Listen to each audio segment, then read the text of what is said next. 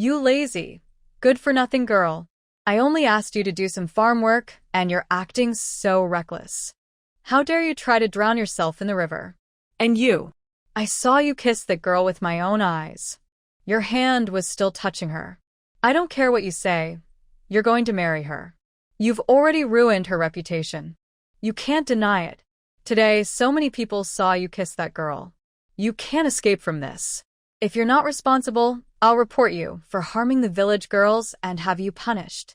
Old Mrs. Su yelled loudly at the man sitting on a stone. The man just lowered his head, gently swinging a blade of grass in his hand, not paying any attention to her words. Su Iran listened to the noisy sounds around her. Her head felt like it was about to explode, and a burning sensation in her chest made her think she was about to die. She. Wasn't she already dead? She had died in an explosion. But then, why was there all this noise? It was so loud and annoying. You good-for-nothing girl, you're just pretending to be dead. Your body has been touched, your mouth kissed. Now that the scoundrel doesn't want to take responsibility, you'd better wake up quickly. Just as Su Iran's mind was in chaos and she hadn't figured out what was happening, a sharp slap landed her cheek. She was so hurt that she gasped sharply. Hearing her move, everyone around who had been watching gathered closer, looking at her carefully to see if she was just pretending to be unconscious. That slap made Su Iran suddenly wake up. She opened her eyes wide and saw a fierce-looking old woman with yellowed teeth, her foul breath opening and closing her mouth. Her head was pounding so badly, she didn't understand what she was saying. She only felt that the disgusting smell was about to make her. The next moment, Su Iran raised her hand and pushed away the old woman who was pressing down on her. She turned to the side and vomited out some soup, with a few green vegetable leaves mixed in. The people around couldn't help but frown at the sight. After vomiting, Su Iran felt a little better. The terrible headache eased a bit, and only then could she see her surroundings clearly. She was lying on the ground, looking at the circle of people standing around her. Her brows were tightly furrowed, and she had a bad feeling about their clothes. All the men present had dark skin, with short, neat haircuts, wearing simple, worn-out vests. Their pants were casual and varied in style. Almost everyone's clothes had patches. No one's clothing was without them. The woman's clothes were slightly better, but her skin was equally dark, showing signs of hard work and sun exposure. As Su Iran wondered how she ended up here, a memory not her own suddenly flooded her mind. The original owner was the daughter of the factory director at Fengcheng Cotton Mill. However, after an accident, it was discovered that her blood type did not match her parents', proving she was not the director's biological daughter. The director then contacted the hospital where she was born, traced the records, and found the Su family. He took his real daughter, Su Jinjin, back to the city, while Su Iran was sent back to the countryside to the Su family. Raised with little care, Su Iran was timid. After returning to the Su family, she tried to please them by giving all her savings, hoping to live a better life. But things didn't go as planned. Old Lady Su was a mean woman who didn't treat her well for handing over her money. Instead, she wanted to exchange her for bride price for her neighbor's crippled husband. When Su Iran learned she was not the factory director's daughter, she felt disappointed. But her gentle nature made her afraid to resist or fight back. Back in the countryside, she struggled to eat and sleep and was forced to do farm work. The thought of marrying made her feel like dying. Feeling hopeless, she changed into clean clothes, and while everyone was working, she decided to jump into the river to end her life. Coincidentally, she was discovered by a young worker who had just been sent to the countryside, and his attempt to save her caused him trouble. "You little brat, you're awake but still pretending? Tell me, did that man touch you all over? Kissed you? When Juzi and Pingping came to find me, they told me that man was touching your chest. You little brat. Ever since you came home, you've been so unruly. Not only did you flirt with Qiao Jiqing, but now you've also caused her to lose her innocence." Slap. Before Grandma Su could finish her words, Su Iran raised her hand and slapped her face, which was loose-skinned and twisted with anger. She was already frustrated from dying in the explosion. Being falsely accused again in this new life by this old woman was really unlucky. Why should she tolerate her? The slap stunned Grandma Sue for a moment, then she started to throw a tantrum, reaching out to grab Sue Iran's face. Sue Iran was not a soft target. She wouldn't give Grandma Sue another chance to hit her. She quickly flipped and sat up from the ground, then kicked hard at Grandma Sue's backside as she lunged forward. Sue Iran carefully controlled her strength, enough to vent her anger, but not hurt the old woman. She just arrived in this world and didn't want to ruin her future. Even if she wanted to leave the Sue family, she planned to take back her belongings first. After being kicked down, Grandma Sue fell to the ground, crying out in pain. She kept crying and accusing Sue Iran of being unfilial, which made the onlookers step back to give space and watch the show. "Oh, you wicked girl. How dare you hit your own grandmother? Are you crazy? You rebellious daughter. You're doomed by heaven. You should have drowned when you tried to jump into the river. Heaven is unfair. Why are you still alive?" Hearing Grandma Sue's curses and insults, the crowd also began to criticize Sue Iran. Some elderly people of similar age to Grandma Sue, acting superior, chimed in. "Sue Iran, how can you hit your grandmother? She raised you." Grandma Sue originally wanted to say, "Your grandmother raised you with difficulty," but since Sue Iran had only been back in the Sue family for a week, she couldn't bring herself to say it. She swallowed her words hard. "Yes, your grandmother hit you, and you just endured it. How can you still fight back?" Listening to the surrounding people agreeing, Sue Iran sneered. She finally understood the benefits of human progress. Normal people in later generations wouldn't say such shameless things. Sue Iran stood up from the ground and casually grabbed a young girl standing nearby watching the scene. She remembered this girl. She was the youngest granddaughter of Grandma Zhao, the loudest one who had just spoken. Her mother was from the city and held a high status in the Zhao family. Grandma Zhao didn't dare to hit this girl. Sue Iran forcefully pushed the girl into Grandma Zhao's arms, her voice cold and slightly hoarse, with a faint bitterness. "Go quickly, hit your grandmother a few times to vent her anger, so she won't get so upset that she faints." The girl was confused and, pushed by Sue Iran, burst into tears. She was truly afraid her grandmother would hit her. Seeing her granddaughter crying, Grandma Zhao was eager to rush forward, but just thinking about how Grandma Sue had been kicked away by Sue Iran, she could only hold her granddaughter and snort coldly before turning away. The onlookers wanted to say something, but seeing Sue Iran's shameless attitude, they immediately shut their mouths. All that could be heard was Grandma Sue crying and cursing her unfilial daughter-in-law. Sue Iran looked at Grandma Sue, who was lying on the ground throwing a tantrum, adjusting her disheveled hair from the river jump, and spoke with arrogance and coldness. "I was raised by the Gu family from birth until I came home. I've never eaten a single grain of your rice. Even if you want to manipulate me, you need to recognize your own status." Hearing Sue Iran say this, Grandma Sue, lying on the ground, was so angry she jumped up. She pointed her finger at Sue Iran's nose and shouted wildly, "I don't care about what you're saying. You've already been sent back here. You're part of the Sue family now. You eat, drink, and live in the Sue family. To be blunt, your life was given by my son and daughter-in-law." Hearing Grandma Sue's shameless words, Sue Iran's smile grew even brighter. Her attitude shifted from arrogance to disdain. She truly couldn't understand how this old woman could say such shameless things. "You're saying that I came back and ate at your house, stayed at your house. You should also tell the villagers what good deeds I have done since returning from the city. Right after I got home, you set rules for me and took all 157 yuan I had.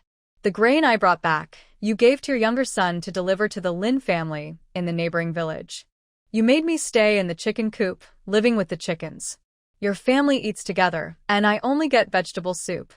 I really don't understand how you could say such things so shamelessly. You call yourself my grandmother, but dare you say you didn't think about abandoning me when I was born? If my mother hadn't sold blood for 10 yuan to give you, would you have let her bring the child home? If you treated me well, I might still call you grandmother out of respect for my weak father. But if you keep provoking me, don't blame me for cutting ties with everyone. Anyway, I don't know you well, and I don't expect you to give me any family love. I don't want to live through days of hunger every day. At most, we can die together. After saying this, Su Iran's eyes turned fierce. Her sudden madness scared Grandma Su so much she couldn't speak. She never expected that Su Iran, who looked just like her timid second son, would seem like a different person after falling into the water. This version of Su Iran was truly a bit frightening. The villagers, after hearing Su Iran's accusations, all fell silent. First, Grandma Su's actions were too cruel. Second, Su Iran's reckless madness was something they couldn't provoke. Seeing that Grandma Su no longer caused trouble, Su Iran, feeling soaked and uncomfortable in her wet clothes, pushed through the crowd and walked outside. As she left the crowd, she saw a man sitting on a stone. The man was completely soaked, wearing a white shirt, with his head bowed and motionless. He carried an indescribable sense of nobility. With her many years of experience in reading people, she knew this person was definitely not ordinary. She approached him confidently, without hesitation, and spoke clearly to the man with his head down and a gloomy face. "Thank you for saving me. You don't need to believe what my grandmother just said. I won't let my savior fall into trouble. I will handle this myself and won't cause you any trouble." After Su Iran finished speaking, Mu Luocheng, sitting on a stone, slowly raised his head. His deep eyes squinted involuntarily because of the bright sunlight, and his long, thick eyelashes fluttered slightly with his movement. That slight flutter of his eyelashes touched Su Iran's heart deeply. She couldn't help but think to herself how handsome this man was. He was even more attractive than top male models at the nightclub. It was a pity that their meeting hadn't happened in a better way. If it had, given her personality, she definitely wouldn't have let this man go. Mu Luocheng looked at Su Iran for a while, confirming that her expression was honest and open. Then he responded coldly with a nod and spoke slowly. "Hopefully that's the case. I don't want my rescue to turn out to be a mistake. Don't worry, I promise you won't regret it. And thank you again for saving me." Su Iran sensed Mu Luocheng's cold and distant personality. She restrained her interest in him, thanked him once more, and then turned to leave. Zhou Xian, standing beside Mu Luocheng, was stunned. This sudden change caught him off guard. He had already prepared to help Mu Luocheng deal with trouble. What he didn't expect was that the crisis was resolved on its own. Judging by the woman's expression, it seemed she had never intended to extort anyone. This was truly unexpected. Mu Luocheng watched as Su Iran's figure disappeared into the distance. After a moment, he withdrew his gaze and spoke coldly to Zhou Xian. "Let's go. Head back to the youth education point. The water in the river smells terrible. We should go home and take a shower." He then jumped down from the stone, picked up his luggage nearby, and headed toward the village's youth education point with Zhou Xian. As soon as Su Iran returned home to the Su family, a thin figure rushed over. The woman's face was anxious, as if she was about to cry at any moment. Seeing Su Iran come back, she hurriedly approached, grabbed Su Iran's slender arm, looked her up and down, and then forcefully patted her on the buttocks. "What's wrong with you, girl? Didn't I tell you to talk to your mother if you had any problems? Why did you jump into the river like that?" "I almost died from shock when I heard the news." By the end, Qiu Jing couldn't help but cry. She never expected that her daughter, who had only been home for a week, would be pushed to the point of jumping into the river. Looking at this woman crying so sincerely, I remembered the scene from the original owner's memory, how she sold blood right after giving birth to bring her daughter home. The cold-hearted Su Iran suddenly softened. She couldn't be tough with this weak, thin woman in front of her. She reached out and hugged her, her voice changing from cold to a gentle, slightly playful tone. "All right, stop crying. From now on, I will protect you. I don't even remember how many times I've died for you. Starting today, let me take care of you. Don't worry, with me here, I won't let you live a hard life anymore." Qiu Jing was surprised after hearing Su Iran's words. She stepped back from her embrace, looked her over carefully, and even touched her forehead to check if she had a fever before feeling relieved. Come on, hurry up and wait in my room. I'll go heat some water and bring it inside so you can take a good shower. Seeing how soaked Sui Ran was, Chiojing no longer thought about why she suddenly seemed like a different person. She was only worried about her catching a cold. Sui Ran nodded in response to Chiojing's words. But after glancing at Chiojing's thin, weak body, she gently held her hand and spoke softly. Mom, I can fetch water myself. You go clean up that storage room. I can't stay in the chicken coop anymore. Throw out the useless things inside the storage room. I want my own room. Hearing this, Chiojing's eyes filled with guilt. She felt she had failed and didn't protect Sui Ran well, causing her to suffer when she returned home. Actually, Sui Ran did have a room, originally the one where Su Jinjin had stayed. But after Su Jinjin left, it was given to Su Baoquan by Grandma Su. Su Jinjin was very good at pleasing people. Besides Su Zishi from the main house, she was the most favored in the Su family. By chance, Su Jinjin met an elderly traditional Chinese medicine doctor who taught her about herbs. Since then, she often went to the mountains to gather herbs, and the money she earned from selling them was given to Grandma Su. Because of this, Su Jinjin held a special status and had her own room. However, after Sui Ran returned, Grandma Su was unhappy with her everywhere, thinking she was the reason the family's money tree was gone. In the end, she gave Su Baoquan the original room meant for Sui Ran and made her live in the chicken coop.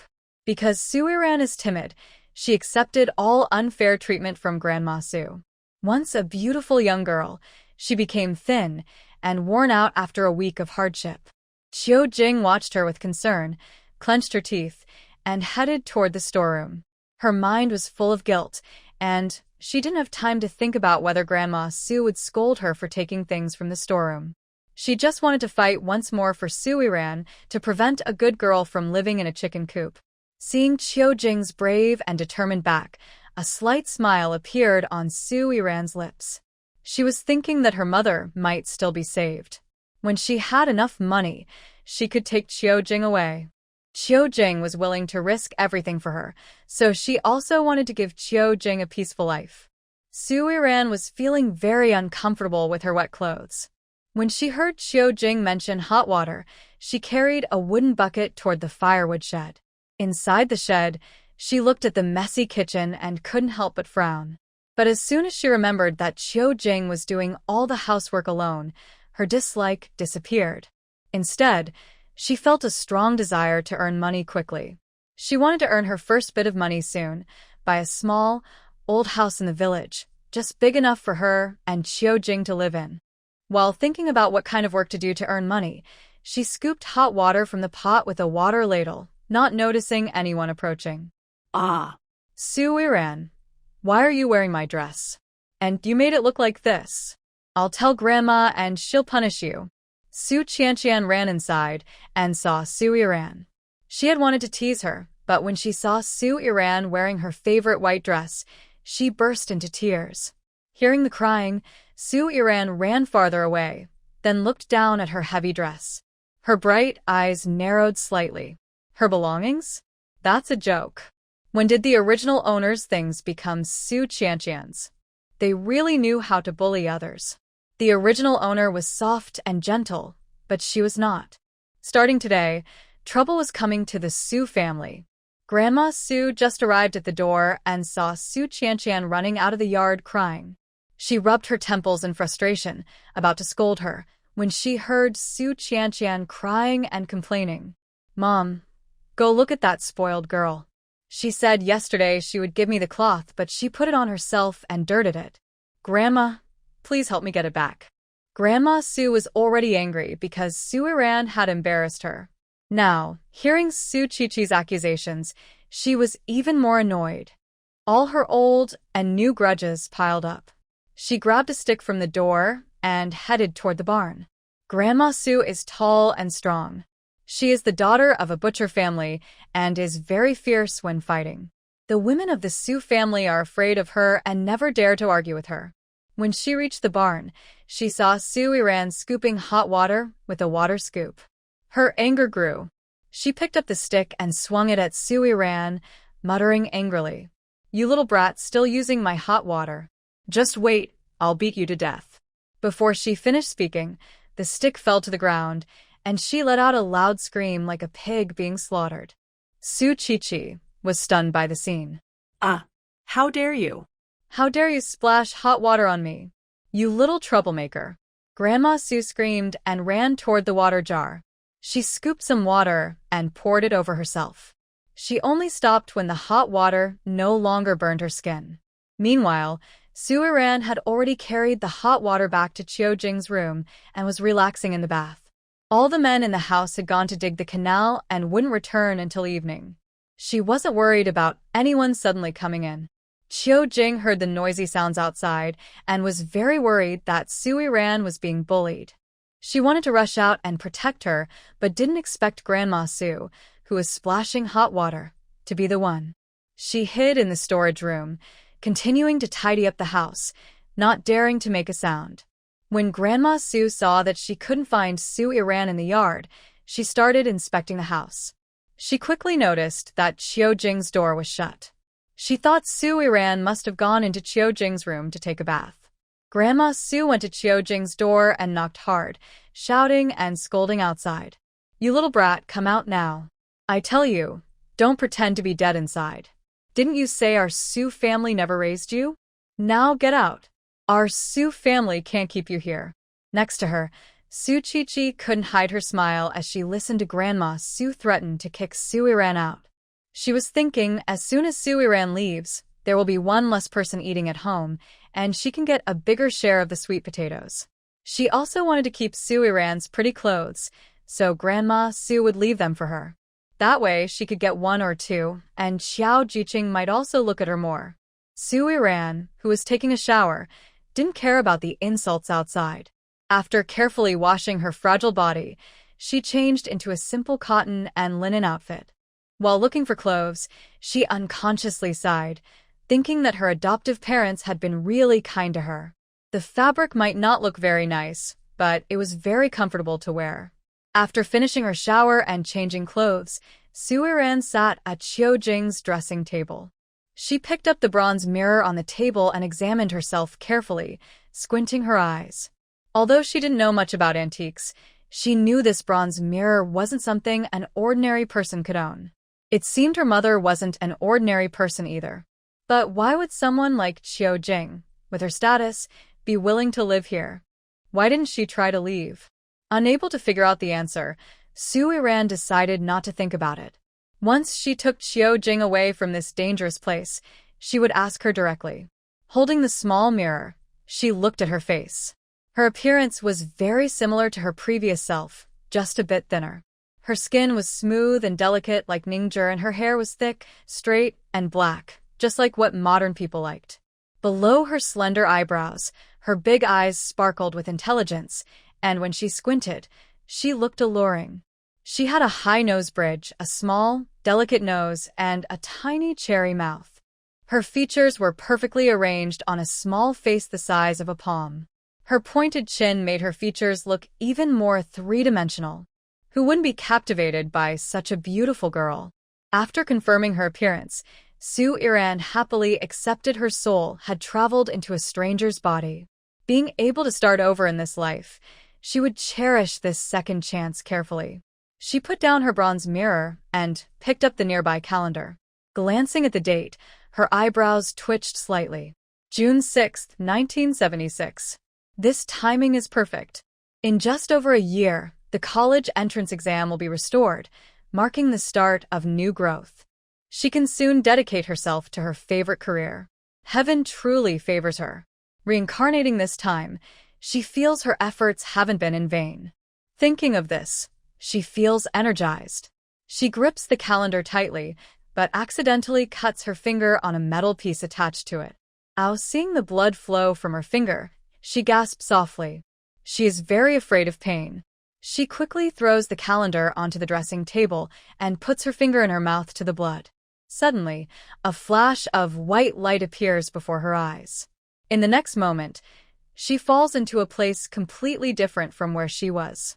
She rubs her sore bottom from the fall and slowly stands up, looking around at this strange place. A few seconds later, her eyes widen in shock. My goodness, is this not just like the scenes from a novel coming to life? She has not only been reborn but also has a space like in the story. Thinking of the space, she forgets about her sore bottom and starts running in the vast area, shouting as she runs. Where are the spiritual springs? The 100 acres of good land? The department store? The bicycle? The car? Where are they? Come out now. She runs around the space but finds nothing, not even a tiny ant. Looking at this desolate space, even more barren than the outside world, she sneers coldly and curses aloud. Rebirth mode is hard enough. I finally have a space, but it's completely empty. This useless thing is better off not existing. She kicks a stone beside her forcefully.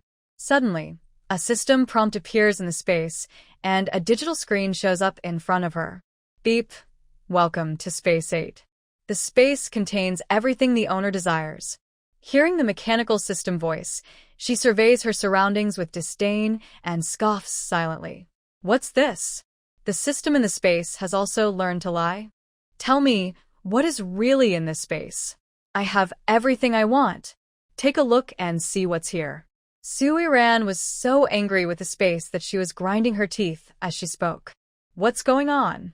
Has this broken space learned to make empty promises now? Could it be that her rebirth brought all the unfinished dreams from her past life along? Hearing Soo-Iran's questioning, the system made an sound but quickly returned to normal. Master, as long as you complete the main tasks given by the system, you can unlock the resources in the space. Once unlocked, you can use all the resources freely, with no extra charges. After the system's mechanical voice finished, a list of tasks popped up on the screen. Soo-Iran looked at the task list and couldn't help but laugh out loud. She realized that sometimes, when people are speechless, they really do laugh out of frustration. I really hate these boring little games from my past life, and now, in this second chance, you're insulting me with this? Isn't that right? I'm in survival mode in the real world, but in the space, I'm in construction mode. Tell me, are you crazy, or am I? If you can play with this broken space, go ahead. If you can't, then just get lost. Thinking this, Soo-Iran's only thought was that she didn't want this broken space. She could survive outside on her own, so there's no need to add more burdens. She's good at many things, but she's lazy. She doesn't want to do any work that isn't hers. The system detected that Soo-Iran truly didn't want the space and became panicked, starting to negotiate with her. Wait. Just a moment, Master. We have a new user gift package. The system can give you a spiritual spring or a fertile land. Pick one. Hearing the system's compromise, Soo-Iran stopped thinking about leaving. She turned to look at the screen behind her, touching her chin and pretending to think. After hesitating for a moment, she spoke indifferently. Kids only make choices. I want both. If you're unwilling to give me either, then there's no point in accepting your broken space. In truth, the space still held some appeal for Soo-Iran, but she really didn't like feeling controlled by tasks. If the system is willing to compromise, she can accept balancing survival and infrastructure. Suddenly, she finds this idea quite interesting. The system looks at Soo-Iran's stubborn expression and emits a mechanical sound filled with a sense of helplessness. Can't we discuss this further? No, you have 3 seconds to think. If you disagree, I won't need you anymore. I'll leave you as an unbuilt, broken space. In that case, you'll never be able to lift your head in front of other spaces. Soo-Iran's words are not very hurtful, but they are very insulting. The space has waited a long time for a suitable owner and doesn't want to miss this chance. Finally, the space compromises. Before Soo-Iran can count to 3, a spring appears in the space, bubbling with water. Soo-Iran ignores the space's sadness and runs to the spring. She cups her mottled little hands and takes a big sip of water. The sweet taste of the spiritual spring water is different from ordinary water, but Soo-Iran doesn't feel any magical effects. It doesn't make her feel transparent like legends say, but her headache is eased.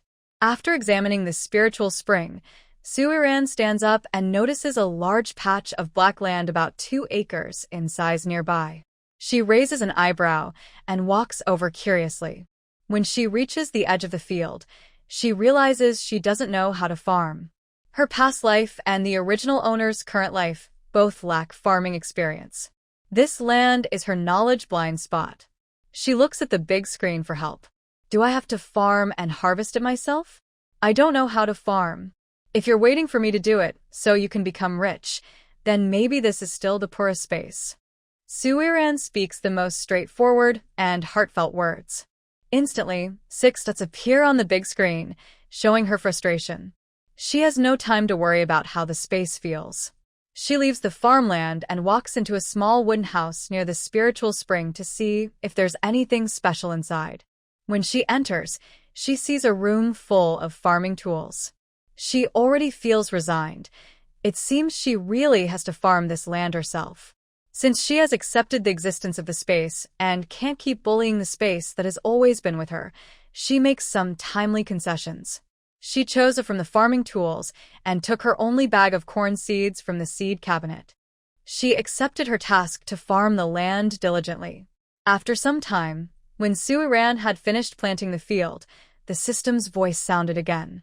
Congratulations, the task of cultivating the farmland is complete. Reward, a chicken coop and 2 hens. Suddenly, sounds of knocking and banging appeared beside the small cabin. After 5 seconds, a chicken coop and 2 hens appeared in Suiran's view. Seeing the reliable reward from the space, Suiran felt much happier. She wiped the sweat from her forehead and went to the spring to wash her face. All right, I accept this building game. I have other things to do now, so I'll leave first. Don't worry, I will complete the tasks carefully. I'll try to make your space the envy of everyone soon.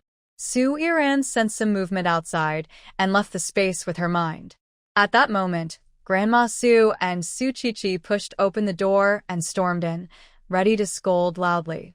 But in the next second, they were splashed with a bowl of cool bath water. Grandma Su was splashed with cold water and instinctively stepped back. She lost her footing and fell to the ground, pulling Su Chi down with her. Her sturdy body heavily landed on Su Chi, making her feel like her internal organs had shifted. Lying on the ground, Grandma Su still cursed at Suiran. You wicked girl, you dare to splash water on me. You are truly lawless. When your father comes back, I'll make sure he beats you to death. Hearing Grandma Su's fierce words, Suiran didn't care at all. Her weak and cowardly father only beats his wife and children, and she no longer wanted him. After deciding to leave Qiujing, she had already made up her mind not to show mercy to Su Erjin. If she couldn't get his love, she would make him submit. That way, she wouldn't have to worry about Qiujing being bullied when she wasn't home. You brat, I'm talking to you. Didn't you hear me? You. Grandma Su scolded as she got up from the ground, standing in front of Suiran and pointing her finger at her nose, scolding loudly. Her insults went unanswered, but it was very uncomfortable. Seeing Grandma Su full of energy, Suiran couldn't help but admire the physical strength of people from this era. If placed in the 21st century, Grandma Su would have fallen to the ground crying out in pain after being scolded a few times. Yet, Grandma Su still jumps and points her finger at her nose, shouting at her with lots of energy. Who are you? Do you know you smell bad? Stay farther away from me. I don't want to hear you talk. And don't forget what I told you outside. I always keep my promises. Whether you have good days or not is up to you. Suiran has important things to do now. She is in survival mode, and her first goal is to find enough food. Since moving to the Su family, she mostly ate plain boiled wild vegetables. Even the ones she vomited after drowning were just leafy greens. Living like this, she can't survive even a minute. She needs to eat meat. Since the Su family wouldn't give her meat, she decided to find her own. She didn't believe she couldn't catch some wild game in this mountain area. Before Grandma Su could say anything, Suiran turned around and went into the firewood shed. She took a chopping knife, carried a basket on her back, and headed outside. Grandma Su watched Suiran's proud and wild figure, feeling upset. She rolled her eyes and fainted. Qiujing, hiding in the storeroom and watching the scene, showed a rare smile. She saw Su Chichi run out of the yard in panic, then came out of the storeroom. Qiu Jing went to Grandma Su, checked her condition, and was relieved to see she was just fainted. She didn't move Grandma Su, but grabbed a leaning against the wall and quickly left. She needed to go work. She didn't know what was happening at home. Su Yiran carried her basket and followed her memory to find a small path up the mountain. She stopped halfway up the hill. She looked around to make sure animals might be nearby, then squatted down and dug a small hole with her chopping knife. She placed some seeds she brought from her space into a small water hole and poured spiritual spring water over them. She picked up more than 10 stones and cut a small branch with her knife, putting everything into her pocket. She found a big tree facing her small water hole, climbed up quickly, and waited for prey to come.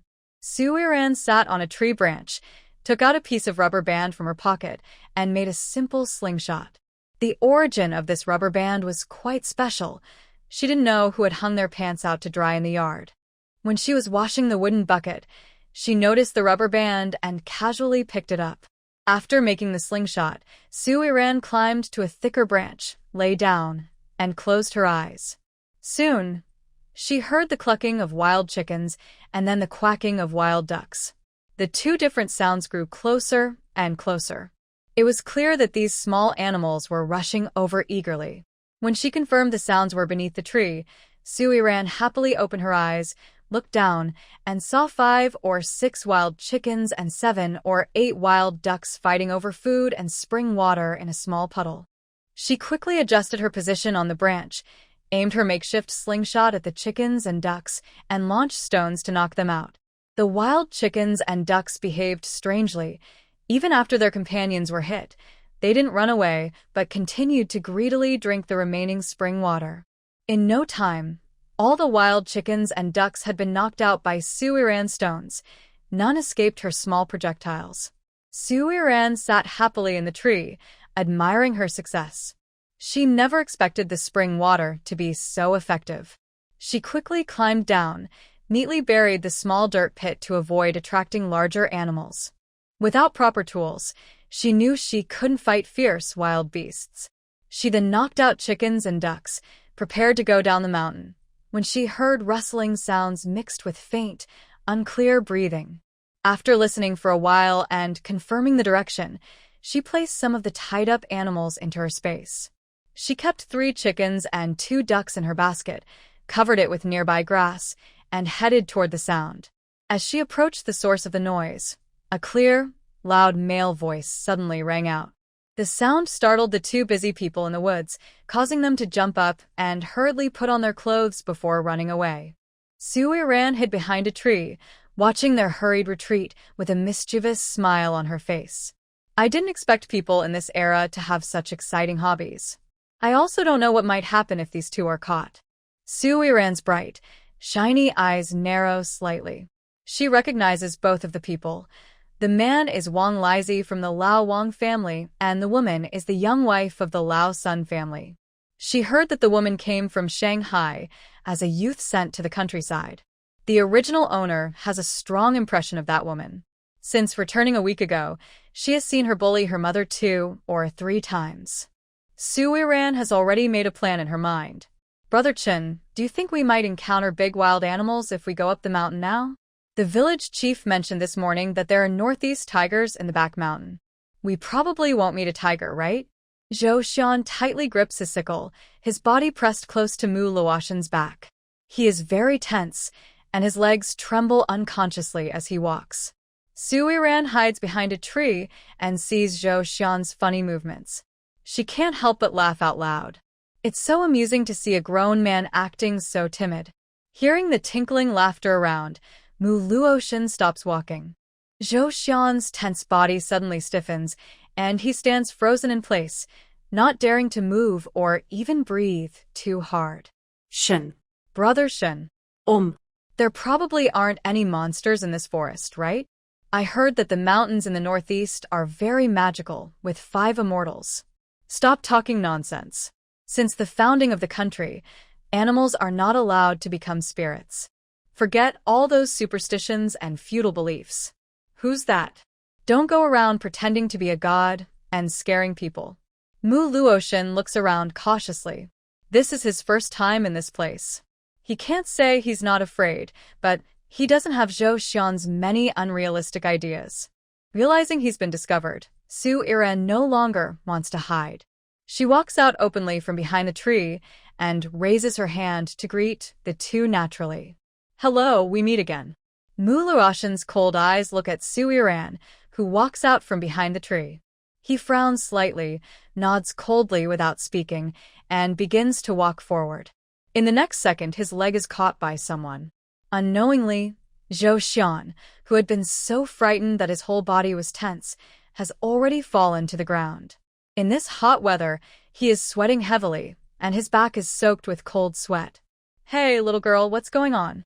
Jumping into the river in the daytime and pretending to be a spirit in the woods in the evening. Who are you trying to scare? Zhou Xian looked at Su Yiran approaching with dissatisfaction and began to complain. He was no longer interested in admiring how beautiful the young girl was. He just felt that meeting Su Yiran always brought trouble. Su Yiran saw Zhou Xian's face turn pale from fright and sneered disdainfully, speaking sweetly.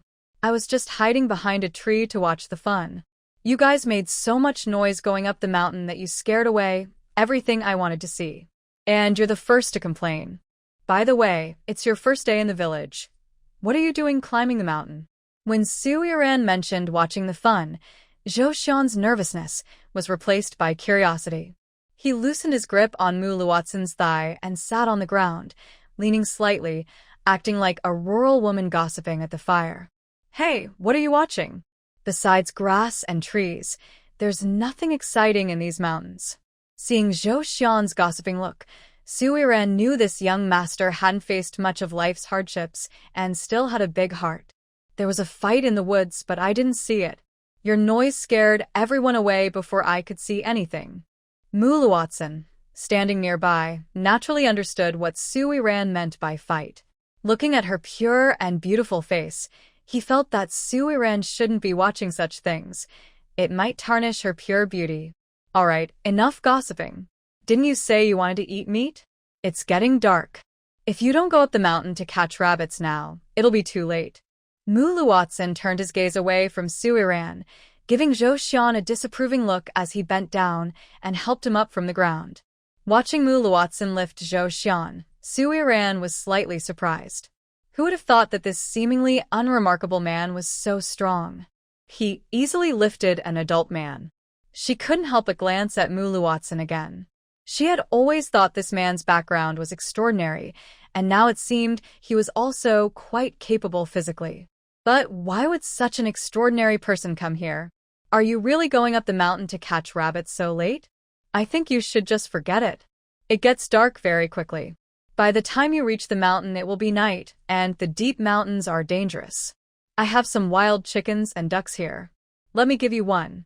Although Su Yiran is not a very generous person, she has no hesitation in giving her lifesaver a chicken. She takes out the fattest wild chicken from her basket and offers it to Mu Luotian. Mu Luotian lowers his eyes, focusing on Su Yiran's delicate, fair wrist, and does not look at the chicken she holds. No need, he says softly.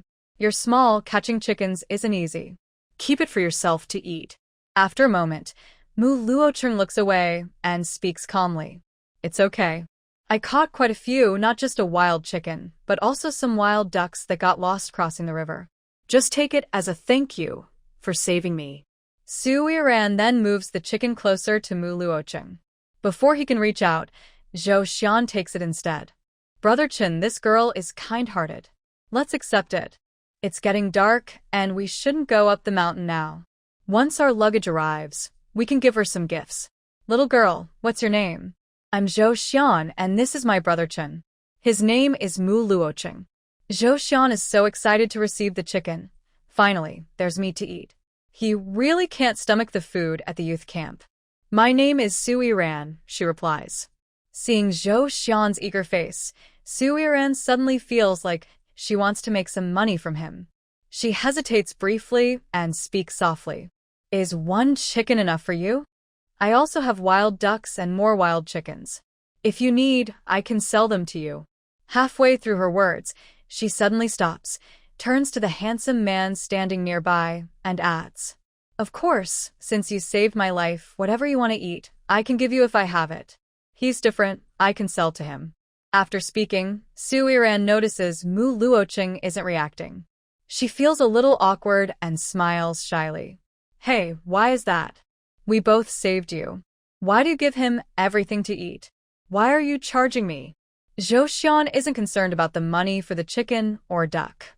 He just feels upset that Su Yiran is treating him differently. Why does she treat him like that?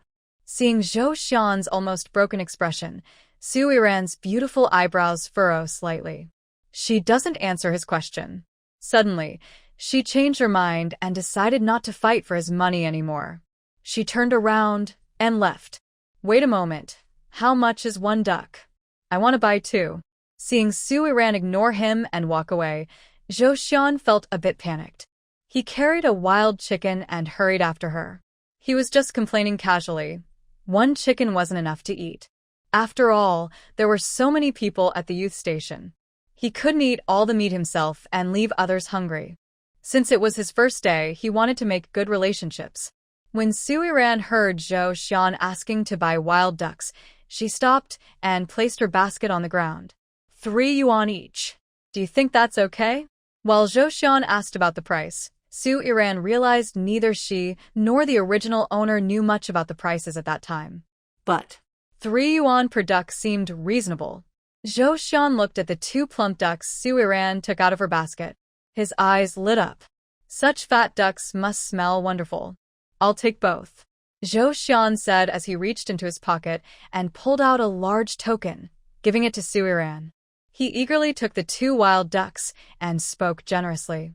"No need for change. Ducks like these are only 3 yuan each, which is too cheap. If you have more, you shouldn't sell them for 3 yuan. I think 5 yuan per duck is a fair price." Seeing Zhou Xian acting foolishly with money, a slight smile appeared on Su Yiran's lips. This definitely was a spoiled young master, obviously someone who hadn't experienced hardship.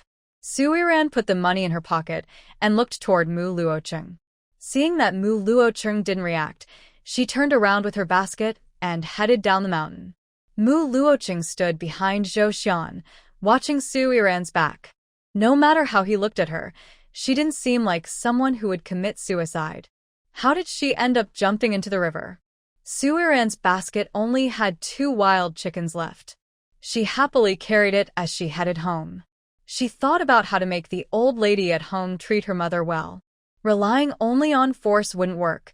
She needed to use a stick to give a sweet date. This way, she could win people's hearts. Just as she reached near the Su family, she heard unpleasant shouting and scolding from the yard. "I worked hard outside all day and you don't take care of that dead girl. You even let her hurt my mother. Do you want to die? Today, I will make sure you do." "Yes, second son. Beat her to death.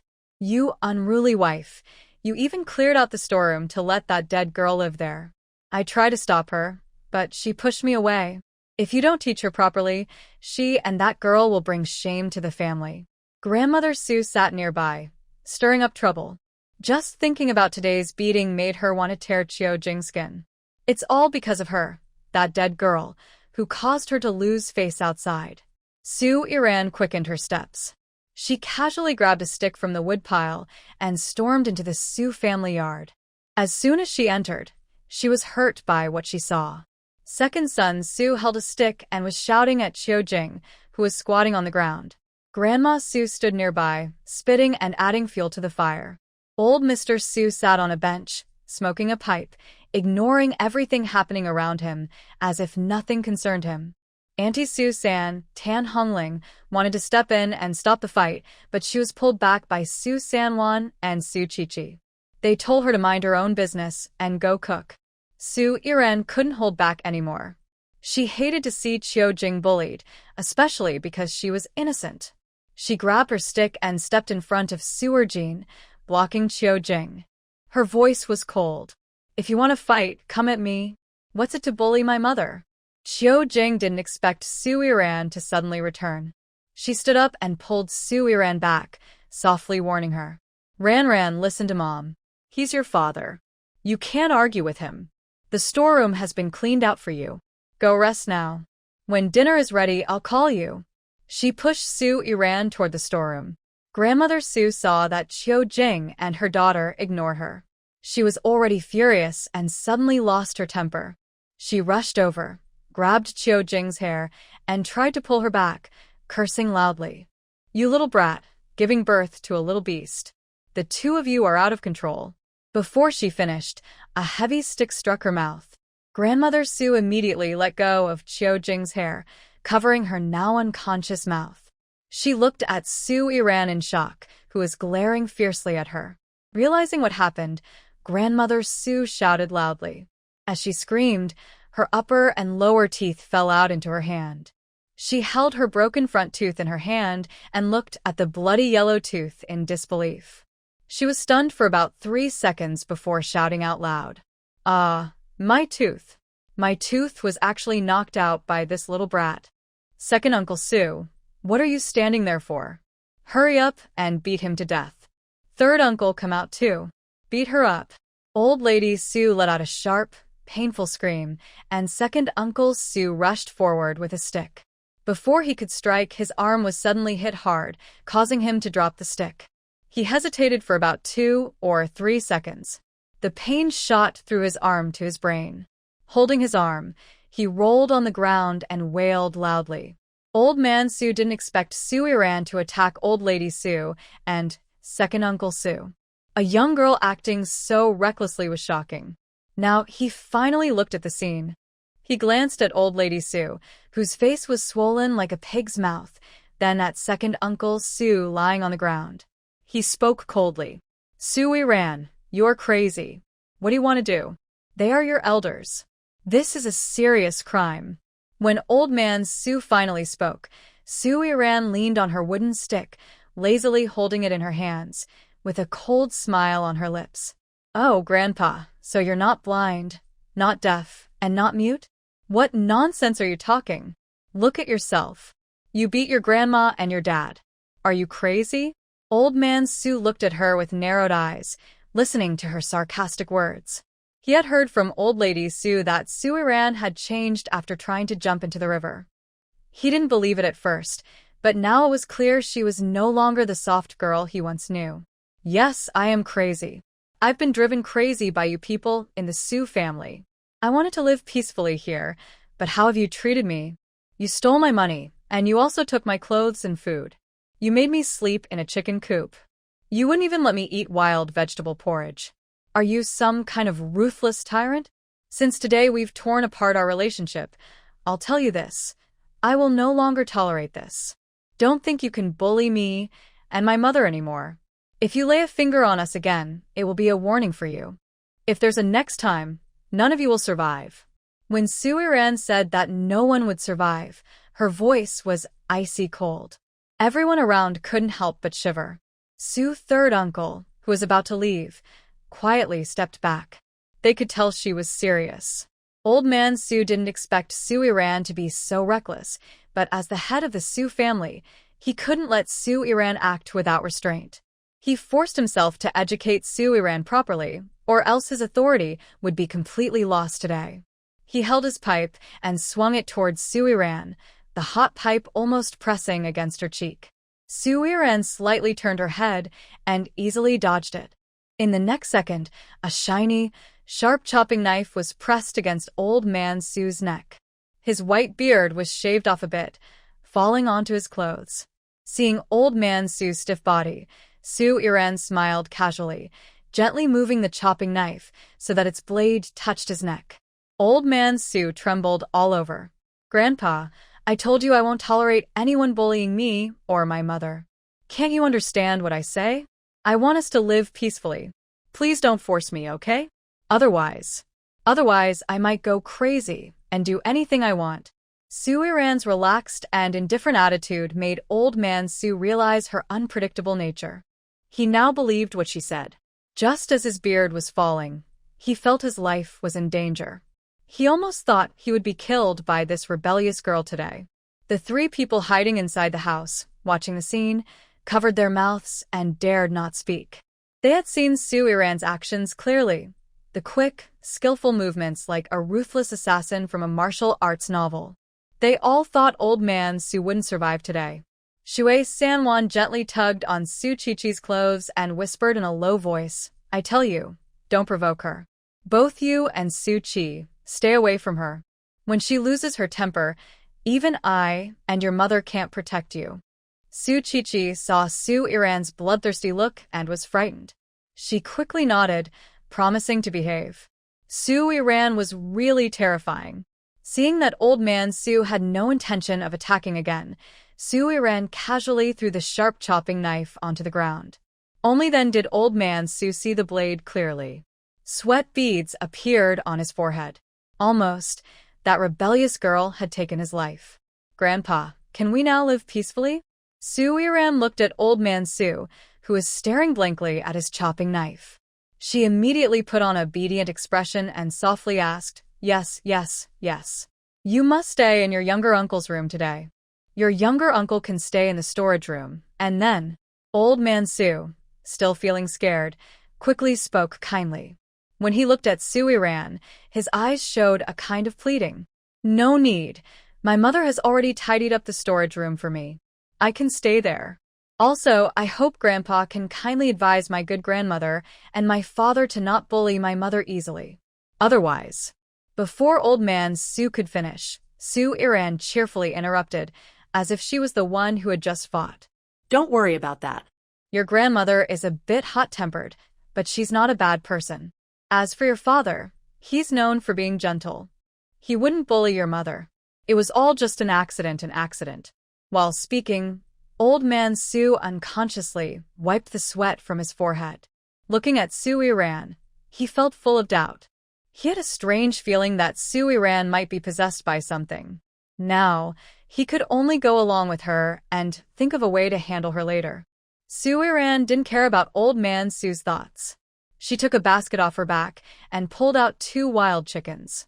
She loudly called out to Tan Hongling, who was hiding in the house. Annie-san, I have 2 wild chickens here. Can you help me prepare them? My mother is injured, and I need to take her to get medicine. Yes, yes. There's hot water boiling in my pot. I can pluck the feathers soon. Oh, the chickens are still alive? I'll ask third uncle to kill the chickens. Third uncle, come out quickly and kill the chickens. Hearing Su Iran call her, Tan Hongling immediately ran out of the house. When she saw Su Iran, her face was full of a smile. Tan Hongling was a kind-hearted person. After the original owner came to the Su family, she was the only one besides Qiu Jing who secretly treated the original owner well. She handed the wild chickens to Su Sanwan, who came out with her. Su Sanwan was surprised to see the chickens, so fat. Their family could enjoy a good meal. Annie-san, please, after the chicken is cooked, could you serve a separate bowl for me and my mother? Thank you so much.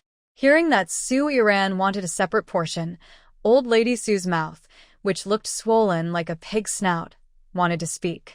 But old man Su quickly covered her mouth and spoke first. Of course, of course. Yeju was caught by Xiao Ran. She will definitely eat more. Third daughter-in-law, don't forget to serve more meat to Xiao Ran and your second sister-in-law. Old man Su happily finished speaking, then dragged the strong body of old lady Su into the house. He had something to discuss with her. Su Iran watched their actions, her bright eyes slightly squinting. These two are not good people. But she didn't mind. Her goal today was just to scare them. Her plan to take Qiu Jing away hasn't changed at all. She's not a saint and doesn't want to change these people. She looked at Su Erjin lying on the ground, crying out loud, full of disdain. This village is famous for cowards who use their temper to bully their wives. She was more curious about what kind of future this mama's boy, Su Erjin, would have. She withdrew her gaze and pulled Qiu Jing back to the storage room. Seeing the tidy storage room, Su Iran's eyes lit up. Yes, she made the right choice. Her mother truly cares for her. Qiu Jing didn't know what Su Iran was thinking. She excitedly stepped forward, grabbing Su Iran's hand and examining her closely. Did your father and grandfather hurt you? Your grandfather isn't a good person. Be careful. I felt something was off when he just seemed to compromise. There must be something bad going on. Qiu Jing had lived in the Su family for nearly 20 years. She knew the family well. The Su family isn't full of good people. It's okay, Mom, don't worry. I will protect myself and you. Do you have medicine? Are you hurt? Did they hit you before I came back? Where did they hit you? Su Yiran nervously checked Qiu Jing's body, wanting to see if she was injured. She wasn't afraid of Old Man Su. She knew his compromise today was suspicious, but she was still satisfied with the outcome. Hearing Su Yiran's concern, Qiu Jing's nose felt sour. She shook her head hard, holding Su Yiran's hand to tell her not to worry about her. No injuries. They didn't have time to hurt me. You came back just in time. Rest inside the house for a while. I'll go see your father. Oh. Qiu Jing was already used to the foolish filial piety of Su Erjin. She had gotten used to this life. Suddenly, someone vented her anger, and her long-standing resentment eased a lot. Seeing Qiu Jing leave, Su Yiran did not stop her. Instead, she simply looked faintly in the direction of her departure. She felt that Qiu Jing was a person with a story, and not just an ordinary small one. Old Su pulled Old Madam Su back into the room. Old Madam Su, still unwilling to give up, wanted to curse at Su Yiran, but was silenced by Old Su covering her mouth. Hey, stop scolding her. You might offend the spirits. Don't you feel that the girl has changed? Do you not know what kind of person she was? There must be a reason for her change. Do you remember when your father encountered evil things on mountain? I think Su Yiran's change is related to that. Hearing this, Old Madam Su opened her mouth in surprise. Suddenly, she remembered how Su Yiran had looked when she said she wanted to eat chicken, and a bad premonition arose. Old man, are you saying that girl has been possessed by a fairy? After speaking, Old Madam Su's pupils involuntarily widened in shock. She thought only this could explain Su Yiran's change. Old Su and Old Madam Su exchanged glances, and both looked fearful. They had done many bad things, and though they weren't afraid of people, they were afraid of ghosts. This left them momentarily at a loss. Meanwhile, in the space where Su Yiran was working on her task, she was unaware of their absurd thoughts. She was now focused on the bathroom for task 9. She wanted a place to take a shower. Master, your corn has ripened. As long as you successfully harvest 200 gene of corn, you will complete task 1 and unlock new seeds and a good piece of land. The system detected that Su Yiran was checking her task status on the display screen but had no intention of acting. It couldn't help but remind her. Su Yiran looked at the big screen and made a shushing gesture. She wasn't unaware of the system's tasks. She was simply too lazy to act. She really didn't like farm work. Standing there for a minute, she lazily looked at the big screen and spoke. Don't you have any plows or harvesters? Doing everything by hand is really hard. As soon as she made her request, the system and the space immediately responded. Replying to the owner, the space contains everything the owner desires, but they must complete tasks and achieve milestones to unlock it. Once the owner reaches level 25, they can unlock the one-click planting and harvesting functions. Listening to the cold, mechanical voice of the system, Su Yiran became a bit interested. She gently touched the large screen in front of her and clicked on the achievements page. Looking at the strange task requirements, she raised her eyebrows slightly and started to miss those pay-to-win games. Achievement 1. Successfully plant, harvest, and sell corn. Achievement 2. Successfully plant, harvest, and sell wheat. Achievement 3. Successfully plant apple trees. Achievement 4. Successfully plant peach trees. Achievement 9. Catch a wild boar. Achievement 10. Successfully unlock the task shop. Achievement 11. Successfully purchase an item from the shop. Seeing the achievement tasks above, Su Yiran felt a sense of being forced to compromise. She sighed softly, thinking she had been too greedy before. If she hadn't been tempted by the space, she wouldn't have to complete these tasks under pressure. These easy tasks made her feel powerless. When she saw that the reward for the last achievement was the most advanced laboratory, her eyes lit up instantly, as if hope had been rekindled. System, Are you sure that once I complete all the achievements, everything in the space will be mine? As she spoke, her voice unconsciously filled with anticipation. She really wanted that laboratory. She opened the information about the laboratory and saw the description. She found that all the equipment inside were things she had spent a huge amount of money to get in her previous life. If she could have those things in this era, other countries wouldn't have a chance to be arrogant. All the equipment would be many years ahead of others. Beep, replying to the owner. As long as the owner completes the main tasks and achieves milestones, all rewards are real and effective. Everything in the space is under the owner's control. The more powerful the owner, the richer the space's rewards. The space and reality are connected. Once the owner unlocks the task shop, the space will also provide various items the owner needs, excluding real currency. Hearing the cautious words of the system, Sui-Ran's originally raised eyebrows slightly lifted again. If the space were truly so powerful, she wouldn't need the system to provide real currency. She could earn plenty on her own. With a goal in mind, Sui-Ran felt full of energy. She went to the spring to drink some water, which eased her fatigue.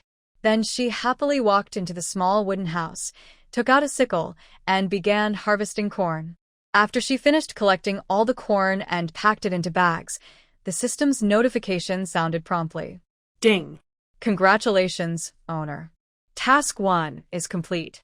The space rewards are 2 thatched cottages, 1 piece of good farmland, several wheat seeds, and an automatic threshing machine. Ding.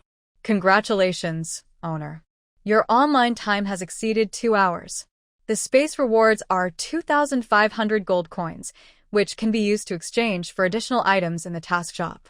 Hearing the system's notifications, Sui-Ran turned her head to look behind the small wooden house. On the other side, a thatched cottage had appeared. Although the cottage was simple, Sui-Ran was quite satisfied. At least she now had a place to take a shower. She carried the harvested corn to the automatic threshing machine, which immediately started working.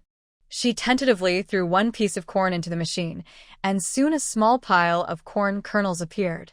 Sui-Ran was amazed and found it hard to believe.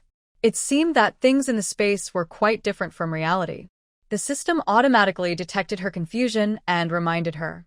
Owner, the crops in the system only shorten the time needed for ripening and drying.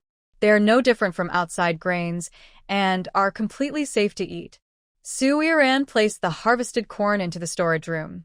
When she came out, she saw that the land outside had been leveled. She then quickly planted the wheat seeds. After finishing her work, she heard a knocking at the door. Without bothering to tidy up the wild chickens and ducks she had caught from the mountain, she immediately stepped out of the space, went to the door, and opened it.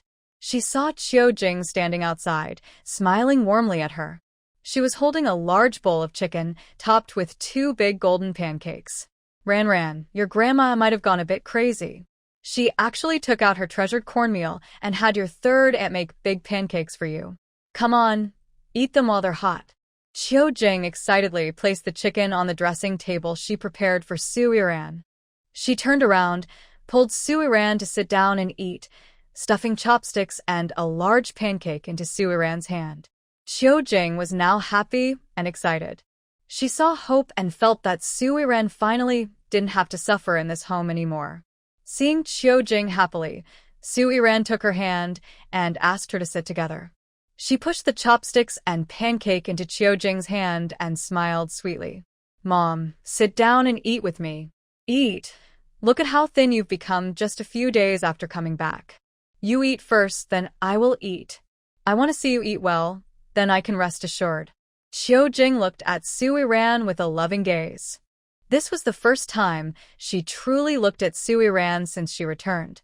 Before, Sui-Ran might have held some resentment toward her. Every time she wanted to talk to her, she would hide away and not let her get close. Sui-Ran felt a bit uncomfortable being watched like that. She secretly found a pair of chopsticks in the thatched hut in the space, held them in her hand, and gave the discolored chopsticks to Qiu-Jing. Mom, let's eat together. Chicken tastes better when it's hot. As she spoke, Sui-Ran picked up a piece of chicken leg and put it into Qiu-Jing's mouth. Qiu-Jing, who hadn't eaten meat in a long time, immediately felt tears welling up. Hearing Qiu Jing's restrained excitement, Su Iran didn't speak. She just ate quietly. After finishing her meal, Su Iran put down her chopsticks and sat quietly watching Qiu Jing. Qiu Jing ate gracefully. Su Iran was captivated and couldn't help but think that her mother's manners seemed like a noble lady. When Qiu Jing had almost finished eating, Su Iran thought about the wild chicken, wild duck, and grains she had left in the space. She softly asked, "Mom, do you know where there's a black market? Today, I went up the mountain to catch wild chickens, and I also caught a few wild ducks by the river. I hid them, planning to sell them tomorrow for money." Hearing this, Qiu Jing, who was still immersed in the delicious chicken, looked up nervously at Su Iran, her eyes showing a hint of fear and unease. She couldn't help but recall what old Madame Su secretly told old man Su. Could it be that Su Iran was truly possessed by some spirit?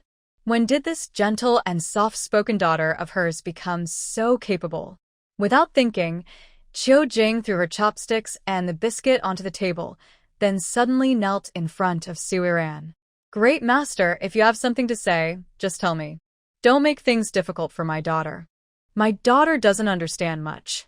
She's already had a hard life. Please, leave her alone." As she finished speaking, Qiu Jing frantically kowtowed to Su Iran. Su Iran stood up, wanting to help Qiu Jing up. After hearing her words, she smiled with some helplessness. Her mother actually thought she was possessed by those things. "Mom, get up first. Let me explain to you." Su Iran helped Qiu Jing to her feet. She thought for a moment and came up with a reasonable explanation to tell her mother. "Mom, I am not possessed by any evil spirits. You can't say such things. Now, people are against superstitions. I just experienced life and death and suddenly understood. I want to live well. Always hiding and being submissive won't bring good days. It will only let others bully us. I want to rely on my own strength to protect myself and you." Her eyes were very firm as she spoke. Seeing Su Iran's clear eyes, Qiu Jing couldn't help but believe her words. Her emotions became a little excited. Su Iran made a decision she dared not make before. "Iran, I know where the black market is. Tomorrow morning, you give me the things and I will help you sell them. It's a long walk from here to the town's black market. I have experience and can walk quickly. I used to go to the black market to earn money for Zhenzhen." By the end, Qiu Jing felt a bit sad. She had worked hard to make sure Su Zhenjin could eat well and wear warm clothes, but that child looked down on her from a young age and always spoke harshly to her. Now she finally understood that she was not her own child. Su Iran looked at this woman who was wholeheartedly thinking of her daughter. A warm feeling suddenly welled up in her heart. She took Qiu Jing's hand and made her sit down, speaking softly. "Mom, eat first. We'll go together tomorrow morning." Su Iran wouldn't give up the chance to go to the black market. As her space grew, she needed to go there often. She couldn't give up the opportunity. Seeing Su Iran insist on going to the black market, Qiu Jing hesitated for a moment, but finally nodded in agreement. "All right, then. You and I will go together tomorrow morning." After discussing tomorrow's trip to the black market, Su Iran gently placed the chopsticks and the cake back into Qiu Jing's hands and softly advised her. "Mother, please eat these pieces of meat. If you don't finish them, the Su family will benefit." Qiu Jing looked at the remaining chicken leg in her bowl, thinking she would save it for Su Iran to eat tomorrow. But before she could speak, Su Iran seemed to see through her thoughts and continued. "Mother, I don't like eating leftovers. Please eat it now." As she spoke, Su Iran stood up to pour a glass of water mixed with spiritual spring water for Qiu Jing and handed it to her. Qiu Jing drank it eagerly, without hesitation. Over at the youth station, Zhou Xian and Mu Luocheng arrived and immediately became the focus of the other young people. Their extraordinary presence and good looks made the village girls take extra care of them. "Zhou youth, Mu youth, welcome to Sujia village. Join our big family of young people. From now on, we are all revolutionary comrades working together. If you have any difficulties, just tell us. We help each other when we're together." The leader of the youth station, Ma Jingjun, spoke generously after eating a piece of duck meat. The other young people responded warmly. Only Qiao Wenyu, sitting in the corner, said nothing. He didn't eat a single piece of duck during the meal. Qiao Wenyu's awkward presence caught the attention of Mu Luocheng and Zhou Xian, but they didn't mind. To them, such a person was nothing special. After dinner, all the young people, exhausted from a day of work, had little energy to chat. They washed up by the river and went to bed early to rest. Because Mu Luocheng and Zhou Xian had special identities, and since the dormitory at the youth station was full, the village officials arranged for them to stay in a small courtyard next to the youth station. Now, they had finished washing up and were lying on the kong, a traditional heated bed. Suddenly, Zhou Xian remembered something. He nudged Mu Luocheng with his elbow and said with some surprise, "Brother Chen, while I was cooking, I overheard some of the young women at the youth station talking about Suiran. You know her, right? The girl you saved from drowning today." Zhou Xian was a bit excited when mentioning Suiran and sat up straight on the bed. Mu Luocheng watched Zhou Xian's excited expression, but his deep eyes showed no emotion. It seemed nothing could interest him. However, Mu Luocheng did not interrupt Zhou Xian. He quietly waited for him to continue. That girl was once the daughter of the manager of Fengqing Cotton Factory, but due to an accident, the family discovered she was not their biological daughter. The manager, being quite resourceful, found his real daughter and sent Suiran back. In the city, Suiran was used to being a young lady, but after returning to the Su family, she was treated badly. I heard she jumped into the river today because of this. But it seems that after she jumped, she seemed to change completely. You know what happened today, Brother Chen? Do you think a person can really change so much? Mu Luocheng hesitated for a moment after hearing Zhou Xian's question. Just when Zhou Xian thought Mu Luocheng wouldn't answer, he spoke softly. Maybe she died once, so she has nothing to hold on to anymore. While speaking, Mu Luocheng's mind involuntarily flashed with Suiran's lively eyes. Zhou Xian didn't expect Mu Luocheng to say this. He thought Mu Luocheng was thinking about his own situation. After a moment of hesitation, he softly offered some comfort. Brother Chen, don't be discouraged. Things will eventually become clear. There will be a day when the truth comes out. I've always believed you are innocent. This time Mu Luocheng didn't speak. He just quietly looked at the moonlight outside the window, feeling no more waves in his heart. Zhou Xian saw that Mu Luocheng was silent and didn't bother him anymore. He kept his thoughts about Suiran to himself, slowly digesting them. In the quiet night, the youth camp was not peaceful. The female youths in the dormitory were discussing Mu Luocheng and Zhou Xian, gossiping about these two men. They had seen rough men in the village before, but seeing two noble and refined men made these proud young women feel excited. I think these two newcomers must have a special background. I heard the village secretary say they came from the capital. Although that Qi youth also came from the capital, I feel they are still different. I also feel that way. These two are very polite and well-mannered. They clearly come from a good family. I believe they have a distinguished background. Let's not worry about their status for now. Just because they managed to catch wild pheasants and ducks shortly after arriving in this village shows they are not ordinary. I've been in this village for over a year, and I haven't seen any male youth from the youth camp catch wild game. Exactly. Not only did they catch the wild duck, but they also shared it with us. Because of that, I've decided that in the future, when I work, I will take better care of them. Oh, Zhang Hehua, you're so shameless to say that. Do you think those two men need your care? Are you sure you don't have other thoughts about them? I didn't say that. Don't talk nonsense. But unmarried men and women haven't married yet, so maybe they could develop into a couple. Fine, fine, you're just full of yourself. Everyone laughed loudly, not noticing that Bai Qingtian, lying in the corner, had said nothing. Qiao Wenyu lay on his bed, feeling very annoyed. He was fed up with the two new youths. Especially after hearing that Suiran had tried to jump into the river and was rescued by that Mu surname youth, he felt inexplicably irritated. He had worked hard for a week, and only then did Suiran agree to talk to him. But this guy just arrived and already touched everything about Suiran. It made him so angry. Xiao Wenyu had already decided that when he saw Su Iran tomorrow, he would make sure she stayed away from those two new youths. Su Iran could only be his. Unaware that someone was already watching her, Su Iran was busy working in her space. She was steadily completing the main storyline tasks. She needed a bicycle as a transportation tool. She didn't want to walk to the black market with Qiu Jing tomorrow. After hard work, Su Iran finally finished some basic tasks and used her points to exchange for a bicycle. Looking at the brand new Phoenix bicycle, she felt her efforts were worth it. At least she wouldn't have to walk so far with Qiu Jing. She came out of the thatched hut, gazing at her latest acquired 3 plots of good farmland, a pond, a newly developed orchard, and a vegetable garden. She felt an indescribable sense of satisfaction and achievement.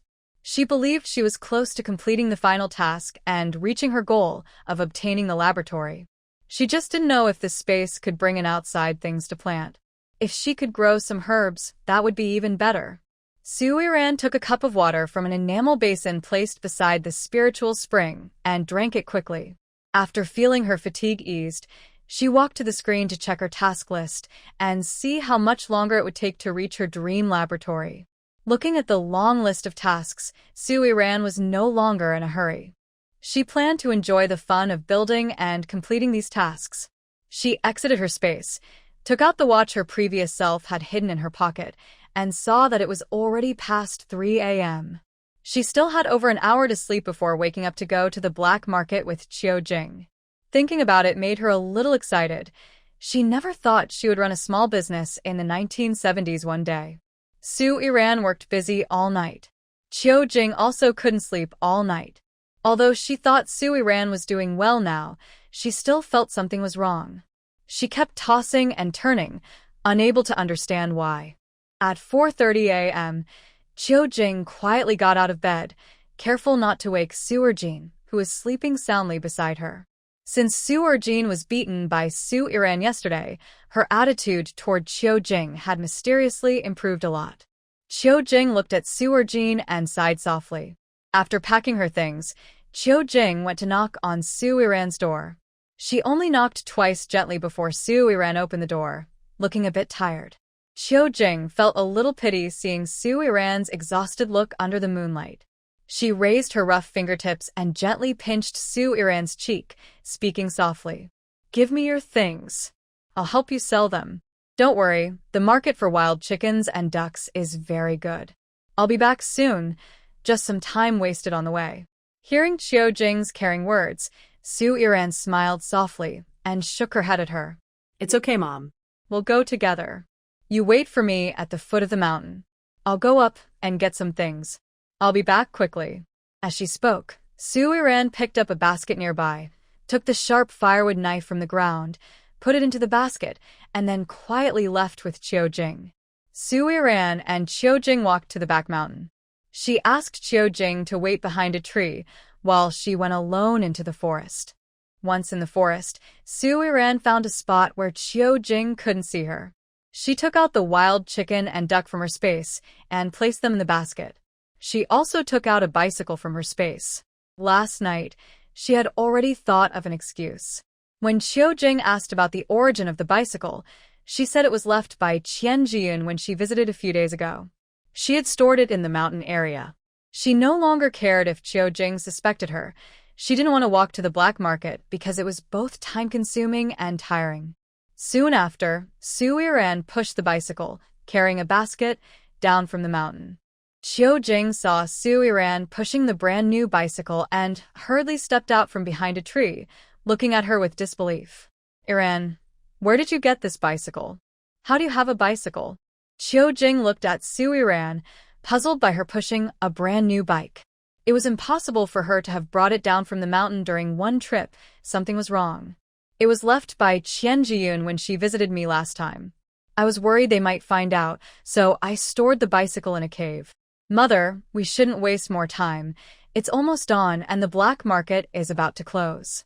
Under Su Iran's urging, Qiu Jing didn't think much and immediately took the basket from Su Iran's back. She sat on the bicycle's rear seat, one arm around Su Iran's waist, guiding her with the route. The two set off. With the bicycle, what would have taken an hour on foot only took about 20 minutes to reach the black market. At this time, the black market was the busiest. People coming to buy or sell goods all gathered at this peak time. Su Iran stood at the entrance, watching the lively scene. She felt she had found a business opportunity. In this place, the vegetables, fruits, and grain stored in the space were not at all worried about selling out. Qiujing's thoughts were completely different from Su Iran's. She looked at Su Iran's fair, beautiful face and observed the people coming and going around her, feeling a bit scared. She thought she shouldn't have brought Su Iran to this chaotic place. If trouble arose, it wouldn't be a small matter. But now, she couldn't let Su Iran go back alone. Without anyone to protect her, it might be even more dangerous. At this moment, Su Iran was still dreaming of making money. She didn't notice Qiujing's worries and quietly spoke to her. "Mother, I'll find a place to hide the bicycle first. Wait here for me. I'll be right back. Before I return, don't wander around, or we might get separated." Before Qiujing could answer, Su Iran quickly pushed her bicycle and left.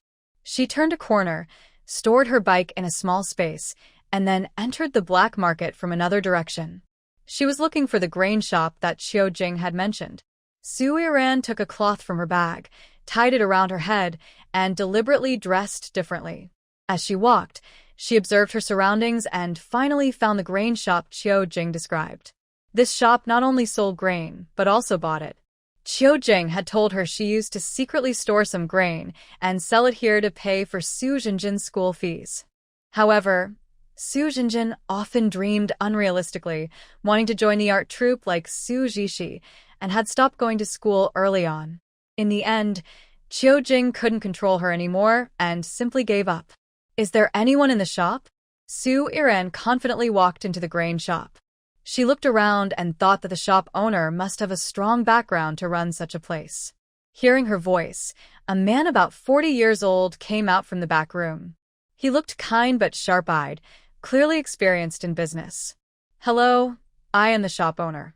Miss, are you here to buy grain? We have rice, wheat, corn, sorghum, and millet. Do you have a specific type in mind? We also have different grades of grain. What price range are you looking for?" The shop owner warmly introduced his products. He didn't look down on Su Iran because of her young age. Having been in business for many years, he could tell she was capable of buying high-quality grain. Su Iran didn't realize what the shop owner thought of her. If she knew, she would have told him he was mistaken. She only had 10 yuan she earned yesterday from Zhou Xian. Watching the shop owner's attentive introduction, she felt a bit shy and pursed her lips, showing an embarrassed expression. "Shopkeeper, sorry, I'm not here to buy grain. I'm here to sell some." "Sell grain? What kind? How much do you have? Where is it?" The shop owner looked at Su Iran, who came empty-handed, feeling confused. Why would she come to sell grain without bringing any? "I have some corn, wheat, and rice. I don't know if you buy them. Each about 100 pounds. It's inconvenient for me to carry everything here, so I left it nearby. If you're interested, I can bring it in for you." Su Iran looked at the shopkeeper's expression and knew what he was thinking. She spoke softly. The shopkeeper was quite surprised to hear her words. He had seen many people come to sell grain, men and women, but this young girl was the first of her kind. "Young girl, is your grain in good condition? Won't it cause me trouble?" The shopkeeper was also involved in the black market to make a living and didn't want any unnecessary problems. It's better to avoid trouble in this difficult time. Su Iran understood the shopkeeper's worries. She stepped closer and whispered a few words into his ear.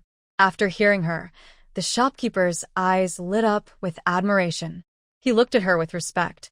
"All right, then bring the grain over. I'll check its quality. If it's good, I promise to give you a fair price." Okay. "Do you have a small cart I can borrow? I'll deliver the grain right away." From the shopkeeper's expression, Su Iran knew he didn't doubt her words. It seemed the deal would go through today.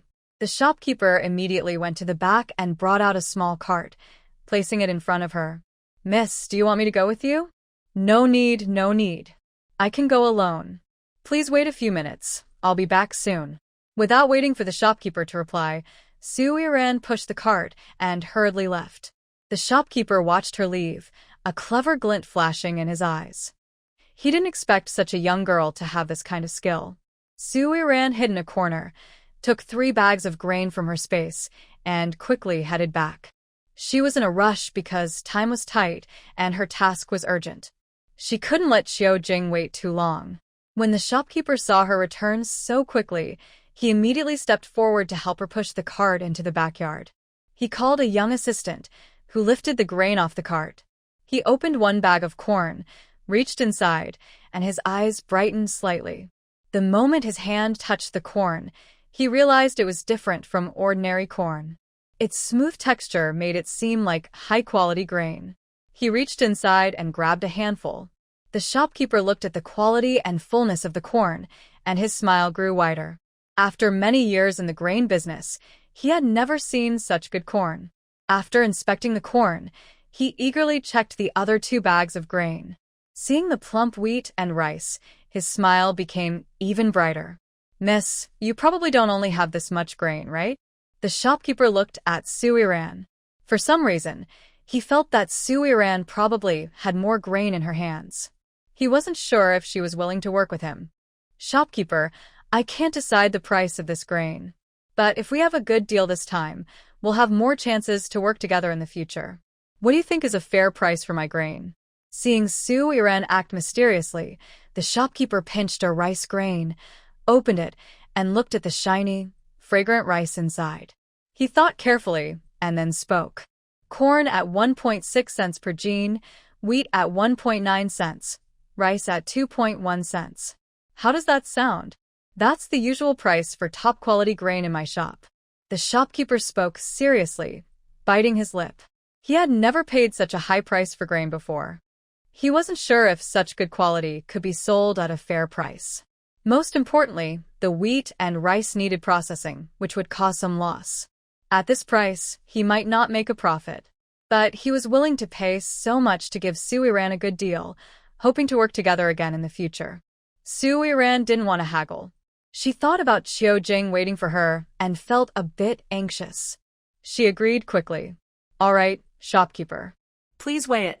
Someone is waiting outside, and I can't stay too long." Should Yiran agreed happily. From the shopkeeper's expression, she could tell this was the highest price he could offer. "You shouldn't be too greedy, or else future cooperation might be difficult." The shopkeeper and Su Yiran reached an agreement. The shopkeeper waved to the young assistant, who understood immediately. He brought the scale and weighed the grain in front of Su Yiran. "Miss, 95 jean of corn, 98 jean of wheat, and 88 jean of rice. I'll go get the money for you." The shopkeeper then headed toward the counter, leaving Su Yiran alone in the backyard. Su Yiran glanced at the time. 20 minutes had passed. She wondered if Qiu Jing was getting impatient waiting for her. After a few minutes, the shopkeeper happily came out holding the money, placing it in front of Su Yiran. "Miss, the total is 52 yuan and 30 cents. Please count it." Su Yiran looked at the shopkeeper's honest expression. She didn't hesitate and confidently counted the money in front of him. It was exactly 52 yuan and 30 cents, no more, no less. "Thank you for your help, shopkeeper. Next time I find good grain, I'll come to deliver it to you first." "All right, I'll wait for your next visit." After exchanging polite words, Su Yiran didn't waste time. She turned around and left the grain shop's backyard. She was worried that Qiu Jing might be getting anxious waiting for her, so she hurried toward the entrance of the black market. At that moment, 2 tall figures slowly entered the black market from another entrance. Zhou Xian casually looked up and saw a familiar figure. He gently tugged on Mu Luoqing's sleeve, leaning close and excitedly whispering, "Brother Chen, do you think that girl is Su Yiran? She looks a bit like her. How can she be so dark and come out of the village? Isn't she afraid?" Mu Luoqing looked in the direction Zhou Xian pointed but quickly looked away, speaking casually. "Aren't you here to buy grain? Hurry up. We need to go back soon, or we'll be late on our first day of work."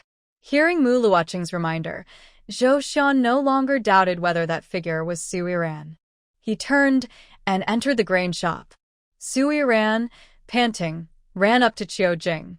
At this moment, Chiu Jing was already anxious, but didn't dare to wander around, worried she might lose Su Yiran and they'd get separated. Seeing Su Yiran return, Chiu Jing quickly stepped forward, grabbing her wrist and nervously asking, "Why did it take so long? Did you run into trouble? I shouldn't have brought you here. This place." "No, I just suddenly had a stomach ache and went to the bathroom." "Let's hurry and sell the wild chicken and wild duck," Su Yiran interrupted before Chiu Jing could finish. She could feel her mother's concern and didn't want to lie, so she changed the subject instead. Chiu Jing thought that Su Yiran found her nagging and didn't want to listen, so she didn't say much and simply held Su Yiran's hand as they moved into the black market. Chiu Jing wasn't new to the black market and was very familiar with how things worked there.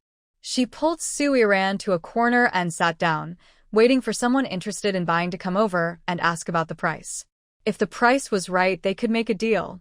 Not long after they sat down, someone approached to ask about the price. A woman looked at the plump wild duck in front of Chiu Jing and couldn't take her eyes off it.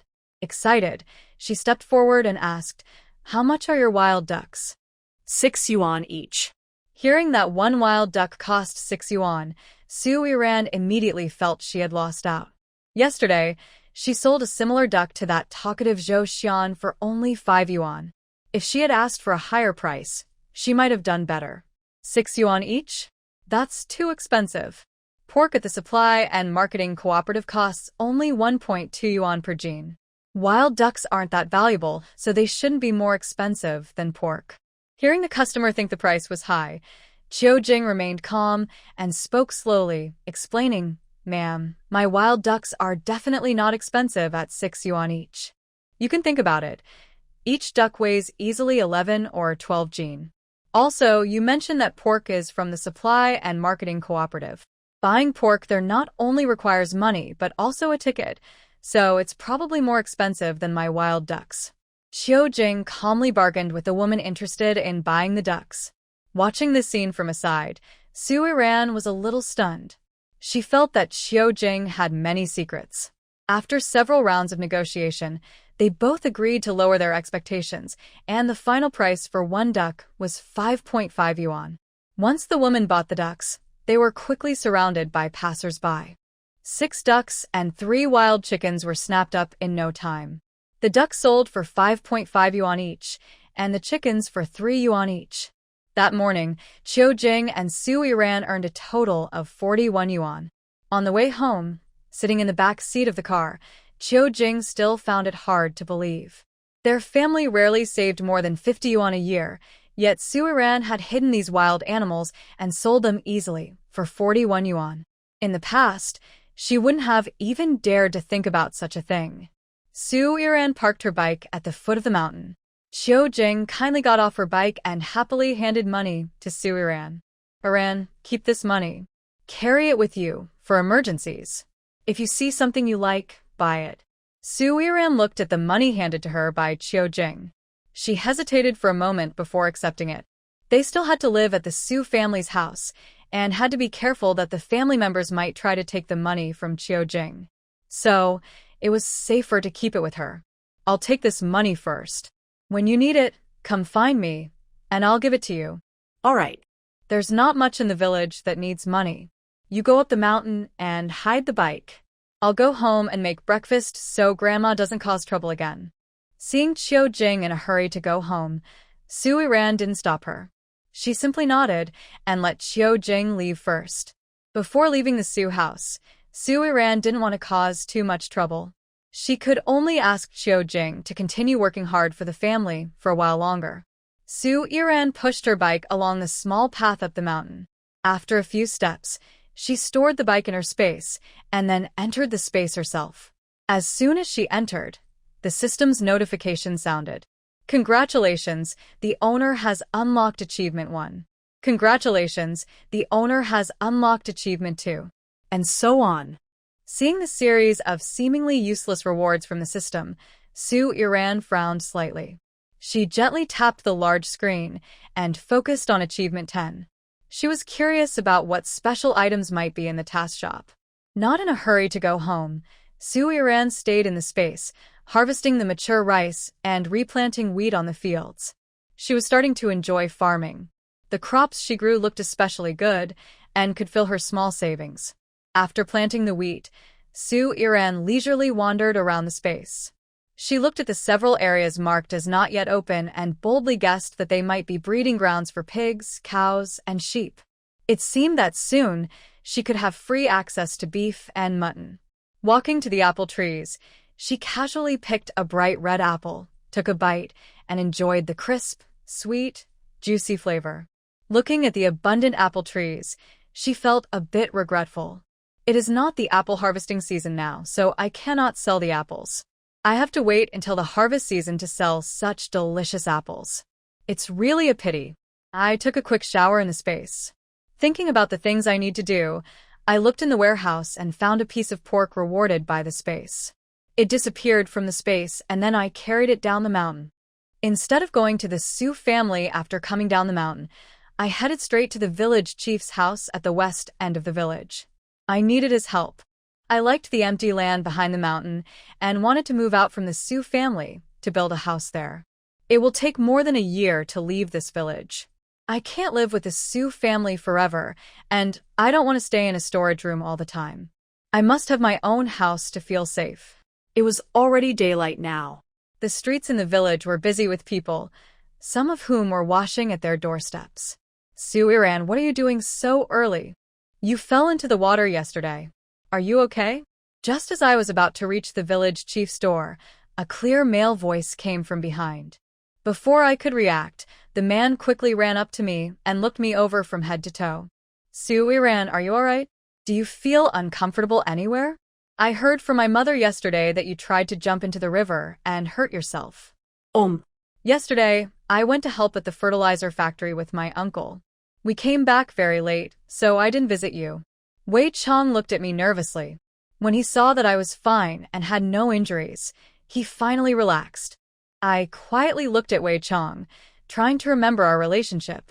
After thinking for a long time, I recalled that I had once helped Wei Chong before. I'm fine. I was just a bit confused at the time and did something I shouldn't have. But now I've thought it over and won't do foolish things again. Thank you for your concern. I have to go now. I could feel Wei Chong's nervousness, but I wasn't very interested in romantic matters and didn't want to accept his concern, to avoid giving him the wrong idea. Seeing my cold expression, Wei Chong was slightly stunned. The way I was now was very different from before. When I was injured in the fields, I even helped him apply medicine. Why did I suddenly change like this? Wei Chong still wanted to say something, but Su Iran didn't give him a chance. She grabbed the meat in her hand and headed toward the village chief's house. Wei Chong stood there, watching Su Iran's back as she left, with a sad expression. He couldn't understand why she was so cold to him. TSK, she's so heartless. The boy was trying to be nice, but she treats him so coldly. It really breaks a young guy's heart. Zhou Xian carried a bag of grain on his shoulder, looking at Su Iran and Wei Chong with a teasing expression. He saw all of Su Iran's expressions and actions clearly. After thinking for a long time, he could only describe her as unfeeling. Mu Luocheng listened to Zhou Xian's sarcastic words, turned his head with a cold look at Zhou Xian and didn't speak. He then took long strides toward the youth commune.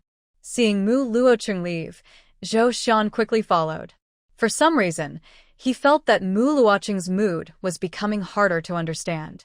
Just as Zhou Xian and Mu Luocheng reached outside the youth commune, a figure rushed out from the direction of the dormitory. Mu Luocheng instinctively took a step back and hid behind Zhou Xian. Zhou Xian looked at Mu Luocheng's reaction with some confusion. When he looked up, he saw a girl with dark skin, wearing a light pink floral dress, standing in front of him. Zhou Xian's eyebrows slightly furrowed. Do you need something? Zhang Hehua looked past Zhou Xian at Mu Luocheng behind him, her face showing a faint blush. She took out 2 corn cakes from behind and placed them in front of Zhou Xian. I heard that Mu Jiqing and your grain supplies haven't been sorted out yet.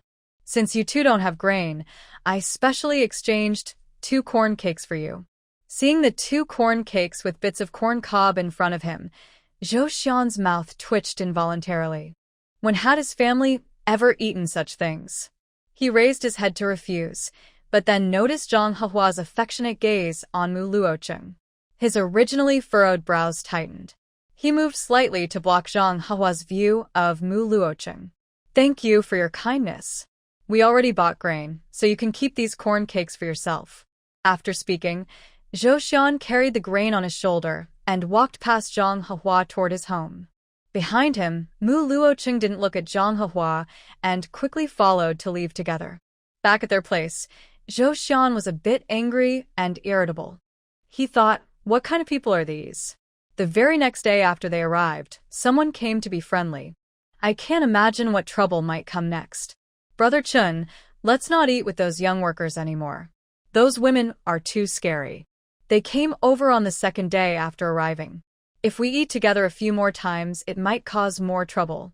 As he spoke, Zhou Xian couldn't help but look at Mu Luocheng's attractive face. Being chased by a group of noble young women in the capital was one thing, but now in the countryside, someone was proactively showing kindness. This was getting too complicated. Mu Luocheng, who was washing his hands, heard Zhou Xian's words. He looked up at him and smiled softly. Can you cook? Don't worry about cooking. I promise I won't let you go hungry. The food at the young workers' camp is terrible, worse than the pig feed I've been eating in the team, Zhou Xian said disdainfully. He really looked down on the food there. The 2 ducks he bought from Su Yiran yesterday went to waste. Luckily, he didn't take out the wild chicken. Most importantly, he was really annoyed by these women who kept coming on their own. During dinner yesterday, he noticed they kept looking in their direction. He thought rural life would be simple and pure, with no romantic trouble. But on the second day, someone was already coming to show kindness. Mu Luocheng had no opinion about Zhou Xian's thoughts. Actually, after dinner yesterday, he had already decided that next time they ate, Zhou Xian could just bring him food. He didn't expect Zhou Xian to refuse first. Whatever you arrange. As long as I don't starve, he said. Su Yiran waited outside the village chief's house for about 5 minutes. The door slowly opened. The village chief's wife, Aunt Su Er, was startled to see Su Yiran at the door. She thought to herself, why did this girl come here? Xiaoyan, why are you here? Did you wait outside for a long time? Not too long. Auntie, uncle, has he gotten up? I came to find uncle, Su Yiran replied. Hearing that Su Yiran came to find her husband, Aunt Su was a bit confused about what she wanted to do, but warmly welcomed Su Yiran inside. Come in, little Ran. You go ahead first. I'll go call uncle second, Aunt Su said as she led Su Yiran into the yard and then shouted loudly into the house, Dad, come out. Little Ran from the Tu Jin family is here to see you. While having breakfast, Su Jinan heard Zhang Xiaoqiao calling him, quickly put down his chopsticks and ran outside. When he stepped out, he saw Su Yiran standing in the yard, feeling a bit awkward. Su Yiran was brought back to the village by him. He had promised her confidently that as long as she needed help, he would protect her. But when she actually came to see him, he was afraid of Grandma Su and didn't stand up for her. Yesterday, after hearing that Su Yiran had tried to end her life, Su Jinan's guilt grew even stronger. He wanted to visit Second Jin today to talk, but Su Yiran arrived early in the morning. Little Ran, why did you come so early? Don't worry, I've heard about what happened at your home. I will help you solve it. You're still young and shouldn't do foolish things. Su Jinan stepped in front of Su Yiran and spoke sincerely. He looked at her face, which was thinner than before, and secretly vowed to himself that as village chief, he must handle this matter well. Uncle Second, I didn't come today about the Su family's issues. Don't worry, I won't do foolish things again. I can't stay at the Su house anymore. I can't keep living in the storage room and chicken coop. I want to have my own house. Also, I fought with my grandfather and grandmother yesterday. They definitely won't accept me. I have to find a way out for myself early. Uncle, I wonder if, based on my current situation, the village could help me find a piece of land to build 3 rooms. I want to move out with my mother. Hearing Su Yiran's request, Su Jinan was stunned. He couldn't help but look at her determined little face. From her expression, it was clear she was serious. Little Rand, technically, your request doesn't quite fit. What's not fitting? Everyone is driven to the point of desperation by that family. Do we really have to wait until little Rand loses her life for it to be considered valid? Suddenly, Aunt Sue, who had been listening nearby, spoke up. She had seen the entire process of Sue Iran being rescued yesterday, especially the moment she spat out a bunch of vegetable leaves, which made her feel a bit sad. Sue Jinan, as an official, you should serve the people. And Xiao Ran was brought back from the countryside by you. You can't just ignore her. Her life at that house is really hard. She sleeps in the chicken coop at night and eats vegetable leaves during the day. Honestly, even the old sow in the production team is better off than her. I think you should help Xiao Ran find a piece of land in the village, build 3 rooms. They don't need to be fancy, just enough to shelter from the wind and rain. Better than that chicken coop. Seeing how gentle Sue Iran was and how she had hurt old Madame Sue, Aunt Sue felt that this girl just wanted to survive. They had the ability to help her, so they shouldn't just ignore her. Hearing Aunt Sue's words, Sue Jinan also fell into thought. After a moment, he clapped his hands and seriously said to Sue Iran, "All right, it's settled then. Where do you want to settle down? There's no more space in the village, only an empty patch at the foot of the mountain. Are you afraid?" Sue Jinan thought that placing her new house in that spot might not be ideal for such a young girl, but there really was no other suitable place in the village. "I'm not afraid. I'm not afraid of dying, so I certainly won't fear those living things. Second uncle, please help me arrange this. Don't worry, I still have some money. I can pay for building the house and I can pay the workers." Hearing Sue Iran speak so confidently, Sue Jinan, who was initially unsure, suddenly gained confidence. He also believed that Sue Iran should leave the Sue family. Good. I'll start helping you with this. I'll gather some bricks and wood from the village. Once the house is built, we'll settle the costs. Do you have any requests? Or do you want a specific kind of house?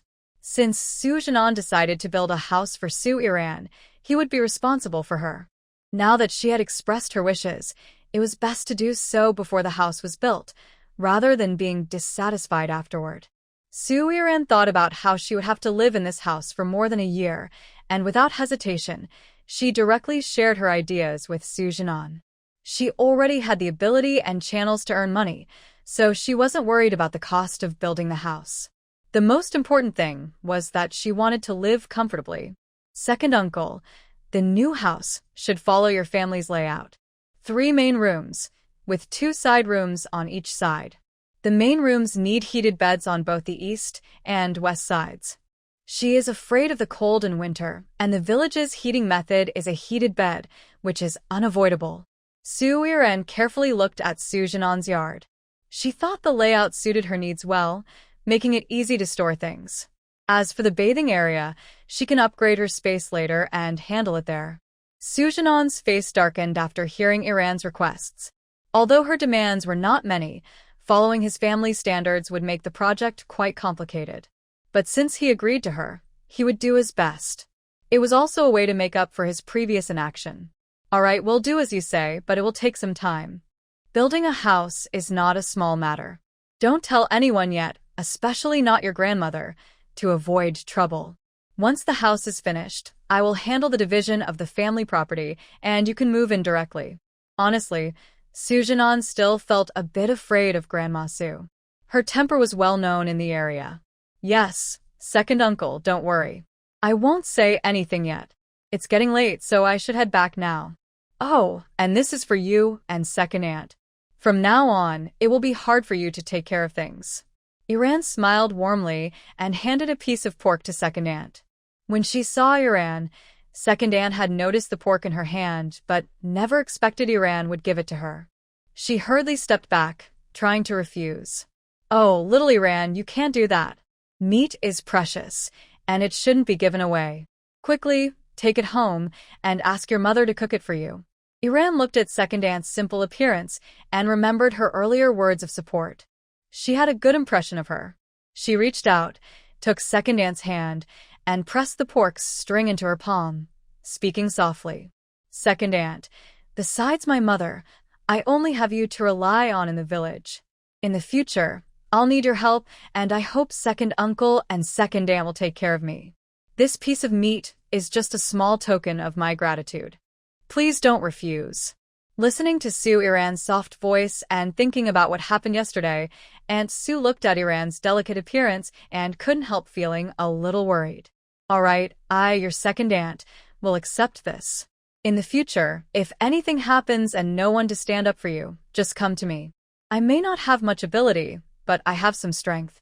At this moment, Aunt Su had been easily won over by Iran. It seemed that if anyone bullied Iran again, she would rush forward to fight for her. Seeing Aunt Su's determined expression, Iran smiled gently and then spoke politely. "Thank you, second aunt.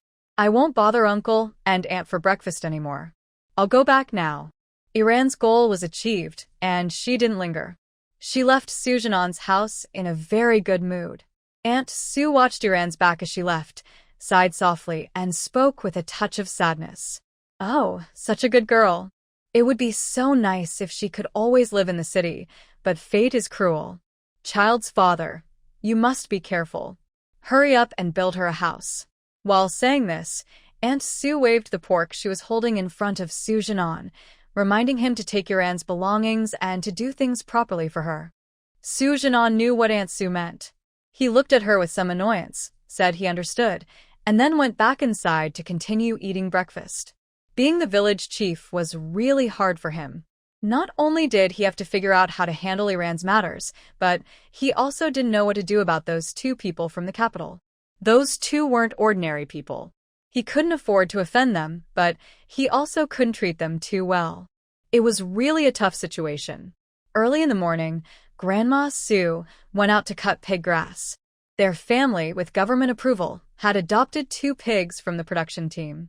Originally, this job of cutting grass to feed the pigs was supposed to be done by Su Baoquan, but he was too lazy.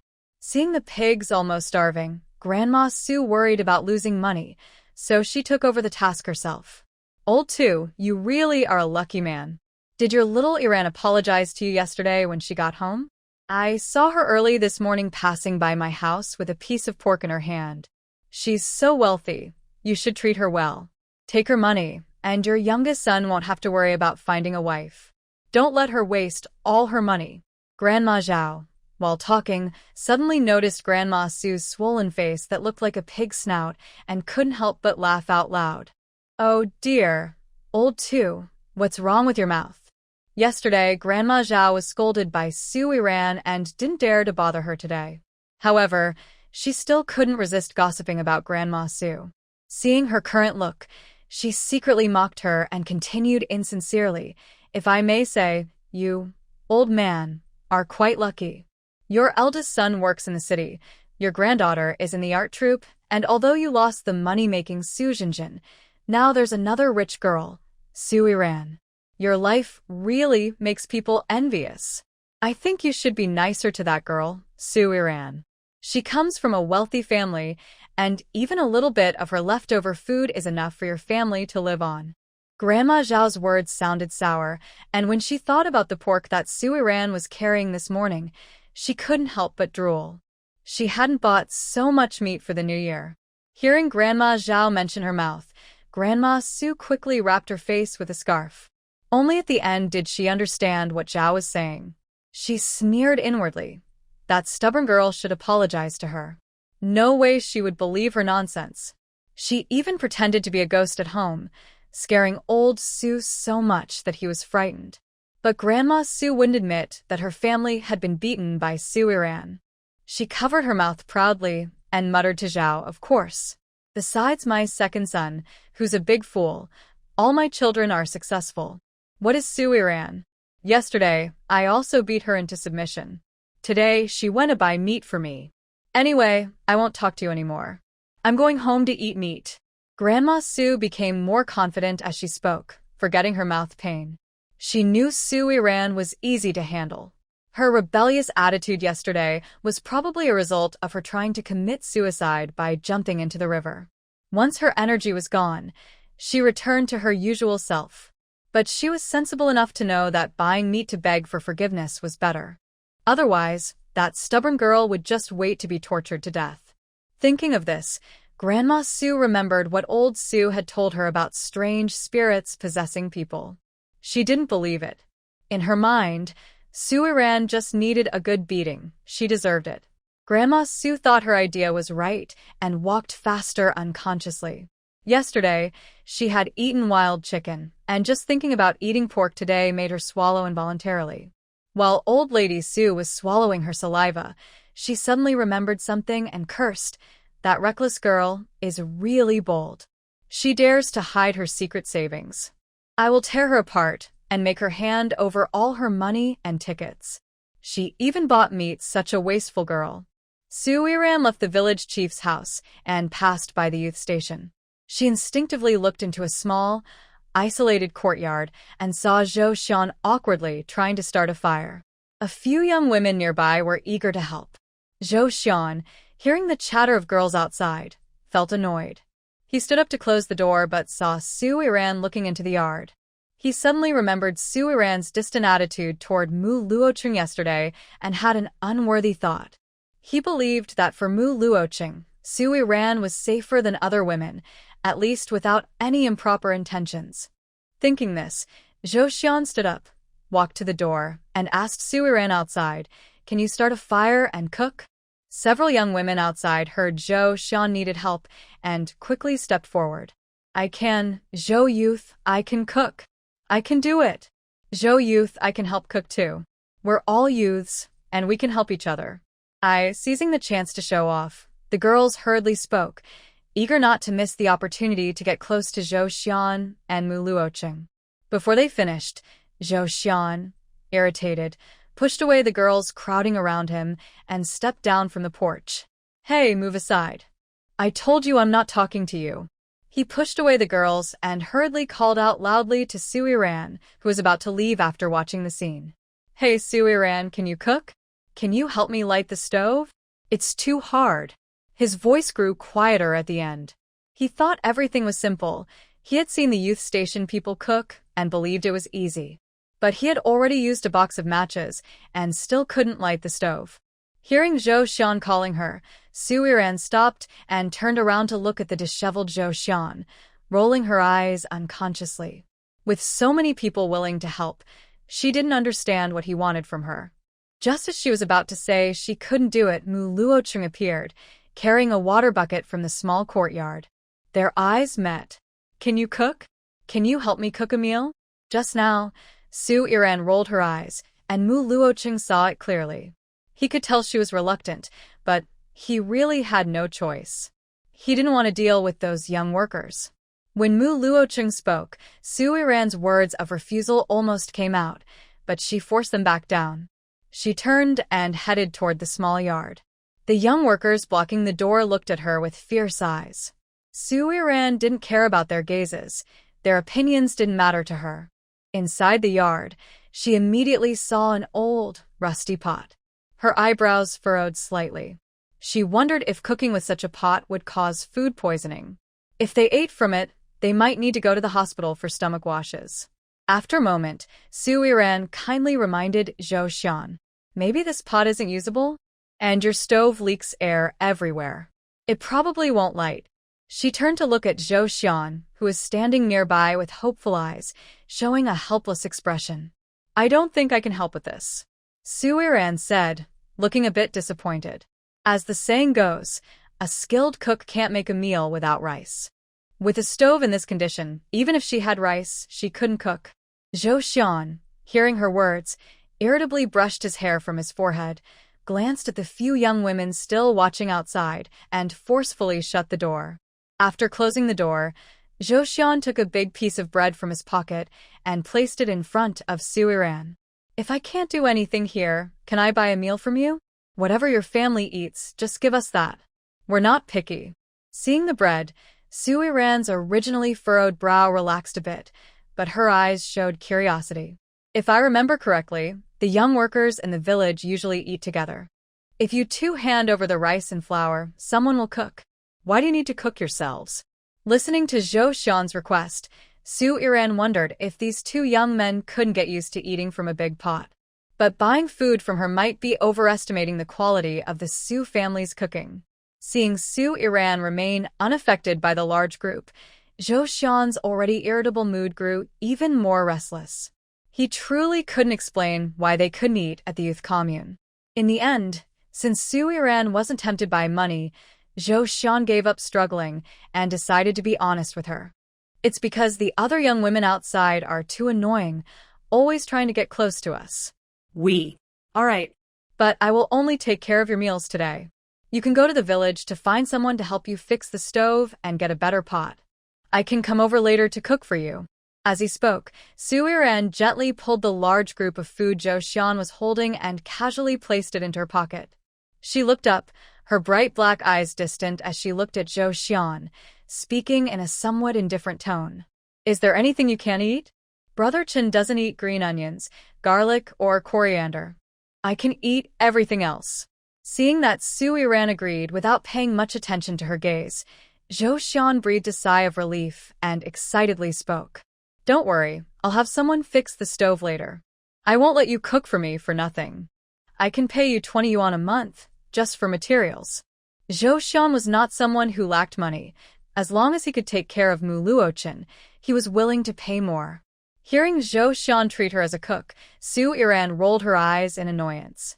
But thinking about their identities and the possibility that she might need their help in the future, she accepted this job willingly. Cooking for them was not a difficult task for her. Then wait a moment. I'll bring breakfast to you later. After Su Iran finished speaking, she didn't wait for Zhou Xian to reply. She turned around, opened the small courtyard door, and walked out. At this moment, not only were the previous young women standing outside the courtyard, but a few more people had gathered. Their eyes on Su Iran were strange, and some whispered among themselves. What can a useless girl do? She was saved by Mu Jiying yesterday, so she came here to hang around. She doesn't even realize her own worth. Just a waste, yet she still wants to get close. Exactly. Look, she was kicked out for not lighting the stove. She's really a frog trying to eat swan meat, shameless. Listening to the quiet chatter nearby, Su Iran turned her head and looked over with a teasing expression. Her voice was cold as she spoke. What's wrong? You can't get close enough to flatter me, so now you're insulting me? It doesn't matter if I do something wrong. You can't do anything about it and I don't need you. That must be so frustrating for you. After saying this, Su Iran turned and walked away. She didn't care about their gazes. Whether she had done something shameful or not, she wasn't afraid of being watched. Even in this special time, she believed that a person with integrity had nothing to fear from shadows. Not long after Su Iran left, Mu Luocheng came back, carrying a bucket of water. The workers outside had already left, and only Zhou Xian was left in the yard. Mu Luocheng looked around but didn't see Su Iran. He asked in a deep voice, "Where is she?" Who? Zhou Xian, who was working on the stove, heard Mu Luocheng and looked confused, not understanding what he was asking. Where's the cook? Oh, you mean Su Iran? She left. She said our stove and pots can't be used, so she can't cook for us. But don't worry, I won't let you go hungry. I already bought food for today, and she'll bring it over. While speaking, Zhou Xian reached out and fiddled with the stove. After he finished, the stove suddenly collapsed. Seeing the broken stove, Zhou Xian looked hopeless. He turned to Mu Luocheng and said, "Brother Chen, when you go to the brigade office later, tell the village chief to find someone to fix the stove." Then an idea suddenly came to him. He looked excitedly at Mu Luocheng. Or maybe we should get a new house. We could buy one or build one here. I just feel like there might be trouble living here. Hearing that the breakfast problem was solved, Mu Luocheng glanced at the broken stove and thought about Zhou Xian's suggestion. He turned around, poured water from the bucket into the water tank, and responded calmly, "Okay, I'll bring this up with the village chief." Su Iran left Zhou Xian's small courtyard, but didn't go home. Instead, she walked to a quiet corner near the workers' site, where no one was around. She slipped into her space. Since she had taken the money, she felt responsible for satisfying those two people. She thought for a moment about what simple yet tasty food to make, then headed toward the storage room. Walking into the warehouse, Su Iran discovered that it had a time-freezing function. She was delighted because she didn't have to worry about her stored items spoiling. She went to the vegetable area, squatted down, and carefully selected some fresh bok choy. She also took out 2 sausages from nearby, then searched through the clutter to find a clay pot. She placed 2 bowls of rice inside the pot. Looking at the ingredients in front of her, Soo-ren estimated that this portion of clay pot rice would be enough for 2 big men to eat. After gathering the ingredients, she left the warehouse and went straight to the spirit spring. She washed the vegetables and rice, then started a fire to cook. She lit the small iron stove in front of the thatched hut, and as she added wood, black smoke began to rise. Watching the smoke, Soo-ran's beautiful eyebrows furrowed slightly. She had already decided in her mind that before making lunch today, she must open the task shop and exchange for a gas stove. Although firewood rice is tasty, the smoke is too much. She ignited the fire, reducing the black smoke somewhat. She placed the clay pot on the small stove, then took the bok choy and sausages into the thatched hut. She sliced the sausages thinly and cut the bok choy differently. In no time, Soo-ran smelled the aroma of cooked rice. She unconsciously swallowed, surprised by how rich the fragrance of the rice grown in the space was. Fighting the urge to eat the rice immediately, she poured some oil around the edge of the pot, then neatly arranged the sausage slices on top of the rice. She added the bok choy and covered the pot to let it simmer a little longer. The pure aroma of clay pot rice made Soo-ran's eyes sparkle. She really wanted to take a bite. As the rice was about to be ready, she added the prepared sauce into the pot. Then she lifted the clay pot onto a nearby iron stand, waiting for the residual heat to enhance the rice's aroma. While waiting for the pot to warm up, Soo-ran fried 4 eggs and placed them on top of the rice. Looking at the fragrant clay pot rice, Soo-ran suddenly felt like she was at a disadvantage. 10 yuan for 3 meals was really a good deal for them. However, thinking about their identities, she felt it wasn't such a loss. She simply couldn't bear to use the Soo family's food to deceive them. As for how to explain the origin of this meal, she had already thought it through. She used to be a city girl and knew how to cook some good food, which was not surprising. If they asked too many questions, there would be no point in continuing the cooperation, and anyway, she wouldn't return the money. Soo-ran sat in the space, eating an apple. Using her space ability, she looked around outside to make sure no one was nearby. Only then did she take the hot clay pot and quickly step out of the space, heading toward the youth commune courtyard. When she was about 5 or 6 meters from the courtyard, she saw Zhou Xian standing at the gate, peeking around, looking very sneaky. At this moment, Zhou Xian saw Soo-ran and happily hurried over, immediately noticing the clay pot in her hand. "You're pretty quick. What did you guys have for breakfast? Isn't it just porridge in the pot?" Before Zhou Xian finished speaking, he smelled the aroma coming from the pot. Meat smell. But it was a bit unusual, not like the usual stew. "I guess you wouldn't want to eat our meal either. I secretly made this for you. Hurry and take it inside to eat. I have to leave now," Soo-ran said, placing the warm clay pot into Zhou Xian's hands. Then, without looking back, she walked away. Holding the somewhat heavy clay pot, Zhou Xian looked at Soo-ran's back and couldn't help but click his tongue. He thought this girl was good in every way, just a bit cold in personality. "Did you bring the food?" While Zhou Xian was staring at Soo-ran's back in a daze, Mu Luocheng came over carrying a bucket of water. He also paused slightly when he saw the clay pot in Zhou Xian's hands. He had never seen anyone deliver food in a clay pot before. "Yes, it's here. Brother Chen, go inside quickly. Don't go fetch water anymore. Let's eat first. The smell of the food Soo-ran brought is so good. I wonder what delicious things she sent us." Saying that, Zhou Xian hurriedly carried the clay pot inside, eager to see what tasty food was inside. Just the smell alone made his mouth water uncontrollably. When Zhou Xian lifted the lid, the aroma of meat mixed with rice filled the entire room. Zhou Xian felt like the smell had already made him dizzy with hunger. "Brother Chen, come quickly. This meal smells so good." Using his strong self-control, Zhou Xian suppressed the urge to finish the clay pot rice all at once. He urged Mo Luocheng outside. Seeing Zhou Xian's naive and drooling expression, Mo Luocheng became curious about the food inside the pot. However, he still didn't believe there could be anything tasty in this poor village. Since arriving here, he had relaxed and prepared himself for bad food and poor sleep, with no expectations for anything wonderful. When Mo Luocheng reached the door, he smelled the aroma of rice and cured sausage. He instinctively quickened his steps. Seeing the golden fried eggs and the shiny slices of sausage in the pot, he paused in surprise, unable to believe he could find such food in the countryside. Brother Chen, stop staring and eat quickly. I'm starving. Zhou Xian eagerly mixed the rice and handed a bowl to Mo Luocheng. He didn't notice Mo Luocheng's unusual behavior. He was just hungry and craving the food, wishing he could swallow the whole pot. On her way home, Su Yiran saw groups of women standing by the street gossiping. She had overheard many conversations about her falling into the water. But surprisingly, they weren't talking about her being rescued.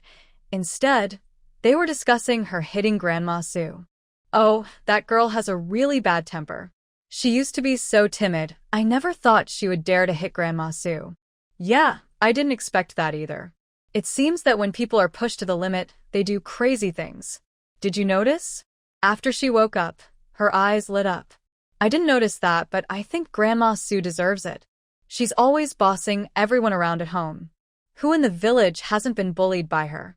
She's the village bully. I tell you, I saw Grandma Su this morning. Her mouth was swollen, clearly from being hit. When she came back from cutting pig grass, I saw her again, and she was covering her mouth with a scarf. Do you think it was that girl Iran who did it? That's hard to say, but I was so happy to see Grandma Su get beaten. Watching that little coward hit Grandma Su makes me genuinely happy. Do you know, during the New Year, the team divided the meat, and that piece was originally mine. Grandma Su took it away.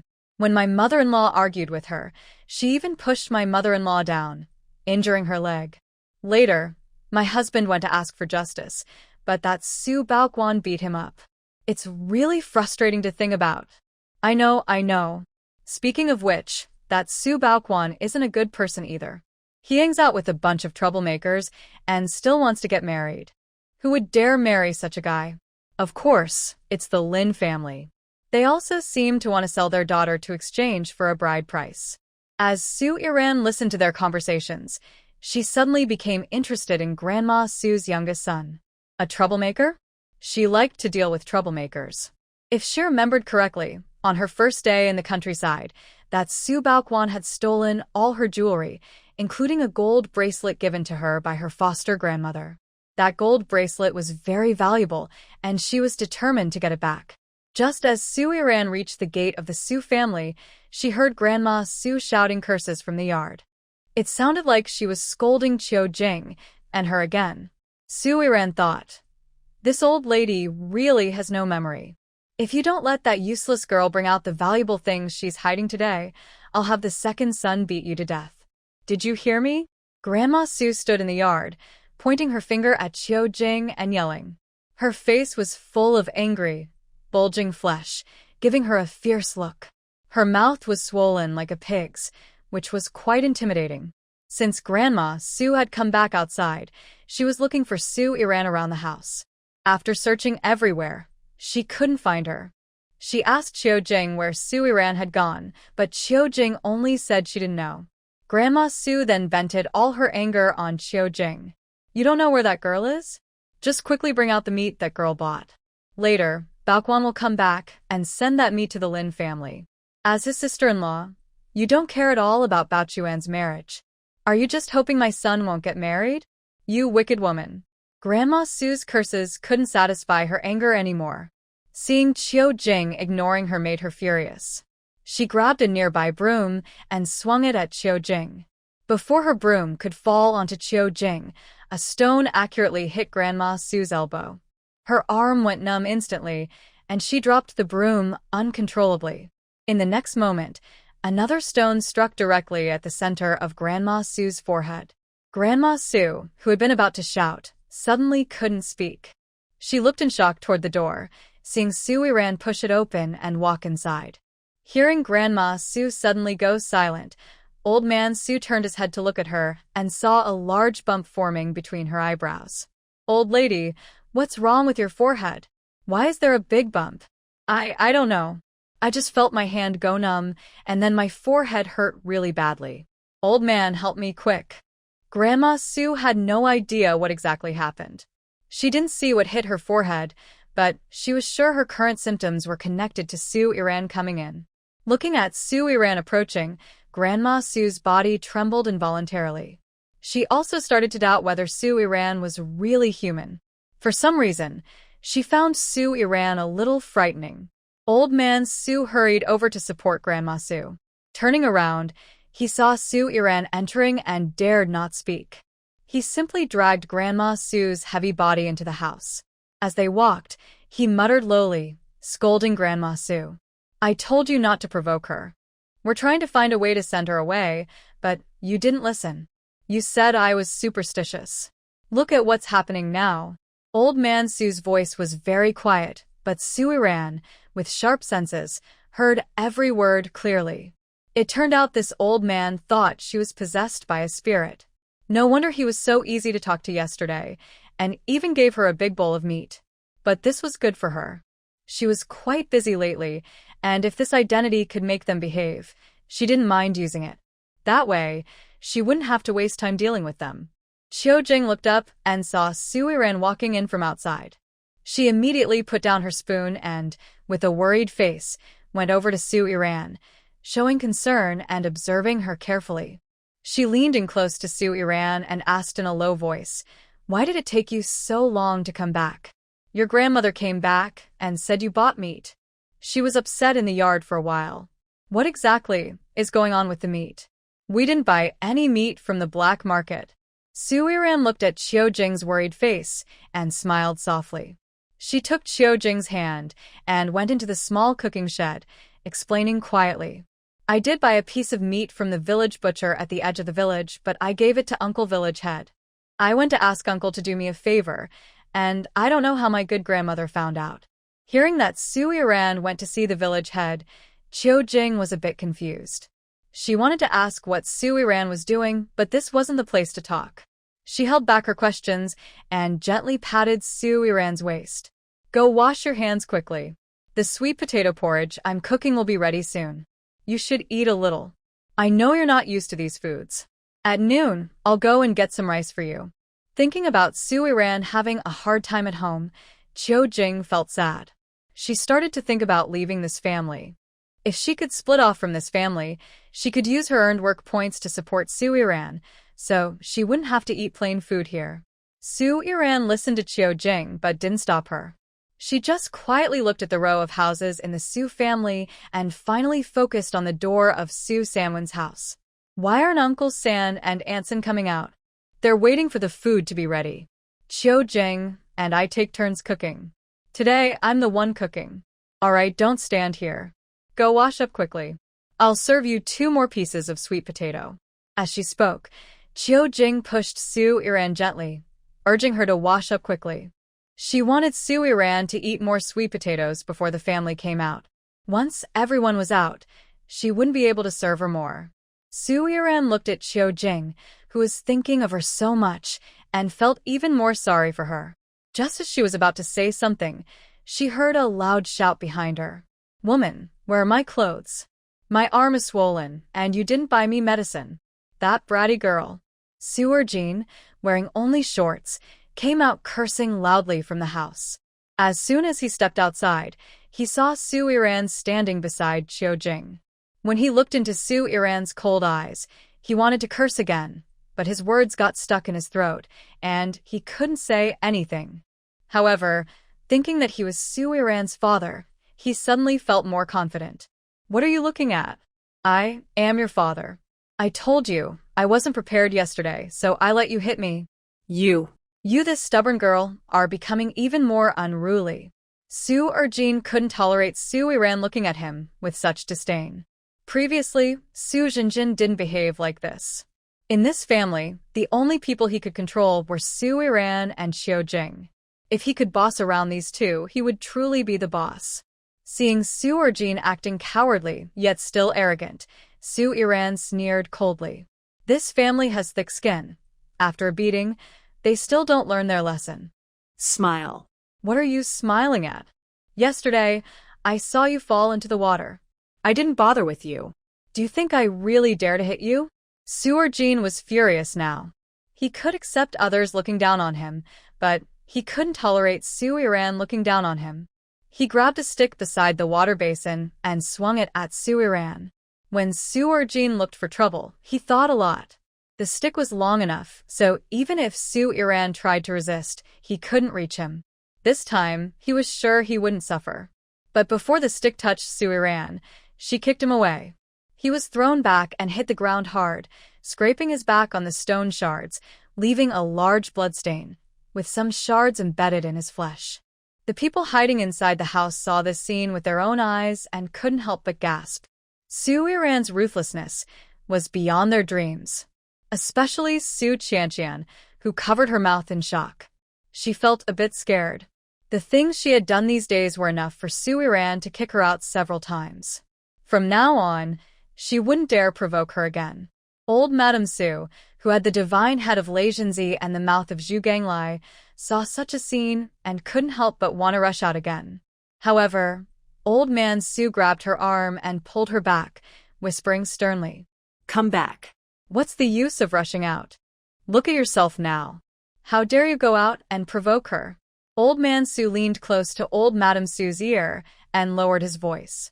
Isn't your family known for being superstitious? You.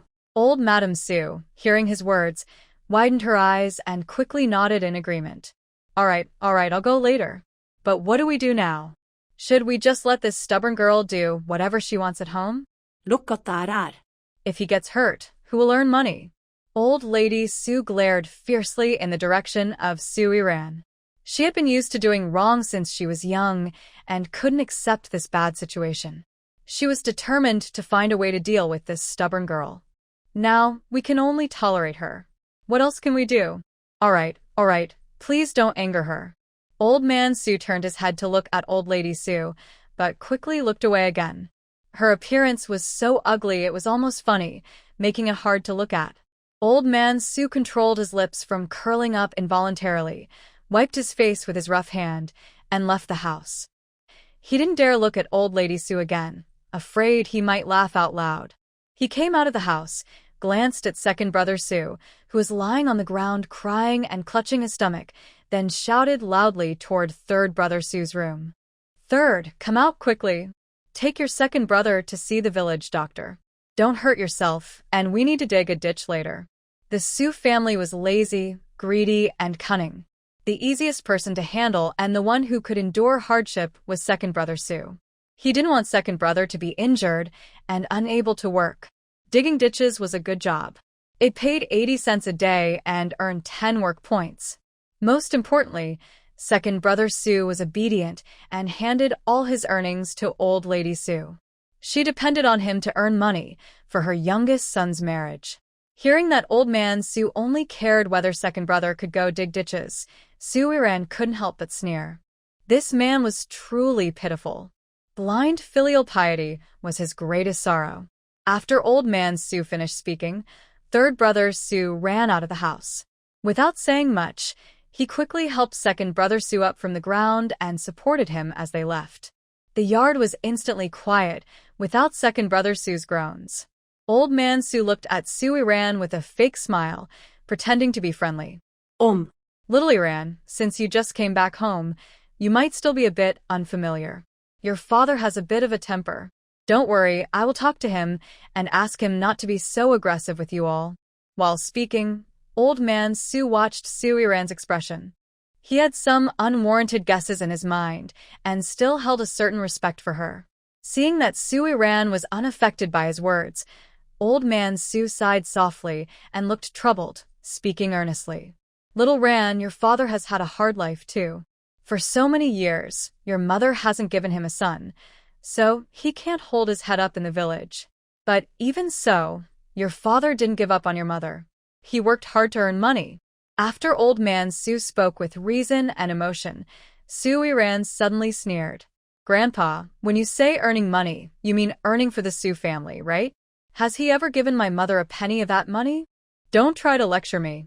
I learn a lot in the city, and I can tell you the same thing all day if you want. And you say my mother didn't give him a son. Why don't you say it's his own fault? You all know what happened when he tried to save Su Baoquan. Hearing this, old man Su's face changed. His hand, holding the pipe, trembled uncontrollably. His lips pressed tightly together, and he couldn't say a word. Haha, you're not too late. I just heard such news. The women chatting on the street, who liked to gather around, saw old man Su taking old man Air to the healer's house and came over to watch. When they reached the door of the Su house, they heard such shocking news. Oh, so that's how it is. No wonder old lady Su kept saying her second daughter-in-law isn't capable, that she's unwell and can't have children. Turns out, it's her son who is the problem. Oh my, this is hilarious. No wonder old man Air is so irresponsible. Turns out he's a ha ha ha, a. Laughter burst out outside the Su house, and some even exaggeratedly pinched their fingers and imitated a feminine gesture. At this moment, old lady Su, wearing a headscarf, ran out of the house. She picked up the broom she had thrown on the ground and rushed out the door, scolding as she ran. You bunch of dogs, daring to come to my house and watch the joke. She's just a dead girl. What does she know? It's all nonsense. My second son isn't sick. It's because his wife's stomach is weak. Old lady Su would never admit her son was incapable. She scolded old man Air as a coward to suppress him and make him willingly earn money for them. But a man's dignity must be protected. She would never admit that her son had no son because Qiu Jing's stomach was weak. Outside the yard, there was a loud and chaotic noise, but inside, it was frighteningly quiet. Su Cece, hiding inside the house, saw old man Su's murderous gaze and instinctively held her breath. She turned her head to Tan Hongling, who covered her ears with her hand. After about a minute, old man Su, staring fixedly at Su Yiran, slowly spoke with gritted teeth. Did your mother tell you that? Compared to old man Su's harsh tone, Su Yiran looked much more relaxed. She leaned lazily against a nearby pillar and spoke casually. Do you think my mother would say such things to an 18-year-old girl? Don't imagine her as so. As for how I know, isn't that obvious? Su Yiran winked playfully at old man Su, giving her a almost mischievous look. Su Yiran didn't mind using her new, mischievous persona. She thought this identity could help her a lot, especially since she had many things to do and just wanted a peaceful few days without trouble. Hearing Su Yiran's words, old man Su's body shook involuntarily. He sank down dejectedly, holding his head with both hands, and whispered in a low voice, "What a tragedy." At this moment, Grandma Su ran back from outside. She was holding a broom that was almost broken, with her headscarf loosely wrapped around her face. Seeing Grandma Su like this, Su Yiran and Qiu Jing couldn't help but laugh out loud. Laugh all you want, but hurry up and eat. Soon it will be time to work. Your man is being laughed at and you're proud? That's really shameless. Grandma Su was speaking to Qiu Jing. Although she was somewhat afraid of Su Yiran, she still had a habit of bossing Qiu Jing around. Hearing Grandma Su's words, Su Cece and Tan Hongling, who were hiding inside, ran out of the house. They started helping Qiu Jing serve breakfast onto the table. After breakfast, Qiu Jing went into the storeroom. She looked worriedly at Su Yiran lying on the bed. Hearing the door open, Su Yiran turned her head and saw Qiu Jing face to face. Seeing Qiu Jing's hesitant expression, Su Yiran sat up on the bed. Her cold eyes carried a hint of tenderness as she spoke to Qiu Jing. Mother, aren't you afraid?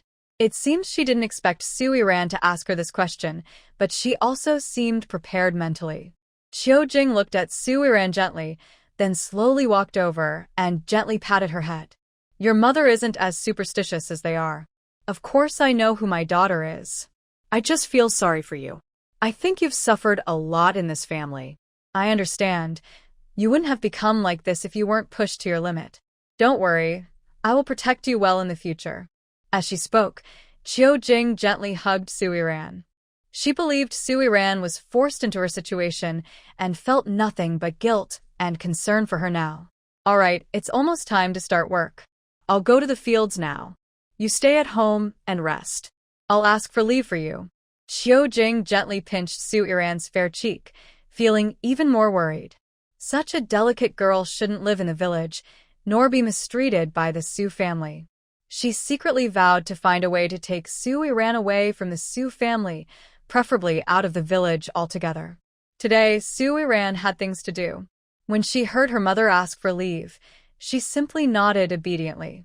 She could earn more work points later. Right now, she needed to focus on completing her space tasks. Okay, Mom. Please bring the water from the table. I'll bring you lunch at noon.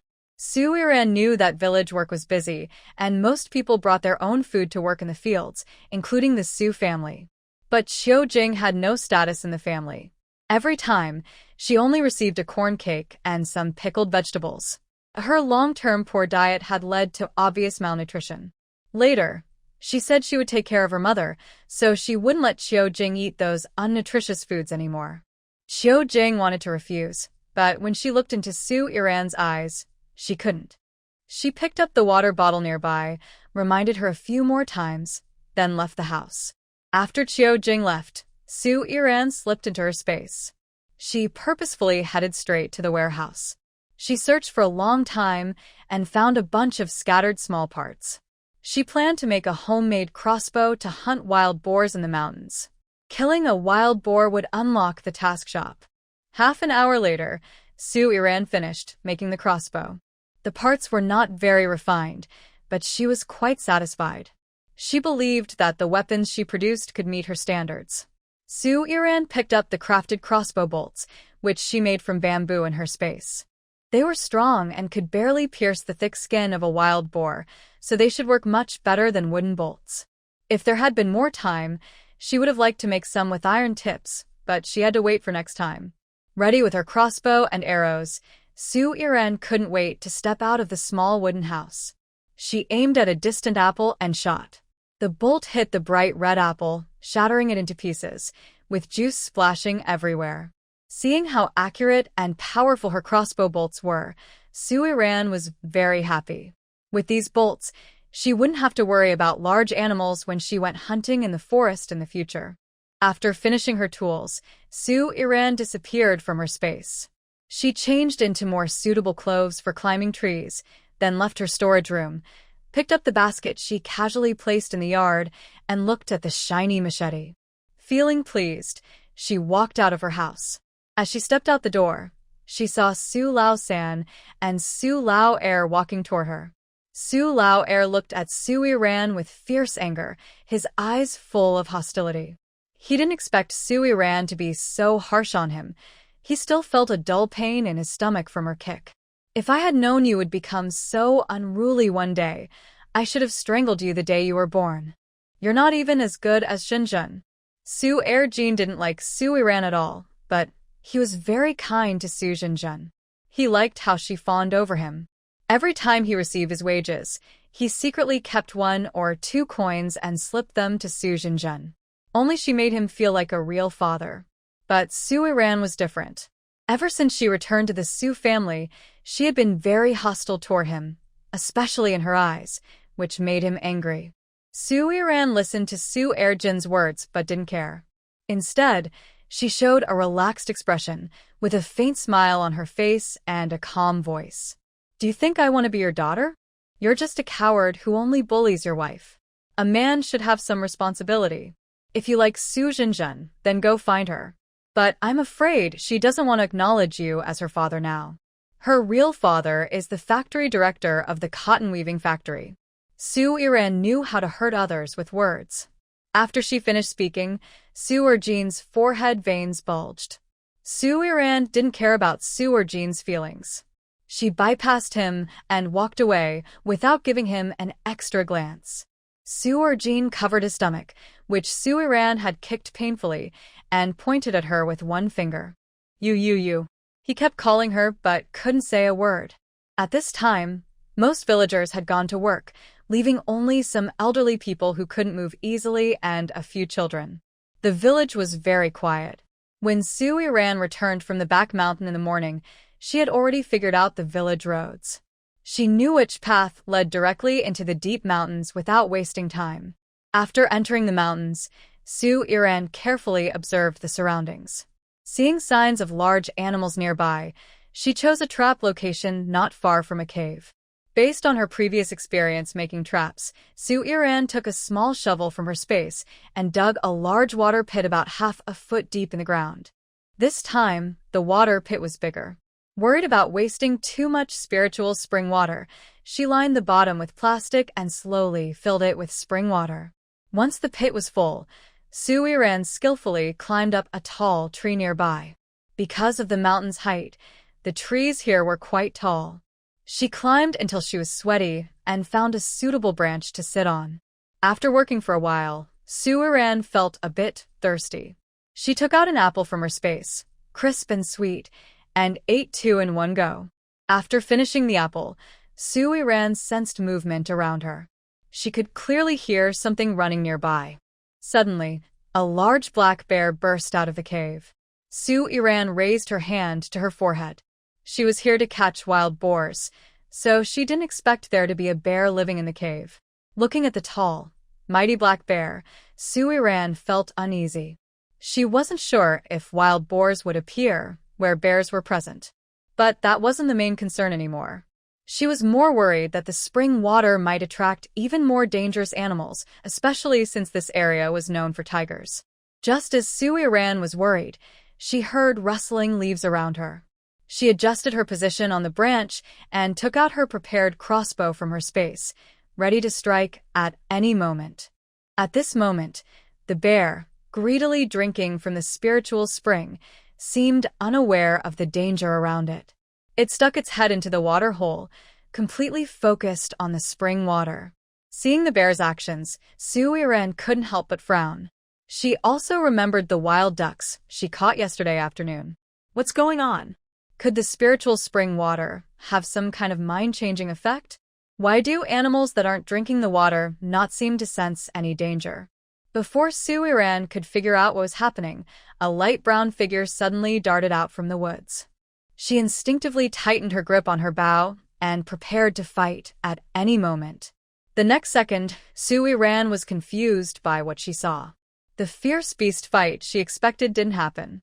Instead, a bear and a tiger were just quietly drinking from the spring water, not bothering each other. She sat quietly in the tree for a while, watching as the bear and tiger drank all the water from the water hole. Afterward, both animals looked full and lay down on the ground, too stuffed to move. Looking at this scene, Su Iran felt a strange mix of feelings. What exactly was going on? She had only wanted to catch a wild pig to complete her task, but now she looked at the two fierce animals below her, who didn't seem eager to leave. She checked her watch. It's already past 9. She had been climbing for over 2 hours, and she didn't want to be stuck here. While she was thinking about how to leave, she heard rustling sounds in the woods. This time, the noise seemed much louder than when the tiger appeared before. Su Iran sat still, watching the water hole. It was empty now, no more spiritual spring water. She wondered if animals coming later might go crazy without drinking it. Suddenly, a heavy running sound echoed from the forest. The black bear and tiger on the ground seemed to wake up suddenly, struggling to stand. They had regained their alertness. Just as Su Iran was curious about what kind of animal could make such a loud noise, a huge black pig with sharp tusks charged out from the other side of the mountain forest, heading straight toward the tiger and the bear. I saw with my own eyes how fast a wild boar can run. Su Iran was surprised without meaning to. I never thought that a seemingly heavy wild boar could charge so quickly. Even a swift tiger almost couldn't dodge the boar's attack. The tiger barely avoided the attack, but the black bear was not so lucky. The wild boar's sharp tusks pierced into the bear's body. The bear fought back fiercely, hitting the boar's head with its paw, and its sharp claws scratched the boar. The boar's body trembled noticeably. Perhaps out of animal instinct, when both the bear and the boar were injured, the tiger suddenly attacked the boar, rushing straight at it. The stunned boar felt danger and quickly regained its fighting spirit. It sharply retreated, pulling out the tusks that had pierced into the bear's body. Suddenly, the black bear let out a loud cry, which alarmed the small animals in the forest and the villagers down the mountain. At this moment, Village Chief Su Jinan and Village Secretary Su Jinghua were discussing building houses for Su Iran and the two new young workers. They happened to hear this tragic sound while walking to an open space at the foot of the mountain. They both turned around and looked at each other. They recognized the sound as coming from the bear, but they didn't understand why it was so distressed. Second, go and tell the villagers not to go up the mountain. There are wild animals on the mountain, and everyone should be careful. The village secretary was an elder in the village. When he heard this sound, he could tell what was happening in the forest. Without guessing, he knew there was a fierce fight among large wild animals. Su Jinan didn't dare to stay. He quickly started walking toward the fields to warn the villagers not to enter the mountain. He also wanted to check if anyone had gone into the mountain, and if so, he would think of a way to rescue them. The fight in the forest was very fierce. Su Iran saw firsthand how powerful the large wild boar was. Even the fierce tiger was no match for this big boar. The boar didn't give the tiger a chance to get close. It viciously used its tusks to pin the tiger down. From the tree, Su Iran watched clearly. The tiger didn't close its eyes even when it was about to die, as if it was unwilling to give up. When Su Iran looked away from the fierce tiger, her gaze just happened to meet the wild boar's eyes. Whether it was an illusion or not, she felt that the boar had already taken her as prey and seemed to be smiling at her.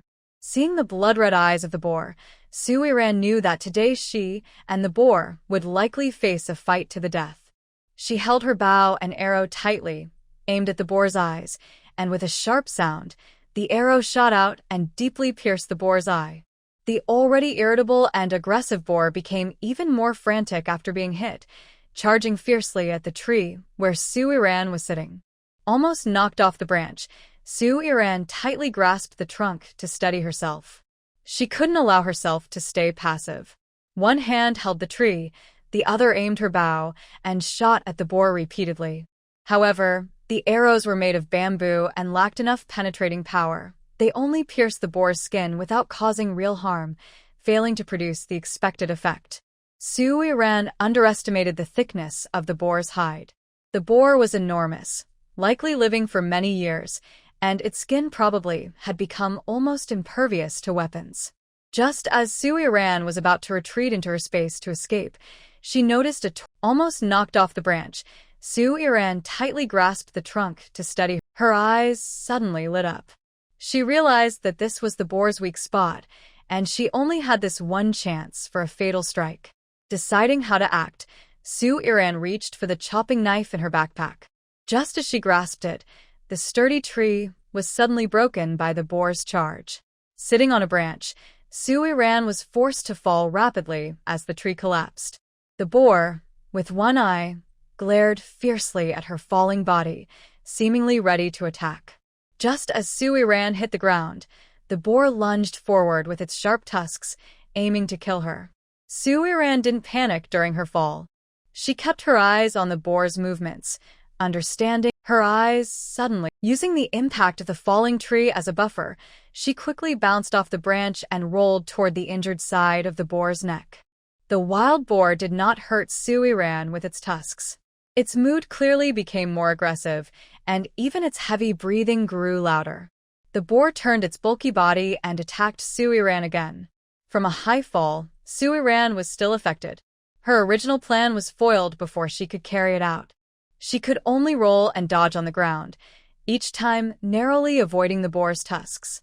Su Iran was glad the boar only had one eye. If it had been a healthy wild boar, she thought she might already be dead. The boar, tired from being chased and from the bleeding wound on its neck, was running out of strength. Its movements slowed noticeably. Meanwhile, Su Iran's injuries had started to heal. She moved faster, seized the chance, and with her hand on the chopping knife, she jumped up from the ground and fiercely stabbed at the boar's wound. The moment the knife pierced the boar's body, it stiffened slightly. Instinctively, it tried to shake Su Iran off. But she didn't give it that chance. She forcefully pulled out the knife and stabbed again at the wound. With each stab, the boar's movements slowed even more. Finally, Suiran didn't know how many times she had stabbed, but the giant boar finally died. As the boar took its last breath, Suiran felt all her strength drain away. She fell off the boar's body. She didn't know how fierce the fight had been, but she knew she had no more strength for another round. In the end, Suiran collapsed beside the boar, breathing heavily. She felt like her lungs were about to explode. She lay there for a while, then mentally entered the space. Just then, the system's notification sounded. Ding. Congratulations, Master, for completing Achievement 10, successfully killing a wild boar. Unlocking the task shop. Ding. Congratulations, Master, for completing Task 18, successfully unlocking a golden field, unlocking a new variety of peach saplings, and unlocking the breeding industry. Reward, 3,000 points. The system finished announcing, and the electronic display showed all the items available in the task shop. However, at this moment, Suiran had no mood to check what was in the task shop.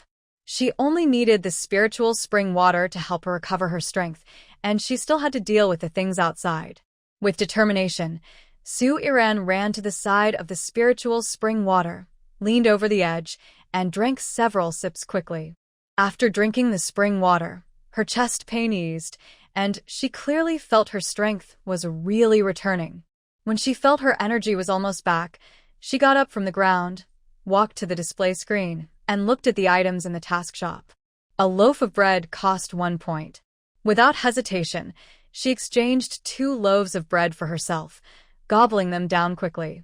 The bread tasted quite good, and she felt full. Later, I'll play with you again. First, I'll bring in the big bear and the tiger, then see what other good things I can exchange. Suiran was speaking to the system, but the system did not respond, and she didn't mind.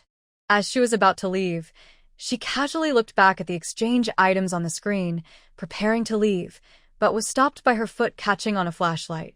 She had a strange premonition that there might be treasures in the bear cave, and she wanted to check. Suiran used 10 points to exchange for a flashlight. The flashlight was quite good, a modern LED light. After getting the flashlight, she didn't hesitate and quickly disappeared from the space. Stepping out of the space, Suiran returned to the wild boar and immediately removed the crossbow arrow from its body. Seeing how easily she could take out the arrow, she muttered softly. As she thought, the arrows only damaged the wild boar's skin, and the only injury was to the eye of one arrow, indicating that the crossbow needs to be upgraded. After storing the bamboo-made arrows, Suiran moved to the middle of the tiger and the black bear. The strong smell of blood mixed with the scent of the fierce beasts almost made her. Looking at the 2 beasts full of treasures, she didn't hesitate and directly stored them in her space. Then, she took the flashlight and headed toward the bear cave. Entering the bear cave, she used the flashlight to explore inside and found that her suspicions were wrong. The cave was empty. Just as she turned to leave, a flash of golden light suddenly flickered deep inside the bear cave. Suiran gently rubbed her eyes, making sure the golden light was still there. Curious, she walked inside. When she reached the bright area and shined her flashlight on the glowing spot, she saw a withered ginseng stuck in the stone. Suiran looked at the ginseng and smirked slightly. How interesting.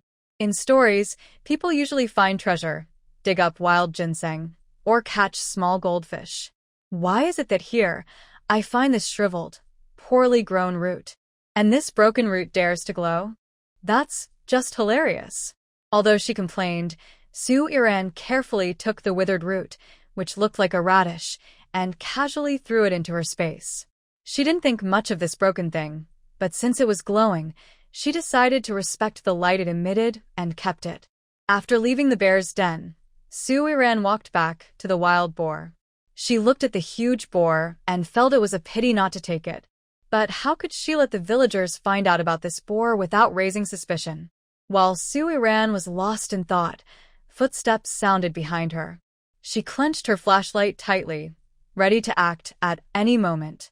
But in the next second, she heard a familiar yet cold voice. What are you doing here? Why do you look like this? Su Yiren quickly turned around and saw a noble figure standing behind her. The elegant brow slightly furrowed, and her deep eyes showed curiosity. I was out hunting in the mountains. I heard the sound of a beast fighting, so I came over. And ended up finding something by chance, she said. She wondered if her words would make Mu Luocheng suspicious, but since they weren't close, she thought there was no need to worry. Mu Luocheng looked at Su Yiren, who was covered in dirt and mess, then took a few steps forward to examine the boar's body. Seeing the huge creature in front of her, even Mu Luocheng was surprised. Then his gaze shifted to Su Yiren, and his sharp eyes narrowed slightly. Who would believe a young girl could kill a boar several times her size? Even he wasn't sure he could succeed. Did you kill this? Milo Chen's tone was uncertain. He turned around and looked around. There was indeed only Su Yiren present. No, it was a fight between a wild boar and a black bear. The black bear severely injured the wild boar. I took the opportunity to use my chopping knife to end its life. It was an emergency, so I had no choice. When Su Yiren spoke, she was slightly out of breath. Although she drank spiritual spring water to recover some strength, her body still felt very tired. After hearing Su Yiren's explanation, Milo Chen squatted down and examined the wound on the wild boar's neck, which indeed matched her story. Su Yiren watched Milo Chen staring at the wound on the wild boar's neck in a daze. She felt an inexplicable sense of irritation, as if this man didn't believe what she was saying. What should we eat for lunch? The breakfast was very good. I didn't expect your cooking skills to be so great. Just as Su Yiren was about to leave and act natural, Milo Chen suddenly spoke in a calm tone, as if talking about the weather being nice today. Su Yiren was also surprised by how quickly Milo Chen changed the subject. She looked at her watch. It was already past 10. Even if she went down the mountain now, lunch would probably be late. She decided to prepare something simpler. Let's have fried noodles for lunch. We can eat something better tonight. I didn't catch any game, and it's too late to prepare other dishes when we go back. Just some fried noodles. I wonder if you can get used to it? Su Yiren asked knowingly. She knew that Milo Chen came from the capital, where people loved eating fried noodles, but she pretended to be naive. She didn't want Milo Chen to think she was trying to get close on purpose. Yes, I like fried noodles. I can take you back, and then I'll notify the village chief about the wild boar. Let him find someone to carry it down. Do you have any objections to this plan? Milo Chen finally asked for Su Yiren's opinion. Since she killed the wild boar, she had the right to decide. But to transport the wild boar down, they needed help from the villagers. No, I have no objections. Just tell the village chief to give me a few more pounds of ribs. I want to stew them tonight. Actually, Su Yiren had no real interest in the wild boar meat. It was strong in flavor, and if not cooked well, it would taste bad. Besides, she didn't lack meat. But in front of Mu Luochen, she still had to pretend. She always felt that Mu Luochen's gaze had a curious look. She didn't want him to realize that she was well prepared. Because she was exhausted, her steps were unsteady. When she sensed the probing look behind her, she unconsciously quickened her pace, wanting to leave this terrible place as soon as possible. Her steps grew faster, and Mu Luochen clearly sensed her nervousness. At first, he only suspected Su Yiren was hiding something, but now he was sure she was indeed suspicious. It seemed she really needed a thorough investigation. Mu Luochen followed closely behind her. As her pace quickened, he matched her speed. Su Yiren felt the person behind her walking faster, so she finally broke into a light jog. For some reason, she felt a sense of pressure from Mu Luochen following her. She didn't like this feeling and decided it was better to see him less in the future. With this decision, her steps became noticeably lighter. But suddenly, an accident happened. Su Yiren stepped on a sharp stone. Her shoes were too thin, and the pain shot through her foot instantly. Due to her momentum, her body was thrown forward. Mu Luochen, who was right behind her, noticed her losing balance. He took long strides and jumped toward her. He caught her around the waist with one arm. They both fell back, and he grabbed onto a nearby tree with his other hand, swaying a few times before stabilizing himself. He successfully prevented Suiran from tumbling down the mountain. Suiran was lying on Muluwachin's chest, breathing heavily. She almost fell. The mountain was so steep that she couldn't imagine whether she would survive if she fell. Just as Suiran was quietly relieved, a deep, slightly annoyed voice came from above her, carrying a hint of barely concealed anger. "Why are you running so fast? Don't you know the mountain path is dangerous? Is there a ghost chasing you?" Mu Luochin held Suiran's waist and placed her on a flat spot nearby. He released his gentle hold on her slender waist and steadied himself. Suiran, still shaken, looked up at Mu Luochin's displeased face. After meeting his sharp eyes, she lowered her head, knowing she was at fault this time. They almost fell together. "I was in such a hurry to go home and cook that I didn't watch my step and stepped on a sharp stone. The pain in my foot was so bad that I lost my balance." After hearing Suiran's explanation, Mu Luochin crouched down and looked at her foot, which was afraid to touch the ground. His usually cold face softened a little. He didn't wait for Suiran to react. His big hand grabbed her ankle, not giving her a chance to refuse, and without hesitation, he took off her shoe. When her fair, smooth, and slightly pink little foot was revealed before Mu Luochin, he realized he was getting too close. His hand, holding her ankle, unconsciously grew warm. It's okay now. It doesn't hurt as much anymore." Suiran looked at Mu Luochin's actions and awkwardly cleared her throat, then spoke shyly. Although she grew up in a relatively open era, she was still a girl who had never been in a relationship and had never done anything so intimate with anyone. She found it hard to accept at first. Mu Luochin felt awkward too, but the situation had reached this point. He had no way out and could only muster his courage to check her foot. He didn't respond to her words. He lifted Suiran's small foot and carefully examined her sole, noticing a small bruise on her pink foot. Seeing her injury clearly, Mu Luochin pretended to be calm as he put her shoe back on her foot. If his hands hadn't trembled while tying her shoelaces, Suiran wouldn't have noticed his nervousness. She rolled her eyes up at the sky and sighed silently. This man was so boring. Now, the awkwardness between them was even worse. Finally, Mu Luochin fastened Suiran's shoelaces and then turned around, squatting in front of her. His voice was cold and firm. "Your foot is injured. I will carry you down the mountain." Suiran looked at the man squatting in front of her. His shirt was clean, but she looked down at the dirt on her clothes and decisively refused. "No need. I'm too dirty, and it doesn't hurt much anymore. I can go down by myself." She said this and took a few steps forward, wanting to prove she could go down alone.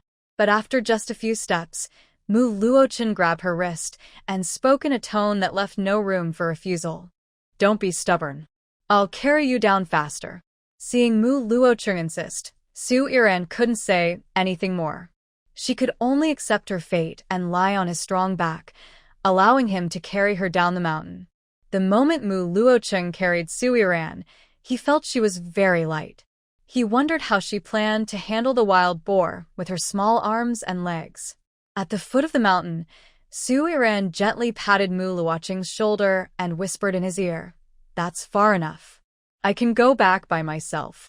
If you carry me all the way, the village rumors will start again. You don't want my grandma to cause trouble for you, do you? Hurry, put me down." Her breath brushed against Mu Luochin's neck, and a faint floral scent entered his nose. He involuntarily stiffened a little. In the end, Mu Luochin didn't insist on taking her home. He gently set her down as she requested, but he asked worriedly, "Are you sure you can walk home alone?" "Of course, no problem. I'll go this way, you go that way. You can find the village chief at the main office."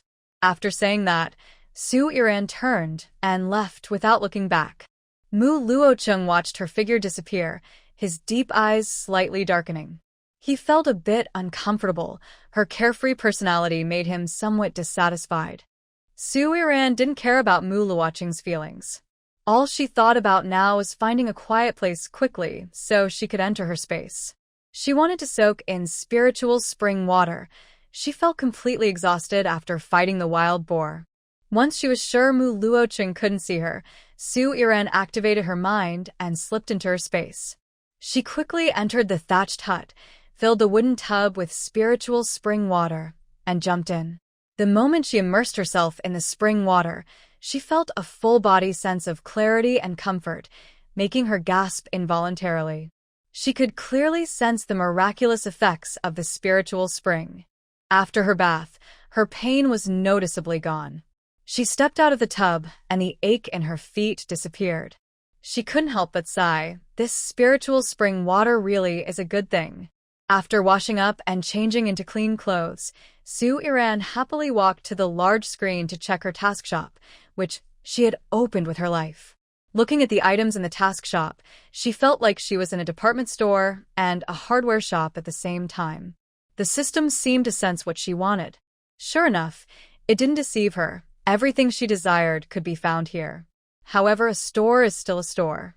Not everything is given for free. She needs to use task points to exchange for the items she wants. Su Iran briefly looked at the items above and compared the prices. All of them were within a reasonable range she could accept. She had no objections and happily accepted this task store. She even gave it a nice name, External Shop. With this shop, she could access top-quality items that were many years ahead of this era. At the same time, Su Iran discovered that after unlocking the task shop, her space also fully merged with her. She only needed to think, and without moving her hands, the desired items would appear in her hands or at a designated spot. Moreover, the thatched hut also changed. It was originally 3 small huts, but now it had become a small thatched courtyard. Besides the 3 houses, there was also a small shed, probably used for cooking. In the task shop, Su Iran exchanged for a combined stove, a gas stove, and a can of gas. She also got a soup pot and a frying pan. She clapped happily, feeling that preparing today's meal would be much simpler and faster. Although she walked to the stove and used her mind to take out a basin of flour, a bag of dried yellow bean paste from Samuju, 2 cucumbers, a layered pork belly, and 4 clean aluminum lunchboxes, she was satisfied. The lunchboxes looked new, so she casually dropped them on the ground a few times, causing them to deform. She looked at the dents and bumps on the aluminum boxes with satisfaction, feeling that the aging effect was quite successful. After preparing everything, Su Iran used spiritual spring water to knead the flour into a tough dough, then rolled it into hand-pulled noodles. After making the noodles, she soaked the dried yellow bean paste in water until it dissolved, then added some sugar and salt for flavor. Next, she separated the fat from the lean pork, cutting it into small pieces about the size of a fingernail. She poured oil into a pot, added the pork fat, and fried it until it released oil. Then she added the lean pork, followed by chopped green onions, and to flavor the oil. Finally, she added the yellow bean paste, and soon a fragrant fried sauce was ready. After the meat sauce was done, the water in the soup pot was boiling. Su Iran put the noodles in, cooked them until tender, then rinsed them in cold water. She tasted a strand. The noodles were soft and chewy, with the aroma of wheat bursting in her mouth, just like the scent of rice in the morning. Truly amazing. In her previous life, she had never tasted such pure wheat flavor before. Su Iran cooked all the noodles and placed them in a modified lunchbox. She poured on the prepared fried sauce, and she unconsciously swallowed hard. She glanced at her watch. The time was just right. After delivering lunch to Zhou Xian, she planned to find Qiu Jing, who would just be finishing her shift. Qiu Jing and Su's family worked in different places. The land was poor, the work was hard, but the pay was low. Originally, that land was assigned to Su Baoquan, but since he was not at home, Grandma Su asked Qiu Jing to farm it. Grandma Su had leased her land to Qiu Jing, and she and Su Laosan's family helped Su Baoquan with the work. Su Iran looked around to make sure no one was around or might suddenly appear from the space. She walked briskly toward the youth station. When she reached the small yard of the youth station, she gently knocked on the door. It was soon opened. This time, it was not Zhou Xian who came out but Mu Luocheng. Before Su Iran could speak, Mu Luocheng spoke first. "How's your foot? Does it still hurt?" Mu Luocheng looked at Su Iran as he spoke. It was the first time he seriously looked at her. Her skin was as white as snow, giving a fragile impression. Her small, straight nose made her features look more defined, and her bright red cherry lips made people think of sweet things. Finally, Muluwacheng's gaze fell on Su Iran's small waist. The real feeling of it appeared vividly in his mind. He quickly pulled back his thoughts, shifted his gaze away, and cleared his throat. Su Iran was quite easygoing. Noticing Muluwacheng's gaze, she didn't think much of it. She found his sudden concern a bit strange, but still responded, though not entirely truthfully. Nothing much. My foot is better after applying medicinal wine at home. Your lunch is ready. But why are you at home? Shouldn't you be up the mountain to fetch the pigs? While speaking, Su Iran put down her basket. As she talked, she took the prepared fried noodles out of the space and placed them in the basket. She moved naturally and took out 2 large aluminum lunchboxes. She didn't know how much Mu Luocheng and Zhou Xian could eat, so she made a little extra. Better to be full than hungry.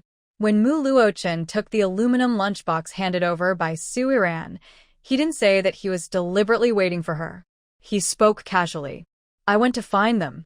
The village chief and the secretary are both not here. I think I will wait until the afternoon to inform them. Also, I want to remind you not to go up the mountain alone. As Mu Luocheng advised her, he couldn't help but think of her looking so disheveled.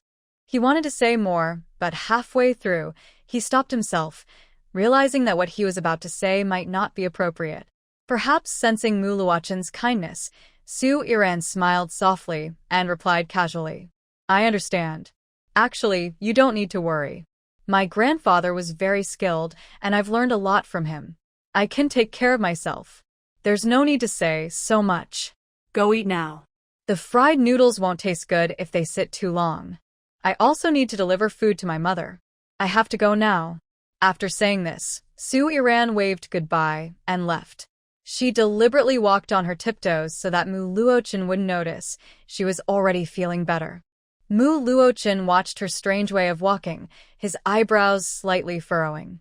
He thought that when Zhou Xian went to the city supply and marketing cooperative to buy a cast-iron pot in the afternoon, he would ask him to bring back a bottle of medicinal wine for injuries to give to Su Iran. Thinking of this, Mu Luocheng unconsciously remembered her tiny, translucent feet. He suddenly shook his head, trying to push away these unnecessary thoughts.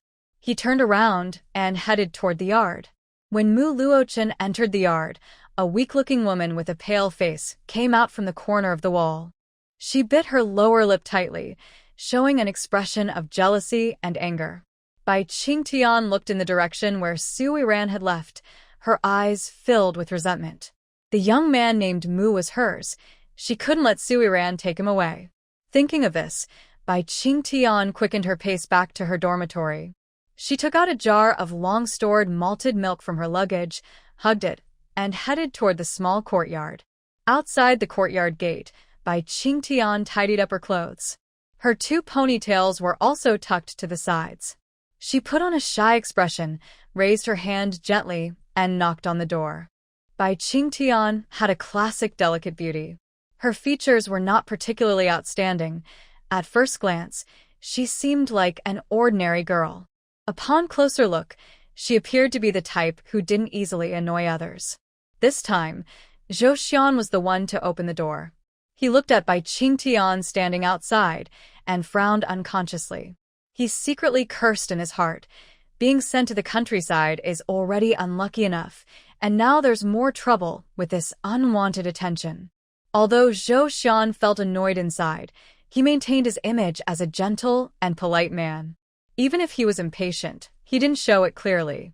He still spoke kindly to ask, "Is there something you want to say by knocking on the door?" I don't have anything important. I heard you don't have enough food, and I don't have extra supplies to give, but I want to give you some malted milk from my home, hoping it can help you." Bai Qingtian looked shyly at Zhou Xian, holding the jar of malted milk in front of him with both hands. When their eyes met, she felt a bit embarrassed and lowered her head, acting shy but hesitant, which made Zhou Xian feel a little uncomfortable. No need. We have enough food, so don't worry about us. Plus, We men don't like sweet things like this. Thank you for your kindness. Bai Qingtian didn't expect Zhou Xian to refuse directly. Her shy expression stiffened. She hesitated, wanting to ask if Zhou Xian looked down on her and therefore didn't want to accept her gift. But before she could speak, Zhou Xian said, "Also, I want to kindly remind you not to eat expired food. I noticed that your malted milk's production date was 2 years ago. Even canned food has a shelf life. You're too much. I hate you." Before Zhou Xian finished speaking, Bai Qingtian angrily scolded him, her eyes reddening as she ran away. Zhou Xian watched her leave, sneering slightly. He thought this girl was funny. He, Zhou Xiaoya, had eaten everything in the capital city. Did he need her to bring expired food? At this moment, it was also time for the workers to finish their shift. The young workers, both male and female, gathered in groups and headed back together. They all unconsciously looked toward the small courtyard, seeming very curious about the lives of the two people inside, especially Qiao Wenyu. As he looked at the courtyard, behind his thick glasses, there was a pair of jealous eyes filled with resentment. Su Yiran had just arrived in the fields when Su Qiqi eagerly ran over, showing an eager and flattering expression. She took out a few wild fruits from her pocket and placed them in front of Su Yiran. Su Yiran watched Su Qiqi's eager behavior, her eyes narrowing slightly with a smile. She didn't reach out to accept the wild fruit she offered, unsure of what she was up to. Seeing Su Yiran looking guarded, Su Qiqi felt a bit embarrassed and rubbed her hands nervously. "Big sister Ran, my mother told me not to bother you. I want to apologize. I was immature before, and I won't bully you again. Can you forgive me?" Su Qiqi looked at her sincerely, but her bright eyes revealed her true intentions. Su Yiran smiled softly. "Su Qiqi, if I remember correctly, your older sister Su Zhijing is in the arts troupe, right? Maybe you should learn from her. Your acting is so poor, and your bad intentions are obvious." After saying this, Su Yiran pushed Su Qiqi firmly. She didn't care if Su Qiqi fell and walked quickly toward Qiu Jing's location. As Su Yiran walked, she thought about how the Su family was all the same, remembering insults but not lessons. She had already fought many times, yet no one learned their lesson. They kept coming to trouble her. It was time to be tougher. Su Qiqi, who had been pushed down, sat on the ground, angrily throwing the fruit into a nearby ditch. Watching Su Yiran's back, her eyes flashed with coldness. She wouldn't let Su Yiran go. Because of her, Qiao Jiqing had kept her distance. She muttered softly on the ground, "Humph, Su Yiran, don't be too arrogant. When you go home for a few days, someone will deal with you. My little uncle is already waiting with people. Once he succeeds, he'll sell you. Even if you have great skills, you can't escape. You're doomed." Su Yiran reached the hillside and saw Qiu Jing sitting on the ridge, talking to a woman holding a child. She tried to recall who the woman was, and she remembered her from the original memories. Her name was Lin Huifan, the wife of the village secretary's younger son. She had once been rescued from drowning by Qiu Jing, which made her very grateful. She was one of the few women in the village who could talk to Qiu Jing. When Su Yiran approached the hillside, Qiu Jing saw her immediately and hurried to stand up, walking toward her. She pulled Su Yiran over to Lin Huifan and spoke to her. "Huifan, this is my daughter. She just came back a week ago. Last week, you went to your parents' house, so you probably haven't seen her yet. Now is a good time to introduce you. Ran, she is Su Yiran, my brother's wife. You can call her little aunt. Your brother is very talented. He's the only college student in the village and is currently studying at the Workers', Peasants, and Soldiers' University. When he comes back, he'll be quite impressive." Listening to Qiu Jing speak, Su Yiran clearly sensed her admiration for college students. She looked at Qiu Jing and felt she didn't seem like someone from this small village. She was educated and eager to learn, which made her stand out as special and not ordinary. Following Qiu Jing's introduction, Su Yiran sweetly called Lin Huifan little aunt. She didn't have many friends, but she was willing to cooperate with her mother and the villagers to build good relationships. Most importantly, the background of her husband's family was very useful to her. Hearing Su Iran's soft, charming voice and seeing her stunning appearance, Lin Huifeng liked her very much. She quickly responded, holding the child in her arms and greeting Su Iran. Dong Dong, this is your sister. Look how pretty she is. No wonder she was raised in the city.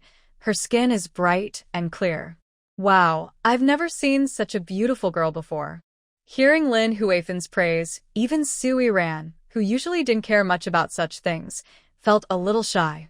She quickly took out a few big white rabbit candies from her pocket and placed them in the child's hand to change the subject. Little aunt, how old is your baby? Is it a boy or girl? When the topic turned to her own child, Lin Huifeng's infatuated expression softened into a look of sadness. Dong Dong is a boy, already 13 months old. My milk supply isn't good and he gets diarrhea every time he finishes nursing, so I've been feeding him rice porridge. His development is a bit slow. Plus, he was sick last week and has become much weaker. I was just telling my sister-in-law that I'm such a fool. I've raised a good child into this state. I feel so useless. As she spoke, Lin Huifeng started to wipe away tears. She was feeling upset inside and took her child out for a walk, hoping some sun and fresh air might help the child feel better. The village secretary's family had been very kind to her. Since her 6 months of pregnancy, they had not let her do any farm work so she could focus on caring for her pregnancy. After giving birth, they also didn't let her work, only taking care of the baby at home. She still couldn't take proper care of the child. A healthy baby was turned into this because of her. She was truly afraid the child wouldn't live long. Hearing Lin Huifeng's words, Su Iran felt some sympathy. She softly asked, if breastfeeding makes the baby upset, why not give some formula? Does the baby also get upset after drinking formula? My son Dong Dong has no problem with formula, but we don't have any formula coupons. Before I gave birth, my mother prepared 2 coupons for me, but my sister-in-law took them away. My in-laws also wanted to help exchange for coupons, but in the countryside, coupons are hard to get. When she mentioned this, Lin Huifeng sighed softly. She secretly blamed herself, thinking if she could breastfeed, the baby wouldn't suffer. Little aunt, that's unfortunate. I happen to have 4 coupons here. You can take them to buy formula for the baby. Su Iran took 4 coupons out of her pocket and placed them in front of Lin Huifeng. Lin Huifeng looked at the coupons with bright eyes but hesitated and didn't reach out immediately. I can't take them. You're having a hard time too. I heard from your mother that the Su family hasn't been kind to you. Keep the coupons for yourself to buy formula and strengthen your health. Su Iran watched Lin Huifeng's clenched fists. She knew how conflicted Lin Huifeng felt. She smiled gently, crouched in front of her, and pressed the coupons into Lin Huifeng's hand. Little aunt, please don't refuse. I can eat anything, but the baby is different. He's at the age to drink milk. You keep giving him rice porridge, but how can he grow strong? I'm an adult. I don't need to drink milk. Looking into Su Iran's sincere eyes, Lin Huifeng's eyes warmed. She hadn't expected this newly met girl to give her coupons. Even city people didn't always have coupons. She looked at the coupons in her hand and the candies in the child's hand, feeling that Su Iran was different from the rumors. Her behavior and manners didn't match the stories. At this moment, Qiu Jing spoke up at the right time. She also felt sorry for the child in Lin Huifeng's arms. All right, Huifeng, don't cry. Keep the coupons. Go back and talk to Uncle Su-san. Ask someone to go to the city and buy some formula for the baby. We can't let the child lack nutrition, or it might cause health problems and poor development later. Seeing the small, thin child in Lin Huifeng's arms, Qiu Jing thought of her own experience taking care of Su Jinjin before. She couldn't get enough to eat, so her milk supply was low. She decided to give her child her own blood, never once thinking of burdening Su Jinjin. Older sister-in-law, Ran Yan, you're so kind to me. How can I repay you? Under Qiu Jing's persuasion, Lin Huifeng no longer refused the milk powder coupons from Su Iran, but she still felt a bit uneasy. She wanted to do something to thank Su Iran. You say that, but Qiu Jing is always straightforward. She never expects anything in return for her actions, and this time is no different. She doesn't want Lin Huifan to feel she owes her anything. Before she finished speaking, Su Yiran interrupted with a smile, looking kindly at Lin Huifan. Little aunt, you don't need to overthink. I gave you the coupons for milk powder not to ask for anything in return, but I really need a little help from you. Hearing this, Lin Huifan immediately felt happy. She quickly put the coupons into her pocket, feeling at ease accepting them. Yiran, just tell me what you need. Don't worry, I won't hesitate to help. As long as I can help, I will. Even if I can't, my father-in-law will also help you. Lin Huifan is a kind-hearted person. She thinks helping Su Yiran a little is much better than just accepting benefits without giving anything back. She feels lighter in her heart. Seeing Lin Huifan genuinely wanting to help, Su Yiran didn't hold back and spoke directly. It's not a big deal. I just don't want my mother to do such hard farm work anymore. You can see that this land is too poor. No matter how much my mother works, the harvest is less than half of others. She works hard but gets no reward. I wonder if you could go home and talk to my mother and third grandpa. Maybe you can help my mother get a better piece of land. I heard there are some unused plots over at the Jiqing area. My mother isn't afraid of hard work, but this kind of labor where effort doesn't match the reward is just too unfair. Actually, Su Yiran could use spiritual spring water to improve the quality of this land, but she didn't want to do that. Sudden changes would surely raise suspicion. Plus, the summer on this hill is too hot. She wants her mother to do lighter work. After hearing Su Yiran's request, Lin Huifan agreed quickly. She had also wanted to help Qiujing find a better place to work, but Qiujing insisted on staying. She said this place was peaceful and could avoid many troubles, so Lin Huifan didn't argue further. Now that Su Yiran had offered 4 milk powder coupons as support, Lin Huifan thought she could tell her father-in-law at home. He would definitely say yes. No problem. I'll go home now and talk to my father-in-law. Just wait for good news from me. With that, Lin Huifan hurriedly left, holding the child, not wanting to waste any time. Lin Huifan is a quick-tempered person. Once she received Su Yiran's kindness, she was determined to make this happen. For some reason, she felt Su Yiran was not simple. She inexplicably wanted to build a good relationship with her. Maybe because in the future, her child would have milk to drink every day. After Lin Huifan left, Qiujing looked at Su Yiran with a gentle smile and took her hand to sit down. She spoke softly. You don't need to worry so much about your mother. She's quite peaceful here. Su Yiran, who was taking a lunchbox out of a basket, heard Qiujing and smiled softly. She pushed the lunchbox into Qiujing's hand and playfully said, Mother said she will raise me. She's farming this land just to feed me sweet potato porridge. She should know I don't like eating sweet potatoes, right? Su Yiran didn't dislike sweet potatoes entirely, but she only liked roasted sweet potatoes. She really couldn't eat sweet potato porridge. Qiujing listened to Su Yiran and couldn't help but think of her eating sweet potato porridge that morning. She bit her lip, and her eyes grew more determined. All right, I'll listen to you. Don't worry, I'll work hard and try to make sure you eat better. No more sweet potato porridge. Yes, I believe you can do it. Mother, please eat quickly. I made fried sauce noodles for lunch. I just finished talking a little while ago, so they might be cold now.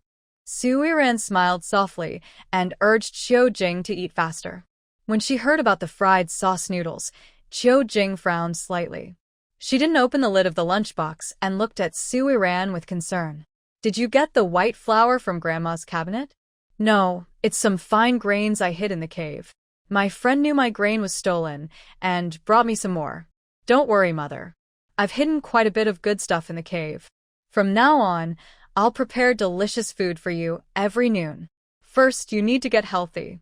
Only when you're strong can someone protect me in this family. Su Yiran's words sounded very reasonable, but Qiujing felt a strange sense of sadness in her heart. She hadn't protected Su Yiran at all. It was Su Yiran who had been protecting her these past few days. Su Yiran opened the lunchbox, mixed the fried noodles, and seeing Qiujing not moving, she pushed the box into Qiujing's hand and urged her. Mom, eat quickly. The fried noodles are really delicious. If you keep acting like this, I won't know how to treat you well. Just remember, I treat you well, and you just need to accept that. You don't need to worry about anything else. Many things would happen in the future that Su Iran couldn't explain. She didn't want Qiu Jing to suspect her, so it was better to clarify everything in advance. Qiu Jing was not a fool. She could tell that Su Iran was trying to comfort her. But since what happened yesterday, she had already noticed that Su Iran was different. Whether Su Iran had been pretending to be weak or had suddenly become more aware, she was willing to believe in her. Now, she was just a simple daughter, and whatever her daughter said, she was happy to listen. Okay, Mom believes you. And this fried noodles smell really good. Looking at the familiar bowl of fried noodles, Qiu Jing felt her nose sour. She had forgotten how long it had been since she last ate this, or even how long it had been since she last ate plain noodles. Lin Huifan hurriedly entered the house. Wu Zhenyi, who was cooking, was startled and immediately put down her spatula, walking quickly over to ask with concern. Huifan, what's going on? Did Dongdong have another problem? Lin Huifan looked at her kind mother-in-law, who was rarely happy, and smiled. Then she excitedly took 4 milk powder coupons out of her pocket and placed them in Wu Zhenyi's hands. Mom, something good has happened. Our Dongdong is saved. These are milk powder coupons. Our Dongdong can drink milk powder now. We don't have to worry about him not making it anymore.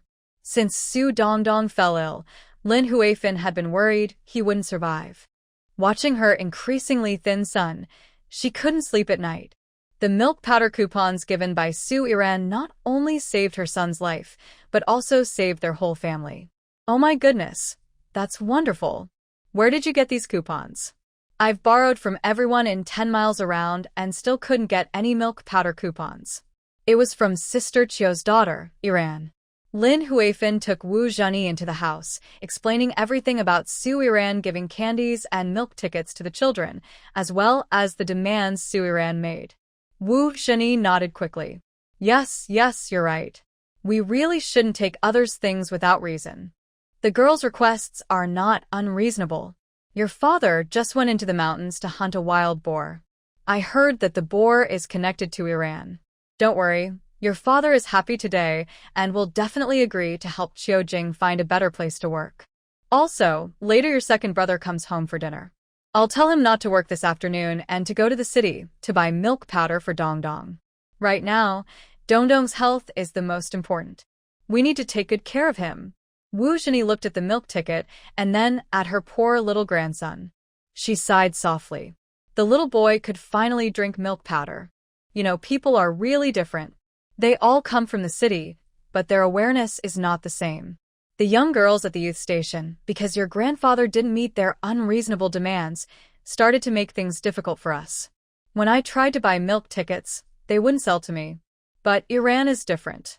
She just gave us the milk tickets directly. We should take better care of her and her mother in the future. We can't let the Su Zhenxing family keep bullying them. Yes, mother is right. I think Iran is different from what the rumors say. People in the village even call her a simple girl. When I saw her today, she didn't seem like what they say. She speaks softly, but she's not weak at all. I quite like her. Lin Huifan was honest. Before Su Iran gave her the milk tickets, she already thought Iran was beautiful and cheerful. Now that she had helped her, she believed Iran was a kind and good girl. She's changed. Since she fell into the water, it's like she suddenly woke up. Even Grandma Su got hit by her. Today, I saw Grandma Su with a big bump on her forehead, her mouth was swollen, and she lost 2 teeth. She said she fell while going to the bathroom. Haha, I think she was beaten up by that little girl. But that's good. In the wolf's den of the Su Zhenxing family, if she wasn't tough, she'd be worn down for sure. That second son of Su is useless. It's not easy for Qiu Jing either. Wu Zhenyi, talking about the Su Iran family, couldn't help but sigh again. She thought if she were Qiu Jing, she probably wouldn't be able to hold on. Su Iran and Qiu Jing finished their lunch, then gave Qiu Jing a jar of spiritual spring water before heading home. She didn't want to do farm work in the fields. Su Iran arrived outside the Su family's house and heard the voices of unfamiliar men in the yard. She stepped onto the wall, standing on a brick, to see who was there. Peering over the wall, she saw 7 or 8 strange men sitting around a small table. On the table were roast chicken, braised meat, peanuts, and a large jar of wine. The men were drunk and talking loudly, saying some very dirty words. Su Yiran recognized one of the men as Su Lao Tai's youngest son, Su Baoquan. She thought these men were probably brought back by Su Baoquan. She watched them for a while, listening to their foul talk, but she didn't understand what they were there for. However, she had a feeling they were targeting her. She probably overheard Su Baoquan talking about selling his second brother's daughter. That must be her. Just as Su Yiran was getting impatient, a pinkish figure hurriedly ran over from nearby. Seeing that figure, Su Yiran showed a look of disgust. She really didn't like Su Qianqian's fashion sense. Her yellow-black skin and bright pink clothes made her eyes hurt. It was too much to look at. Su Yiran didn't want Su Qianqian to see her, so she slipped into her space and quietly observed the yard to figure out what these people were planning. Su Qianqian ran back home quickly, entering the house and looking for Su Yiran. Before she could say anything, a man suddenly hugged her. The man sat her on his lap, and despite her struggles, she couldn't break free. Su Baoquan, who was her little uncle's son, looked at this scene with a slight frown and quietly scolded her. Be a little nicer, Su Qianqian. Brother Wang is just hugging you. He won't do anything to a 16-year-old girl like you. You really aren't as obedient as Jinjin. Jinjin wouldn't let you ruin the mood. When he mentioned Jinjin, Su Baoquan unconsciously licked his lips. He knew Jinjin wasn't his brother's daughter, so he wouldn't worry about marrying her. He was already planning to keep her for himself. When mentioning Su Jinjin, the others also showed sneaky expressions. They had long coveted Su Jinjin, and in the end, they didn't expect her to suddenly become a phoenix. In the city, she still pretended not to know them. After scolding Su Qiqi, Su Baoquan saw her settle down. She was afraid of her little uncle, especially after learning that he planned to sell Su Yiran. She became even more scared, worried she might face the same fate if she disobeyed. Little uncle, I failed at what you asked me to do. Su Yiran didn't eat what I gave her, and even pushed me down. My arm is scraped and bleeding.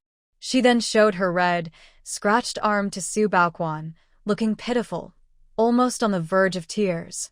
Su Baoquan looked at her thin, dark arm and frowned in disgust. You should take more baths when you're not busy.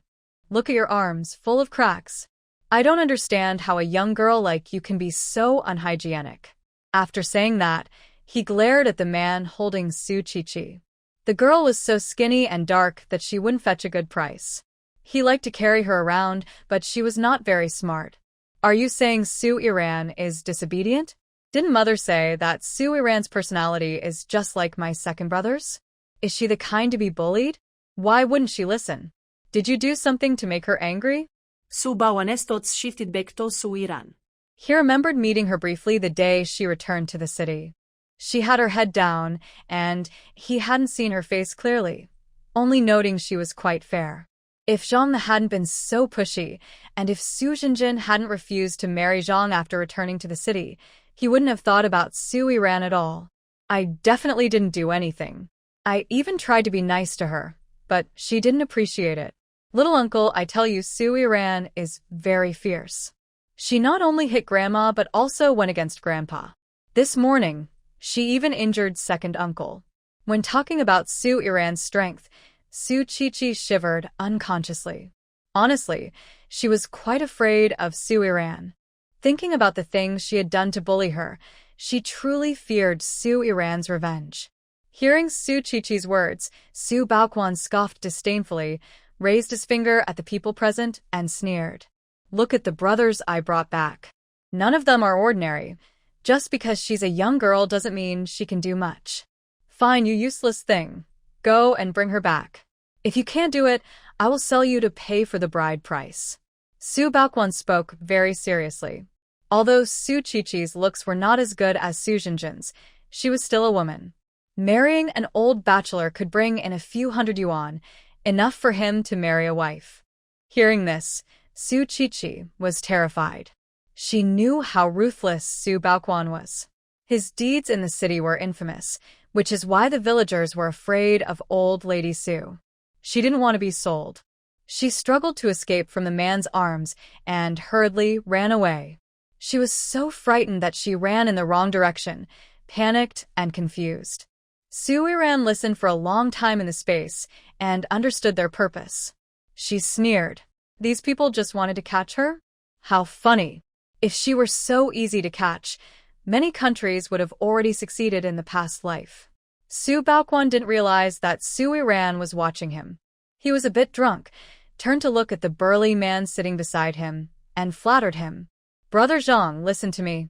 Don't believe my unreliable niece's nonsense. She's just useless and can't handle that stubborn girl, so she talks big. Don't worry. Today I will make sure you bring that girl home, and tonight you'll be the groom. The man called Brother Zhang, hearing the word groom, smiled with narrowed eyes. He was confident. He had come personally, so he wasn't worried about a little girl. He was determined to take her back. Just make sure your niece brings her here. Leave everything else to me. Didn't you say she came back from the city? City folks are delicate. I don't believe she wouldn't want to come back to the city and live a good life with me. Zhang rubbed his belly as he spoke, then grinned broadly at Sue Iran. His yellow teeth made her instantly feel nauseous. That toad also wanted to eat her swan meat. Sue Iran exchanged a baton from the space's task shop. Today, she was going to uphold justice and teach those villains a lesson, making them understand what it means to root out evil and punish wrongdoers. Sue Iran held a baton in her hand, feeling it wasn't powerful enough, so she exchanged it for a pickaxe. She tested the feel of the pickaxe and nodded in satisfaction. Today, she planned to give these people a good, tough lesson, and even Su Baoquan wouldn't escape unscathed.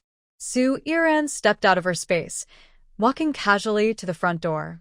She gently pushed the door open and headed straight into the yard. A few people nearby, drinking and joking, looked up when they heard the door open. When they saw a girl at the door who looked beautiful and like a fairy, they all froze with their mouths open. The wine glasses in their hands slipped and shattered on the ground because they were so stunned. The sound of breaking glass brought some of them back to their senses. Su Baoquan was the first to react. He quickly stood up, approached Sue Iran, and with a pleading look, spoke. Miss, you're not from our village, are you? Is there something you need at my house? I can help you with anything, no questions asked. Su Baoquan spoke very earnestly. He was completely captivated by Sue Iran's beauty. Even in the city, he had never seen such a pretty girl. Without exaggeration, if Sue Iran told him to jump into a river, he wouldn't hesitate. Sue Iran looked at Su Baoquan's leering expression with a cold gaze. Her voice was icy as she said, "Little uncle, don't you recognize me? It's Sue Iran." Hearing her reveal her identity, Su Baoquan's eyes widened. How could he believe that this stunning woman was the useless girl from old Madame Sue's words? She was clearly a treasure. After Sue Iran revealed her identity, the happiest person was Zhang Lame. He never dreamed he could marry such a beautiful woman. He wished he could give Su Baoquan an extra 1,000 yuan. Thinking about Sue Iran being his wife made him so happy he almost laughed out loud. He felt that spending that extra 1,000 yuan was totally worth it. Sue Iran looked at Su Baoquan's shocked face and the others drooling over her. She snorted coldly and finally focused her gaze on Zhang Lame. Seeing Sue Iran looking at him, Zhang Lame hurriedly stood up from his stool and limped over, a proud smile on his face. Watching Zhang Lame's awkward walk, Sue Iran sneered softly. She then turned her head to look at Su Baoquan. Did you really sell me to such a person? How much did I sell for? Let me hear what my price was. Unexpectedly, Sue Iran knew about this matter. Su Baoquan looked at Sue Iran's stunning appearance and suddenly felt regret. He thought selling Sue Iran for 1,000 yuan was a loss. With her looks and personality, others would definitely pay more. Zhang Kezi saw that Su Baoquan didn't speak and realized he was regretful. He frowned at Su Baoquan, his voice full of anger. Su Baoquan, I tell you, you can't regret this. I already gave you 1,000 yuan. The family banquet is prepared. You promised me to be the groom tonight. Brothers, catch her for me. We're going home now. Although the others were attracted by Su Iran's beauty, they still knew who their master was. Once Zhang Kezi spoke, they no longer cared about Su Baoquan and stood up to try to catch Su Iran. Seeing them move, Su Baoquan's greed was completely gone. He waved his hand at Zhang Kezi. I won't go back on my word. The person is already back. Take her away quietly so the villagers don't find out. With Su Baoquan's words, Zhang Kezi felt more confident. He stepped in front of Su Iran, raised his hand, and tried to touch her fair cheek. Such a girl in front of him made him crave her terribly. Since the first time he saw Su Iran, he had already wanted to do this. He was worried about scaring the girl, but now that everything was clear, he saw no need to hold back. He was thinking about how smooth her small face must feel. Before Zhang Kezi's pig's hoof-like hand could touch Su Iran, she raised her hand and grabbed his. With a forceful twist, a crisp sounded, followed by a loud pig-like squeal. Su Iran's action immediately stunned everyone trying to catch her. The 6 people looked at her in shock, never expecting her to suddenly fight back. Su Iran, are you crazy? Do you know who he is? How dare you hit him? After a brief hesitation, Su Baoquan shouted loudly, angrily rushing in front of Su Iran. He raised his hand, intending to scold her. He was thinking, how could this girl break Zhang Kezi's arm? Who is Zhang Kezi? Su Iran's sudden action must have offended Zhang the Lame. If so, how can he continue to survive in town? His previous success was because Zhang the Lame protected him. Now, everything is over. Before Su Baoquan could strike her, Su Iran quickly swung her baton and hit Su Baoquan's arm hard. Instantly, his clothes tore apart, and a bright red mark appeared on his arm. Su Baoquan let out a painful cry. Seeing Su Iran attack again, Zhang the Lame, who was holding his broken arm, looked fierce and no longer showed any mercy. He shouted loudly to his men behind him. Stop watching. Hurry up and catch her. No matter what, I must deal with this ungrateful girl today. Looking at the fiery personality of Su Iran, Zhang the Lame only had one thought. He must get her no matter what. He liked this type and enjoyed the process of controlling her. At this moment, Zhang the Lame ignored the pain in his arm. He excitedly shouted at his 6 men, telling them to catch Su Iran quickly and not let her escape. Escape? Su Iran never thought about running. Today, she was determined to take down all these people. If she didn't, all her effort here would be wasted. She wanted to see how tough these people were, whether they could stand her beating. Su Iran swung her baton fiercely at each of them. In a moment, all 6 of her attackers were covered in injuries. Their clothes were torn like rags, hanging on their bodies, looking very miserable. In the end, the situation turned around completely. It was no longer a few people chasing Su Iran to catch her. Instead, Su Iran was swinging her baton, hitting them by one, causing the 6 to panic and run away in chaos. This scene looked very funny. Enough, enough. Miss, we were wrong. We really know we were wrong. Please let us go. Miss, we won't do bad things again. Please stop hitting us. It hurts so much. Miss, we didn't recognize our mistake. We shouldn't have attacked you. Miss, I won't run anymore. If you want to kill or punish me, just do it quickly. The man speaking knelt straight and tall in front of Su Iran. At this moment, he didn't care if the stones on the ground would hurt his knees. He only knew that the pain from Su Iran's whip was much worse. Once one person knelt down, the other 5 also bowed their heads and knelt. They truly accepted their defeat. They couldn't fight against Su Iran. No matter how they ran, Su Iran's whip always hit them accurately. It was too painful. They couldn't take it anymore. Seeing these people kneel, Su Iran pointed her whip at Zhang. Zhang's body trembled involuntarily, and he took a step back. He wasn't hit, but he saw everything Su Iran did. He suddenly realized that someone who could easily break his arm was not simple. Why was he so foolish to try to catch and tame her? He must have been blinded by her beauty. He raised his hand and slapped himself hard across the face, then looked at Su Iran carefully. Miss, I was foolish. Don't worry, I won't have any inappropriate thoughts about you again. Today's mistake was mine. Thank you for your hard work. I want to make it up to you. I truly want to compensate you. As he spoke, Zhang took a stack of money from his pocket and respectfully placed it in front of Su Iran. He lowered his head, afraid to look at her.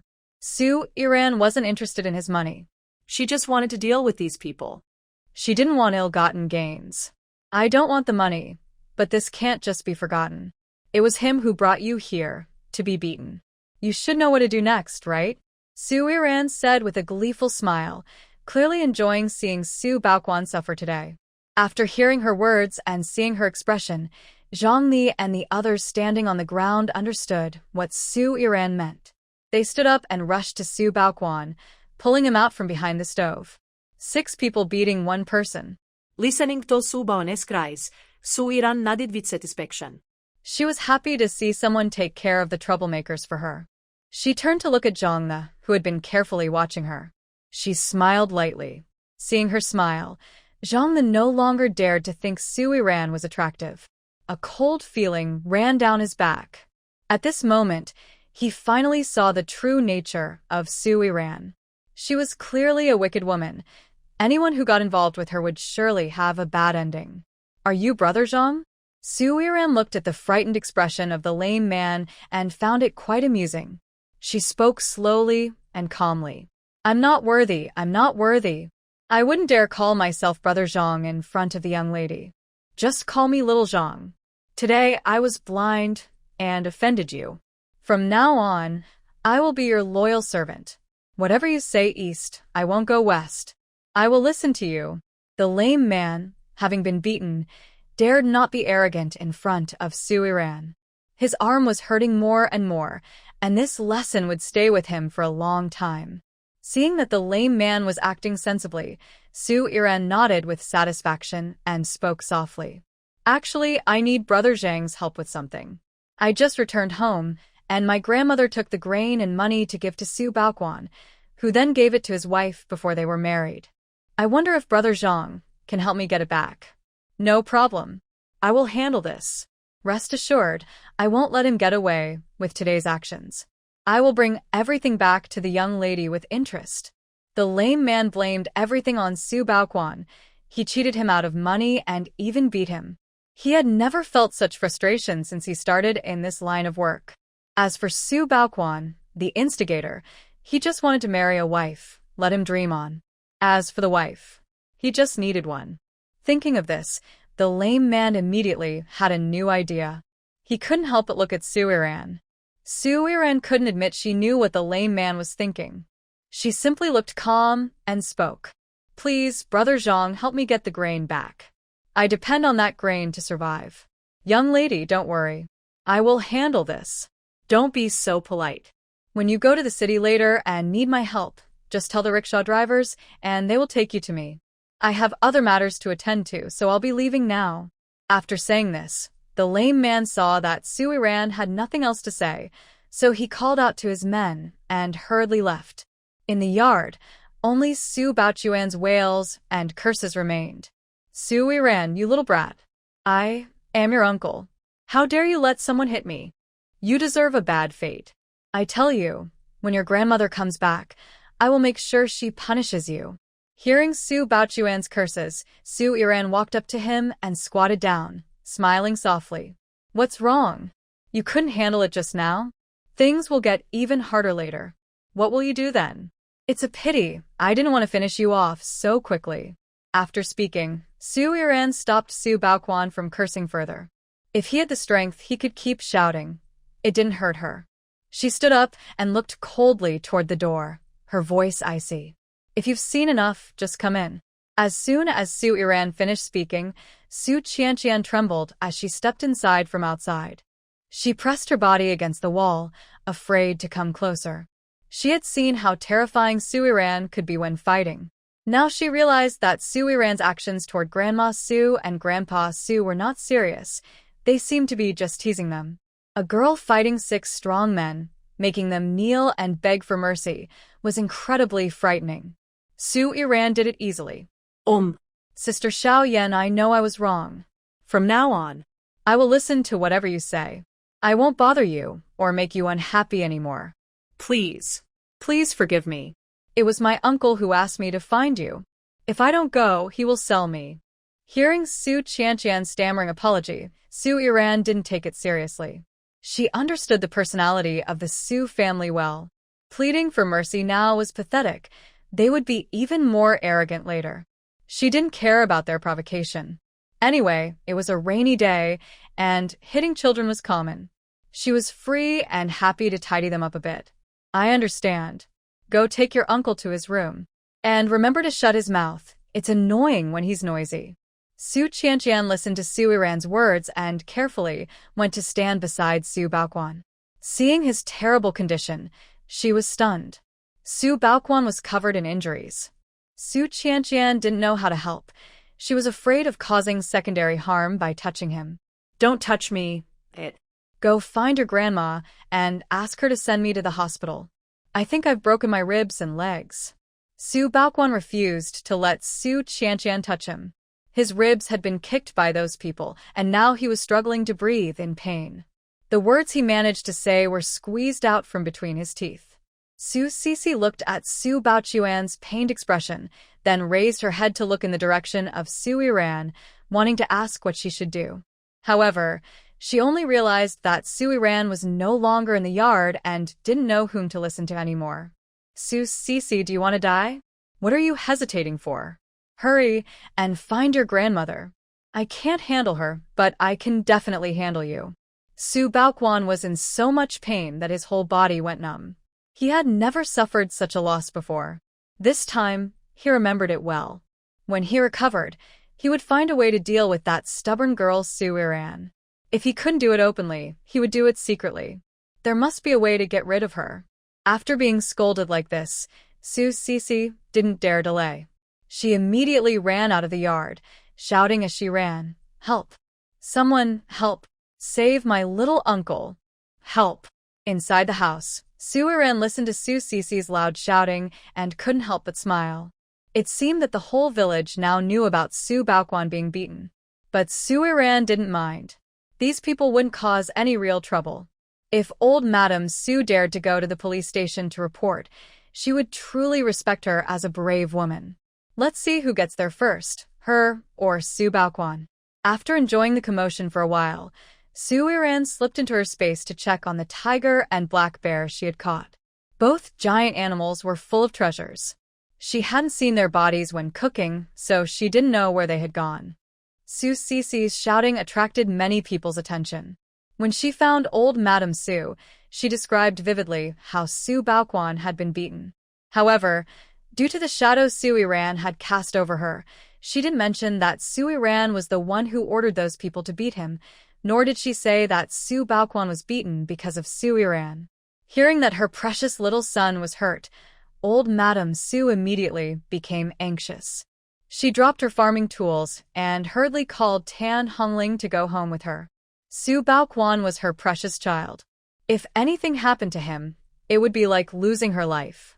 Old Madame Su ran so fast through the fields that even Tan Hongling and Su Sisi couldn't keep up. The workers nearby saw this and were stunned, unable to help but sigh in amazement.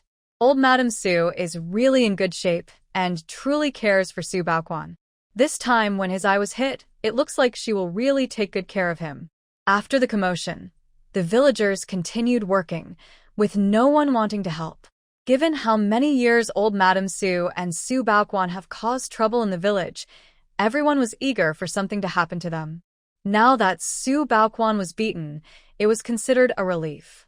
If they weren't worried about getting into trouble, they would have gone to see what was happening.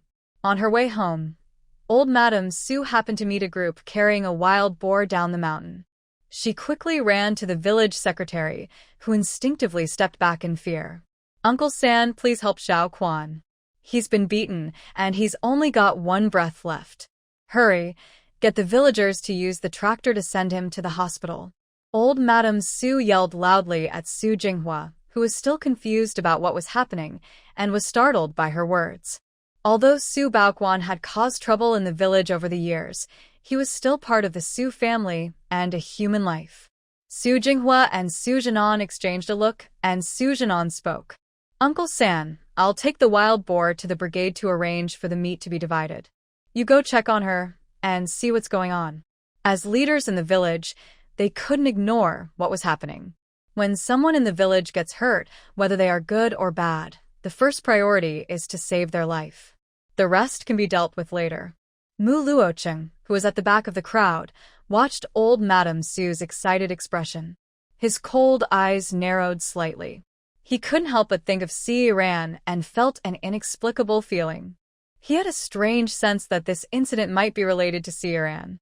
Thinking of this, he automatically followed Su Jinghua towards old Madame Su's house, wanting to check if Si Iran was okay. At this moment, Si Iran had already come out of her space. She sat leisurely by the window, munching sunflower seeds while watching Su Baoquan lying on the ground and crying out in pain.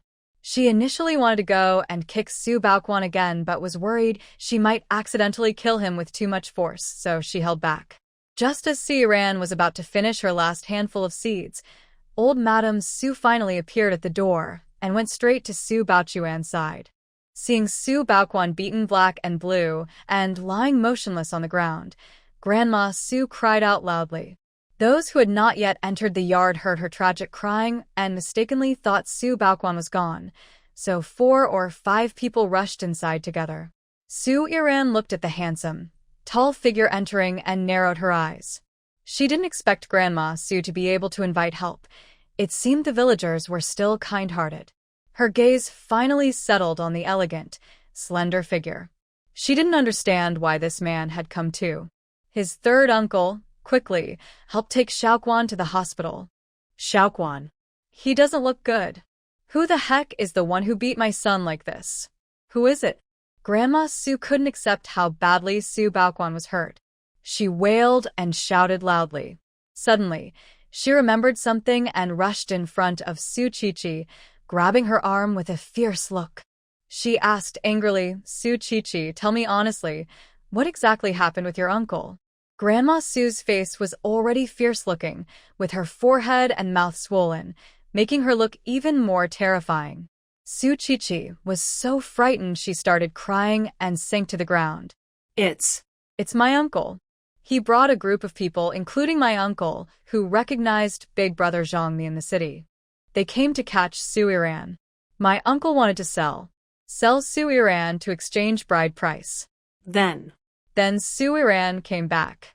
Hearing this, everyone understood what was going on. They gasped and exchanged nervous glances, then looked around the empty yard, silently praying that Su Iran hadn't been sold by that beast, Su Baoquan. What no one noticed was that the man standing nearby had already completely darkened his face. When Grandma Su heard Su Qiqi reveal such a big secret, she immediately stepped forward and covered Su Qiqi's mouth, not letting her continue. This matter was too dangerous. Now's not the time to argue about this. Quickly Send Baoquan to the hospital. If we delay, it will be too late. Grandma Su glared at Tan Hongling. Tan Hongling immediately understood and quickly walked over to Su Qiqi, giving her a silent signal to stay quiet. She crouched down beside Su Qiqi to remind her not to speak carelessly. Inside the house, Su Iran watched her third aunt's actions. At first, she had a little good feeling toward her, but it disappeared instantly. She realized she had been wrong about Tan Hongling. You can't sleep with 2 types of people in the same bed. Now, the villagers and village officials outside in the yard understood what was happening. Su Jinghua saw Grandma Su gasping with anger. He also understood why Su Iran had gone to find Su Jinan early in the morning, to move out of this dangerous place. This den of wolves was too frightening. Take her to the hospital? I think it's more like taking her to the police station. To Jiao, do you know what Su Baoquan did? Selling women and children secretly is a serious crime. Do you know about this? Grandma Su didn't expect her secret was already exposed. Earlier that morning, she had sent someone to tell Su Baoquan to sell Su Iran quickly. She thought that if she got rid of Su Iran, everything at home would go back to normal. She didn't believe the ghost stories Grandma Su told about spirits and gods. But she didn't expect things to turn out like this. Su Baoquan was beaten, and the truth was out. Grandma Sue's eyes flickered, and she immediately started acting innocent, denying they wanted to sell Sue Iran. Third uncle, how can you believe a little girl's nonsense? I am Sue Iran's real grandmother. How could I sell my own granddaughter? She's been unruly at home, but I still want to help her change. Third uncle, now isn't the time to talk about Sue Iran. We need to save my little Kwan. Look at him now. If we don't get him to the hospital soon, he might not make it. Grandma Sue reached out to hold Su Jinghua's leg. He stepped back to avoid her and looked at Su Baoquan coldly. He said, I won't get involved in Su Baochuan's affairs. You figure out how to send her away yourself. Right now, we're going to find Sue Iran. If she really was sold by Su Baoquan, her life will be ruined. I will report you to the local authorities. Hearing Su Jinghua say he was going to report them to the commune, Grandma Su became completely panicked. She crawled up from the ground, rushed in front of Su Qiqi, and slapped her twice. Su Qiqi was stunned by the hits, rolled her eyes, and fainted into Tan Hongling's arms. Tan Hongling looked at her daughter who had fainted and held her tightly, feeling a bit more anxious. She didn't care about Su Iran's situation, but Su Qiqi was her daughter, and she couldn't just ignore her. Mom, why did you hit Qiqi? She didn't do anything wrong. She was talking nonsense and trying to frame her little uncle. She hasn't done anything wrong. She should have her tongue cut out so she can't talk nonsense. Grandma Su looked at Su Qiqi with a fierce glare. She hated Su Qiqi now. If Su Baoquan got into trouble because of this, she would skin Su Qiqi alive. There was no time to watch this family argue. Su Jinghua thought the most important task now was to find Sue Iran. But both people who knew about this had fainted. Even if he wanted to chase after her, he didn't know where to go. Who go and wake up Su Baoquan? Find out exactly where Sue Iran was sold. Chunbua, hurry and bring the tractor from the brigade office. We need to chase after Sue Iran. Maybe it's not too late. Mu Luocheng heard Su Jinghua's words and, without hesitation, went to Su Baoquan. He scooped a handful of water from the water jar and splashed it forcefully on Su Baochuan's face. Seeing Mu Luocheng's action, the people around felt a sharp pain on their faces. They thought the water splashed on Su Baochuan's face wasn't water but stones. Ah, you murder! What are you doing to my son? He's already beaten up like this, and you still want to hit him? If you don't take him to the hospital and even try to kill him, you're trying to murder him. Grandma Su looked up and saw Mu Luocheng with a grim expression. She immediately recognized him as the person who saved Sue Iran that day. It was he who saved Sue Iran, which caused her to change her attitude and stir chaos in the family. Yes, it's you. You ruined that poor girl's innocence, and you're unwilling to take responsibility. If you had been willing to take responsibility for that girl, we wouldn't have had to find her, eh? Blame it all on you. At this moment, Grandma Su realized she couldn't avoid selling Sue Iran. She started blaming Mu Luocheng, saying he had ruined her reputation. She refused to take responsibility and even turned the sale of Sue Iran into finding her a husband. Sue Iran couldn't stand to watch inside the house. She didn't want Mu Luocheng to get involved. She put down her sunflower seeds and walked out of the storage room. As she stepped outside, Sue Iran clapped her hands and coldly cheered. My grandma's acting is so good. It's a shame she doesn't perform in a play. She can even turn black into white. Seeing Sue Iran come out, Mu Luocheng quickly walked over and looked her over carefully.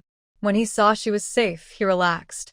He was about to speak but caught her eye, which told him not to say anything. The people in the yard didn't recognize that this young girl was Sue Iran. They stared at her in shock, wondering when the Su family had hidden a fairy among them. Thank you, Grandpa San and the uncles from the village, for helping me stand up for justice. My little uncle really wanted to sell me, but I don't know how they ended up fighting among themselves. I must have eaten something strange because I felt dizzy and fell asleep in the house. When I heard everyone arguing, I woke up. Are you Sue Iran? Su Jinghua looked at her in shock, unable to believe it. He asked carefully, having seen Sue Iran before, but she was not like this. Sue Iran had changed so much. Her clear skin and her overall aura were completely different. Her delicate features looked even more beautiful under her shiny black eyes. It was like she was a different person.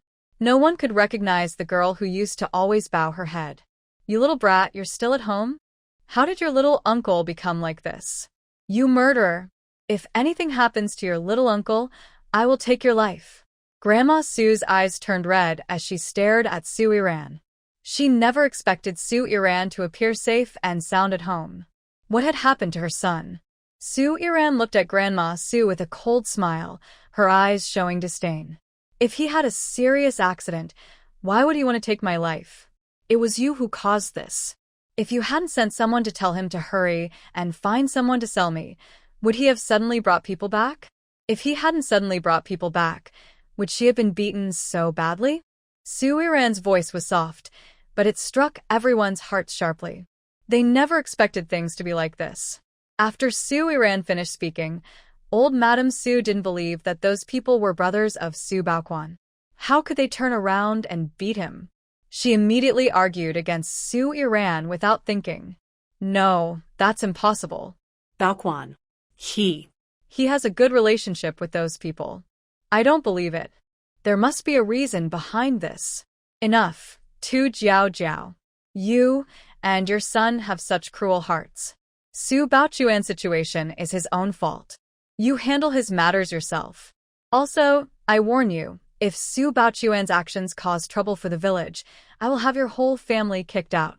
After speaking, Su Jinghua led a few people who came with him and left. When they reached the door, he stopped and turned to look at Sue Iran. "Sue Iran, come with me to the brigade office. I have something to discuss with you." After saying that, Su Jinghua couldn't help but glance at the dilapidated storage room, feeling it was best to settle Sue Iran's house soon. It's better for a delicate, pretty girl like her not to stay in that house. Otherwise, something might happen someday. "Okay, I'll come right away." Hearing Su Jinghua call her, Sue Iran immediately responded and then turned to look at the man standing beside her. Mu Luochen noticed her gaze. He withdrew his eyes from old Madame Sue and Su Baoquan and turned to meet her dark eyes. "Let's go together." Mu Luochen's voice was deep and pleasant. Sue Iran couldn't help but glance at him again. She felt something strange about him. Could it be that she was captivated by his charm? But it didn't matter. No matter what kind of person Mu Luochen was or why he was here, she had a premonition that this person would be very useful in the future. It's better to get along well. She wouldn't suffer any loss. Sue Iran followed the village secretary quickly, leaving behind the faint sounds of old Madame Sue's curses and crying. She paid no attention. At the brigade office, the village secretary took Sue Iran inside and asked villagers to help call Su Jinan. No one else was allowed in. Although Su Jinan didn't know what the village secretary wanted to talk to him about, he was very excited when he heard Sue Iran was coming along and ran back happily. He entered the village secretary's office, saw Sue Iran, and immediately patted her on the shoulder twice, which made her frown and try to dodge. The village secretary looked at Su Jinan's rough behavior and frowned tightly, then scolded him coldly. "Su Jinan, you didn't use your strength carefully. Little Miss Iran can't handle being patted around like that. Sit down, I have something to tell you." Realizing he had been too rough, Su Jinan felt a bit embarrassed and rubbed his hands, then awkwardly apologized to Sue Iran. "Sorry, second uncle was too excited. I've never seen anyone hunt such a big wild boar at my age. I couldn't control my excitement and was a bit too rough. But I have to say, you're really brave, little girl. If someone saw a bear fighting a wild boar, they would have run away in fear. You stayed and waited, which is impressive. But next time, you can't do that again. It's dangerous." Luckily, the black bear didn't attack you this time. Su Jinan spoke happily because their village is poor and people only get meat once a year. This time, with such a big pig, every family could share some good food. That Mu Jiqing already told you and us that she agreed with him. You only want the ribs. I think girls from the city probably don't like fatty meat. I've told those sharing the meat to give you more meat on the ribs." After saying this, Su Jinan turned around happily to look at the village secretary. Since he was called over by the secretary, he suddenly became serious. He had said so much and maybe got a bit carried away. Third uncle, no. Secretary, what did you call me here for? I forgot to ask about Uncle Jinxing's treasure. Is it serious? Hearing Su Jinan mention Su Baoquan, Su Jinghua couldn't help but snort and explained everything Su Baoquan had done. He also asked Su Yiran to fill in the details of what happened. After hearing Su Jinghua, Su Jinan angrily slammed the water cup on the table with force, splashing water everywhere. This Su Baoquan is really too much. Last year, our village was trying to be recognized as an excellent village, but because of him, we failed. Now he dares to sell Su Yiran. Uncle, this cannot be tolerated.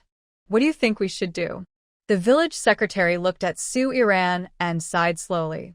Today, Su Baoquan was hurt quite badly, so he should stay quiet for a few days. The most important thing now is to settle Yiran. I agree with her wanting to build a house. Tomorrow morning, I will go to the town to get the official approval. As for Yiran wanting to bring Qiujing to split the family, you'll need to visit the Su family more often. They probably won't agree easily. Think of a good plan to convince Qiujing to come out. Let's start building the house tomorrow morning. The storage room where Yiran lives will collapse after a couple of rainfalls. It's too dangerous to stay there any longer. Because of what Su Baoquan did today, the village secretary felt more pity for Su Yiran. He hadn't gone home yet and didn't know about the milk powder coupons. When he found out, he planned to personally help Yiran build a house tomorrow. No matter what, we must finish this quickly.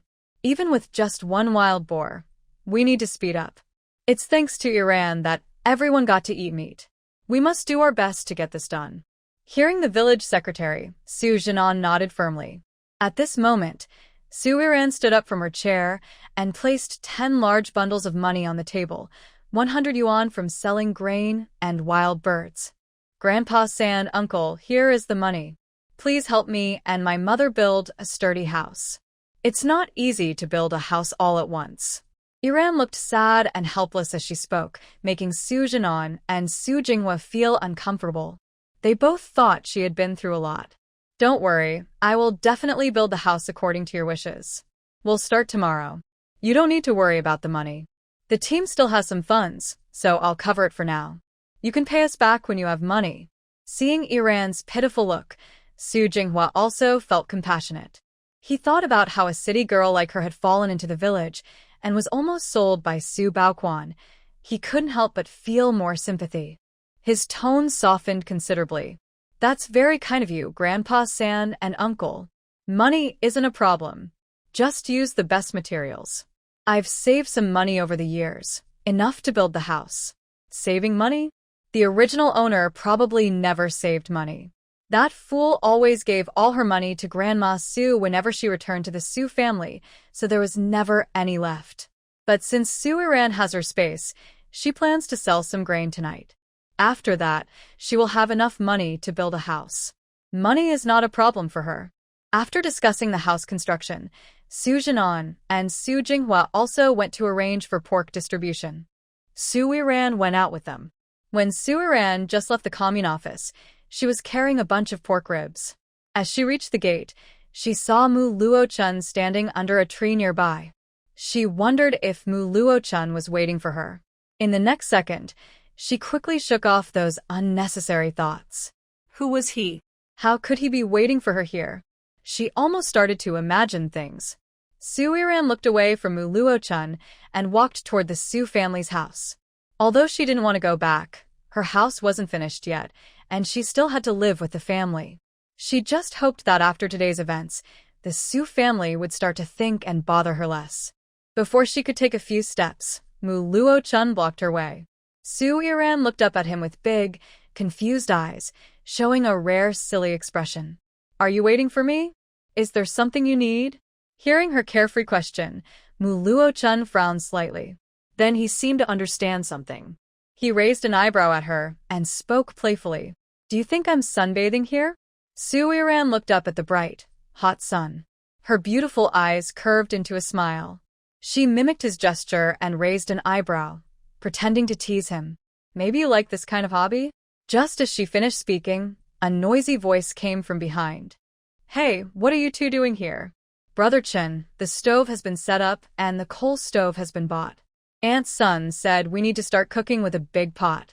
Mu Luocheng glanced at Zhou Xian, who was excitedly running over. For some reason, he felt Zhou Xian seemed very happy living in the countryside. Did you get the package back?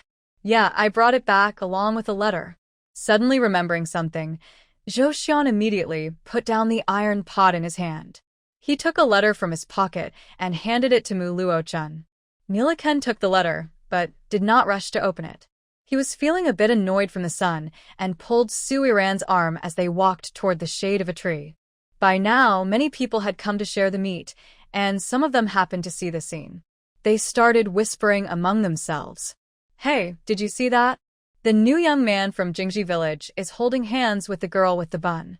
When she fell into the water yesterday, she said she didn't need anyone to take responsibility. What's going on today? Can you tell? I think the new guy has a crush on the girl with the bun. Besides, she's really pretty. Anyone would be attracted. You don't know. When she brought food to her mother at noon, all the young men in the village couldn't take their eyes off her. I heard that Wei Chong even fought with Erjuzi because Erjuzi commented on her curvy hips. Wei Chong lost his temper. Wow, you don't know? Wei Chong's mother said her son was bewitched by that girl. He went home early and asked his mother to visit Su Laotai to propose. Su Laotai is a powerful woman, and Wei Chong's mother was so scared she punched her son and told him to forget about it. Listening to the gossip, both Su Yiran and Miliken looked unhappy. Su Yiran didn't like being made fun of. Miliken. He didn't even know why he was feeling so restless. Zhou Xian heard the gossip more clearly and walked over to Su Yiran with a curious look, asking, Su Yiran, is Wei Chong your boyfriend? It seems your future mother-in-law doesn't like you. Before Zhou Xian finished speaking, Su Yiran took a small stone from her pocket and accurately flicked it onto Zhou Xian's big, smiling teeth. Zhou Xian suddenly felt a sharp pain in his front tooth, quickly covering his mouth with his hand, staring at Su Yiran in disbelief. He hadn't even seen her move. Bored now. If you have nothing to do, I'll go first. We'll have ribs for dinner tonight. Su Yiran didn't know what Miliken wanted to say, but she was feeling irritated being watched by so many people. She didn't want to stay any longer. As she turned to leave, she suddenly found a stack of money in her hand. She looked up, confused, at Miliken, who was stuffing the money into her palm. Before she could ask why, Mu Luocheng touched his straight nose and spoke in a low, slightly hoarse voice. I'll use the money for building your house as our meal fund. You and I will go to the youth camp, and I will bring you your lunchbox. Mu Luocheng didn't say much. He took long steps ahead of Su Yiran. Su Yiran looked at the money in her hand and then at the tall figure ahead, feeling a bit confused. Is this man really so rich? Zhou Xian saw Su Yiran standing there in a daze and quickly walked over. Just as he was about to say something, he felt a sharp pain in his teeth again and immediately covered his mouth to chase after Mu Luocheng. For some reason, he had a strange feeling. He thought Su Yiran was also quite scary. Su Yiran put the rolled-up money in her pocket and didn't refuse Mu Luocheng's kindness. Although she wasn't short of money, since Mu Luocheng said it was for food, she believed she deserved it, and accepting was reasonable. Casually, Su Yiran carried her ribs and arrived at the small courtyard of the youth camp. Before she could knock on the door, she heard a teasing voice from another yard. Hey, isn't that Baozi girl? Baozi girl, are you coming to see Qiao the youth again? Let me see, are you here to deliver ribs today? Su Yiran turned around and saw a person with a sharp face standing in front of her. She thought for a moment, but couldn't recognize who this person was. Baozi girl, why aren't you talking? Have you gone mute? Aren't you always calling Qiao the youth sweetly? I really don't understand. Before Wang Taihong finished speaking, Su Yiran raised her hand and gently grabbed her chin, easily lifting her jaw off. Su Yiran looked at Wang Taihong with disdain, annoyed by her inability to keep her mouth shut. She felt the world become quiet, and her head hurt listening to her. A person with such a big mouth, if it can't speak properly, there's no point in keeping it. Her sudden move surprised Wang Taihong, who had her jaw dislocated, and even the others watching from the yard were shocked. No one expected the gentle-looking Su-Iran, as soft as a bun, to actually make a move. Su-Iran, are you crazy? Why did you hit her? Zhang Hehua had long disliked Su-Iran, especially that morning when she took away her chance to approach the two new youth. Why do I hit her? If she hadn't come at me like a wild dog and started yelling, I wouldn't have fought back. What? If a dog bites me, I can't defend myself? Su-Iran is not a patient person. No one ever told her to be tolerant growing up. She only knows that enduring anger for a moment makes it worse. If she steps back, anyone can take advantage of her and cause trouble. The best way to solve problems is to use strength. As long as you're strong enough, anyone who tries to provoke you will think twice and consider if they are your match. Seeing Su-Iran act like a troublemaker, others who wanted to speak up for Wang Tiexin quickly shut their mouths. Only Zhang Hehua kept talking, trying to defend Wang Tiexin. Su-Iran looked at Zhang Hehua shouting from a safe distance of about a meter. She snorted dismissively. Suddenly, she remembered a video online. It showed a dog on a leash, barking loudly at another person. When the leash was loosened, the dog immediately backed down. Thinking of this, Su-Iran smiled. She felt that the video had become real in this moment. She wouldn't miss the chance to tease the dog. She took a step forward. Zhang Hehua was so scared she hurriedly stepped back a few steps. Eventually, Zhang Hehua tripped over something, fell backward awkwardly, and hit the ground hard. The stones on the ground made her wince and cry out in pain several times. After falling, the onlookers, who had gathered to watch, looked at Su-Iran with some fear. They seemed to see her as a madwoman. Su-Iran didn't care how they looked at her. She only knew that after today, anyone who wanted trouble should think carefully about whether they could really challenge her. At that moment, the door to the small courtyard opened. Mu Luocheng came out carrying 2 lunchboxes in one hand and a bag of bottles and jars in the other. Hearing the noisy sounds nearby, Mu Luocheng looked over and saw Su-Iran standing in front of a girl drooling. He frowned in disgust. He stepped forward, grabbed Su-Iran's sleeve, and pulled her aside a few steps, speaking in a moderate voice. You're not even bothered by how dirty she is. She's drooling like that. Could she be sick? As soon as Mu Luocheng finished speaking, the girl who had her jaw removed clutched her chin with one hand and let out a loud cry, then ran away. Su-Iran was amused by Mu Luocheng's words. She looked in the direction Wang Tiexin ran and shouted, Hey, I heard there's a barefoot doctor in the village who can set bones. Go find him quickly, or it will be too late to fix it. After saying this, Su-Iran couldn't help but burst into laughter, laughing so hard she couldn't speak.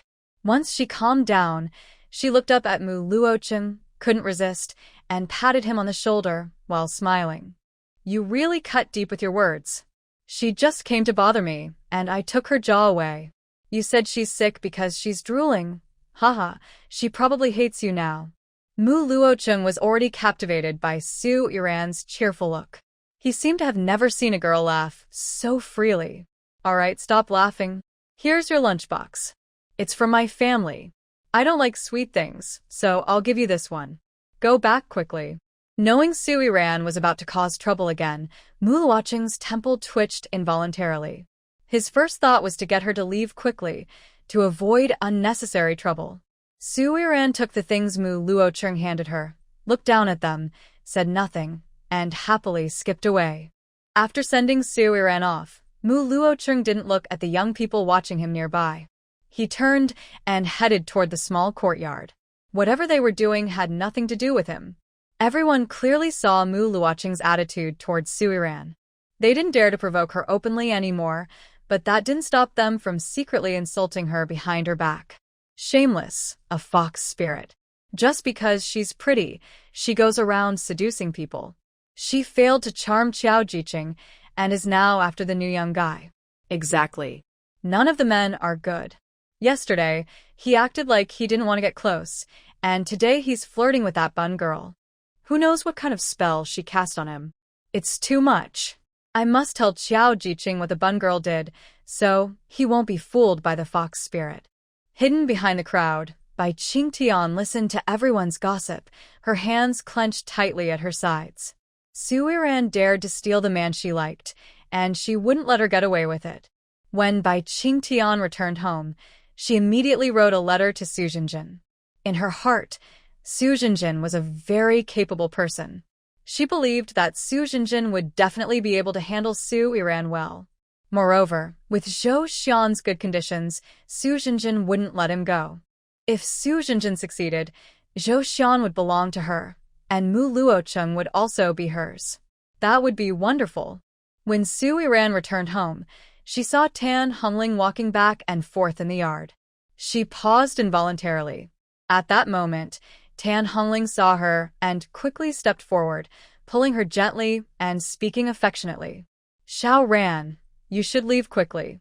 Your father and grandfather have taken your little uncle to the hospital. They said once they return, they will deal with you. If you leave now, you might still make it. Su Yiran had already realized that this third aunt was not a good person. She didn't seem as harmless as she appeared. Now, pretending to be kind and giving her information, she probably had no good intentions. Leave? Why should I leave? Where would I go? My money and grain have been stolen. If I leave now, I have no way out. I don't want to go. Su Baoquan didn't hit me, so why should I run? Ignoring Tan Hongling's attempts to stop her, Su Yiran headed toward her storage room. As she bypassed Tan Hongling, she noticed her hand, hanging by her side, was clenched tightly. Although Su Yiran didn't know why Tan Hongling wanted her to leave, she sensed her ill intentions. These people were really interesting. One after another, they kept coming to send her to her death. Seeing Su Yiran's stubborn back, Tan Hongling's eyes narrowed slightly.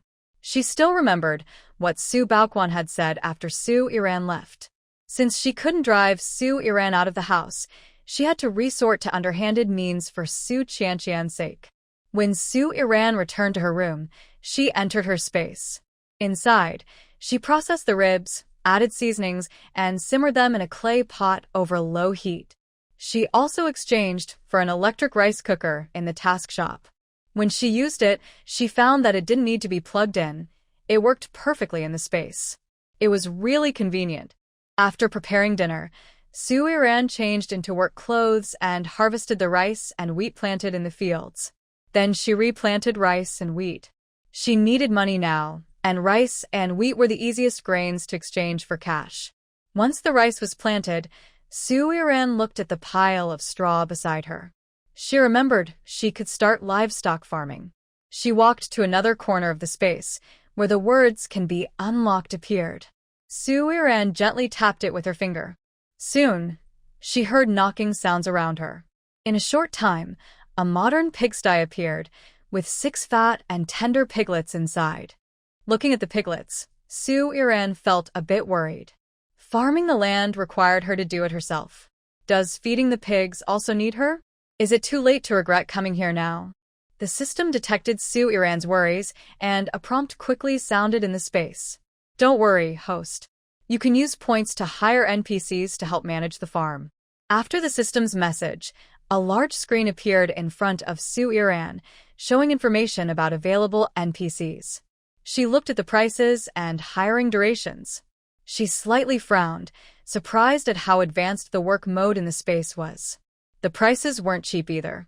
Su Yiran chose an NPC specialized in farming from the list. Considering her points, she set the hiring period to 30 days. After paying the points, a character appeared in the space with no consciousness. This NPC could handle all the tasks in the pigsty on its own. Seeing this scene, Su Yiran felt it was too fantastical. The space was becoming more and more unbelievable. She felt like she was inside a game. Ding, congratulations! The host has successfully unlocked livestock farming and started a new mode. Space rewards. 2,000 points. Ding, congratulations! The host has successfully hired an NPC. Space rewards. 2,000 points. Ding, watching her points increase constantly, Su Yiran squinted happily. She felt she was getting closer to her dream laboratory. For the laboratory, she would work hard. She already felt eager to get started, reminiscing about the times she developed new products. At this moment, The space was filled with the smell of meat, mixed with the aroma of rice. Su Yiran rubbed her already empty stomach and decided to eat first. After she was full, she would deliver food to those two people. While Su Yiran was changing clothes in her small thatched hut, she passed by a golden field. Curious, she walked over and gently dug into the soil with her. To her surprise, she found no signs of planting there, as if she had no right to grow anything on that land. Master, this golden field is specially used to grow rare plants, such as 1,000-year-old ginseng, snow lotus from Tianshan, and 1,000-year-old mushroom. You need to find them in the real world and then transplant them into the space, the system explained. Hearing this, Su Yiran's beautiful eyebrows slightly raised. These rare plants the system mentioned are hard to find. However, if she ever encounters them, she would definitely try to grow them in her space. Who wouldn't love precious plants? In her space, Su Yiran washed herself with spiritual spring water and noticed her skin looked a bit brighter. An idea suddenly came to her. She could make a batch of beauty soaps using the spring water. Selling them in the city would surely be popular. The original owner's friends were about to take exams for the art troupe, and they would need such products. Thinking of this, Su Yiran ignored her growling stomach. She searched the warehouse for soap-making supplies and exchanged some coconut oil, essential oils, and spices in her task space. She couldn't wait to start making the soap. Su Yiran was not new to soap making. In her previous life, she had a friend who made handmade soap and was very familiar with the process. After an hour, the soap base was ready and poured into rectangular molds to solidify. She was very satisfied with the scent of camellia flower in the soap base. Once it hardened, she could cut it into pieces. She planned to deliver it to the city tomorrow. Just as she was happily admiring her work, she sensed something unusual happening outside the space. She washed her hands quickly and disappeared from the space. At that moment, Qiu Jing hurriedly rushed in. Ran, the director in charge of the youth program has come. She said you injured a youth and suspects you disrupted the harmony between villagers and the youth. She wants you to cooperate with the investigation. Hearing about the injury, Su Yiran was not surprised, but she didn't expect it to escalate to this level. These young people acted like children. If they couldn't fight, they would just go home and complain to their parents. Su Yiran did not hesitate. She told Qiu Jing something to reassure her, then left the room. She saw many people in the yard, including village leaders, the director responsible for the educated youth, 2 victims and villagers who came to watch. Are you Su Yiran? The director in charge of the educated youth was not from the village. She had come after receiving a report. Her eyes showed disdain and contempt as she looked at Su Yiran. Seeing the expression of the director, Su Yiran knew that today's matter would not be easy to resolve. Yes, I am Su Yiran. Su Yiran calmly walked up to the director and nodded politely before speaking. Director, she is Su Yiran. It was her who hurt Taihong. She is really ruthless. If it weren't for the bone doctor in the village, Taihong would have developed lasting health problems. The speaker was Zhang Hehua, who had brought the director to seek justice for them. Her main goal today was to ruin Su Yiran, preferably making her pay money and send her to reform through labor. To gain the director's support, she secretly gave her 10 yuan she had saved for a long time. Without this money, the director wouldn't have come with her. Seeing Zhang Hehua's proud expression, Su Yiran understood her plan. She just wanted to punish her, but she wondered if she had the ability to do so. Su Yiran, you injured a village youth. Do you admit your guilt? Su Yiran looked at Wang Taihong, who was safe and smiling confidently, and spoke seriously. I do not admit it. Zhang Hehua said, I hurt comrade Wang Taihong. May I ask, where Wang Taihong's injuries? Is there any proof of injury? Su Yiran looked calmly at the director of the Educated Youth Office standing opposite her. She refused to fall into a trap of self-incrimination. If they said she hurt Wang Taihong, let them prove it. Anyway, dislocated bones don't leave visible scars like external injuries. Even if they went to the hospital for a check, it wouldn't show anything. Everyone present was stunned by her words. They had never thought that proof of injury was necessary. Even Zhang Hehua didn't expect Su Yiran to say such things. Many people at the site saw her hit Wang Taihong, but now she was denying it. Suiran, do you have no shame? You openly pulled off Wang Tixong's chin in front of everyone, and yet you refuse to admit it. How can you do such a thing? Zhang Hehua didn't expect Suiran to be so ruthless, and worse, to be someone who dares to do, but not to take responsibility. It's really too much. I didn't do anything. How can I admit to something I didn't do? Wang Tixong is standing here perfectly fine. Let the villagers see. Where are her injuries? Where does she look hurt? Suiran stood calmly, contrasting sharply with Zhang Hehua's angry expression. It seemed as if Zhang Hehua was deliberately coming to trouble Suiran. Suiran, don't think that just because you deny it, everything is fine. My chin still hurts because of you. I tell you. What do you want to tell me? If you want me to admit I hurt you, then show everyone your injuries or give a report on your condition. If you can't, I'll think you're lying about me. Let the leaders and villagers see. With your sharp tongue and attitude, you don't look hurt at all. You have no injuries on your face. How can you prove I harmed you? As she spoke, Suiran pretended to be on the verge of tears, pointing at Zhang Hehua and Wang Tixong with a look of grievance. You all are targeting me because I look good. You bully me and call me a simple girl behind my back, insulting my personality as timid. Now you want to use the leader's authority to force me to admit to bullying you and slander me for disturbing the harmony between villagers and educated youths. I feel so wronged. The innocent and charming girl naturally aroused a desire to protect her. The unmarried young men in the crowd all wanted to defend Suiran. Someone couldn't hold back and spoke up to prove her innocence. Comrade leader, I can testify for Suiran. The girls at the educated youth camp deliberately gave her a nickname to insult her. They called her Steamed Bun Girl, both in front of people and behind her back. This nickname was given by Wang Tixong. The reason is that Xiao Jiying from the educated youth camp helped Suiran carry a basket once, and since then, they targeted her. Yes, I can also prove to Suiran that last time she was washing clothes by the river, Wang Taihong intentionally kicked her water basin into the river. Suiran ran into the deep water to chase after it. If an ant hadn't noticed her, something bad could have happened. Also, Zhang Hehua was just as mean. When Suiran was assigned by the production team to cut pig grass, Zhang Hehua put a snake into her basket. Frightened, Suiran fell into the nearby water channel. Yes, leader, these young workers in our village didn't just bully Suiran. Before planting, we need to fertilize the fields. These young workers were unhappy with the labor division and wasted a lot of cow manure. One ant went to talk to them, but they pushed her into the manure pile. Leader, these young workers act high and mighty in our village. When it was time to distribute grain, they chose the best portions. Even though they only earned a few work points, they claimed the scorekeeper made a mistake and even beat the scorekeeper. The villagers have long been unhappy with these young workers. They don't work well and even try to take grain from the villagers, using their status as young workers to bully others.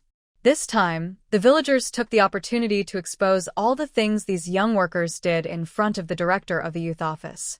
Now, the director's face looks very unhappy. Zhang Hehua and Wang Taihong also see that the situation is against them. Zhang Hehua pushed away the people around the director, who were complaining, and shouted loudly, "What are you all doing? You have no right to speak here. Today, I invited the leader to handle the matter of Suiran bullying us young workers. It's not enough. Are you Zhang Hehua? I never knew that you young workers could be so arrogant in the village. You are educated youth, not troublemakers or drifters. You were sent to the countryside to help build it, not to cause trouble for farmers. You too should go back and inform all the young workers in the village to come to the youth office for education tomorrow. If anyone refuses, they will be sent to the farm for labor reform. And villagers, please stay calm. If you have any complaints about the young workers, you can send a representative to the youth office tomorrow. Rest assured, I will handle all your concerns one by one." "Oh, right, and about that ant who was pushed into the cesspit. Tomorrow, we will go together to the youth office. Whoever did this must make her pay and apologize." After saying this, the director turned away with a grim face. Zhang Hehua wanted to stop the youth office director and say something, but she received a cold glare in return. Seeing that fierce look, Zhang Hehua awkwardly shut her mouth. She felt like she was shooting herself in the foot. How did things turn out like this today? After the director left, the villagers who had been watching also started to leave under the leadership of the village leaders. They were told to gather all the incidents involving the youth in the village at the brigade office so they could go to the youth office together tomorrow. The village clerk looked at Sui Ran and gave her a kind smile. Comrade Sui Ran, hello. I am Clerk Su Ping. Tomorrow you should go to the youth office to report what happened with the youth. I think you are good at talking and you can explain everything clearly to the leaders there. Su Iran thought for a moment. She wasn't very interested in dealing with this group of youths. It seemed too troublesome. She shook her head. I won't go. Please tell the leaders at the youth office the truth about how those youths hurt me, so they won't just accuse me first. As she spoke, Su Iran saw Zhang Hehua and Wang Taihong, who were standing in the yard unwilling to leave, and she smiled smugly. A bunch of fools still wanted to play with her. She didn't want to bother with them, otherwise, she could make them suffer in ways they wouldn't understand. The clerk heard Su Iran and didn't insist. He led the villagers away together.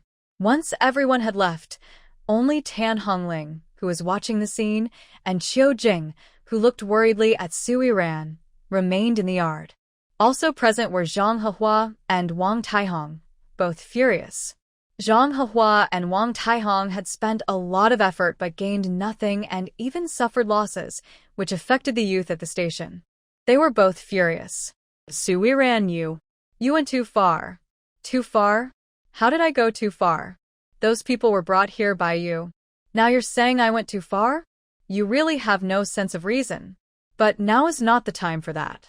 Hurry back and think about how to explain to your good friends at the youth station. After all, because of both of you, they all have to go to the youth education office. You two should consider yourselves lucky. Being educated? That sounds nice, but in reality, it means they are being reformed as a group. Life for these young people will probably be very hard. Hearing Su Iran say this, Wang Taihong and Zhang Hehua's faces turned pale. They couldn't say anything for a moment, only snorted coldly, and then turned to leave. Watching Wang Taihong and Zhang Hehua leave, Su Iran smiled brightly. Next to her, Qiu Jing looked pleased. Her daughter is really impressive. Standing on the other side, Tan Hongling looked very upset. She didn't know how to treat Su Iran now. Su Iran has become so powerful, she's really difficult to deal with. Su Iran glanced at the time and suddenly remembered the ribs she had been cooking in her space. The wild boar was too old. She added water several times, but it still didn't cook soft. She wondered how it was doing now. Mom, I'm a bit tired. I want to rest in my room for a while. Did you go to the brigade to get the wild boar meat? Yes, I did. The village chief even gave me an extra pork leg. He said the wild boar was found by you. You can't go up the mountain alone anymore. It's too dangerous. Qiu Jing thought about the big wild boar and couldn't help but feel a little scared. What if the wild boar attacked Su Iran? What should she do then? Seeing Yuhing worried, Su Yiran chuckled softly. She knew Qiu Jing truly cared about her. She smiled brightly at her and playfully held her arm, swinging it gently. Mom, don't worry. I won't go deep into the mountains anymore. Okay, you go and get dinner ready. I'll rest in my room for a bit. Su Iran was worried about the food in her space, afraid that the time inside and outside didn't match. The fragrant ribs might have burned. Hearing Su Iran's urging, Qiu Jing thought she was hungry. She quickly agreed and went to cook. Su Iran also hurried back to her room. The mother and daughter didn't pay attention to Tan Hongling. Before entering the room, Su Iran saw Tan Hongling voluntarily helping Qiu Jing with chores. Her beautiful eyes slightly squinted. This third aunt. We'll see about her later. Su Iran entered the house and quickly moved into the space. At this moment, the space was filled with the smell of delicious meat.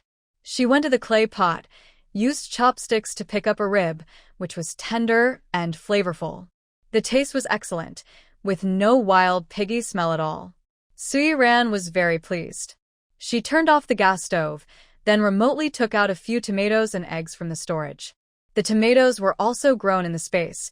She had specially irrigated them with spiritual spring water. The fruits were very different from those sold in the market, with a rich flavor and a hint of sweetness. After eating a raw tomato, Soo-yi-ran made a dish of scrambled eggs with tomatoes.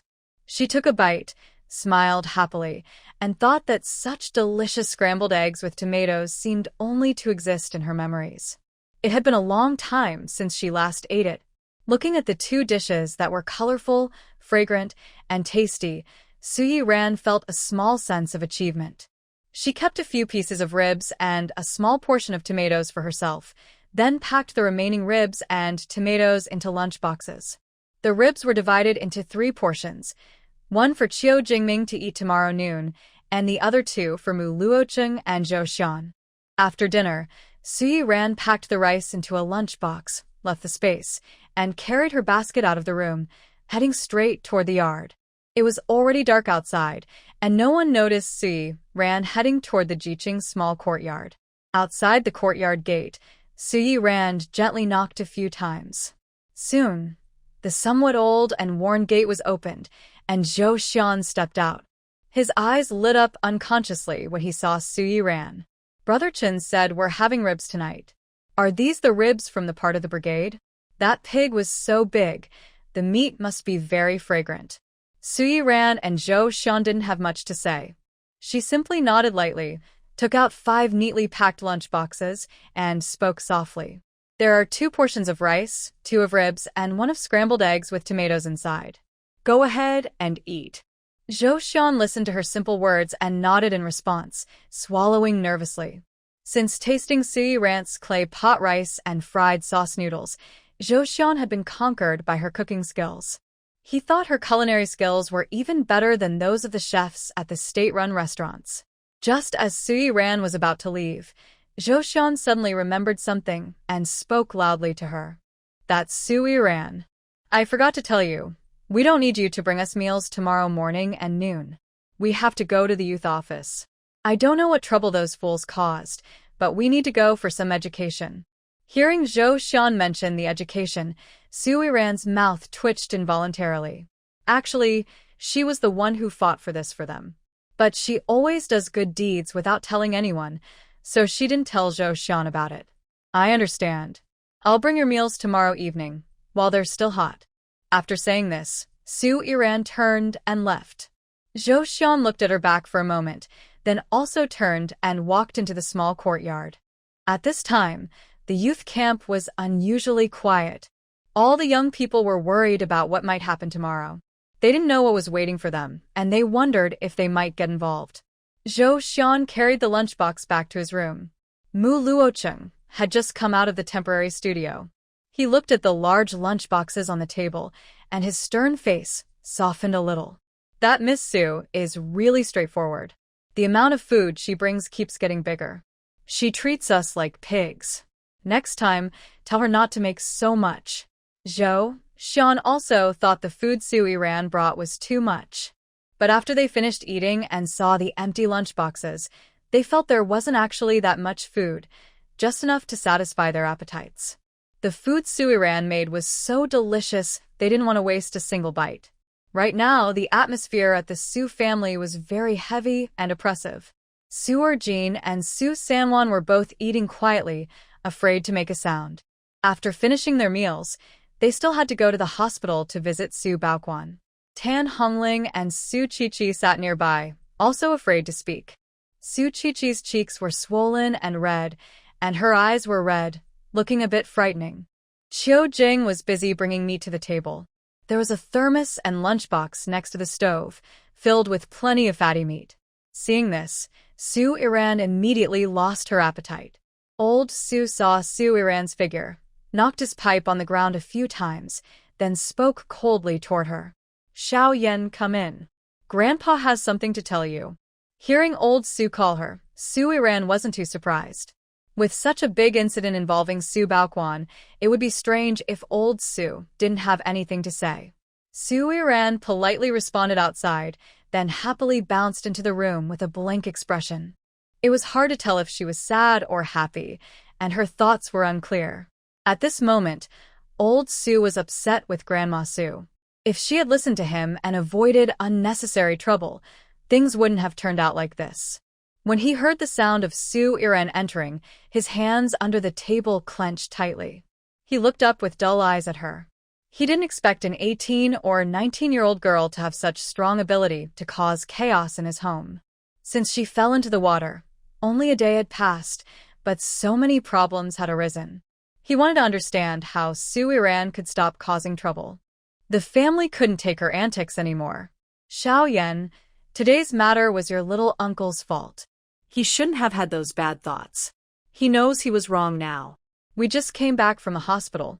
Your little uncle broke his ribs, and his arms and legs are fractured. He's been punished. Can we just let this go? We're all family. Can't we stop fighting? The last words were spoken through clenched teeth by old Sue. He was truly at his wit's end. He had never imagined that Sue Iran could be so ruthless. This was the first time in years that he felt so powerless. He hadn't bowed to anyone in a long time. Today, he had to humbly beg a young girl, which was more painful than losing his life. Sue Iran could clearly see old Sue's reluctance. She understood the importance of knowing when to stop. She still needed to take Qiu Jing away and didn't want to cause a big fight now. Since he was willing to talk, it wasn't impossible to discuss. Grandpa, what are you talking about? I already said that as long as you don't bother me, we can live peacefully. I don't mind what happened today. I've dealt with those who had bad intentions toward me. Qian can testify for me. I never laid a finger on my little uncle. The ones who hurt him were the people your little uncle brought back. Suddenly, Su Qian trembled involuntarily when Sue Iran mentioned her. She was a bit afraid of Sue Iran now. After seeing her methods, she knew she was someone she couldn't afford to offend. She quickly nodded in agreement. That's right, Sister Ranran didn't hit her brother-in-law. It was the people he brought who injured him. After saying this, Su Qiqi quickly lowered her head. The events that happened today were quite frightening, and they have left a shadow in her mind. She is truly afraid to provoke Sue Iran now. It's terrifying that a girl like Sue Iran can make 6 grown men kneel and beg for mercy. Seeing Su Qiqi's weak and helpless appearance, old man Su gave her a cold look and then quickly changed to a gentle expression as he looked at Sue Iran. Iran, since you don't mind, let's put this matter behind us. I heard from your brother-in-law that you asked that Zhang to trouble Lin Haidang. Please try not to do that. No matter what, Lin Haidang is going to be your future wife. Can you please let her go? I didn't expect old man Su to bring up Lin Haitong's name. Su Iran was slightly surprised. It was clear that old man Su truly cares for his youngest son, even protecting his daughter-in-law before she is married. He has put a lot of effort into this. Grandpa, I didn't ask that Zhang to trouble Miss Lin. I only asked him to help me get back my grain. Look, I have no food left in this house and can't even eat. I've been eating boiled wild vegetables for a week, and I can't take it anymore. Old man Su naturally understood what Sue Iran meant. It was his idea to have Sue Iran eat boiled wild vegetables back then. He thought Sue Iran was easy to handle and didn't want to waste food on her. He didn't expect karma to come so quickly. He knows that Sue Iran has achieved today's strength because of her own efforts. He wouldn't be so harsh on her, though he wouldn't treat her as well as Su Jinjin, nor would he torment her to the point of despair. Iran. This. Old man Su was at a loss for words and instinctively looked at Qiu Jing. At this moment, he hoped Qiu Jing would step forward and say something nice to persuade Su Iran. After all, Qiu Jing is gentle and easy to handle, and Su Iran seems to care about her. Su Iran saw old man Su's intentions.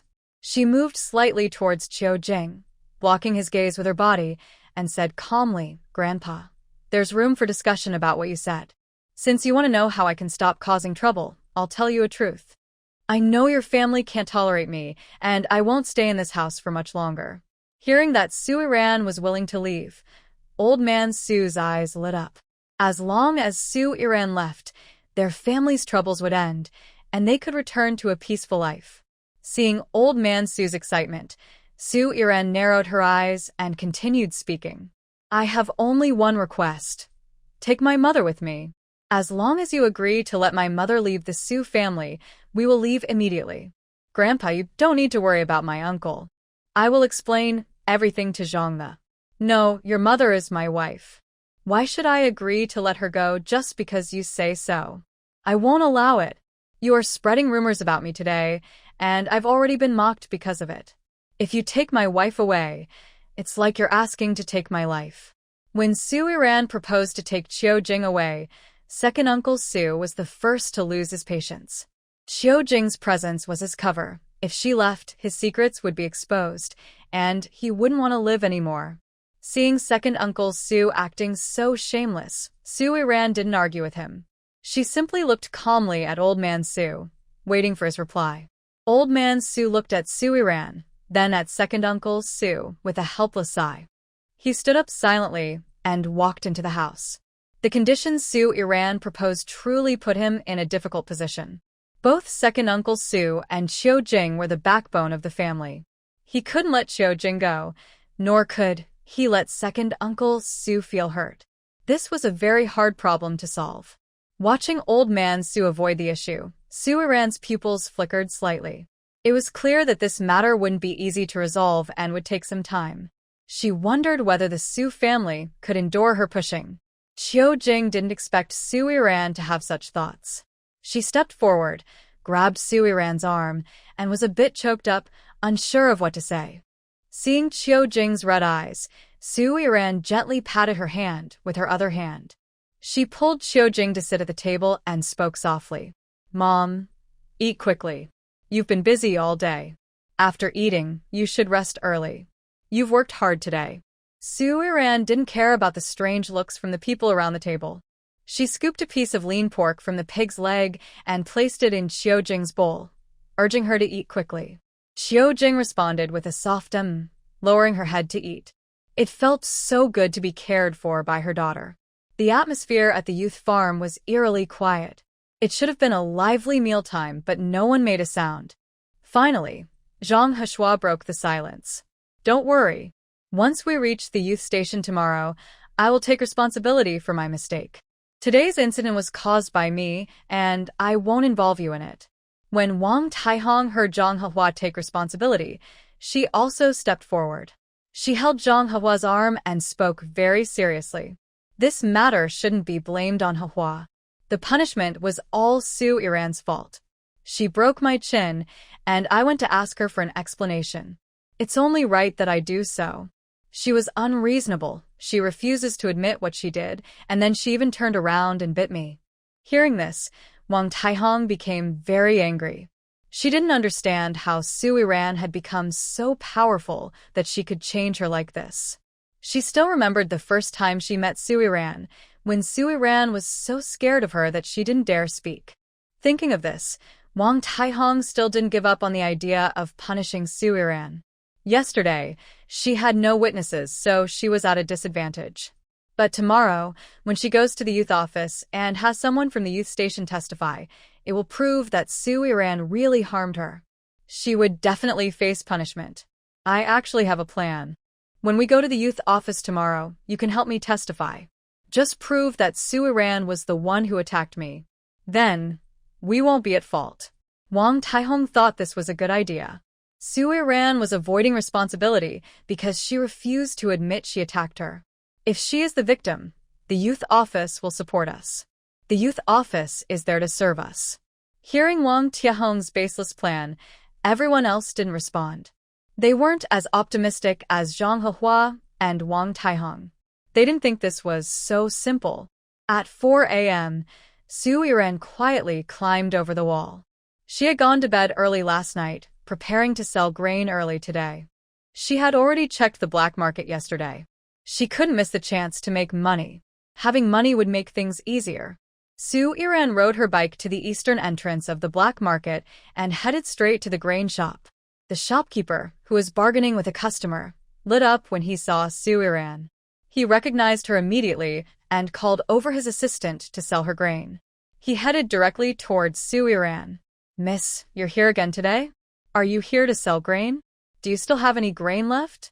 Since Su Yiran left yesterday, The owner of the grain shop has been thinking about her words. She said she has a large farm behind her. The grain shop owner thinks that in this era, only someone special would own a farm and be able to sell grain. Most importantly, the grain Su Iran brought was very good. Yesterday, as soon as she delivered the grain to the special supply store, it was noticed by buyers and sold out quickly. A few people didn't manage to buy any. Seeing how warmly the owner greeted her, Su Iran knew her grain was very popular. She nodded calmly, watching the owner's hopeful expression. I have grain, but I don't know how much you need today. I have a bit more than usual, so I wonder if you can take it all. Hearing that she had a lot of grain, the owner's eyes brightened. He eagerly asked, Miss, how much grain do you have? 500 jin? The owner carefully guessed, looking at Su Iran's small frame, thinking that carrying 500 jin of grain was probably her limit.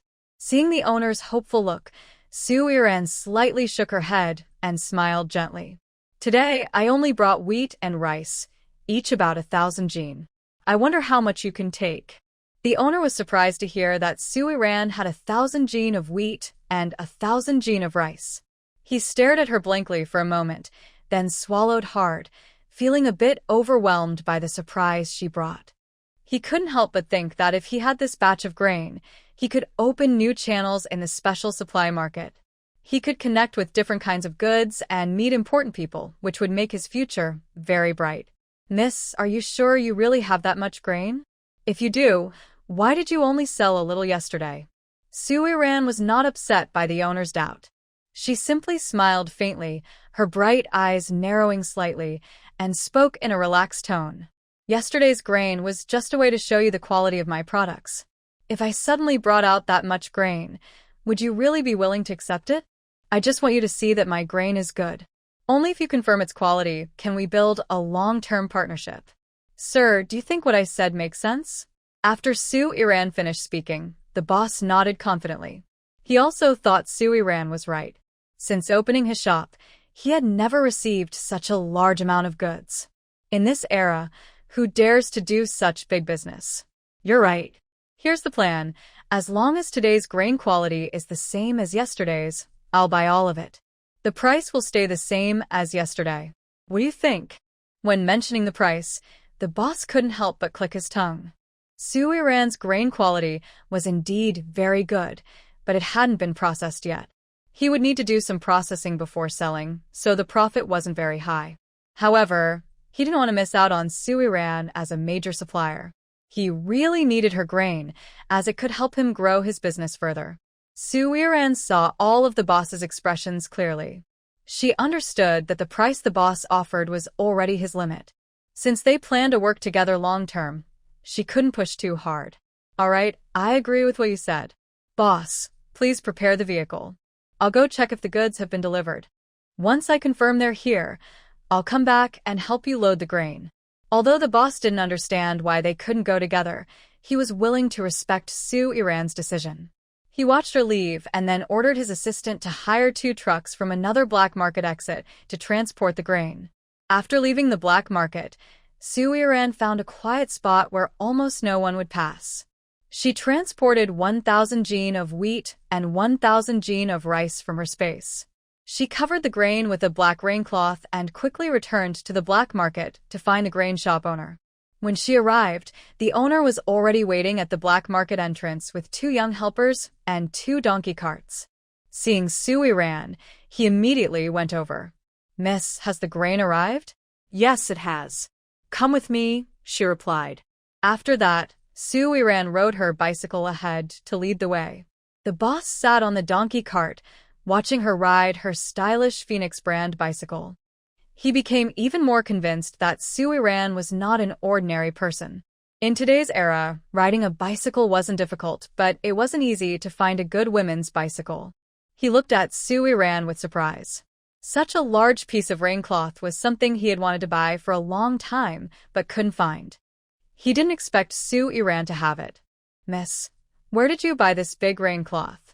I've been trying to find one like this for a long time, but I never could. I didn't expect you to have such a supply. Su Iran glanced at the plain rain cloth and confidently said to the shopkeeper, if you like this rain cloth, you can have it. From now on, we will be long-term partners. Consider this a gift to you for our cooperation." Generously, Su Iran gave the rain cloth to the shopkeeper. The shopkeeper was completely surprised by her generosity and quickly thanked her, carefully storing the cloth.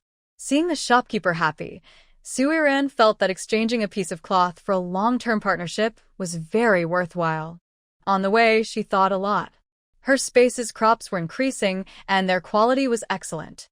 Selling them casually on the black market wouldn't be practical, and she was reluctant to sell such good items freely. At that moment, she thought of the shopkeeper. If she could develop him into a good middleman, they could become partners with shared benefits. This way, she wouldn't have to worry about her items having no buyers. Now she could sell grains, and soon she could sell vegetables and fruits. When autumn arrived, she could sell even more. Then, she would earn a lot. The shopkeeper finished packing the rain cloth and thought about the long-term cooperation Su Iran mentioned. A bright smile appeared on his face. He hadn't expected to stumble upon such a good opportunity by chance. While loading goods, he quietly approached Su Iran and, in a voice only the two of them could hear, asked, "Miss, give me the truth. How much grain do you have like this?" After speaking, he felt it might be too bold to ask such a question. Was it appropriate to ask about her supplies so openly? He wondered if she might think he was trying to pry into her secrets. Seeing the shopkeeper's hesitant expression, Su Iran didn't answer his question. Instead, she shared some new information.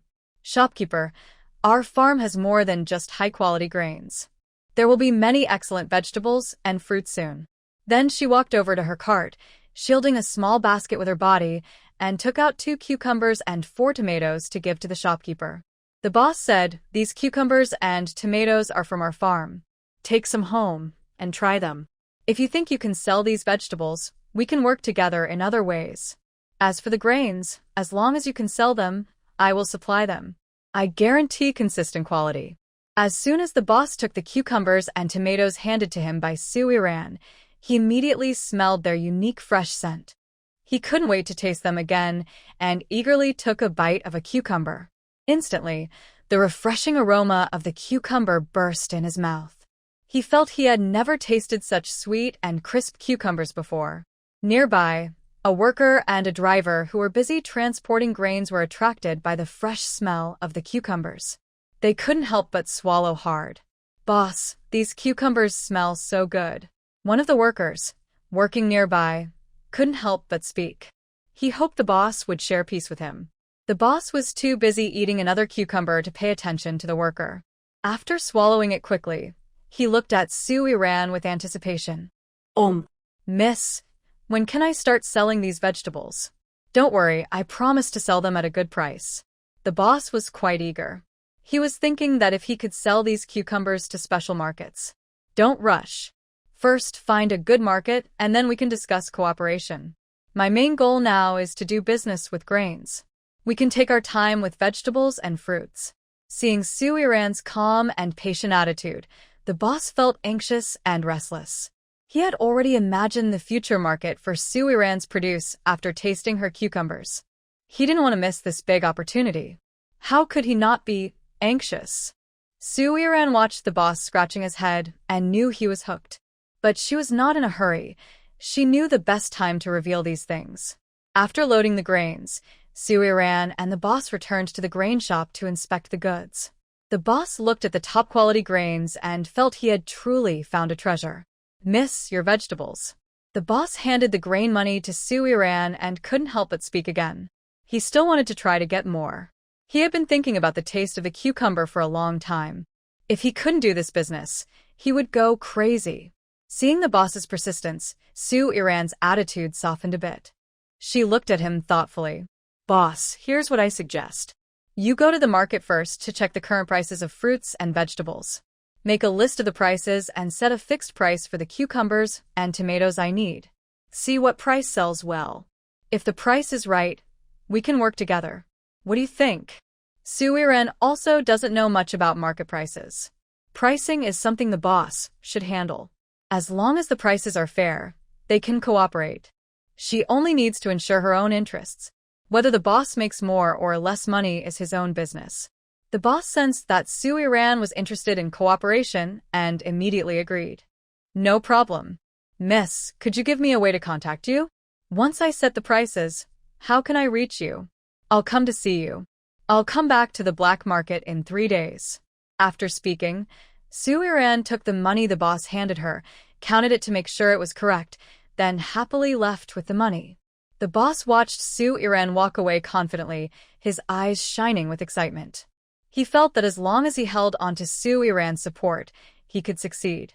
He must work hard to open up this highly profitable special supply market and not let such a good supplier slip away. Before dawn, Su Iran rode her bike into a forest, quickly slipping into her space. Back at her space, she made herself a bowl of clear noodle soup with a fried egg on top. After enjoying the meal, Su Iran felt refreshed all over. Feeling full, she took some parts from her storage and made a tool for cutting handmade soap. She began slicing the soap bars she had prepared. At this moment, her small thatched house was filled with the scent of soap. Su Iran inhaled the light scent of camellia flowers, feeling relaxed and happy. While making soap, Su Iran had already decided that if her soap could succeed in the market, she would set up a soap factory in the village. This way, she could legally earn money with Qiu Jing and also help the villagers become prosperous together. In the end, she would gain fame and fortune, and those who looked down on her before would be thoroughly embarrassed. As she planned her future soap factory, she carefully packed each soap bar. Soon, a box of soap was ready, waiting to be introduced to the market gradually. Su Iran finished organizing the soap and began searching her original owner's memories for useful connections. After a thorough search, she found that the original owner had a very small social circle with few friends. There was no choice but to place her hopes on Qian Jiyun, hoping that her beautiful, skin-clearing soap could help her. Having set her goal, Su Iran took more than 10 pieces of soap from her space, rode her bicycle, and headed toward the cotton weaving factory's residential area, following her memories. When she first appeared at the entrance of the factory's residential area, the gatekeeper immediately approached and greeted her. "Ah, isn't this little Iran from the Gu family? It's been a while, I missed you. Are you here to see your Aunt Wang? To find her?" The gatekeeper looked at Su Iran with some regret. He felt that fate liked to play tricks sometimes. The girl in front of him was so good. Why did she end up with the wrong person? She was much better than that proud girl. Su Iran smiled softly and shook her head, unaffected by the gatekeeper's words. She knew very well how the original owner was driven out of her home. She never thought of returning when she left. In the original owner's memories, her foster parents were not as kind as outsiders believed. Her foster family was very traditional, with a strong preference for boys. If it weren't for Wang Chuanxia's infertility, they would have desperately tried to have a son. To them, Su Iran was just a tool to attract a wealthy suitor. As long as she could be with the Qian family's son, they would see it as gaining a good son-in-law and making up for their lack of a son.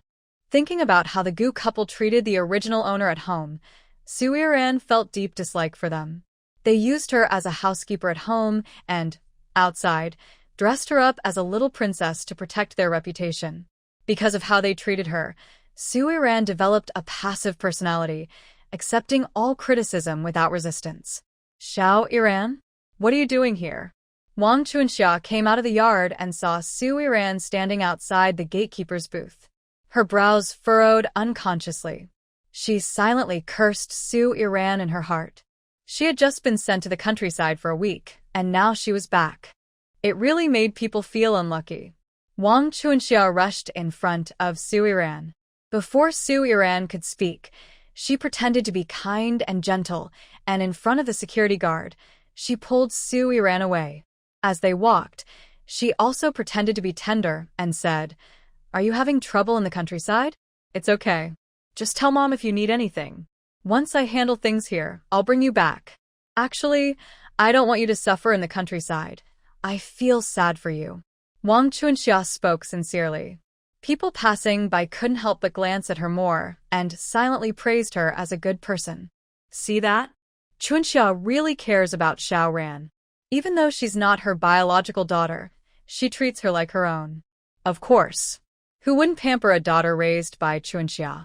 In our yard, Xiao Ran was the most spoiled. She was truly raised with love. That's right.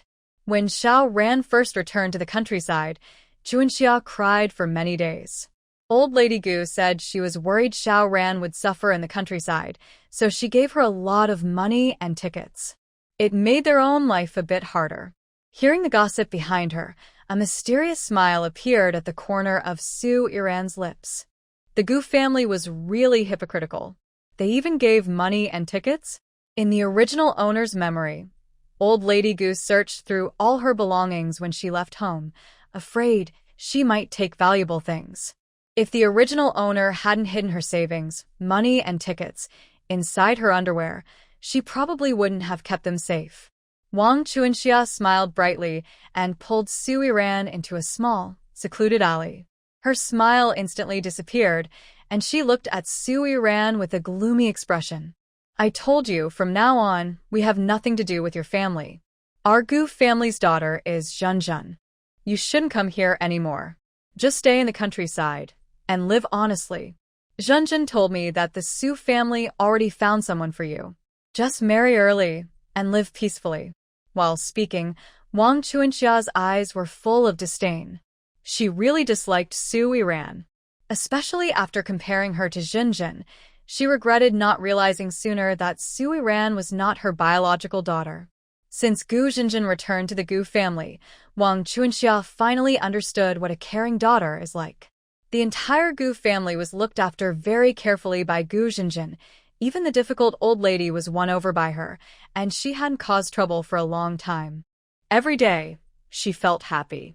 Not only did Gu Zhenzhen make her feel comfortable at home, but she also made her proud at the factory. To make up for it, the Gu family arranged a job for Gu Zhenzhen in the office of a cotton weaving factory.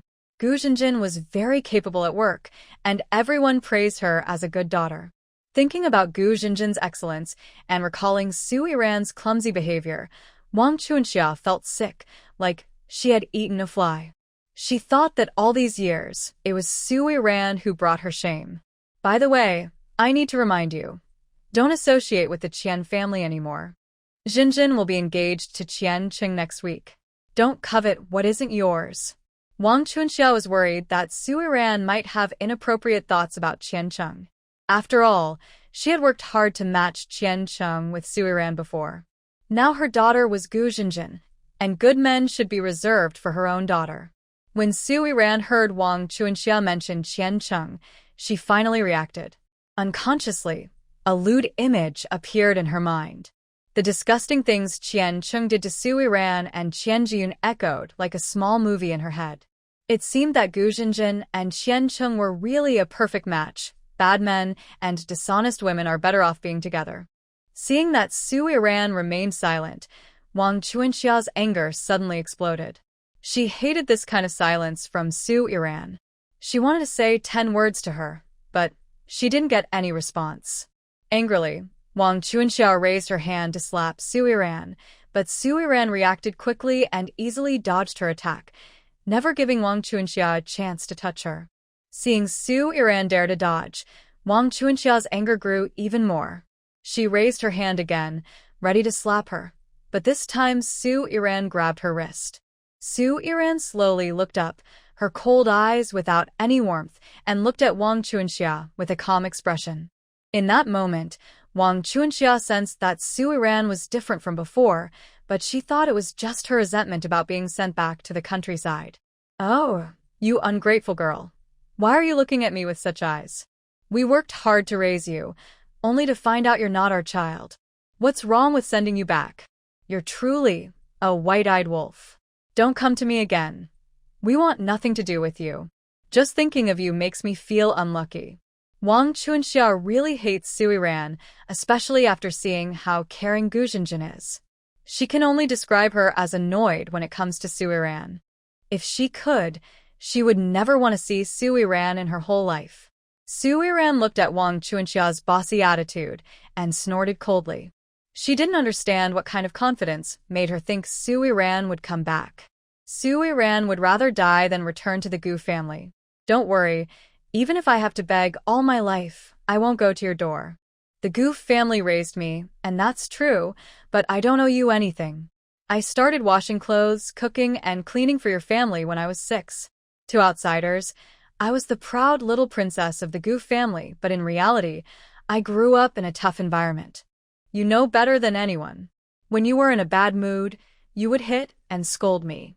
It became a normal part of my life. After finishing her words, Su Iran forcefully shook off Wang Chuanxia's hand. Wang Chuanxia didn't expect Su Iran to use such strength and was caught off guard, stumbling backward. Almost falling, Wang Chuanxia glared at Su Iran and naturally shouted at her. You're the ungrateful wolf-eyed brat. You should be living in the countryside. I warn you, don't come back to the residential area. Or else. Or else what?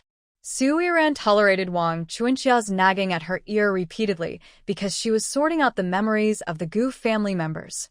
Now that she had figured everything out, she had no intention of giving Wang Chuanxia another chance to bully her. Or else I'll make you regret it. Su Iran, you know what my brother does. Just wait and see. Before Wang Chuanxia finished her sentence, she was frightened by Su Iran's cold, sharp eyes. They had been mother and daughter for 18 years, but she had never seen Su Iran with such a powerful aura. She was speechless for a moment. Make me regret it? Your brother? Let's see who can make the other look better first. Aunt Wang, do you know that Uncle Goo's study has many inappropriate things, and I was the one who organized them? Shut up. What do you want to do? You ungrateful person. What are you really planning? Before Su Iran finished speaking, Aunt Wang rushed over in excitement, stopping her from continuing. Aunt Wang understood exactly what Su Iran meant, but she never expected that these things could become Su Iran's leverage to threaten her. I've said enough. Aunt Wang, don't you understand? I just hope that next time you see me, you treat me like a stranger. That way, the Goof family might stay safe. Otherwise, don't blame me for turning cold. After saying this, Su Iran left without looking back. She wouldn't let the Goof family, full of treacherous people, go easily. But now, she had more important things to do and didn't want to argue with Aunt Wang. The secret she revealed was already enough to scare them. The higher a person climbs, the more they fear falling from the clouds. Making them uneasy for a while is just the interest she collected for the original owner. Su Iran ignored Aunt Wang's curses and returned to the staff courtyard of the cotton factory. She initially planned to go directly to find Qian Jiyun, but then she remembered that the Qian family had already arranged an engagement between Qian Cheng and Gu Xinjin. Qian Jiyun's mother would definitely support the Gu family, so it was better not to interfere. Thinking of this, Su Iran took out a cigarette from her space, a special one for this era, and went to the window outside the dispatch room. She smiled happily as she watched the old man inside drinking tea and reading the newspaper. The old man saw Su Iran's pretty face and immediately stood up from his chair, opening the door to the dispatch room and calling her inside. Xiaoyan, come in quickly.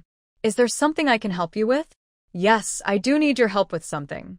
Su Iran placed a box of cigarettes in front of the old man. He hurriedly tried to refuse when he saw it. Oh no, Xiaoyan. This is too valuable. I'm just a gatekeeper. I can't accept such a big gift from you. The old man looked at the cigarette box, feeling a bit regretful for agreeing to help Su Iran. Such a generous gift. What could it be for? His ability was limited. Su Iran looked at the expression of the man in the delivery room and guessed that he might have misunderstood something. She smiled sweetly. Sir, you're overthinking.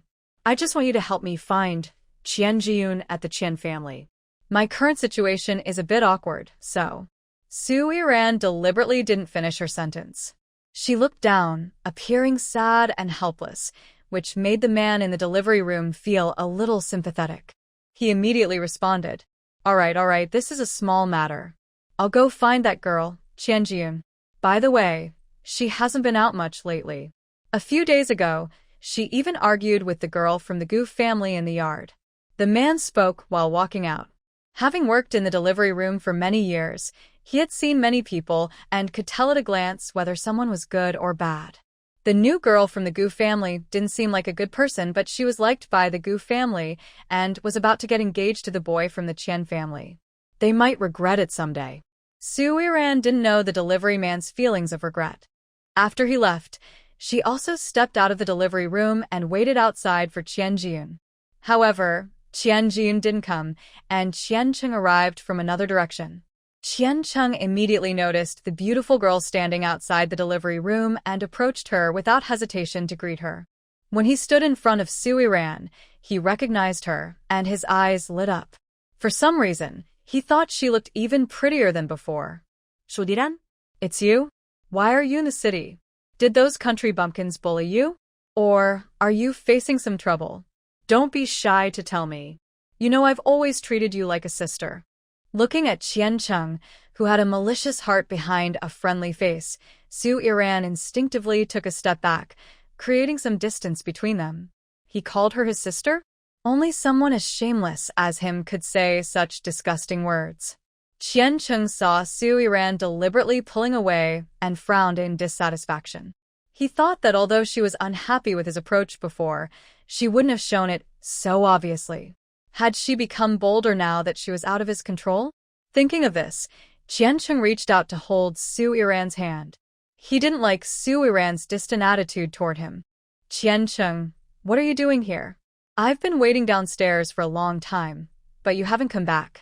Aren't we going to the department store today to pick out our wedding clothes? At this moment, a soft, delicate voice came from nearby. The tone sounded deliberately affected, which made it particularly uncomfortable to hear. Su Yiran couldn't help but get goosebumps. Qian Cheng didn't expect Gu Zhenjin to appear at this time. He quickly withdrew his hand and turned to give a loving smile to Gu Zhenjin, who was running over. Zhenjin, you're here. I just ran into an acquaintance downstairs and said a few words. It's fate. Zhenjin, you know her, right?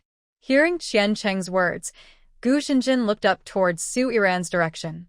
When she saw Su Yiran standing not far away, her previously smiling eyes instantly turned cold. Shodiran? What are you doing here? Are you trying to disturb our Gu family's life again? I tell you, our Gu family doesn't welcome you. When Gu Zhenjin saw Su Yiran, she looked like a hedgehog full of defenses. She had finally found happiness, and she couldn't let Su Yiran ruin it. Su Yiran looked at Gu Zhenjin, who was so guarded around her, with a hint of disdain in her cold eyes. It seemed that Gu Zhenjin was really living well in the Gu family, which made her so concerned. Actually, Su Yiran could understand Gu Zhenjin's feelings. Surviving in the ruthless Su family required a lot of effort, and compared to the Su family, the Gu family was truly a safe haven. Su Yiran and Gu Zhenjin hadn't had much contact. She simply didn't like Gu Zhenjin, without any hostility. Even if Gu Zhenjin did harbor hostility toward her, Su Yiran saw it as self-protection. Su Yiran looked at her with a calm tone and said, "Don't worry, I didn't come here for the Gu family today. I just came to see my friend." As soon as Su Yiran finished speaking, the old man from the reception room came out with Qian Jiyun from the yard. Qian Jiyun saw Su Yiran and excitedly ran over. Yiran. Hearing Qian Jiyun's call, Su Yiran turned her head. Before she could react, Qian Jiyun hugged her tightly. Ran, I miss you so much. That day I came back from the countryside, you said you would write me a letter. But I've been back for several days, and I still haven't received anything from you. Writing letters? Su Yiran didn't actually know if the original owner had promised to write, but she patiently comforted her anyway. Sorry about that. It's not easy to write letters in the village. I just come by whenever I have time to see you. Come on, let's find a place to talk. Su Yiran gently comforted Qian Jiyun, then freed herself from her embrace, took her hand, and walked outside because this wasn't a good place to talk. As they passed Gu Zhenjin sneered maliciously at Su Yiran and tripped her with her foot. Su Yiran saw the foot suddenly appear beneath her and, without hesitation, stepped it. She realized that she had no hostility toward Gu Zhenjin, but Gu Zhenjin was different. She was full of hostility. Trouble was already brewing. Why did you step on me? Su Yiran, are you blind when you walk? Gu Zhenjin, after being stepped on, seemed to switch on some switch inside her and suddenly lunged at Su Yiran. Su Yiran squinted and watched Gu Jinjin rush toward her. She pulled Qian Jiyun and took a few steps back, easily avoiding Gu Jinjin's attack. Seeing Gu Jinjin attack her, Su Yiran felt like she was watching a scene from her grandmother's temper tantrum. Growing up in the Su family, even if she changed her outer appearance after coming to the Gu family, her true nature remained unchanged. Gu Jinjin, unable to reach Su Yiran, immediately put on a look of grievance, like a delicate flower.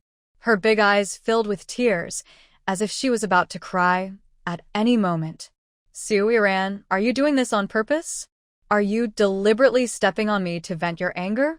I know you hate me, hate that I returned to the Gu family, and that you had to go back to the countryside. But you can't blame me for that. You're not even my biological child. I didn't steal your life or your identity. On the contrary, it's you. You're the one who occupied 18 years of my life, enjoying the love that my parents should have given me. Su Yiran, what right do you have to blame me? I just took back what was mine. What did I do wrong? I am the one carrying the blood of the Gu family. And you? What are you? Coming here to cause trouble for me. Gu Jinjin's accusations against Su Yiran attracted many neighbors to watch. She spoke sincerely, and because Gu Jinjin had recently built good relationships in the residential area, some elderly neighbors couldn't help but defend her. Oh, this young girl is so cruel. How did I not see this side of you when we lived in the same community before? How could you bully someone's daughter? You enjoyed 18 years of happiness with the Gu family, but Jinjin has suffered for 18 years. How can you still hold resentment?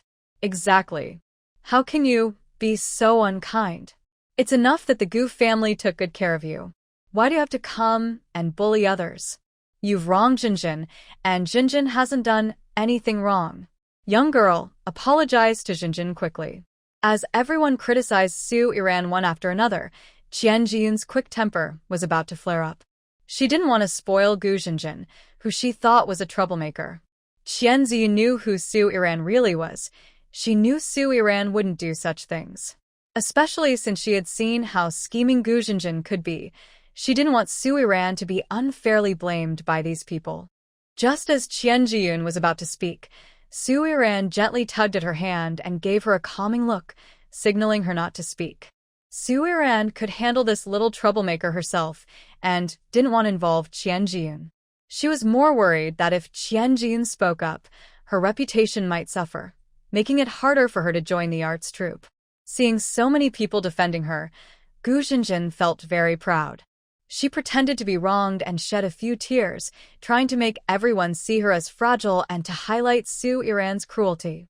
She had never taken Su Yiran seriously before and had deliberately tripped her, hoping to embarrass her in front of Qian Cheng. But now she had changed her mind. She wanted Su Yiran to leave here humiliated and ashamed, no longer able to show her face. As long as Su Yiran was gone, she wouldn't have a chance to get close to Qian Cheng, and no one could ruin her plans to marry him. Su Yiran looked at Gu Jinjin's smug expression, a slight smile on her lips. Playing with such a petty troublemaker? She was too inexperienced. Su Yiran lowered her eyes and, with her beautiful face, made a look of sadness and stubbornness. Her expression immediately silenced the onlookers, making everyone stop talking. At this moment, Su Yiran's demeanor made it hard for others to criticize her further. Gu Jinjin, actually you misunderstood me. I came here today because the Su family asked me to bring you something. I am just doing as I was told, she said, pulling out a quartz bracelet wrapped in a handkerchief from her pocket and showing it to everyone. Her voice was full of tears and grievance as she spoke. Gu Jinjin, I didn't come here today to compete with you. When I found out I wasn't a real member of the Gu family, I accepted my fate. I didn't have that kind of luck, she continued. I came here today because the Su grandmother asked me to bring you something. I didn't show it earlier because I heard you are about to get engaged to Brother Qian. I thought it wouldn't be proper to give you this jade bracelet now, since it's a gift from another man. I didn't expect you to misunderstand me, she explained. To clear up your misunderstanding, I think it's necessary to give this to you. Gu Jinjin, you can have this jade bracelet. I've completed the task my grandmother gave me, she said. Grandma said this bracelet was a gift from Brother Zhang on South Street in Fengcheng. Even though you're no longer part of the Su family, the engagement was your own decision. I hope you will keep your promise. Uncle was even hospitalized because of this, and Grandma said this engagement was something you asked for. I hope you can handle it yourself, she added. I didn't want to tell Brother Qian about this face-to-face because I was worried it might ruin your relationship. After all, Brother Qian is much better than that crippled man. I want you to be happy. But since you accused me unfairly, I had to show you this gift to prove my innocence. The rest is up to you to explain, she finished. Su Yiran then shoved the quartz bracelet into Gu Jinjin's hand, giving her no chance to refuse or reply. She quickly pulled Qian Jiyun and ran away.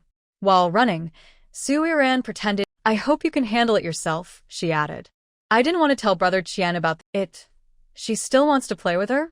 Then she would play her to death. Who hasn't had Longjing tea before? Su Yiran really didn't want any conflict with Gu Jinjin, but since she took the initiative to come to her, she decided to let her taste the bitter fruit of her actions. It was also a way to get back a little of the effort she put in to deal with that ungrateful person, Qiu Jing. Everyone around who was watching the scene knew about the marriage alliance between the Qian family. She still wants to play with her? Then she would play her to death. Who hasn't had Longjing tea before? Su Yiran really didn't want any conflict with Gu Jinjin. They couldn't help but show curious expressions, and their eyes on Gu Jinjin looked different. Gu girl, I just saw that the bracelet you're wearing is definitely a treasure. The Zhang family from South Street that Xiao Ran mentioned. Could it be the same Zhang family I'm thinking of? The one with the disabled leg? Someone couldn't help but ask. They kept staring at the high-quality white jade bracelet on Gu Jinjin's wrist, thinking that since the Zhang family gave such an expensive gift, Xiao Ran's words probably weren't false. There must be some truth to it. It seems. The eldest son of the Qian family isn't even married yet, and is already in trouble. Qian Qing stood beside Gu Jinjin, his eyes dark and angry as he looked at her. Before she could explain to Qian Qing, the people around started asking her questions eagerly, chattering about what was going on. Qian Qing believed Su Yiran's words. He had watched Su Yiran grow up and knew her personality. He trusted she wouldn't lie, and he already believed this was true deep down. Seeing the gazes cast in their direction, he felt more embarrassed than ever, as if he had picked up a second-hand item. Qian Qing's expression turned very cold. His gaze fell on the white jade bracelet on Gu Jinjin's wrist. He snorted coldly, pushed away the curious crowd, and walked toward his home. Gu Jinjin saw Qian Qing leave without looking back, and she panicked. She wanted to push away the gossipers around her and chase after Qian Qing. But these people, disappointed with the answers they got, wouldn't let her go easily. They kept asking her questions. Su Yiran and Qian Jiyun were hiding behind a small house, watching Gu Jinjin look flustered and secretly giggling. Their expressions were like cats that had just stolen fish, happy and satisfied. Qian Jiyun looked at Gu Jinjin's panicked face and muttered a curse under her breath, feeling that her resentment was finally eased. Seeing Qian Jiyun's triumphant look, Su Yiran showed a loving smile, gently patted her shoulder, and softly said, Have you had breakfast? I haven't eaten either. Let's go. I'll treat you to some small wontons. As Su Yiran spoke, she pulled Qian Jiyun to stand up. With a big smile that made her look a bit silly, Qian Jiyun headed toward a nearby state-run restaurant. In the original owner's memory, the small wontons at this restaurant were very tasty. When they arrived at the restaurant, Qian Jiyun was still smiling. She felt very happy and relieved. Seeing Gu Jinjin suffer the consequences made her feel very satisfied, like revenge had been achieved. She was curious about how Gu Jinjin would explain everything to Qian Qing. Su Yiran asked Qian Jiyun to wait for her. She took the money and the ticket to the counter and bought 2 bowls of small wontons. There weren't many people eating at the restaurant now. Soon, the 2 bowls of wontons were ready. Su Yiran brought them to Qian Jiyun and smiled softly. Here you go. Stop smiling and eat quickly. I heard from the clerk that you and Gu Jinjin had a fight? When she mentioned the fight with Gu Jinjin, Qian Jiyun's smile disappeared. Her small, yellowish face scrunched up tightly, and her bright eyes lost their sparkle. Bran, you don't know how disgusting Guzhenjin is. She's always trying to flatter people in the residential area, just to prove she's better than you. Aunt Wang and Uncle Gu are very happy about her doing that. They think she's making them look good. But I didn't fight with her because of that. I don't have the ability or right to control what she does. But she's gone too far. She even meddled in my affairs. On her first day at the Gu family, Uncle Gu invited us all out for a meal. After dinner, she used the excuse of giving a gift to visit my house. I saw her sneak into my brother's room. You know what kind of person my brother is, he doesn't let good things go to waste. So, they ended up together. After that, Aunt Wang suggested that the two families get engaged. My mom and dad didn't know what to think. They were completely fooled by Gu Jinjin. They liked her very much, and whatever she said, they believed. Over in Fengcheng, they started recruiting young people to go to the countryside. The local office came to encourage us, saying one of us should go. She even persuaded my mom to stop me from auditioning for the art troupe, saying I wouldn't get in anyway. She thought my brother should be the one to go to the countryside. But who knew, my mom's thoughts actually changed. After my mom told me about this, I had a big fight with her and left home. Just as I stepped outside, I ran into Gu Jinjin in the neighborhood, and we started fighting. Hearing this, Qian Ziyun sighed helplessly, took Su Yiran's hand, and spoke with a sad look. Ranyan, if I don't get into the art troupe, I will really have to go to the countryside as a young, educated person. While talking, Qian Ziyun looked at Su Yiran in surprise. She thought Su Yiran looked even more beautiful now than when she was at the Gu family's house, with clear, bright skin. She excitedly grabbed Su Yiran's arm and said happily, Ranyan, I noticed that since you went to the countryside, you seem even whiter. How did that happen? When I visited your village to bring you things, I saw that all the villagers, men and women, were dark-skinned, but you not only didn't get darker, you look even fairer. If my skin was as good as yours, I wouldn't worry about not being chosen, and I wouldn't have to go to the countryside. Actually, Qianji knew her skin wasn't very good. The chances of getting into the art troupe were very low, but she really didn't want to go to the countryside. Joining the art troupe was her dream. Seeing Qianjin looking so sad, Su Yiran gently patted her cheek and whispered in her ear. Actually, I have a whitening recipe. Do you remember, I went to my grandfather's house before? I was a little dark girl then, but after I came back, I was much whiter. When Qianjin heard that Su Yiran had a whitening method, her eyes lit up. She excitedly urged her. Hurry, tell me, do you have a way? Ranyan, you're my best sister. You have to help me become white. Whether I can join the art troupe depends on you. Qian Ziyun had exceptional talent in dance. No one in Feng City danced ethnic dance better than her. But her skin color was a bit problematic, and that affected her a lot. Seeing her eager expression, Su Yiran smiled softly and spoke calmly. Don't worry. I came to see you today to help you. With me here, I promise I'll make your skin white and tender. After saying this, Su Yiran took out 2 soap bars from her bag and placed them in front of Qianjin. The moment she took out the soap, a faint scent of camellia filled the lobby of the state-run hotel, attracting even the nearby waiters with its aroma. Young girl, what is this? It smells better than snow cream, and this lovely scent feels so refreshing. The position of waitress at a state-run restaurant was a good job in this era. They meet many people and care a lot about their appearance. I overheard the conversation between Su Yiran and Qianjin. She also wants to become fairer, but she isn't sure if Su Yiran's soap really works so well. Seeing Su Yiran's bright, clear skin, she felt very tempted. Seeing the waitress's curiosity, Su Yiran confidently pushed a bar of soap toward her and said loudly, I'll give you one. Take it home and try it. You'll see if my soap really works. If it does, you can help me sell it. Unexpectedly, Su Yiran was so generous that she gave her a piece of soap. The waitress, Shaoli, looked at Su Yiran in disbelief. Are you serious? We don't know each other. Why would you give me a soap? I know even a regular soap at the supply store is quite expensive, and yours must be even more so, right? Seeing Shaoli's hesitant expression, Su Yiran smiled gently and placed the soap in Shaoli's hand. When we meet again, we won't be strangers. Giving you this soap is like making a friend. You can use it to wash your face or bath. It works really well. Just try it, and you'll see. Sui Ran's charming smile amazed Xiao Li and Qian Jiyun. They had never seen a girl smile so enchantingly. Noticing they were both staring at her, Sui Ran coughed awkwardly. When she heard her cough, Xiao Li and Qian Jiyun snapped out of their daze. Xiao Li shyly smiled at Sui Ran. Just then, a customer entered. Xiao Li thanked Sui Ran and put the soap into her pocket before turning to busy herself.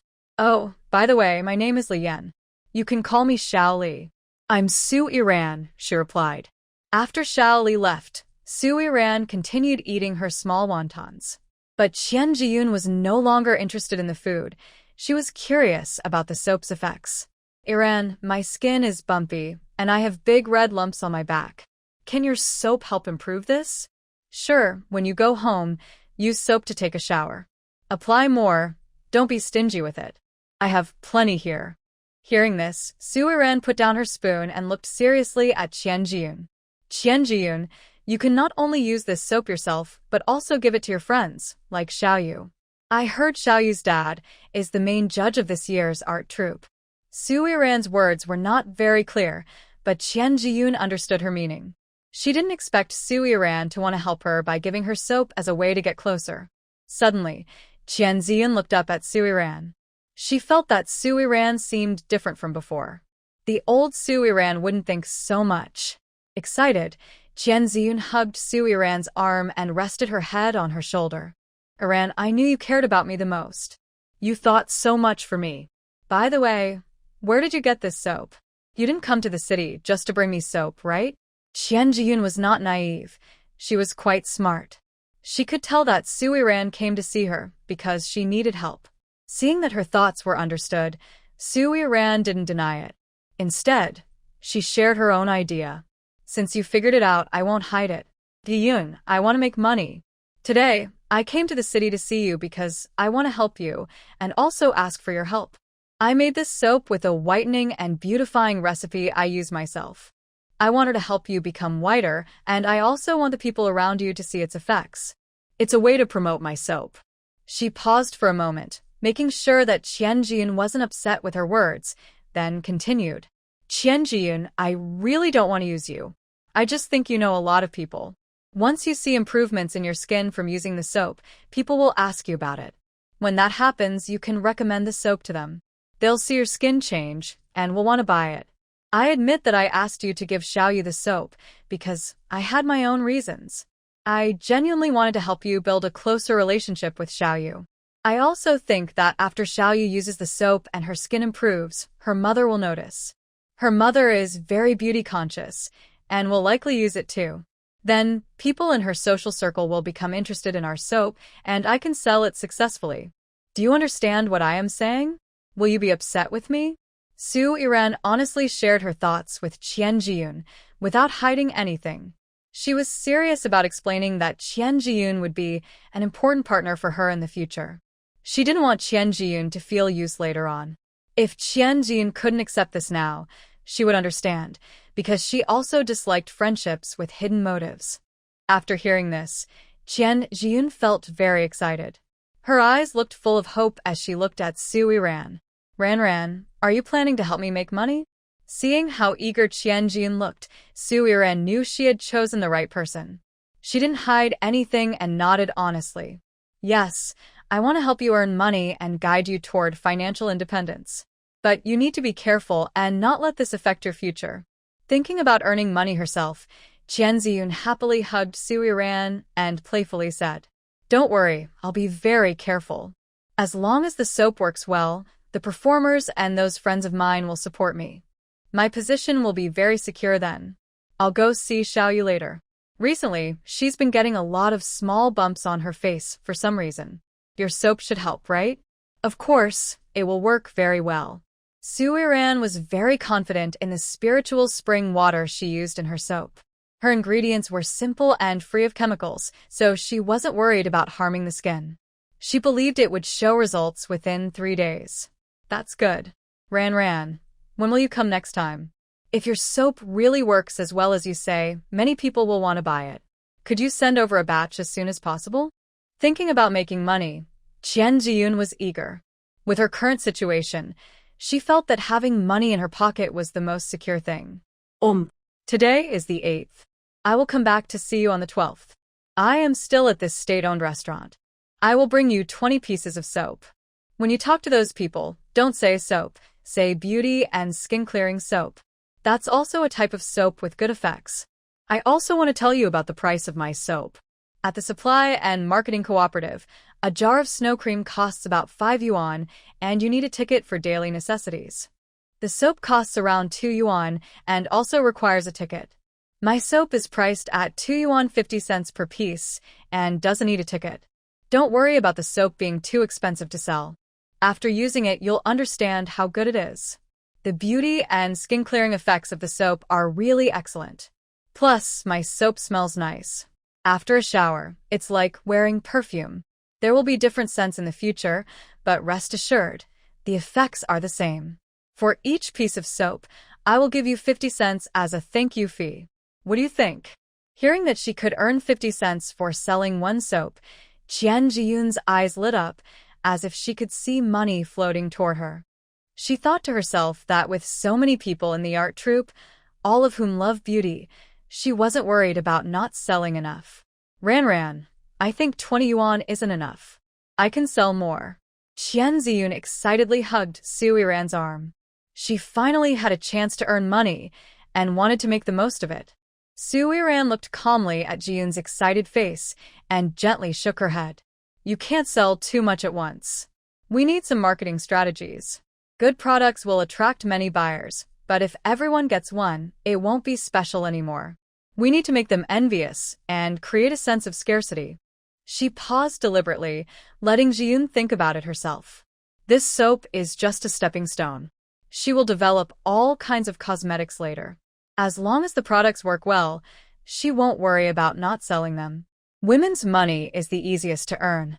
Thinking of this, Su Yiran smiled self-deprecatingly. She never thought that as a distinguished expert in weapons, she would be researching how to earn women's money in this era. Mu Luochen couldn't help but smile at the thought of bringing Su Yiran back to the capital. Once he took this step, he would be closer to marrying Su Yiran and making her his wife. While Zhou Xian was speechless and lost in his own thoughts, two men entered from outside. One of them whispered softly to the other. Brother Rui, where do you think that young girl found those two spies? Zhao Rui turned his head and glared at Xiao Su, signaling him not to speak carelessly here. Eat whatever you want. No more discussions about this. When we go to Sujia village later, don't talk about it either.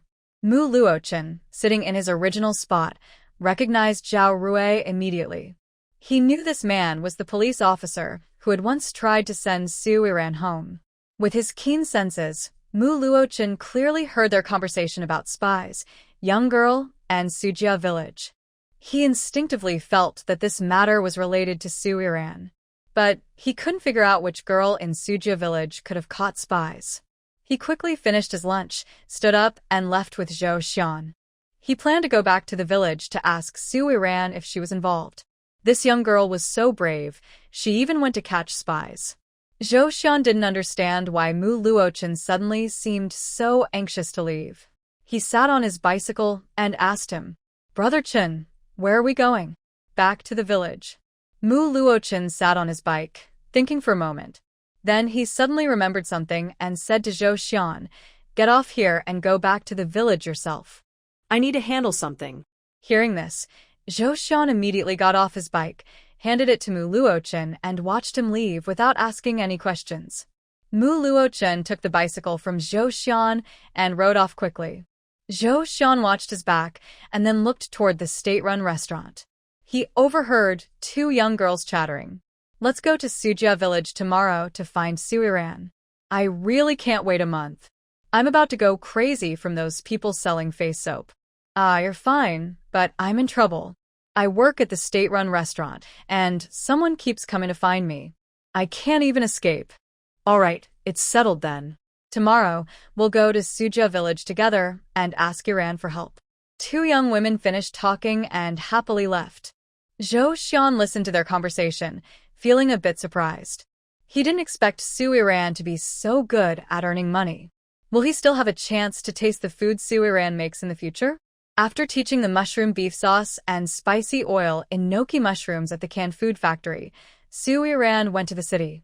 She wanted to visit the supply and marketing cooperative to buy some ingredients to take home. In the evening, she planned to dine at Wang Dia's house. She missed authentic grassland cuisine very much.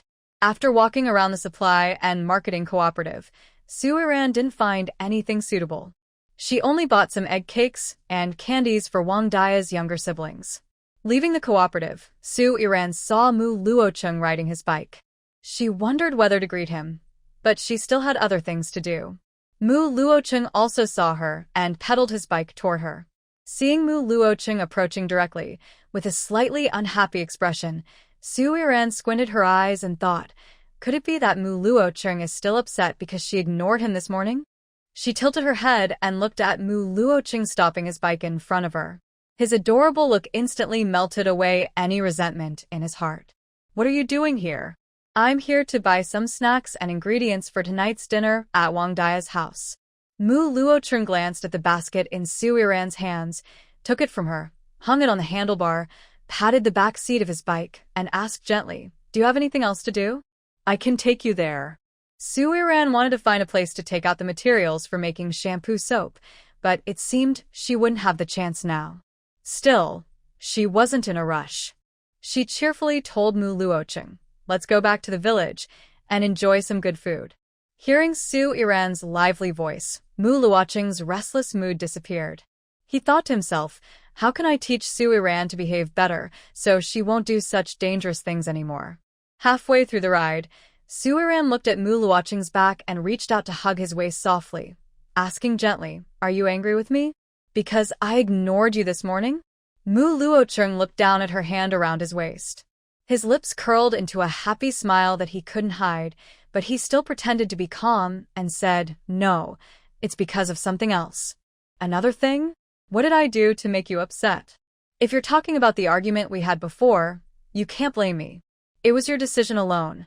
I didn't do anything. Su Yiran tried to pull her hand away from Mo Luocheng's waist, but he didn't give her the chance. He quickly grabbed her hand and held it tightly in his palm. I'm not talking about that. That was indeed my fault, and you didn't do anything wrong. Listening to Mo Luocheng's explanation, Su Yiran felt even more confused. She didn't understand what she had done wrong. It's not about today or that day. What is it then? If you keep hiding things, I won't be happy. Su Yiran said as she pulled her hand back from Mo Luocheng's grip. She wanted a sweet relationship, but she didn't like being kept in the dark. She had a bad temper and didn't have the patience to guess what someone was thinking. Feeling that Su Yiran might be angry, Mo Luocheng stopped the car. Su Yiran got out angrily and looked at him with a huff. I don't like being kept in the dark. If you have something to say, just say it. If you make me guess, we're not suitable. When she said they weren't suitable, Mo Luocheng was amused and slightly annoyed. He gently pinched her cheek, but she immediately slapped his hand away. Don't touch me like that. We're not that close. Seeing Su Yiran like this, Mo Luocheng sighed helplessly, full of affection in his eyes. I'm not a closed-off person. I think we're quite suitable. I just haven't figured out how to tell you this. Mo Luocheng looked at Su Yiran, his expression suddenly serious. He straightened up and spoke sternly. Su Yiran, where did you find those two spies? When Zhou Xian greeted Su Yiran, Mo Luocheng noticed the looks people around were giving. He cast a cold glance at Zhou Xian and spoke in a calm voice. Don't do that again. Pay attention to your conduct and don't make things difficult for the young lady. Mo Luocheng's voice was quiet, but everyone listening understood clearly. They withdrew their gazes and left, realizing things were not as they initially thought. Zhou Xian realized that his actions might cause trouble for Su Yiran after hearing Mu Luocheng's words. At that moment, he also noticed the unfriendly looks cast around him. Feeling awkward, he touched his nose and turned to pick out some snacks.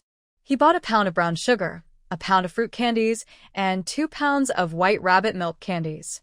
He also bought some egg cakes and a few pieces of date-filled pastry at the pastry stall. Finally, Zhou Xian went to a high-end snack display and saw dried beef jerky. His eyes lit up with excitement because dried beef is rare. Excited, Zhou Xian quickly handed the small snacks to Mu Luocheng and looked eagerly at the shop assistant, asking, "Wow, your supply store sells beef jerky? How much is it?" "Sir, you have good eyes. This beef jerky was specially brought back from Inner Mongolia during our manager's research trip. Would you like to try some?" 13 yuan 50 per jean, plus 2 jean of meat coupons. Hearing the price of this dried beef jerky, even Zhou Xian, who was used to seeing big things, was surprised. "Is this beef made of gold?" 13 yuan 50 per jean? Plus 2 jean of meat coupons? That's too expensive. Although Zhou Xian wasn't short of money, he wasn't willing to be taken advantage of. He decided not to buy such costly beef jerky. At this moment, a well-shaped, large hand reached over from behind Zhou Xian, holding 3 large Unity coupons and 2 2-kilogram meat coupons. "I want 2 jean. Please divide it and pack it separately." Hearing Mu Luocheng's voice behind him, Zhou Xian turned around and looked at Mu Luocheng in disbelief. He knew Mu Luocheng didn't usually like to eat snacks. It was obvious who this was for. Something was off. Mu Luocheng seemed unusual. "Brother Chen, what's going on? You like it, right?" "I bought some for you," Mu Luocheng said coldly, without any warmth. Su Yiran, coming down from upstairs, heard this and looked at the 2 people nearby. She couldn't help but widen her eyes. She was so shocked that her foot slipped, and she almost fell forward. Luckily, she held tightly onto the handrail, or she would have made a scene. What is this? A boss and his little pet? Thinking about their relationship, Su Yiran lowered her head, trying to reduce her presence, and hurriedly walked outside the supply store. Staying here any longer was just too awkward. Su Yiran held the floral fabric and new shoes she bought for Qiujing and headed toward the place where the village stored the ox cart. It was getting late, and riding a bike was not convenient, to avoid being noticed by the villagers. Her valuable belongings could only be taken out after leaving the Su family to prevent others from getting suspicious and causing trouble. On the way home in the ox cart, she looked up casually and saw Zhou Xian and Mu Luocheng approaching from afar. Zhou Xian was riding a brand-new bicycle, with Mu Luocheng sitting on the back. Seeing these two, Su Yiran couldn't help but think of a scene she saw at the supply and marketing cooperative. She felt that the male leads in her favorite romance novels all had quite confident faces. At this moment, Mu Luocheng also saw Su Yiran. He looked at her, noticing her secretly giggling with her head down, and frowned unconsciously. He wondered what had made her so happy. But when he thought about her hiding from them and sneaking away, he felt a strange, uncomfortable feeling in his heart. Uncle Ma, who was driving the ox cart, saw Zhou Xian and greeted him proactively. Today, he was taking the young workers to the youth office. When they paid the fee, some refused to pay, but Zhou Xian generously paid for everyone. "Hey, Zhou young man, you're coming out of the youth office now. What about the others?" "Oh, and you bought a new bicycle too?" Hearing Uncle Ma greet him, Zhou Xian slowed down his pedaling to match the ox cart's pace and chatted leisurely with Uncle Ma. Those young workers probably wouldn't return soon. They had been sent to the farm for re-education by the youth office, which would take about a week. Zhou Xian and Mu Luocheng arrived later, and what they were doing was unrelated, so they decided to head back. While talking, Zhou Xian unintentionally looked at Su Yiran. He felt that her gaze was a bit strange, but couldn't quite figure out what it meant. There weren't many people in the cart, just a few village women. They were going to town early to sell some vegetables and eggs on the black market to earn extra money for their families. When they heard Zhou Xian mention the young workers from the village, they couldn't help but think of the conflict Su Yiran had with them yesterday. One of the women was the wife of the village's barefoot doctor. She gently nudged Su Yiran, who was looking down, and started gossiping. "Little Ran, yesterday Uncle Wang said you were good at removing people's chins. Did you learn that before? I also heard that your little uncle was going to sell you, but in the end, he got into trouble. Is that true?" Su Yiran wanted to stay low-key, but unexpectedly, Aunt Wang was very direct with her. Seeing she couldn't avoid it, she raised her head and looked at everyone watching her, then awkwardly smiled. Uncle Wong is joking. I'm known as a softie in the village. There's no way I would do something like removing someone's chin. She got so excited that her jaw dislocated and is trying to slander me. As for my little uncle, that has nothing to do with me. It was Gu Jinjin Su Jinjin. Before I went home, she was engaged to my little uncle's friend and accepted the betrothal gift. Later, she changed her mind, and since they couldn't find her, they had to take revenge on my little uncle. Haha, Su Yiran would never admit that she was sold by Su Baoquan. Such things could ruin her reputation. Everyone listened to her explanation, and all looked enlightened. They hadn't expected that the trouble with Su Baoquan was actually a problem left behind by Su Jinjin before she left. At this moment, a woman in her late 20s suddenly spoke, her eyes gleaming with curiosity. I know about this. It was before Jinjin and Xiao Ran. Before Xiao Ran changed back, old lady Su already said at the land that she had found a good match for Jinjin, someone from the city, with a betrothal gift of 300 yuan. I remember old lady Su looking so proud. It's very clear in my mind. Hearing about the 300 yuan betrothal gift, Su Yiran's beautiful eyebrows furrowed tightly. The story about the lame man and Su Jinjin was just her random guess. The family that gave the 300 yuan gift couldn't possibly be the lame man. Could it be that Jinjin really has emotional debts? Maybe the Su family will end up scheming to make her settle them? Thinking of this, Su Yiran's beautiful eyes narrowed slightly. The Su family was truly a mess. If they still wanted to scheme against her, she could only let the other daughter, Su Qianqian, suffer. Anyway, none of them were good people. Gu Jinjin, looking defeated, returned to the Gu family. When Grandma Gu saw her come back, she immediately stepped forward with a bright smile. Oh, my good girl, you're back. How was it? Did the young man from the Qian family buy you a 3-turn, 1-sound gift? Yesterday, I heard your mother say that the Qian family had already agreed to buy the 3-turn and 1-sound item for you. Gu Jinjin felt annoyed when she saw Grandma Gu trying to get a bargain. She knew that Grandma Gu cared about her because of her eldest son's family, wanted to take something from her to help them.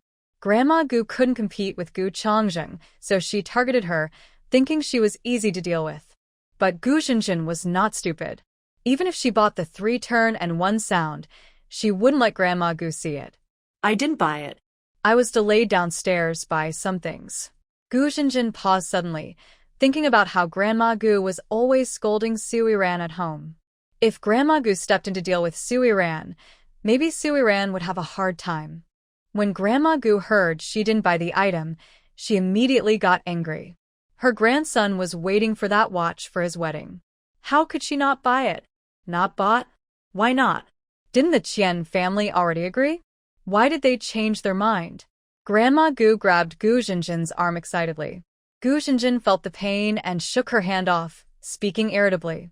It's because of Su Yiran. She came to find Brother Qian today. I argued with her, and Brother Qian got angry. So I didn't buy anything. Gu Jinjin wouldn't admit that she was angry because of Zhang Lame's matter. She wanted to shift all the blame onto Su Yiran. Anyway, no one in the Gu family liked Su Yiran. She also didn't know when the Su family accepted Zhang Lame's betrothal gift, but that bracelet looked so good, she didn't plan to return it. Actually, she was hoping Zhang Lame would come to find her. She just wanted to use Zhang Lame a little. When Grandma Gu heard that Su Yiran came to bother Qiancheng and that she didn't buy the 3-turn and 1-sound because of Su Yiran, she immediately got furious. She started scolding Su Yiran loudly, using very harsh words. Seeing Grandma Gu's fierce attitude, Gu Jinjin thought she was more difficult to deal with than Grandma Su. Suddenly, she smiled. If both grandmothers went to trouble Su Yiran together, would Su Yiran feel like the sky was falling? Grandma, I suddenly remembered something. You once said you wanted to introduce Su Yiran to your cousin's family in the countryside. Now that Su Yiran is no longer part of our family, wouldn't it be perfect to marry her off? Mam Gu's words reminded Grandma Gu, who suddenly stopped. She thought Mam Gu was right. That family was willing to give 200 yuan as a bride price. Given Su Yiran's gentle personality, She wouldn't cause any trouble. Most importantly, Su Iran is now alone and has no worries about causing problems. Even if something bad happened, it wouldn't matter. Yes, you're right. Marrying that girl to my cousin's grandson is the best choice. Oh, Junjun, you're so smart. Tomorrow, come with me to see my brother and tell him about this good news. Grandma Gu was already planning in her mind. If she received the 200 yuan bride price for selling Su Iran, her eldest grandson wouldn't have to wait for the money from the Ji family to buy a watch for Gu Junjun. Then, she could quickly marry off her pregnant granddaughter-in-law. Okay. Gu Junjun agreed very quickly. She was eager to see Su Iran's miserable situation. Since she first saw Su Iran, she had disliked her for no reason. As long as Su Iran was unhappy, she felt happy. At this moment, Su Iran didn't know she was being schemed against. She returned home, first cooked and delivered food to Mu Luocheng and Zhou Xian, then went to the fields to find Qiu Jing. Qiu Jing had been moved to a new work site, right next to the village secretary's family. Wu Zheni looked up and saw Su Iran walking over from the field ridge. She excitedly called out to Qiu Jing. Qiu Jing, look who's here. Your daughter is really beautiful. She still looks like you did when you were young. Hearing this, Wu Zheni sighed regretfully. She looked at Qiu Jing and couldn't help but feel emotional. I remember when Erjin brought you home, you were wearing a small floral dress and had 2 braids. Such a pretty girl. I've never seen anyone as beautiful in 10 miles around. And now, you've been worn down and don't look the same. It's really... Qiu Jing didn't want to think about what had happened over the years. She quickly interrupted Wu Zheni. Auntie, don't talk about the past. That's all behind us. I have finally found happiness with Ran. I am content. Qiu Jing spoke honestly. She had previously tried her best to be kind to Su Jinjin, but Su Jinjin looked down on her for being useless and only wanted to be close to Grandma Su. Now that she has Iran Su, her caring daughter, she has fewer wishes. Especially after hearing yesterday that Iran wanted to take her away from the Su family, she felt full of motivation. She wants to work hard to earn credits so that when she and Iran leave this home, she can take good care of her daughter. Yes, I won't say anything more. Having little Rand is enough. She's much better than that ungrateful person. Little Rand is really beautiful. Her skin is so fair and bright. Before, she always kept her head down, so I didn't realize how pretty she is. Oh, her big eyes, small nose, and little mouth, so adorable. Wu Zheni saw Iran approaching and started to observe her carefully. The more she looked, the more she liked her. She couldn't help but praise her, which made Iran and Qiu Jing smile. Hello, third grandma. Oh, hello. This girl is really lovely. Not only is she pretty, but she also has a sweet mouth. Oh, she's so charming. How old is she this year? 18? Wu Zheni was very fond of Iran. Her sharp eyes kept staring at her, not daring to blink, afraid that the person in front of her would suddenly turn into a butterfly and fly away. Hearing Qiu Jing's test-like tone, Iran smiled slightly. She took a sip of wine and carefully explained the situation of the canned food factory to Qiu Jing. Qiu Jing listened very seriously and occasionally gave Iran some advice about the factory. After the meal, Iran heard Qiu Jing talk about many mature and advanced management ideas. She felt she had truly found the right person. Qiu Jing was really suitable to be the factory director. Her mother was not an ordinary person. Qiu Jing tidied up the table, looked at Iran still sitting under the oil lamp with a dazed look, and smiled softly and affectionately. All right, I will take on the role of factory director. Tomorrow morning, I will go to talk to the village chief. I won't go to work for now. I want to run the business my mother built. I never thought that at my age, I would have to start a business and run a company. Iran held Qiu Jing's hand. Her half-joking complaint made her very happy. She pressed her cheek against Qiu Jing's rough hand and coquettishly said, Girl, the first time I saw you, I knew you weren't an ordinary person. Your talent shouldn't be hidden. Right now, we are in a period of economic recovery. The government needs good companies and strong leaders. We are also contributing to the development of the collective economy. Unable to stand Su Iran's flattery, Qiu Jing smiled gently, patted Su Iran's head, and spoke softly. All right, when did you become so smooth-talking? Calm down for a bit. I have hot water boiling on the stove. You can go take a shower later. I also need to tidy up the house. I've brought out all the hidden things from the Su family. Hearing Qiu Jing's tone, Su Iran realized she must have brought out quite a few things. Thinking about the small yellow fish Qiu Jing gave her, Su Iran was curious if Qiu Jing had more good stuff. Mom, what treasures did you hide at the Su family? Just some worthless things. If I take them out, I might cause trouble. I really don't know where to hide those burdensome items now. Hearing the words cause trouble, Su Iran became interested. She suddenly stood up from her chair, pulled Qiu Jing, and excitedly asked, Mom, take me to see what good things you have. I'm so curious. Seeing that Su Iran was sober now, Qiu Jing didn't refuse. She held Su Iran's hand and led her into the house. Inside, Su Iran saw 6 clay jars on the ground. She looked at them with curiosity and squinted her eyes. Mom, did you hide all these jars at the Su family? Did anyone find them? With Grandma Su's sharp temper, how could these things still be here? Hearing Su Iran's comment about Grandma Su, Qiu Jing smiled faintly. No, they don't know about these. Qiu Jing followed Su Iran into the house, smiling proudly. These are things I brought here years ago. Some accidents happened along the way, and I was left alone. Later, he married Suerin. He was often sent out to work by Tiao Jiao Jiao, so I was left alone in the house. I took these things back to the Su family, stored them in jars, and buried them in the ground. Even now, the Su family doesn't know I have so many things. After saying this, Qiu Jing squatted down, opened the clay jar on the ground, and poured out the contents. When a jar of items fell to the ground, Su Iran unconsciously opened her mouth wide. She was shocked and unsure what she had just seen.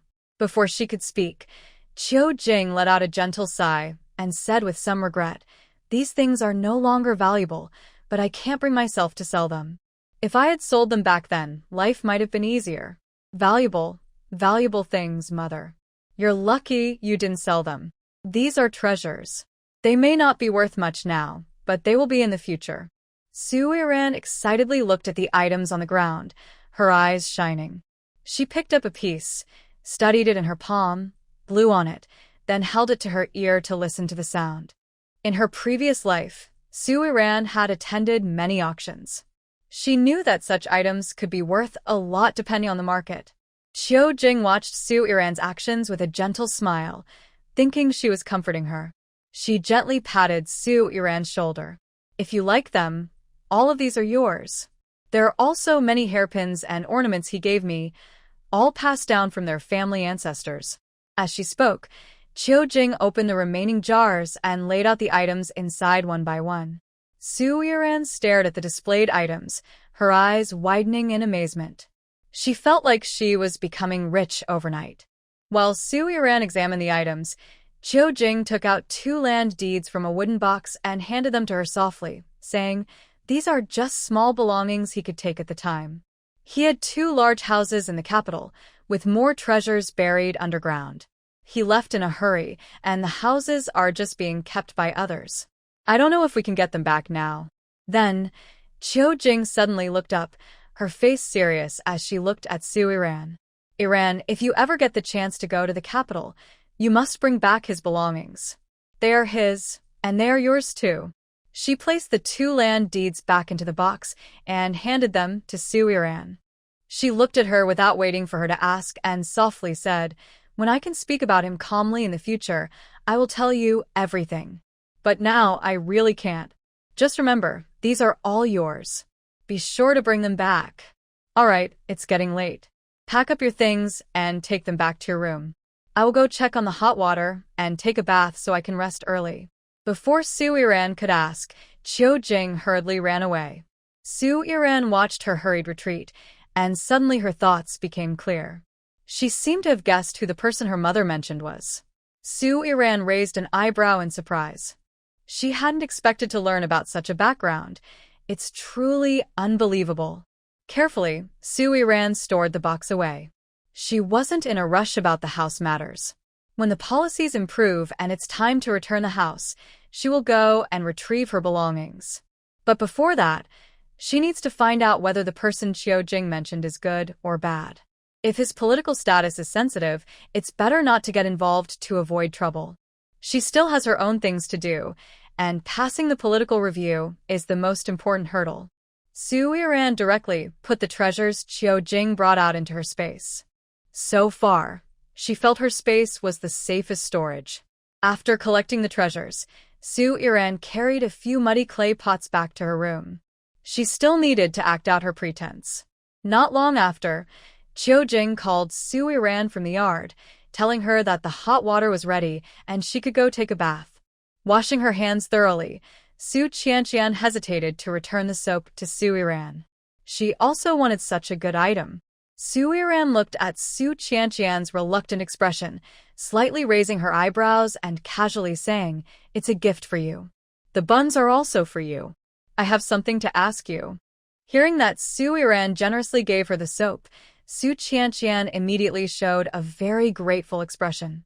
She carefully wrapped the soap and put it in her pocket, sitting obediently beside Su Iran. "Second sister, you can ask anything you want to know.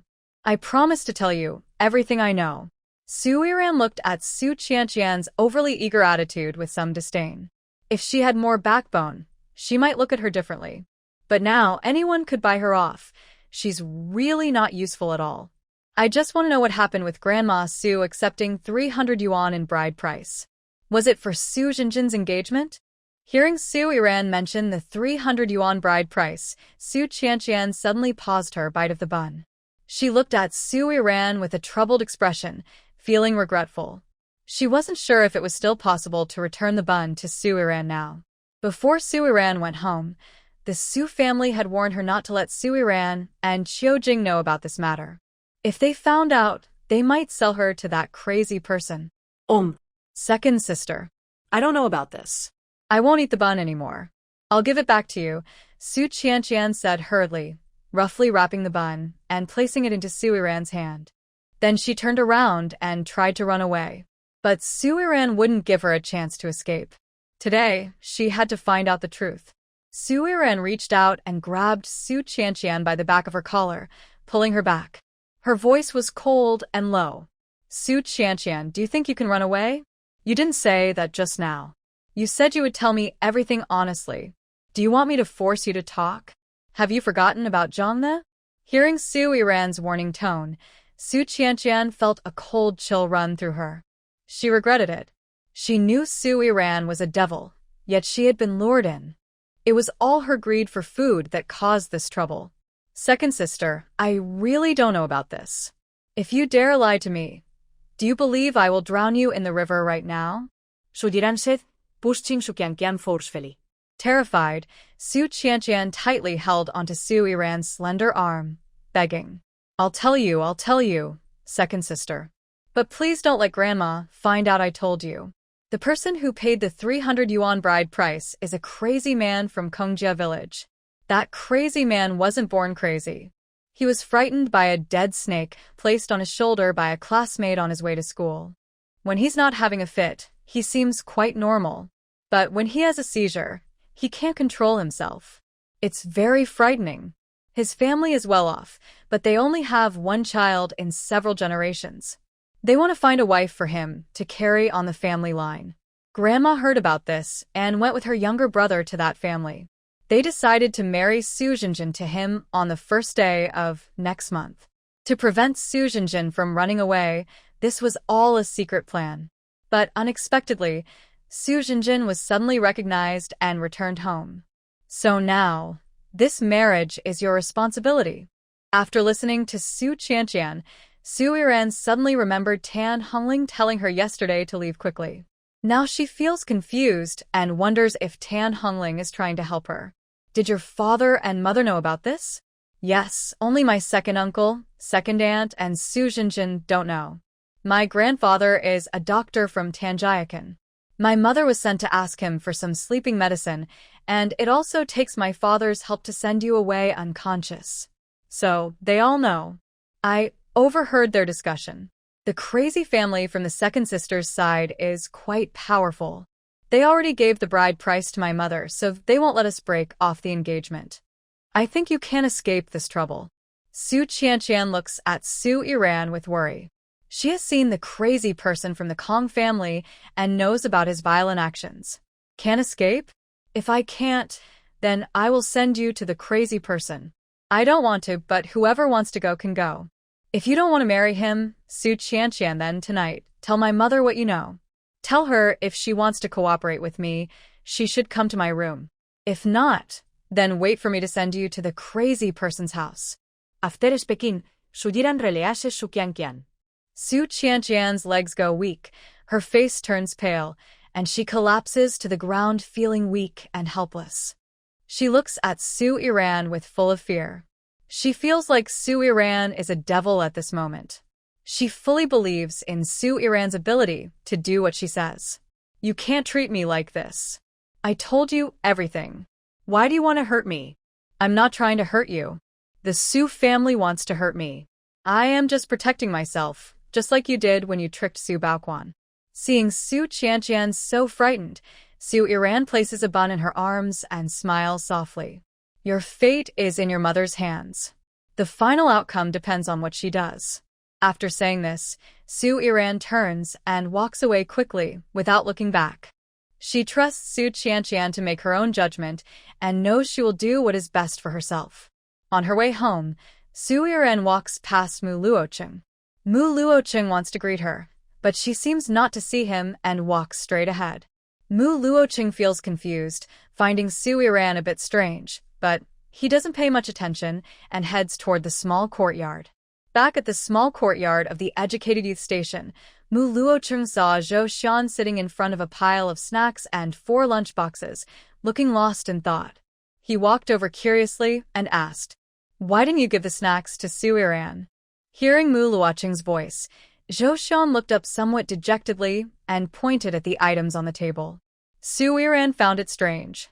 I told her these were for her, but she didn't accept them and even took a few steps back, as if my things were poisonous. Oh, and she also said she thought about it and decided it wasn't appropriate for her to cook for us at our place. To avoid gossip, she thought it would be better to just send us food. After saying this, Zhou Xian continued to lean on the table. He was a bit unhappy with Su Iran's attitude toward him and couldn't understand if he had upset her.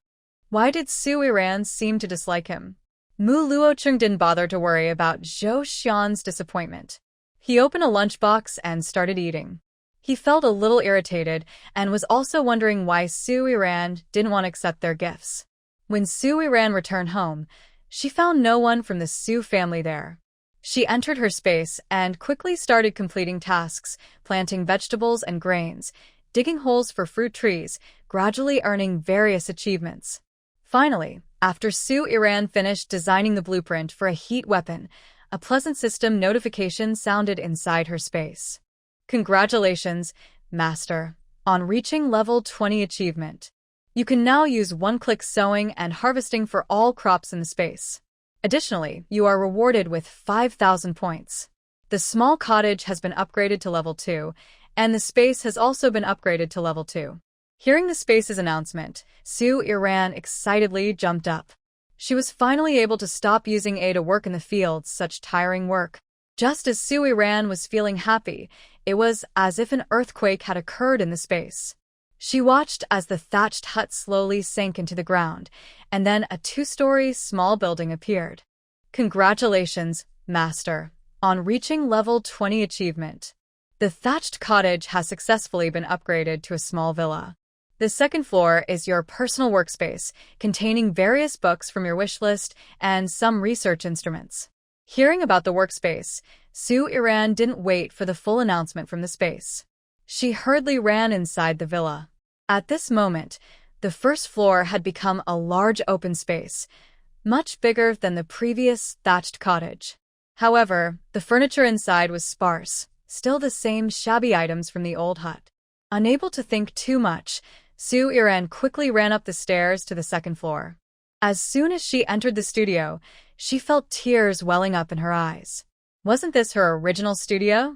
Looking at the books and the few outdated first-generation instruments inside, she was instantly transported back to the time when she first started working on hot weapons research. Soo-ran sat on a small, worn-out chair in the studio, her beautiful eyes slowly closing as she took a deep breath. She felt like she was back in her favorite place, able to dive into her beloved work again.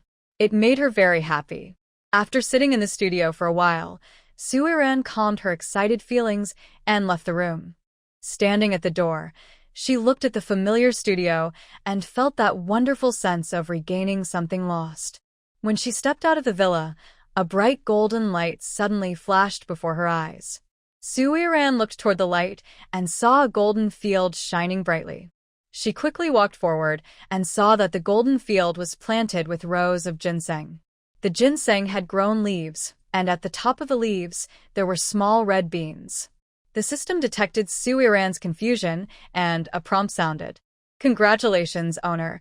You have successfully unlocked the level 2 space.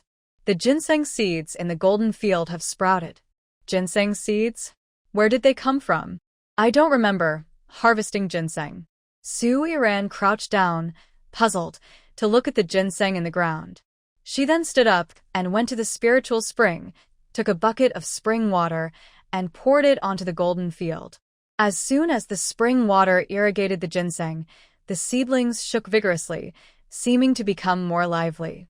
The ginseng was picked by the owner. Initially, the shape of the ginseng was a bit shriveled. Please look at the big screen, owner. A large screen appeared before Soo-ran, showing an image of a shriveled root that looked like a radish. She recognized it immediately. So, the radish in the bear cave was actually ginseng? That was truly amazing. Congratulations, owner. You have successfully unlocked the rare plant encyclopedia. As a reward, you will receive another golden field. Soo-ran was very happy to hear the space's reward. She glanced at the storage in the space, noticing her supplies were growing richer. Suddenly, she found joy in the construction game. Soo-ran looked at her task list again. Seeing the tasks becoming harder to complete, she felt excited. Although the tasks were more difficult, the rewards were also richer. She felt she was getting closer to her goal. After taking a bath in her space, Soo-ran returned to the kitchen to prepare dinner for Mu Luocheng and Zhou Xian. She kept the dinner simple.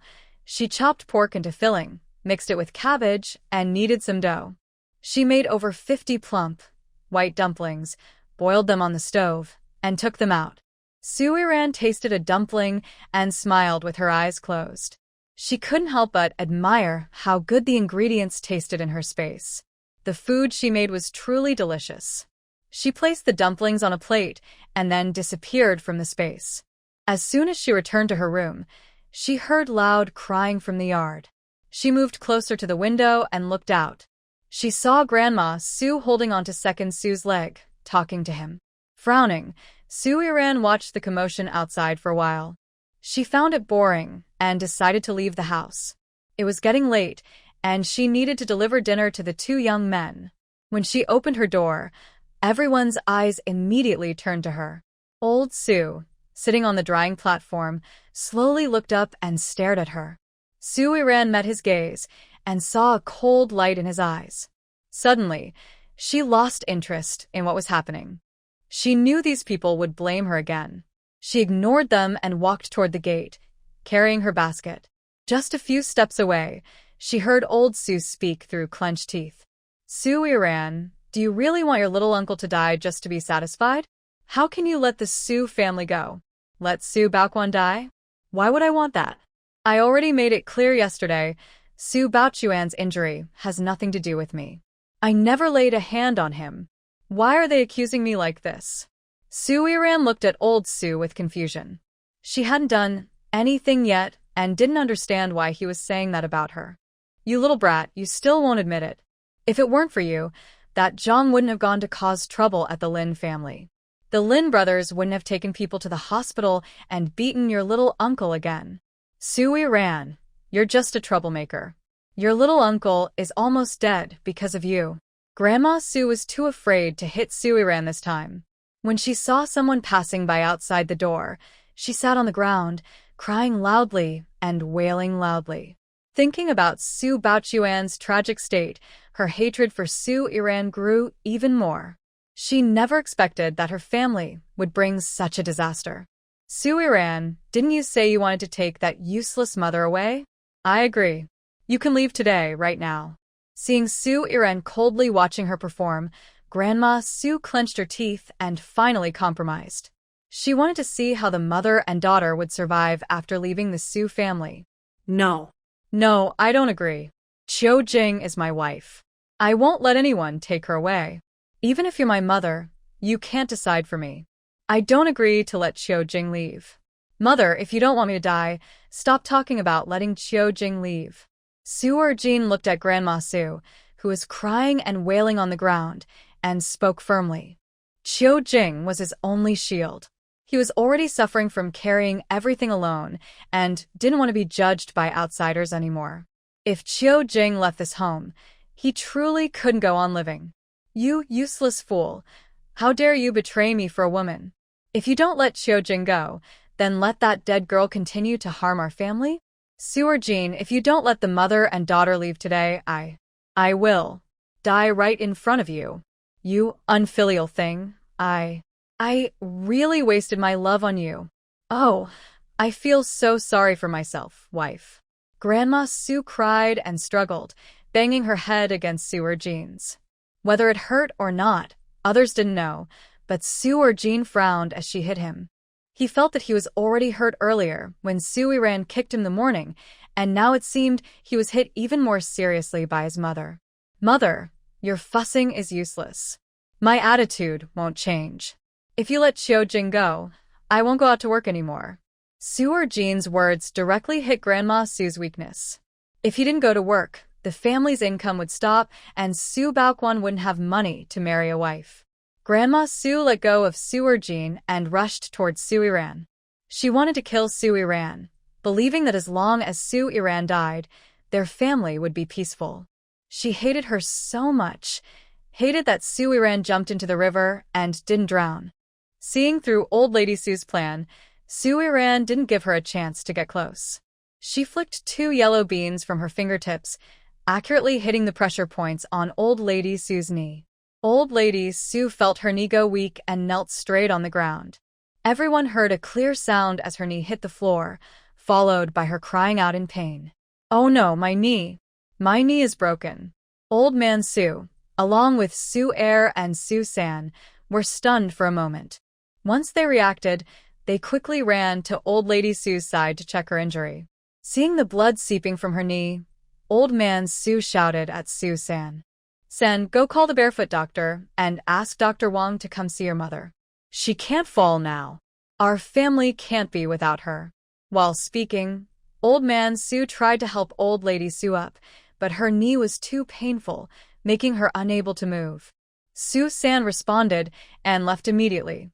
Su Er stepped forward to carry Old Lady Su into the house, but she pushed him away harshly.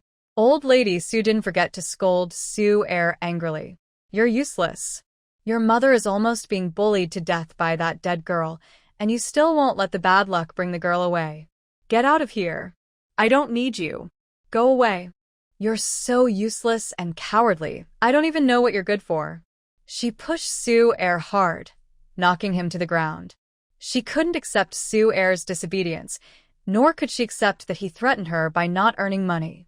She had controlled Su Er for over 20 years, and his sudden rebellion felt like the sky was falling. She couldn't allow such things to happen.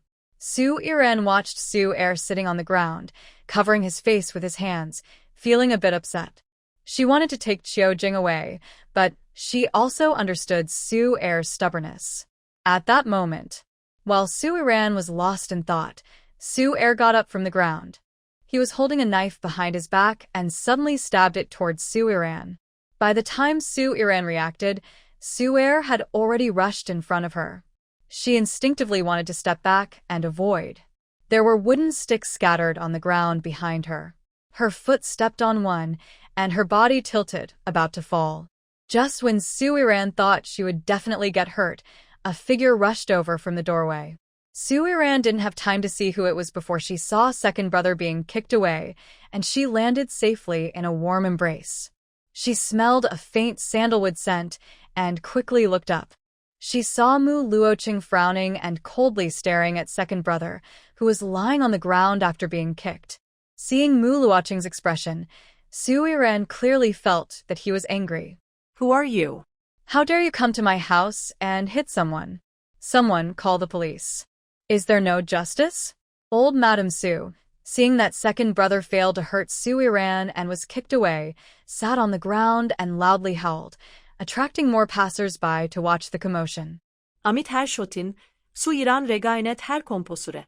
She realized that her and Mu Luoqing's postures were somewhat ambiguous. She struggled free from Mu Luoqing's embrace, softly thanked him, took a step to the side, and created some distance between them. She didn't want the village gossip to affect Mu Luoqing.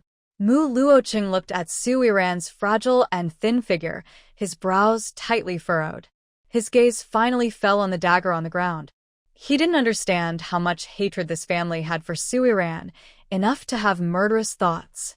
At this moment, Su Jinan and Su Jinghua hurried over. They had just returned from the fields and heard villagers say that old Madam Su was causing trouble at home. When they arrived, they saw the dagger on the ground. What's going on? Why is your family using knives? Old Madam Su, who had been crying loudly, immediately shut her mouth when she heard Su Jinan. Although she was causing trouble at home, she was genuinely afraid of being caught by village officials and sent for re-education. It's a misunderstanding, all a misunderstanding. Little Ran is disobedient, and second brother just taught her a lesson. Father and daughter argued, but it's nothing serious, nothing serious. Old Man Su, seeing the newcomers, stood up from the ground and tried to smooth things over. He also gave Su Iran a look, hoping she would speak up and explain. He thought this was a family matter and didn't want to trouble outsiders. However, Su Old Man's gaze was completely ignored by Su Iran. She looked at second brother lying on the ground and gave a self-deprecating smile. She wondered if her mind was rusty because she had actually felt sympathy for second brother, almost getting hurt because of it. It's not that. It's second brother who tried to hurt me. Su Iran spoke confidently. Vich shaksus henan en su ginchua. How could someone like second brother Su, with his straightforward personality, possibly kill someone, especially his own daughter? What? No way. Xiao Ran. You can't say things like that. Second uncle and third grandpa don't doubt. The dagger was the murder weapon second brother Su wanted to use to kill me. If Mu Jiqing hadn't passed by and saved me, I might have been stabbed. Without hesitation, Su Iran rebutted them. When second brother Su tried to hurt her, she saw murderous intent in his eyes, very real and clear. Some onlookers, who had just come to watch, didn't believe that the usually gentle second brother Su could commit murder. They even made cold remarks. Xiao Ran, there might be some misunderstanding, right? Your dad isn't that hot-tempered. Yeah, Xiao Ran, did you upset your dad? Before, Su Jinjin was obedient and cute, and your dad loved her very much. He often secretly bought her nice things. How could he hurt you? I think it's because your personality isn't very likable, so your dad is just scaring you. Hurry up and apologize to your dad. Xiao Ran, I'm not saying this to embarrass you, but you're not as obedient as Su Jinjin. You've jumped into the river and even hit your grandma. If I were your dad, I'd want to discipline you. Come on, stop talking nonsense. Bow to your dad. Admit your mistake. We're all family. More and more people gathered to watch. Seeing Grandma Su and second brother Su lying on the ground, they all blamed Su Iran. Su Iran looked coldly at those criticizing her, then walked up to the woman who claimed to be her aunt. She forcefully poked the woman's bruised lip, causing her to jump in pain. The woman clutched her mouth and stepped back. Su Iran, you wicked girl, are you crazy? I just said a few words, and you had to hit me? Su Iran glanced at the woman indifferently and spoke casually. I was just curious about the bruise on your lip. Auntie, if you get beaten at home in the future, don't come here to complain. Think about whether you've done your part. whether you've taken good care of your in-laws and served your husband. Or maybe you've sent too many things to your family. When Su Yiran mentioned sending gifts to her family, the woman initially wanted to scold her but didn't get the chance to speak before lowering her head, afraid to look at the man standing nearby. Seeing her guilty expression, Su Yiran's smile grew brighter as she looked toward the man in the distance. "Uncle, I suggest you go home and check the money hidden in your cabinet. Your little brother-in-law's house construction was paid for entirely by this lady." After Su Yiran finished speaking, the woman's eyes widened in shock as she looked at her, unsure how Su Yiran knew about their family affairs. The man, hearing Su Yiran's words, glanced at his wife's expression. There was nothing unclear. Everything Su Yiran said was true. "Pengwan, go home right now. I tell you, if even a penny is missing from my money, I will divorce you." Before Pengwan could speak again, her husband dragged her away from the Su family home. Her cries and pleas for mercy could still be heard from afar. Su Yiran's actions caused everyone who had just been criticizing her to fall silent. They couldn't understand how she knew about the money hidden in the cabinet and that Pengwan had sent it to her family. They instinctively imagined many things, and their gazes at Su Yiran carried a hint of fear. After sending Pengwan away, Su Yiran's gaze fell on the first person who spoke, the woman she recognized as the main character she saw when she entered the mountains. She gave a meaningful smile to Ma Hongyan, causing the woman to shiver in fear. "People are like monkeys. They all owe something, but I hope you don't owe me anything. Otherwise, I'll make sure you all suffer." After Su Yiran finished speaking, everyone dared not look into her dark, bright eyes. They felt she was a bit sinister. Seeing that no one was speaking anymore, Su Yiran lost interest in playing with them. She believed that shaking the tree once was enough. She would keep the others for later. For example, catching Ma Hongyan in the act of cheating was the most exciting. Su Yiran approached Su Jinan and Su Jinghua, her proud attitude gone, replaced with a serious expression as she truthfully recounted what had just happened. "Second uncle, third grandpa, I swear everything I said is true. If you don't believe me, you can ask my grandfather." When speaking about this, Su Yiran looked at Old Man Su and showed a proud smile. After what had happened earlier, and since Su Yiran just mentioned Pengwan's family, Old Man Su was even more sure that Su Yiran had something important on her mind.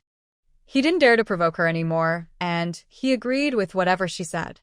"Fourth uncle, is what Xiao Ran said true? Did Jin really want to hurt Ran just now?" "Yes, it's true, but Jin had her reasons. Xiao Ran wanted to leave with her mother, and you all know Jin always doted on Qiujing. She couldn't accept it and got angry. I've lived so long, and I've never heard of a daughter causing her parents to divorce. Village chief, village secretary, I want to divorce second brother Su. I want to leave the Su family with Ran." Hearing Su Old Man's accusations against Su Yiran, Qiujing stepped out from the crowd. She knew how stubborn Second Jin could be, and she wasn't surprised if she did something extreme like hurting someone. She was just worried that Second Jin might do something worse again. Su Jinan and Su Jinghua looked at each other after hearing Qiujing, then glanced at the villagers watching nearby. Su Jinan said to Qiujing, divorce and dividing the family is a big matter. Do you want to think about it more? I think you should discuss it carefully. If Second Jin doesn't agree, we can't force a decision for you. I see that Jin is injured too. Maybe you should let her see her injuries first? Su Jinan hesitated a moment before speaking slowly. He had promised Su Yiran to help her build a house, but the house wasn't finished yet. Moving out now didn't seem right. Seeing how much this family had been hurt and damaged, they should still be safe enough for now. Su Jinghua looked at Qiujing with a helpless sigh. He didn't have good feelings for this family, but as the village secretary, he couldn't let personal feelings influence his decisions. This matter needed careful thought. Xiao Ran, go find Dr. Qibao Wang to check your father's injuries. Once he's better, the village can help you negotiate. How does that sound? Some things can't be decided by one person alone. Su Yiran looked at Su Jinan and Su Jinghua's expressions and realized she had to give them some face. This kind of matter needed approval from the village committee, and rushing wasn't wise. Okay, I'll go. The doctor is here, the doctor is here. At this moment, old third Sue pulled a small old man inside. They had actually been back for a long time, but hearing the noise of fighting and chaos in the yard, he was afraid of getting involved and didn't dare to push inside. Seeing old third Sue invite a doctor, Su Jinan and Su Jinghua told the villagers who had gathered to leave. Then they took old man Su away to talk about what happened today, since killing someone was a serious matter.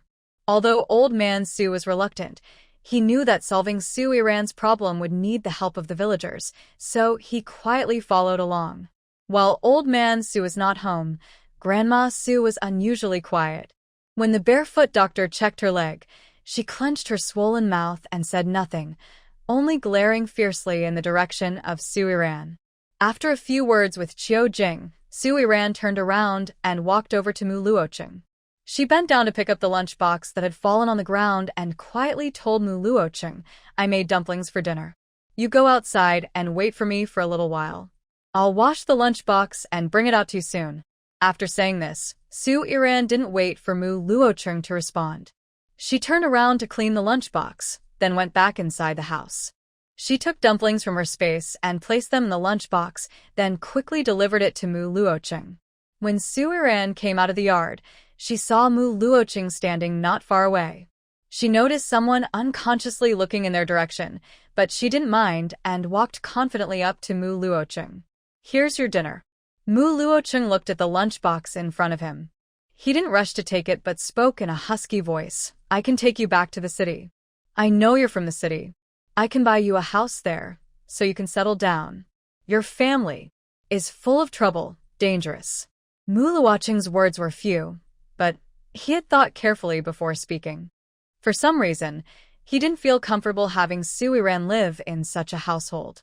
Hearing Mu Luocheng say he wanted to send her back to the city, Su Iran was stunned. She blinked at Mu Luocheng in confusion. He wanted to buy her a house and settle her in the city. What did he think of her? Why was he so kind to her? Yesterday he gave her money. Today he offers a house. What is his real intention? Su Iran stared blankly at Mu Luocheng for a moment, her mouth twitching slightly. Suddenly, she remembered how Mu Luocheng used to be doting on Zhou Xian.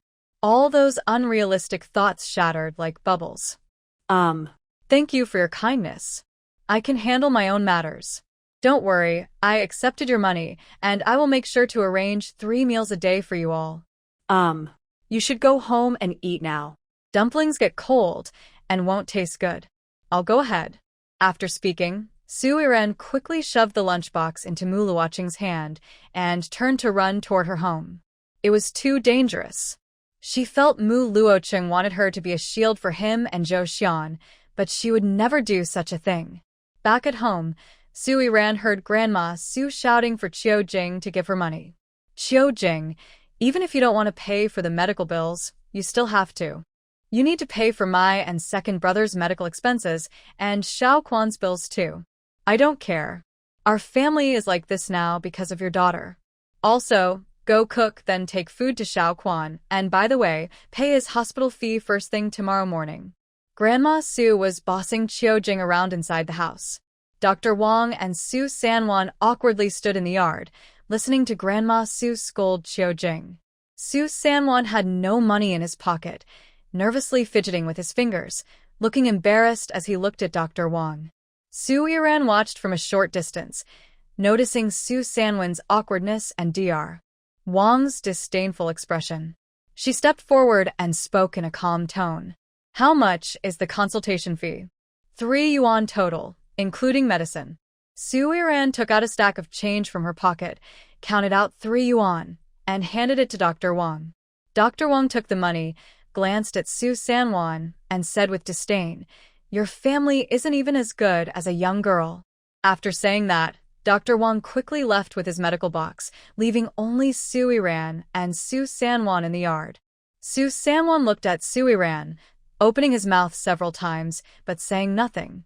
Su Iran didn't notice his actions and turned to walk into her room. Late at night, there was a knock on Su Iran's door. She, just having fallen asleep, slowly opened her eyes. She woke up fully, got out of bed, and packed away her mattress and quilt into her space. Then she opened the door that was about to fall apart. When she opened the door, she saw Qiu Jing standing outside, holding a bundle in her arms, pulling Su Yiran inside the house. Looking at the bundle in Qiu Jing's arms, Su Yiran's previously fuzzy mind suddenly became much clearer. She thought Qiu Jing was planning to escape with her now. "Mom, we don't need to run away. I can legally take you away from here. Sure, I know we can leave properly. I want to take out the things I hid. I saw people in the village building houses at the foot of the mountain. We also need a house after leaving the Su family. Ranyan, I want to sell these and use the money to build a house." Qiu Jing's eyes sparkled brightly as she spoke. After today's events, her determination to take Su Yiran away from this home grew stronger. She could be a hard-working old ox in the Su family, but Ranyan couldn't. Her daughter must leave the Su family to have a better life. She opened the bundle, revealing a few tattered clothes, all wrapped around small yellow fish. Seeing the small yellow fish on the bed, Su Yiran's eyes widened unconsciously. She didn't know how Qiu Jing managed to hide these things. All right, I'll give you the things. I need to go back now." Su Erjine's ribs were kicked and broken. "I plan to take him to the hospital for a checkup tomorrow morning. I want him to stay in the hospital for a few days, so you'll be safer at home. What do you think?" Qiu Jing didn't originally want to interfere with Su Erjine, but when she thought about how Su Erjine had murderous intentions towards Su Yiran, she couldn't ignore it. The best solution was to send Su Erjine away from the Su family. As long as he wasn't at home, Su Yiran would be safe. Su Yiran understood Qiu Jing's plan and took out a few large notes from her pocket, stuffing them into Qiu Jing's hand. She already had a plan in mind. "Okay, take him to the hospital early tomorrow. But don't let Grandma Su go. Give Aunt San a chance to take care of her. Keep this money for now. It's best if Su Erjine stays in the hospital a bit longer. This way, her plan could be carried out smoothly. All right, don't worry. Mom won't let him hurt you." As she spoke, Qiu Jing reached out and hugged Su Yiran. With her there, no one could hurt her daughter. The next morning, when Su Yiran came out of the house to deliver breakfast to Mu Luocheng, Qiu Jing had already left with Su Erjine. Grandma Su was inside the house scolding loudly because she also wanted to go, but Qiu Jing refused her. Old Mr. Su looked at Grandma Su lying on the bed and sighed helplessly, beginning to complain. "You old woman, you never listened to me. I told you to find the fairy, but you insisted on bringing Xiao Quan back. Now look at the mess. Second brother is hurt too. I don't know who will give you money. There are only 5 days until the first day of the new year. If we can't get the things off Su Yiran, we might not be able to send her to the Kong family." Hearing about the Kong family, Grandma Su suddenly sat up on the bed. She quickly grabbed the nearby calendar and flipped through it, her hands trembling unconsciously. "Oh no, I forgot about the Kong family. What should we do? We can't afford to offend them. If we don't send her on time, they will come to trouble us. Maybe Chi-Chi can go." Thinking of the Kong family status, Grandma Su felt deep fear. If the Kong family wasn't handled well, it would cause big problems. Nonsense. Chi-Chi is only 17. How can she go? Even if she is just a girl, she is still part of our Su family. And it should be the third brother who handles this. Can he really send his daughter? I think you should go find the fairy first and see if she can remove the things from Su Yiran. Once her belongings are gone, Su Yiran will be easier for us to control. Old Mr. Su paused suddenly, sighed leisurely, and his face showed deeper lines. "I'm worried the fairy might not be able to do anything either. You don't know how lively it was at Su Jinbiao's house yesterday. The money was really hidden under the cabinet, and his wife even sent some to her family." Su Yiran figured it out. Outside, listening to old Mr. Su, Su Yiran smiled softly. It seemed she had truly scared these people, and things were getting more interesting. Su Yiran stayed quietly at home for a day. Besides cooking 3 meals for Mu Luocheng and Zhou Xian, she spent her time researching in her space, enjoying herself. The next afternoon, Su Yiran heard a cuckoo call from outside the wall. She found it strange, and went out to the yard. There, she saw the man she had beaten that day, sneaking around the corner. Seeing Su Yiran, Xiao Wu quickly approached her and whispered, Grandma, my eldest brother is waiting for you on the south side of the back mountain in the village. He doesn't dare come into the village because he's worried about ruining your reputation. Zhang the Lame rarely thought so carefully. After leaving the Su family that day, he thought a lot. For some reason, he felt that Su Yiran was not an ordinary person.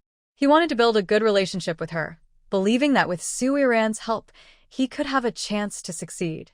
Su Yiran carefully watched Little Five, wondering if they had set a trap for her or planned to scheme against her. Are you guys trying to trick me? Madam, how could you say that? We wouldn't dare scheme against you. The 6 of us are no match for you, and we wouldn't dare to offend you. Our boss came to bring you wedding candies and also brought things that Su Baoquan previously gave to our eldest sister-in-law. Eldest sister-in-law? Yes. When my eldest brother went to the Lin family to ask for some things for the young lady, he met the eldest sister-in-law. They hit it off immediately, and on the same day they got engaged. My brother came here specifically to thank the young lady. Little Five became more excited as he spoke. Recently, their eldest brother had been in a good mood, and they had gained many benefits. He believed all of this was thanks to the kind and beautiful young lady. Su Yiran understood what Little Five was saying. She nodded in response. All right, you can go back now. I'll come find you later. Then, Su Yiran turned around and returned home. She changed into a dark-colored outfit, carried a basket, and headed up the mountain. Old Lady Zhang sat by the window, watching Su Yiran's figure disappear into the distance. She spat and muttered. That girl finally left. Now I have a chance to send the things into her house. When Su Yiran arrived at the meeting place with Zhang the Lame saw her and excitedly ran over. He stood respectfully in front of her and bowed. Su Yiran looked at Zhang the Lame's actions, leaning lazily against a nearby tree trunk, her eyebrows slightly raised.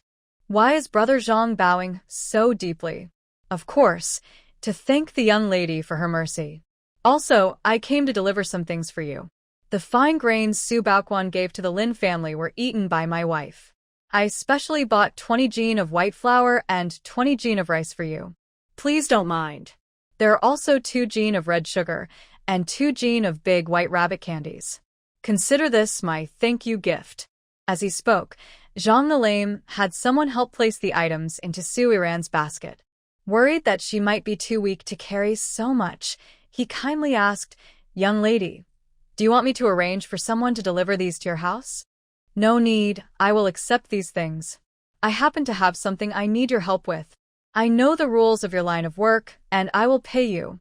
Hearing Su Yiran mention money, Zhang Quasi immediately waved his hand and took out a stack of bills from his pocket. Little lady, if you don't mention money, I'd be happy and might forget the important matter. My wife said that Su Baoquan gave him a total of 182 yuan. All here. Please count it, little lady. Su Yiran was not polite. She took the money handed to her by Zhang Quasi, counted it, and confirmed it was 182 yuan. She nodded, then put the money into her pocket. Zhang Quasi looked at Su Yiran expectantly, eager to know what kind of help she needed. He really wanted to assist her and hoped to get closer to her. Little lady, if you need my help with anything, don't worry. I will do my best to finish it. Yesterday, Su Yiran had thought about this task. It was a bit unethical, so she could only ask Zhang Quasi to do it. Zhang Quasi, do you know any widows or women of that kind? Hearing Su Yiran's tone, Zhang Quasi immediately understood what kind of person she was looking for. He instinctively took a step back, feeling that Su Yiran was planning something. Seeing Zhang Quasi's nervous expression, Su Yiran also felt she had been too forward. She took a step forward and explained her plan to him. After hearing it, Zhang Quasi first widened his eyes in shock, then looked at Su Yiran with disbelief. He knew Su Yiran was not someone to be messed with, but to be so ruthless. He really couldn't imagine. As long as you can do it, just tell me. Of course I can do it, little lady. You've come to the right person. Don't worry, I promise to help you succeed. I guarantee to find someone attractive and charming. Zhang Quasi confidently assured Su Yiran, hoping for her praise. However, he didn't get any praise. Instead, Su Yiran seemed dissatisfied and gently shook her head. Looks are important, but being charming isn't too important. After all, she's not very capable. Just find someone who can take care of others, preferably someone who can make a man feel protective, good at flattering, and able to boost confidence just by talking. Su Iran's requirements, once again, left Zhang quasi-stunned. He thought her demands were a bit unreasonable. This was the first time he had seen someone willingly offer to find a stepmother for himself, and it sounded quite interesting. All right, I will arrange it as soon as I get back. Little miss, about your uncle, do you think he's been taught enough? Should we do something more?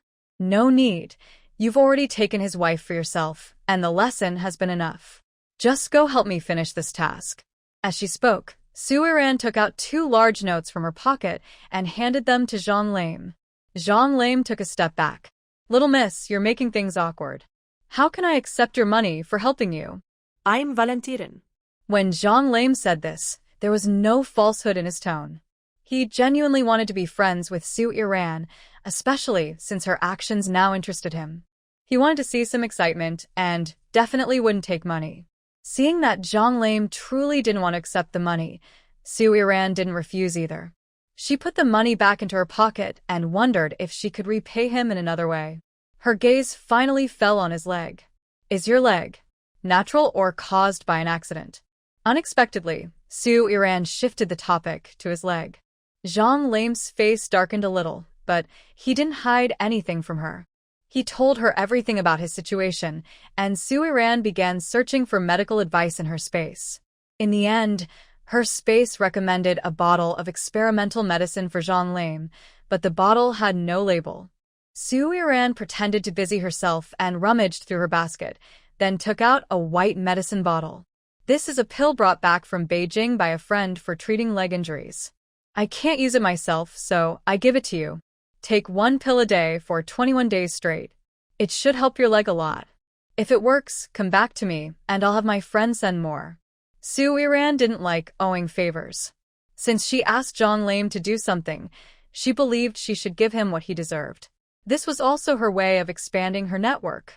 Zhang Lame had long lost hope for his leg's recovery, but hearing Su Iran say this, he still accepted, without hesitation.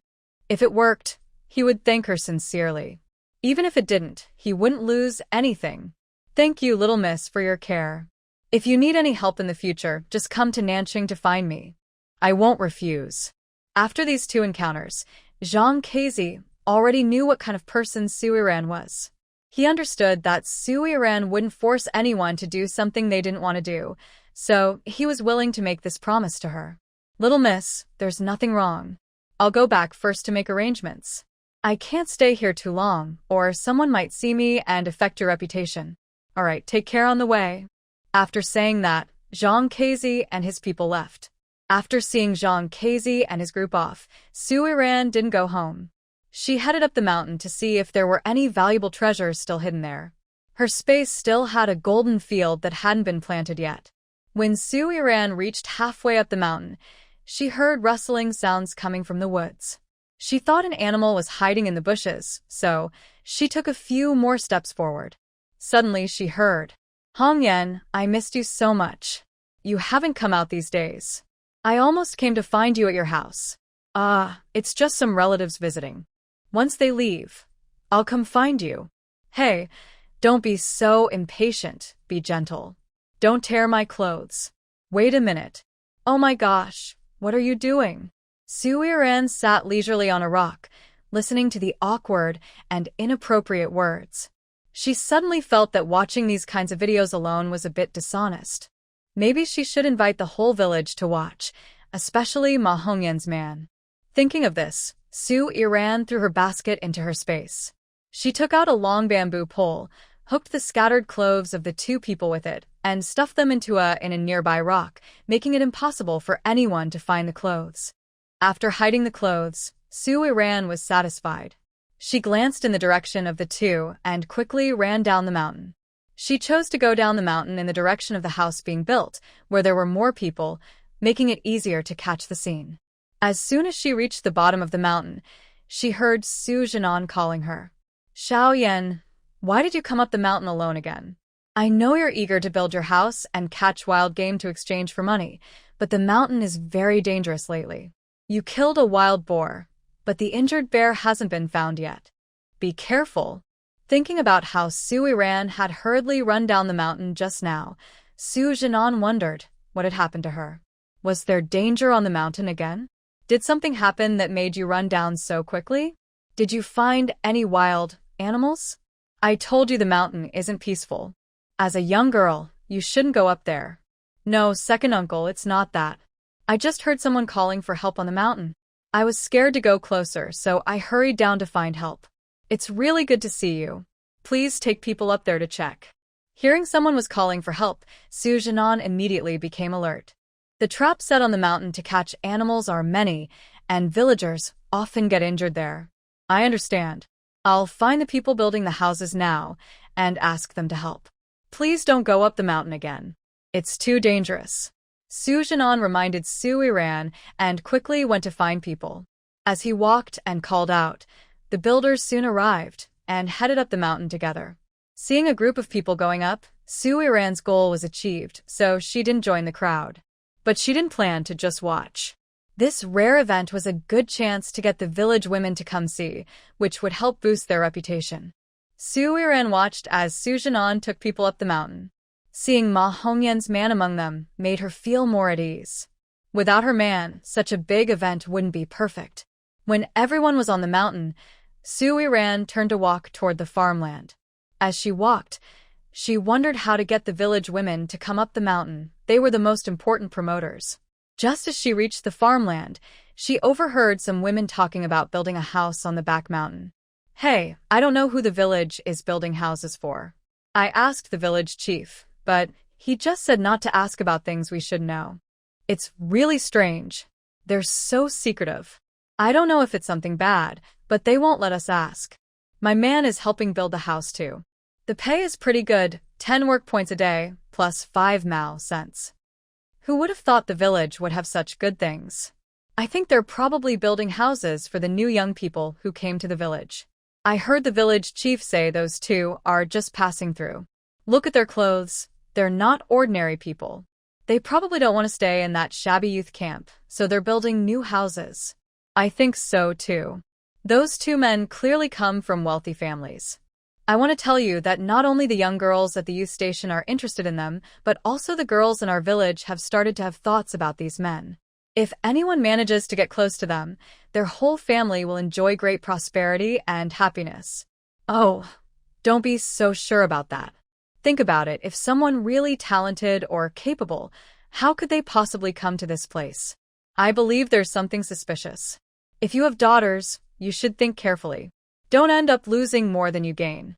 Some people like to cause trouble when they see others succeed. Soon, the people chatting there started to argue and leave angrily. When those people were about to leave, they saw Su Yiran passing by. Everyone knew about what happened to the Su family yesterday, but they didn't know many details. The gossipers couldn't help but want to find out more about Su's family. Oh, isn't that Su's girl? Why isn't your mother working today? I heard your family was lively last night. Did something happen? Su Yiran paused and looked at the curious people with a smile. She didn't think there was anything to hide. If she wanted to successfully help Qiu Jing leave the Su family, these people were also important. So she spoke kindly. Nothing big happened yesterday. It's just that my grandmother was angry with me because of my younger uncle's matter and blamed my father. She even wanted to hurt me. After casually mentioning this, Su Yiran turned to walk forward. After a few steps, she suddenly seemed to remember something. She looked at the still shocked people and said calmly, "Ladies, you shouldn't just stand here chatting. The village chief has taken people to the back mountain to see the fun. Don't you want to go take a look?" After saying that, Su Yiran left without explaining what the fun was. This made the women in the village even more curious. They exchanged glances and then hurried toward the back mountain. Su Yiran reached an open space ahead, hid behind a tree, and watched the women run. She smiled happily. Today, Ma Hongyan's plans are definitely ruined. Having achieved her goal, Su Yiran didn't stay any longer. She looked up and saw someone taking the initiative to show kindness to Mu Luocheng. It was a girl from the Leaf family in the village who had once teased Su Yiran for being pretty. Thinking of this, Su Yiran had the idea of preventing Li Qiushuang from getting close to Mu Luocheng. She wanted to cause some trouble and see the girl get angry and frustrated. Su Yiran took a bottle of soda from her space and carried it toward Mu Luocheng. When she got close, she saw Mu Luocheng's annoyed expression. His handsome face looked quite scary with a dark, gloomy look, and his eyebrows were tightly furrowed. Mu Jiqing, I brought you a drink, Su Yiran said. Oh, look, isn't that Li Qiushuang? What are you doing here? Are you also bringing something for Mu Jiqing? Let me see what you're giving. Su Yiran spoke sarcastically to Li Qiushuang. She bent down, picked up a stick, and easily pried off the soda bottle cap. She casually handed it to Mu Luocheng. Mu Luocheng didn't refuse. He took the soda and drank a few big sips. He felt that Su Yiran's soda was just right, helping him calm his angry mood quickly. After handing over the soda, Su Yiran didn't hold back. She reached out and snatched the water bottle Li Qiushuang was holding. Li Qiushuang initially wanted to take it back, but Su Yiran acted quickly. She took a step back and created some distance between them. Su Yiran opened the water bottle cap and looked inside at the green bean soup boiling with flowers. She raised her eyebrows slightly, and a faint smile appeared at the corner of her mouth. It had to be said that Li Qiushuang truly cared for Mu Luocheng. She was willing to use so many green beans to make soup, which showed she was sincere and generous. Oh, Qiushuang, you're bringing green bean soup for Mu Jiqing. If I remember correctly, these green beans were bought by Peng Jianju, right? I heard from Aunt Peng that the Peng family gave you 10 jin of green beans as part of your bride price. Su Yiran, shut up. Don't talk nonsense. These green beans are my family's own. I didn't use the bride price from the Peng family, Li Qiushuang stammered and retorted. She kept her eyes fixed on Mu Luocheng, afraid he might misunderstand something. She watched Mu Luocheng drinking the soda, feeling angry and biting her lower lip. Her green bean soup also had sugar, but she didn't understand why Mu Luocheng was willing to drink Su Yiran's soda instead of accepting her green bean soup. Noticing Li Qiushuang's infatuated expression as she looked at Mu Luocheng, Su Yiran tightened the lid on the water bottle and gently placed it back into Li Qiushuang's arms, softly reminding her. Li Qiushuang, I kindly remind you that your family has already accepted Peng family's bride price. You are now Peng Jianju's future wife. How dare you still give Mu Jiqing mung bean soup? If Peng Jianju finds out, be careful. Su Yiran, you're talking nonsense. I never agreed to marry Peng Jianju. My mother said that as long as Mu Jiqing is willing to be with me. At this point, Li Qiushuang's small, dark face turned red, and she lowered her head, acting shy like a delicate young woman. Her feelings were clearly written on her face. I don't want to. I don't even know you. Please don't come near me to make me uncomfortable. Eating is hard enough. I don't want to back up. Mu Luocheng didn't wait for Li Qiushuang to finish speaking and spoke coldly. He couldn't remember how many women had come today. He only knew he was very annoyed. He was almost unable to continue working. Su Yiran couldn't help but laugh out loud after hearing Mu Luocheng's words. She slightly turned her head, feeling that laughing in front of Li Qiushuang might be a bit rude. Li Qiushuang's face turned pale, as if she had lost all her blood. She looked aggrieved, biting her lower lip as if she was about to cry. She had never been so insulted before. You are too much. I hate you. After shouting this, Li Qiushuang ran away holding her mung bean soup, wiping tears from her face as she ran. When she passed by a crowd, many people stared and pointed. The Peng family members looked at her with dark, frightening eyes. Is it funny? Just as Su Yiran was about to laugh, Mu Luocheng was already standing in front of her. He looked down at the little woman who was giggling and spoke softly, with a gentle tone that carried a hint of grievance. If listened to carefully, one could also hear a bit of affection. Hearing Mu Luocheng's strangely pitiful tone, Su Yiran couldn't hold back her laughter and burst out laughing. She finally crouched on the ground, burying her head in her knees, trembling with laughter. Mu Luocheng looked at Su Yiran's actions and sighed helplessly. A trace of affection unconsciously appeared in his cold eyes. Su Yiran sat for a while before stopping her laughter. Just as she was about to stand up and speak, she heard noisy sounds coming from the back mountain.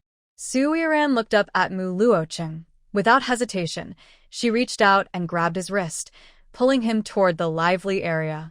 As they walked, she said excitedly, "This lively scene isn't something you see every day, so don't miss it. Hurry up and walk faster." Mu Luocheng glanced at her hand holding his wrist and then at her excited expression. He didn't refuse her and followed her toward the back mountain. When they reached the edge of the back mountain, they saw that it was already crowded with people. Su Yiran let go of Mu Luocheng's hand and pushed her way into the crowd, lowering her head to see if Wang Lizi and Ma Hongyan had been caught. From the outside, Mu Luocheng, thanks to his height, saw the scene clearly. He immediately spotted the man lying on the ground, completely except for a few leaves covering his private parts. Seeing this inappropriate scene, Mu Luocheng didn't think much and didn't hesitate. He quickly pulled Su Yiran out of the crowd, covering her eyes with one hand. He softly whispered in her ear, "There's nothing good to see. I'll take you home." Don't stop me. I just want to take a quick look." Su Yiran struggled to break free from Mu Luocheng's hand covering her eyes, but he was too strong. She couldn't get away. Although Su Yiran was stronger than most girls, she was no match for him. "Don't look." Mu Luocheng kept her from struggling, one hand covering her eyes, the other around her waist, holding her close as they moved away from the crowd. The villagers around them were watching the scene, unaware of their presence, and Mu Luocheng and Su Yiran didn't notice a pair of cold, fierce eyes watching her from a distance. After they moved away from the crowd, Mu Luocheng finally let go of her. Su Yiran, now free, rubbed her aching waist and gave him a playful glare, pouting and muttering in dissatisfaction. "I just wanted to see what was happening. Why didn't you let me look?" Hearing her dissatisfaction, Mu Luocheng awkwardly coughed and spoke in a husky voice. "You can't look. That man isn't wearing clothes. You can't see." Mu Luocheng's deep eyes closely watched Su Yiran. He thought her expression at this moment was a little cute. Huh. Su Yiran pretended to be surprised and looked up at Mu Luocheng. Her fair cheeks showed a faint blush. "That's not something you should look at. Don't look at things you shouldn't. Brother Chen, the village secretary wants you to come over." Suddenly, Zhou Xian's voice broke the atmosphere between the two. Su Yiran looked coldly at Zhou Xian approaching and snorted at him in displeasure. She didn't know what incense Zhou Xian burned in his past life, but somehow he managed to turn such a good man. It was a waste and too much.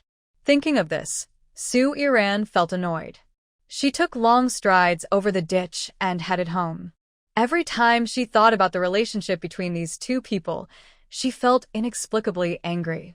Zhou Xian looked in the direction Su Yiran left and seemed to sense her displeasure. He turned to look at Mu Luocheng, raised his finger towards Su Yiran's direction, and asked, "What's wrong with her? She seems pretty upset with me. I don't remember offending her. Yesterday at noon, when I gave her snacks, she ignored me. Now she has this attitude.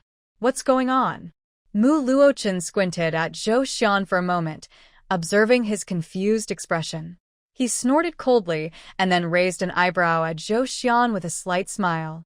"Maybe it's because you're not good-looking?" After saying that, Mu Luocheng headed toward the village office, leaving Zhou Xian alone in confusion. He couldn't believe what he just heard. "Brother Chen, how can you tell such lies? I'm not ugly. I'm not ugly. In the capital city, I was considered quite attractive too." As he spoke, Zhou Xian's voice suddenly grew quieter. He wasn't as handsome as Mu Luocheng, but he wasn't ugly either, right? Su Yiran returned home and found her bed had been disturbed. She walked over and lifted the mat on the bed, only to see a yellow talisman tucked into the gap of the bedboard. Looking at the talisman in the of the bed, Su Yiran remembered the conversation between Old Man Su and Old Lady Su. She sneered disdainfully. "Ignorance is truly frightening." Su Yiran didn't touch the talisman. She wasn't like the spirits in the woods and naturally wasn't afraid of these things. But since they dared to do such things, she wouldn't let the old couple enjoy too much comfort. While Su Yiran was thinking about how to deal with Old Man Su and Old Lady Su, Tan Hongling returned with Su Qiqi and a young boy. The boy was someone she knew, Su Samwon's younger son. He had been weak and sick since childhood and had been staying at Tan's house to recover. She didn't know why she decided to bring him back today. Grandma, I'm back. Su Haida just entered the house and loudly shouted at Old Lady Su's room. After a while, Old Lady Su finally opened the door and slowly came out, leaning on her cane, walking with difficulty. When she appeared, she didn't look happy to see her little grandson. Instead, her face was dark and stern as she glared at Tan Hongling. You still know how to come back. Do you know everything is a mess at home? You went off with the kid to your mother's house to hide away, and now you're just looking around. Go to the river and wash the dirty clothes. You're useless and stupid. Tan Hongling was happy to return from her mother's house, but was met with such a heavy. Her smiling face stiffened, and she frowned in displeasure. Mother, why should I wash the clothes? Everyone agreed that second sister-in-law would do the laundry. Why should I do it? I won't go. Tan Hongling had a decent relationship with her maternal family and held some status with Old Lady Su. When she heard Old Lady Su bossily tell her to wash clothes, she immediately felt unwilling. She didn't even want to cook, let alone wash clothes. She refused. Oh, you dare to talk back, you old woman. Old Lady Su raised her stick and struck Tan Hongling hard. Tan Hongling, suddenly beaten, didn't dare to argue anymore and could only beg for mercy. Mother, I know I was wrong. I'll go wash the clothes right now. I was just asking a question. Why did you hit me? Isn't washing clothes supposed to be second sister-in-law's job? Don't mention that unlucky woman. Her daughter caused chaos in our family. Xiaoquan is in the hospital. I hurt my leg, and the second son was also sent to the hospital. Now she's in the city and hasn't come back for 2 days. When she returns, I will break her leg. Old Lady Su gritted her teeth as she spoke. Every time she mentioned Qiujing and Su Iran, she hated them so much, she wanted to tear them apart. The family had been perfectly fine until these two troublemakers came and caused chaos. After hearing Grandma Su's words, Tan Hongling and Su Qiqi exchanged a look. Su Qiqi's relaxed expression suddenly became tense. She was very afraid that Su Iran might force her to marry someone she didn't want. Understanding the current situation at home, Tan Hongling stopped arguing. She put all the dirty clothes into a wooden basin and went to the river with Su Qiqi and Su Haida to wash clothes. On the way to wash clothes, Su Qiqi gently tugged at Tan Hongling's sleeve and looked at her pleadingly. Mom, maybe you should work with Su Iran. I don't want to marry the crazy guy from the Kong family. Grandma said yesterday that a few days ago, that crazy guy from the Kong family even used a kitchen knife to hurt his father. I don't want to go. I'm scared. Hearing Su Qiqi keep talking about things she didn't like, Tan Hongling grew impatient. She pushed away Su Qiqi's hand, pulling her sleeve, and spoke impatiently. If she had that much ability, she would have done it already. Don't forget, the person who sent people to the Kong family was your dad. With your dad around, how could she have the final say? She's just a young girl, still too naive. She thinks causing trouble will make everyone afraid of her. Why are you afraid of her? She's just scaring you. Ah, it's a pity she didn't succeed in scaring you. The day your little uncle was beaten, I had already arranged for someone to wait at the village entrance. As soon as she left the village, we could have caught her. But she didn't run away, which is a shame. I didn't make those 200 yuan.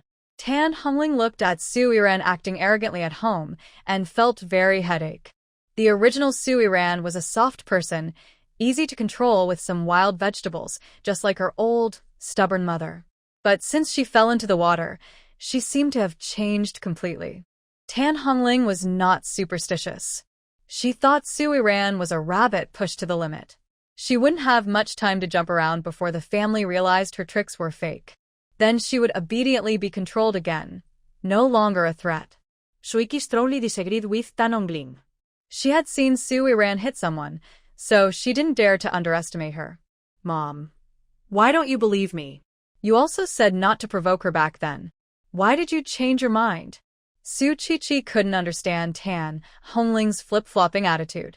She didn't want to risk her own fate. You silly girl. What do you know? I just told you not to bother her these days. She just fell into the water, so her anger must be strong.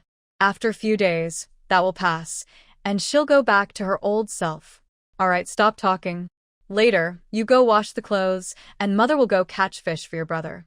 As she spoke, Tan Hongling handed the wooden basin into Su Qiqi's hands and then pulled Su Hai toward the riverbank. Su Qiqi looked at Tan Hongling's indifferent expression, and her unease quickly eased. She also thought her mother was right. Her father was the one who sent someone to the Kong family. Her father wouldn't send her to that crazy person. Just as Su Qiqi was about to go wash the clothes, she saw a crowd heading toward the village committee. Curious, she followed behind. She listened at the back of the group and soon understood that Wang Lizi and the daughter-in-law of the Sun family, who was a young woman from the youth brigade, had been caught having an affair. She originally wanted to go see the excitement, but was pulled out of the group by Su Sanwan, who had just finished work, grabbing her collar. On the way back, Su Sanwan already knew what had happened. Seeing Su Qiqi also wanting to join the fun, his face darkened, and he quietly scolded her. You foolish girl, do you have no shame? How can you always get involved in these things? He then saw the basin in Su Qiqi's hand, slapped her on the head, and said seriously, hurry up and wash the clothes. If you don't finish before dinner, don't come home to eat. After dismissing Su Qiqi, Su Sanjin turned to go see the commotion. Such incidents were unheard of in the village. People being caught cheating was common, but seeing someone caught in the act was the first time for him, and he was very curious. Su Laosen finally squeezed into the crowd and saw Wang Lizi, who was covered in only a few leaves. He didn't bother to cover himself, crouched on the ground holding his face, with some obvious bruises on his body. Meanwhile, Sun Zili's wife, Ma Hongyan, was wearing Sun Zili's shirt, exposing her two fair, chubby legs. She knelt by Sun Zili's leg, begging quietly, but Sun Zili never looked at her and kept a cold, stern expression. Zili, what do you plan to do? Su Jinan looked at Sun Zili and asked sadly. The incident with Wang Lizi and Ma Hongyan was discovered by Su Jinan, who brought people to catch them. He had hoped to resolve this in the woods, leaving some dignity for Sun Zili. But unexpectedly, many people suddenly went up the mountain, and the matter could no longer be hidden. They had to take the person to the village office for official handling. Their conduct is problematic. According to the rules, they should be sent to reform through labor. Village chief, please handle them according to the regulations. Also, before dealing with Ma Hongyan, I want to divorce her. When Sun Zili announced his intention to divorce, Ma Hongyan couldn't take it anymore. How could she divorce him? She didn't believe Sun Zili wanted a divorce. No, I don't want to. I don't want to be sent to the farm. Sun Zili, believe me, I am innocent. Smack. As Ma Hongyan claimed she was innocent, Sun Zili finally couldn't hold back and raised his hand. Without hesitation, he slapped Ma Hongyan hard across the face. He thought Ma Hongyan was treating him like a fool. How could she be falsely accused of love affairs? The scene he saw was still echoing in his mind. As her man, he had never seen her act so wildly. After slapping her, Sun Zili seemed to find a vent. He grabbed Ma Hongyan's hair and slapped her several more times, causing blood and teeth to spray from her mouth. Seeing this, the villagers hurried to intervene, but Sun Zili was already furious. Ignoring their attempts to stop him, he pulled Ma Hongyan's head and slammed it against a nearby table. Stop him. Quickly stop him. Sun Zili, don't stain your hands for this kind of person. Killing someone means facing punishment. Su Jinan saw the situation getting out of control and shouted at Sun Zili. Suddenly, Sun Zili seemed to wake up. He released Ma Hongyan and muttered softly, "That's right, I can't ruin my life for a woman. Ma Hongyan, you shouldn't die. Being sent to the farm and bearing the label of a broken shoe is what you deserve." With that, Sun Zili stood up, laughed loudly, and left the village office. Some people close to Sun Zili worried he might get into trouble, so they followed him. The situation had developed to this point, and it was considered settled. In the end, Wang Lizi and Ma Hongyan were both labeled as unfaithful and subjected to criticism sessions, then sent to the farm. Meanwhile, Sun Zili received a referral letter from the village and went out to do odd jobs. Su Yiran researched some information for a while, wanting to find out what treasures were in Fengcheng. However, after a long search, she found nothing. She glanced at the time and then went to prepare dinner. She cooked her favorite spicy hot pot and served it with a bowl of rice. After eating, she made another portion of spicy hot pot, packed it into a lunchbox, and happily left the house with the rice. As Su Yiran was halfway there, she saw Tan Hongling carrying a fish and leading Su Haida back. Tan Hongling saw Su Yiran but didn't speak. She just twisted her waist and headed home, holding the fish. Su Qiqi was left behind, struggling to carry a heavy wooden basin. Walking was difficult for her. Just when she was about to give up, she saw Su Yiran standing not far away. Su Yiran, come help me. Washing clothes is your job. I helped you, so why aren't you helping me now? What are you standing there for? Su Qiqi saw that Su Yiran didn't hesitate and started giving orders. While washing clothes, she had already realized that her mother was right. Su Yiran wasn't scary. She was just a bit fierce when she pulled the clothes out of the water. In a few days, she would go back to her old self, and then they could tease her as they pleased.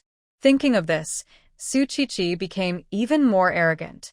When she saw Su Yiran walking over, she directly placed the basin in front of her and said proudly, "Move the clothes inside and hang them up.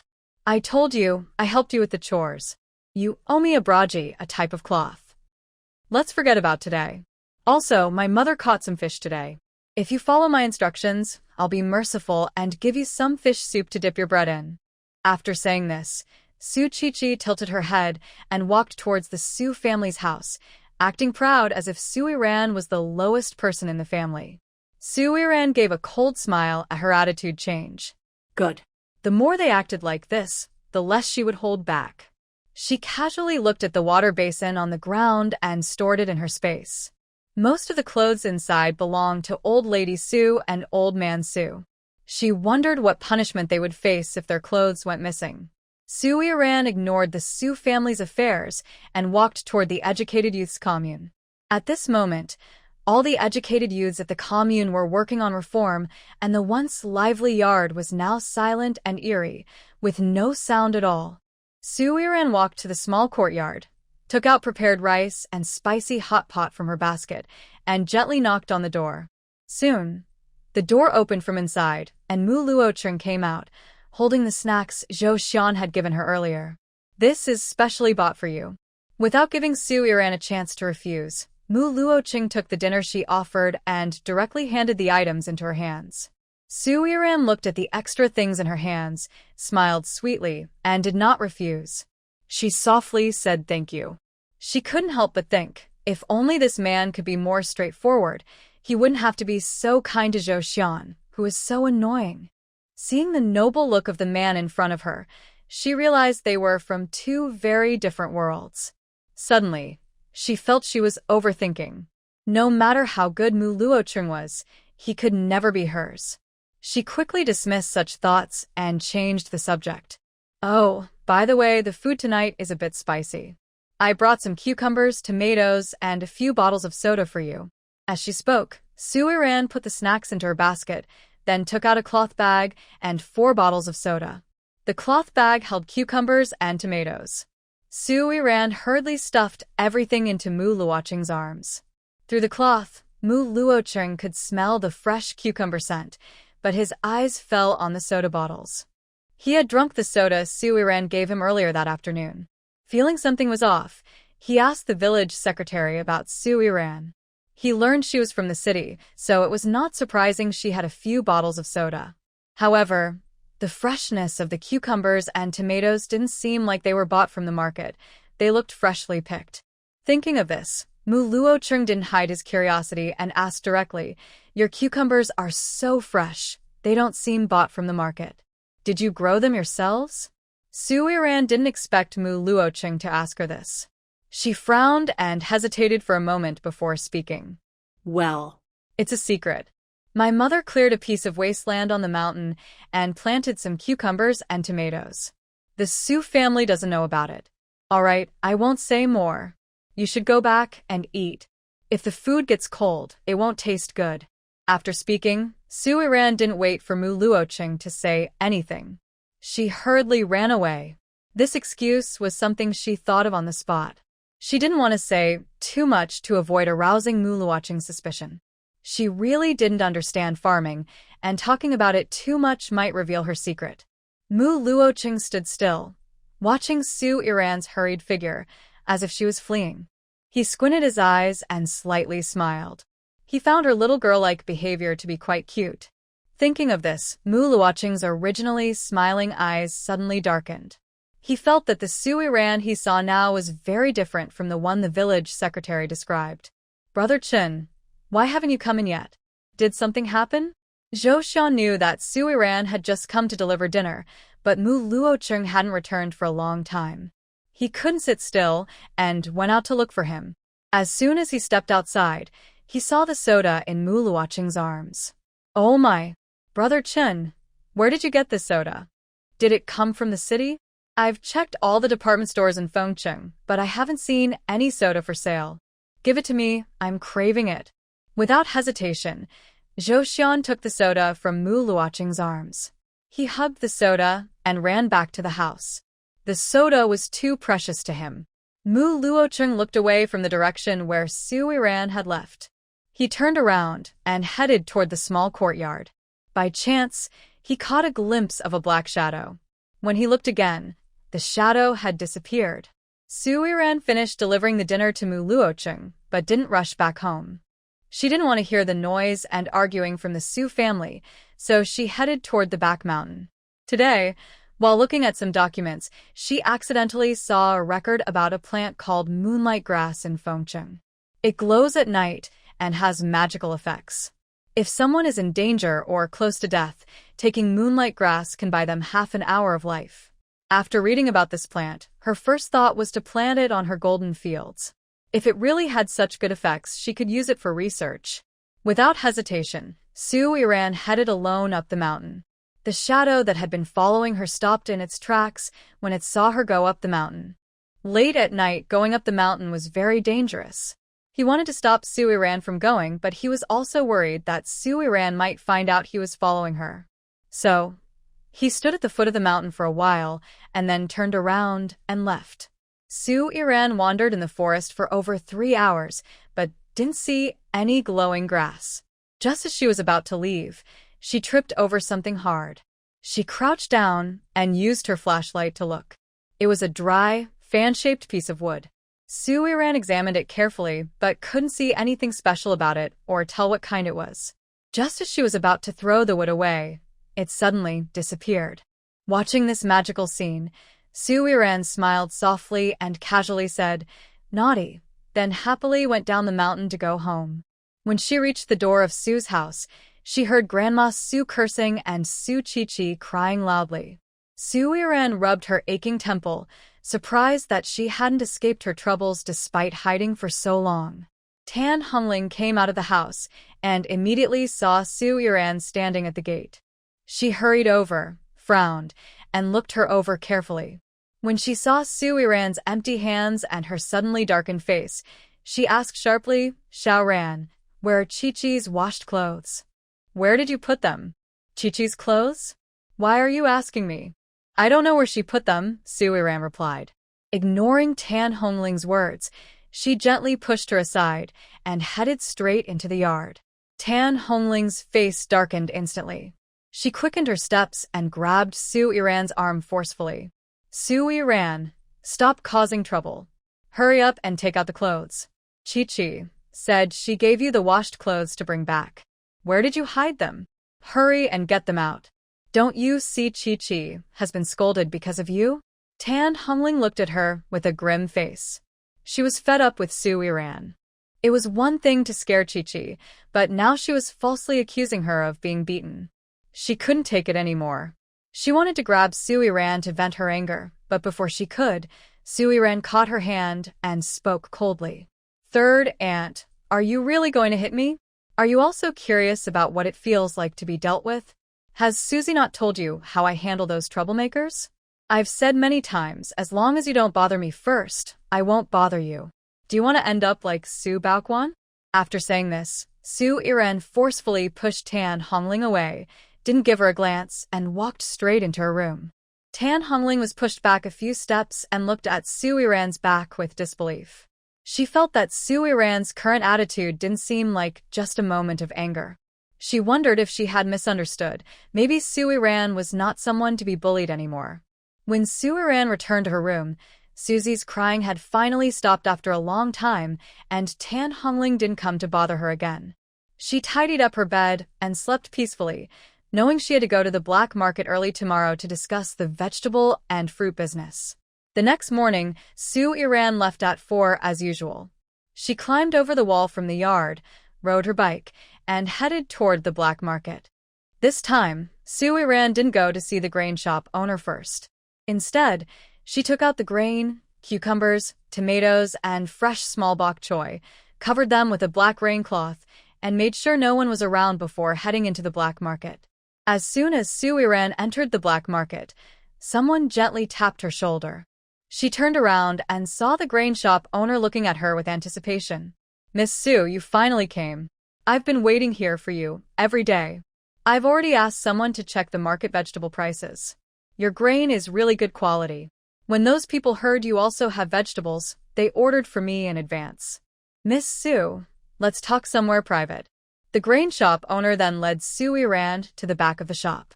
As soon as they sat down, he called a young assistant to prepare some tea for her.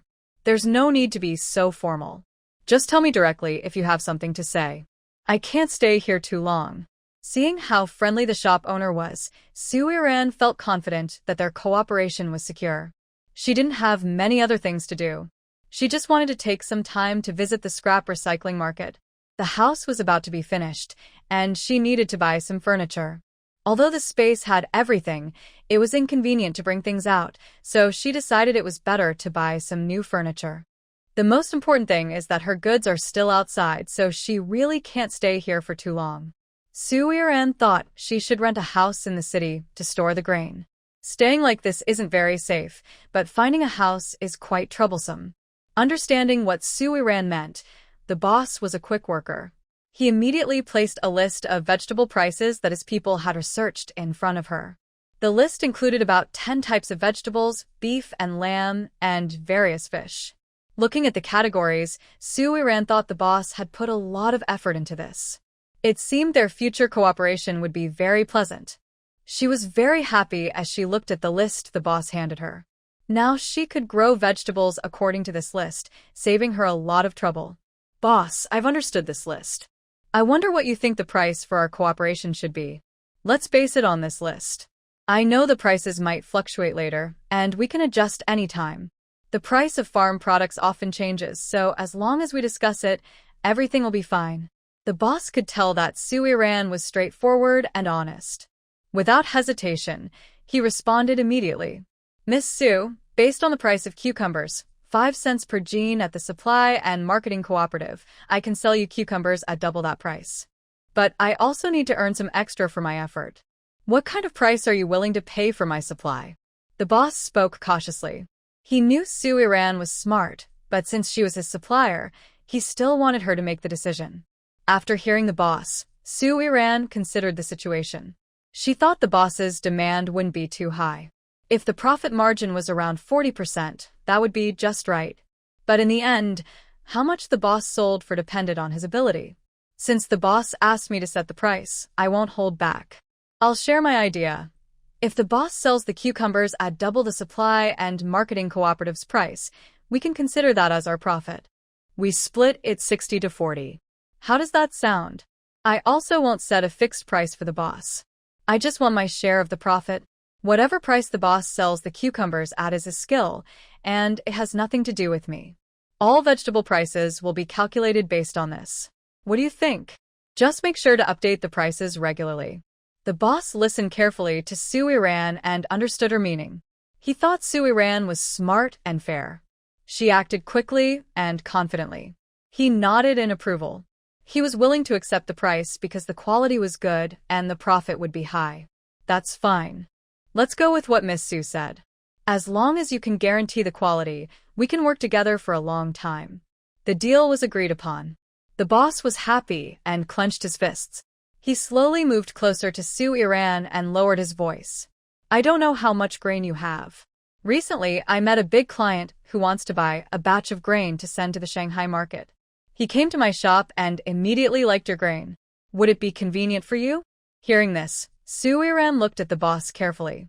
She did want to make some quick money, but if there was any danger, she preferred not to take the risk. Boss, I want to remind you that greed can be a problem. We do small business, which is good enough. When dealing with big clients, you need to consider if they are safe or dangerous. Not every deal is worth it. The boss understood what Sue Iran meant. He rubbed his hands and spoke cautiously. Don't worry, Miss Sue. This person has bought some grain from me before, and there have been no problems. He told me he's buying for his maternal family and isn't short of money. He just needs the grain. Please don't worry, Miss Sue. Just give me the grain, and I promise I won't put you in danger. I won't tell anyone where the grain came from. The boss had his own reasons. There aren't many honest suppliers like Sue Iran, and he didn't want others to steal her customers. Hearing that the boss was willing to take the risk alone, Sue Iran hesitated for a moment. She nodded cautiously. Then we'll see how much he wants. I still have some grain in stock. I can spare 3,000 to 5,000 jin of each type. Oh, and I also have soybean oil, but I didn't bring it this time. I can bring some next time if you need it. Shu Yiran spoke confidently. The boss was surprised by her words. He looked into her eyes and saw a spark of determination. He had already regarded Sue Iran as a grain warehouse. This is wonderful, Miss Sue. I will order 2,000 jin of wheat, 2,000 jin of rice, and 1,000 jin of corn. Could you also give me 200 jin of soybean oil? I want to sell soybean oil in my shop. If I need more later, I will tell you when I come to pick up the goods. At this point, the shop owner looked at Sue Iran with eager eyes and spoke more politely. Miss Sue, did you also bring some grains today? Whatever you have, I will buy. Yes, I did bring some grains, and I also brought 2 baskets of vegetables.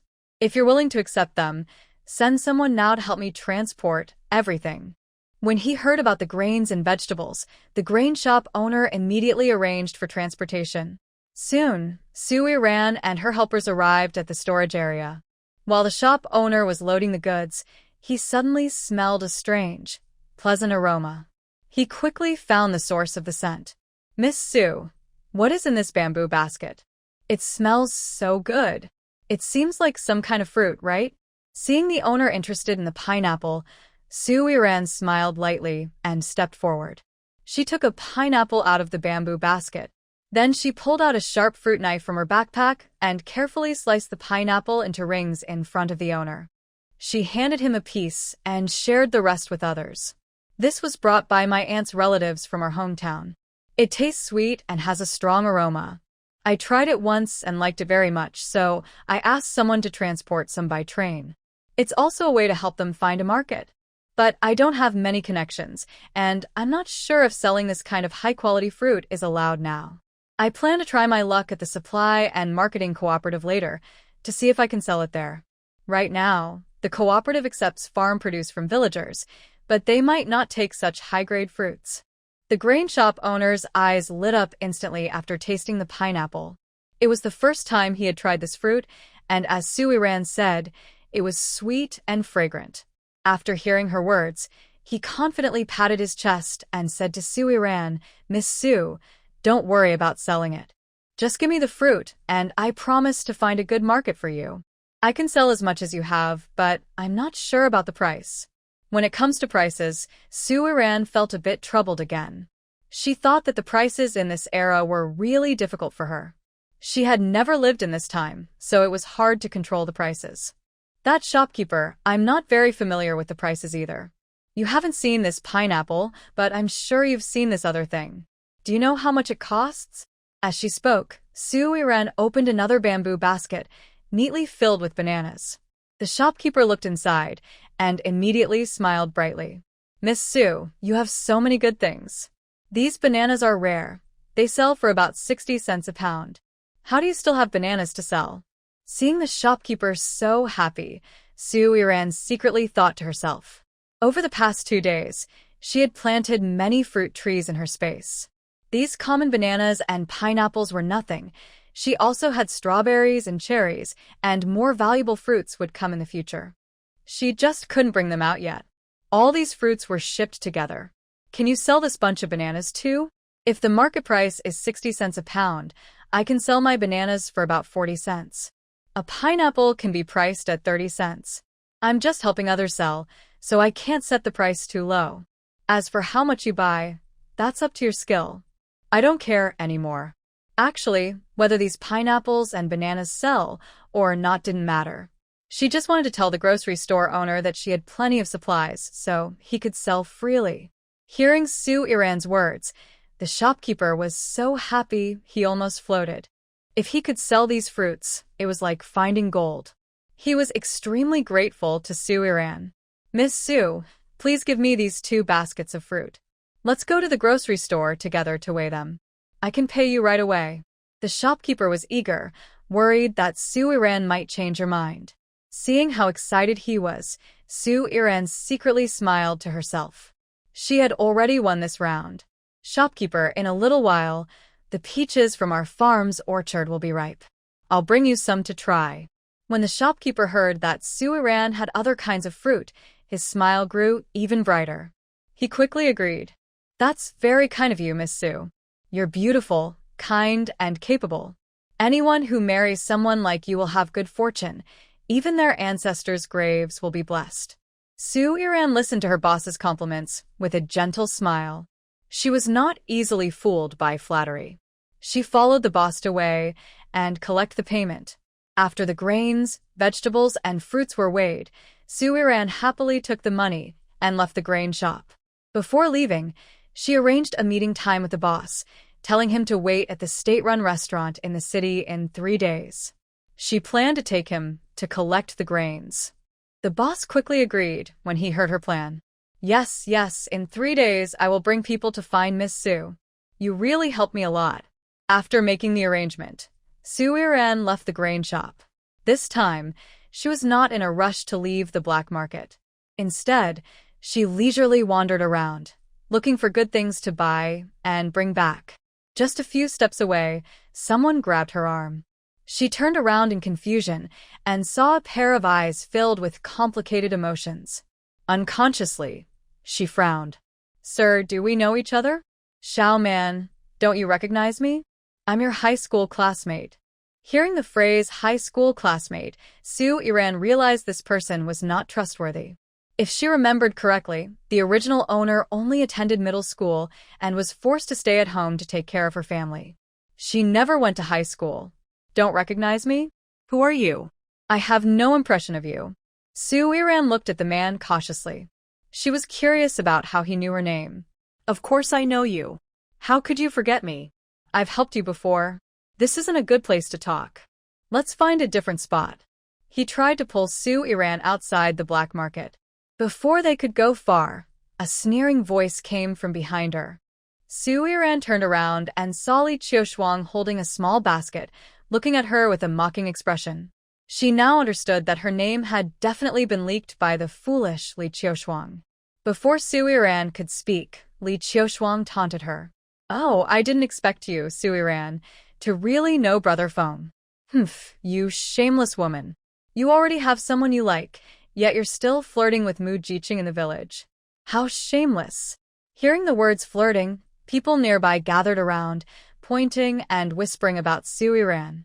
A young girl is so restless. In the past, she would have been punished severely. People comment on her outfit and appearance, saying she looks flirtatious. Someone tells them to stop gossiping, saying the man with her looks suspicious. They've seen him around many times, always hanging out and taking young girls away. Suddenly, a young man in his 20s steps forward to speak up for her. He looks honest and kind. Su Iran looks at him with a raised eyebrow, appreciating his bravery. He says, "You're just talking nonsense because you think she looks pretty. This man is here because of her." If he didn't know her, how would he be asking about her? Li Qiushuang hears some. She doesn't want to miss her chance to insult her and hopes to frame her for misbehavior, so she can claim her as her own. The man who is challenged doesn't get angry. Calmly, he takes out a police ID from his pocket and shows it to Li Qiushuang, waving it in front of her. At that moment, the man who is trying to leave with Su Yiran looks shocked and quickly lets go of her, trying to run away. Seeing this, the man quickly tucks his ID away and catches the fleeing man. Su Yiran notices him trying to escape and kicks him hard in the leg. The man falls to his knees. Hearing the commotion, other police officers nearby rush over and help take the man away. The nearby vendors, who had been watching, quickly pack up their stalls and leave, afraid to get involved. The police officers, happy to have caught the suspect after days of surveillance, walk over to Su Yiran with smiles and affectionate looks.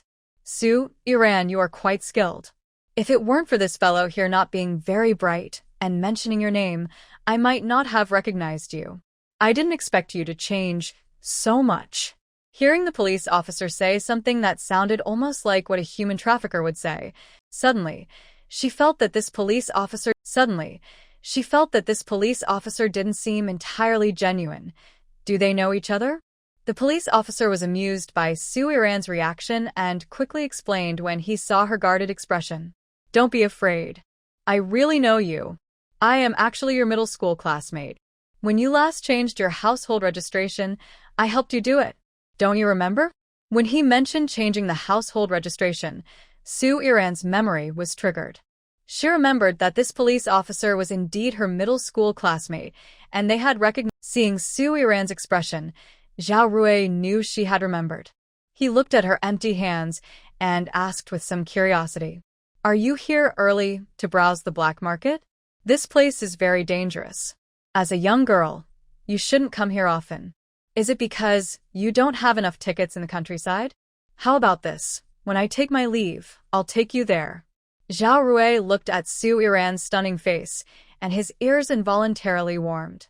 Since the last time he saw Su Yiran at the police station, he had been drawn to her. Back then, she wasn't as dazzling as she was now. Seeing her again, he was once again struck by her aura and admitted that he had developed feelings. "Oh, no need. I have enough. You don't have to." Su Yiran already sensed that Zhao Rui's attitude was off. She immediately took a step back, not wanting to provoke anyone she shouldn't. Right now, she just wanted to earn money. Men only slowed her down. "Oh, Su Yiran, you really have a lot of admirers. Officer, you probably don't know, your classmate here has been quite restless in the village, flirting with the youth. Today, she asked Xiao Jiqing to help move things. Tomorrow she's giving Mu Jiqing soda, and now." Listening to Li Qiushuang's words, Zhao Rui's brow furrowed tightly, and his gaze turned cold as he looked away. "Comrade, times are changing, and hospital conditions are improving. If you have time, go see a doctor. I think your hysteria might be quite serious." After speaking, Zhao Rui no longer looked at Li Qiushuang. He quietly whispered something to Su Yiran before running off quickly. After Zhao Rui left, Su Yiran looked coldly at Li Qiushuang and spoke in a cool voice. "Li Qiushuang, you came to the city to sell things in the black market. Isn't it to pay back the bride price to the Prung family? How is it? This time, you don't have to deny your engagement with the Prung family. They don't want you anymore. Now that you've been rejected, I wonder who'll still want you in the future." After mocking Li Qiushuang, Su Yiran smiled and left. Li Qiushuang was left standing there, biting her lip and stomping her feet in anger. Su Yiran left the black market, riding her bike toward the city while watching the houses along the road. She was thinking about how to find a house similar to a warehouse. Without an agent, looking alone would be a waste of time. Suddenly, a figure flashed in her mind, Li Xiao from the state-run restaurant. Since many people eat there, there must be plenty of gossip. Finding a house should not be difficult, right? Thinking of this, Su Yiran pedaled her bike faster, feeling a bit impatient. Meanwhile, Qiu Jing stood outside the hospital room, coldly watching the two men and one woman inside. Her eyes narrowed slightly and her lips curved into a faint smile. Zhou Jie, you're so kind.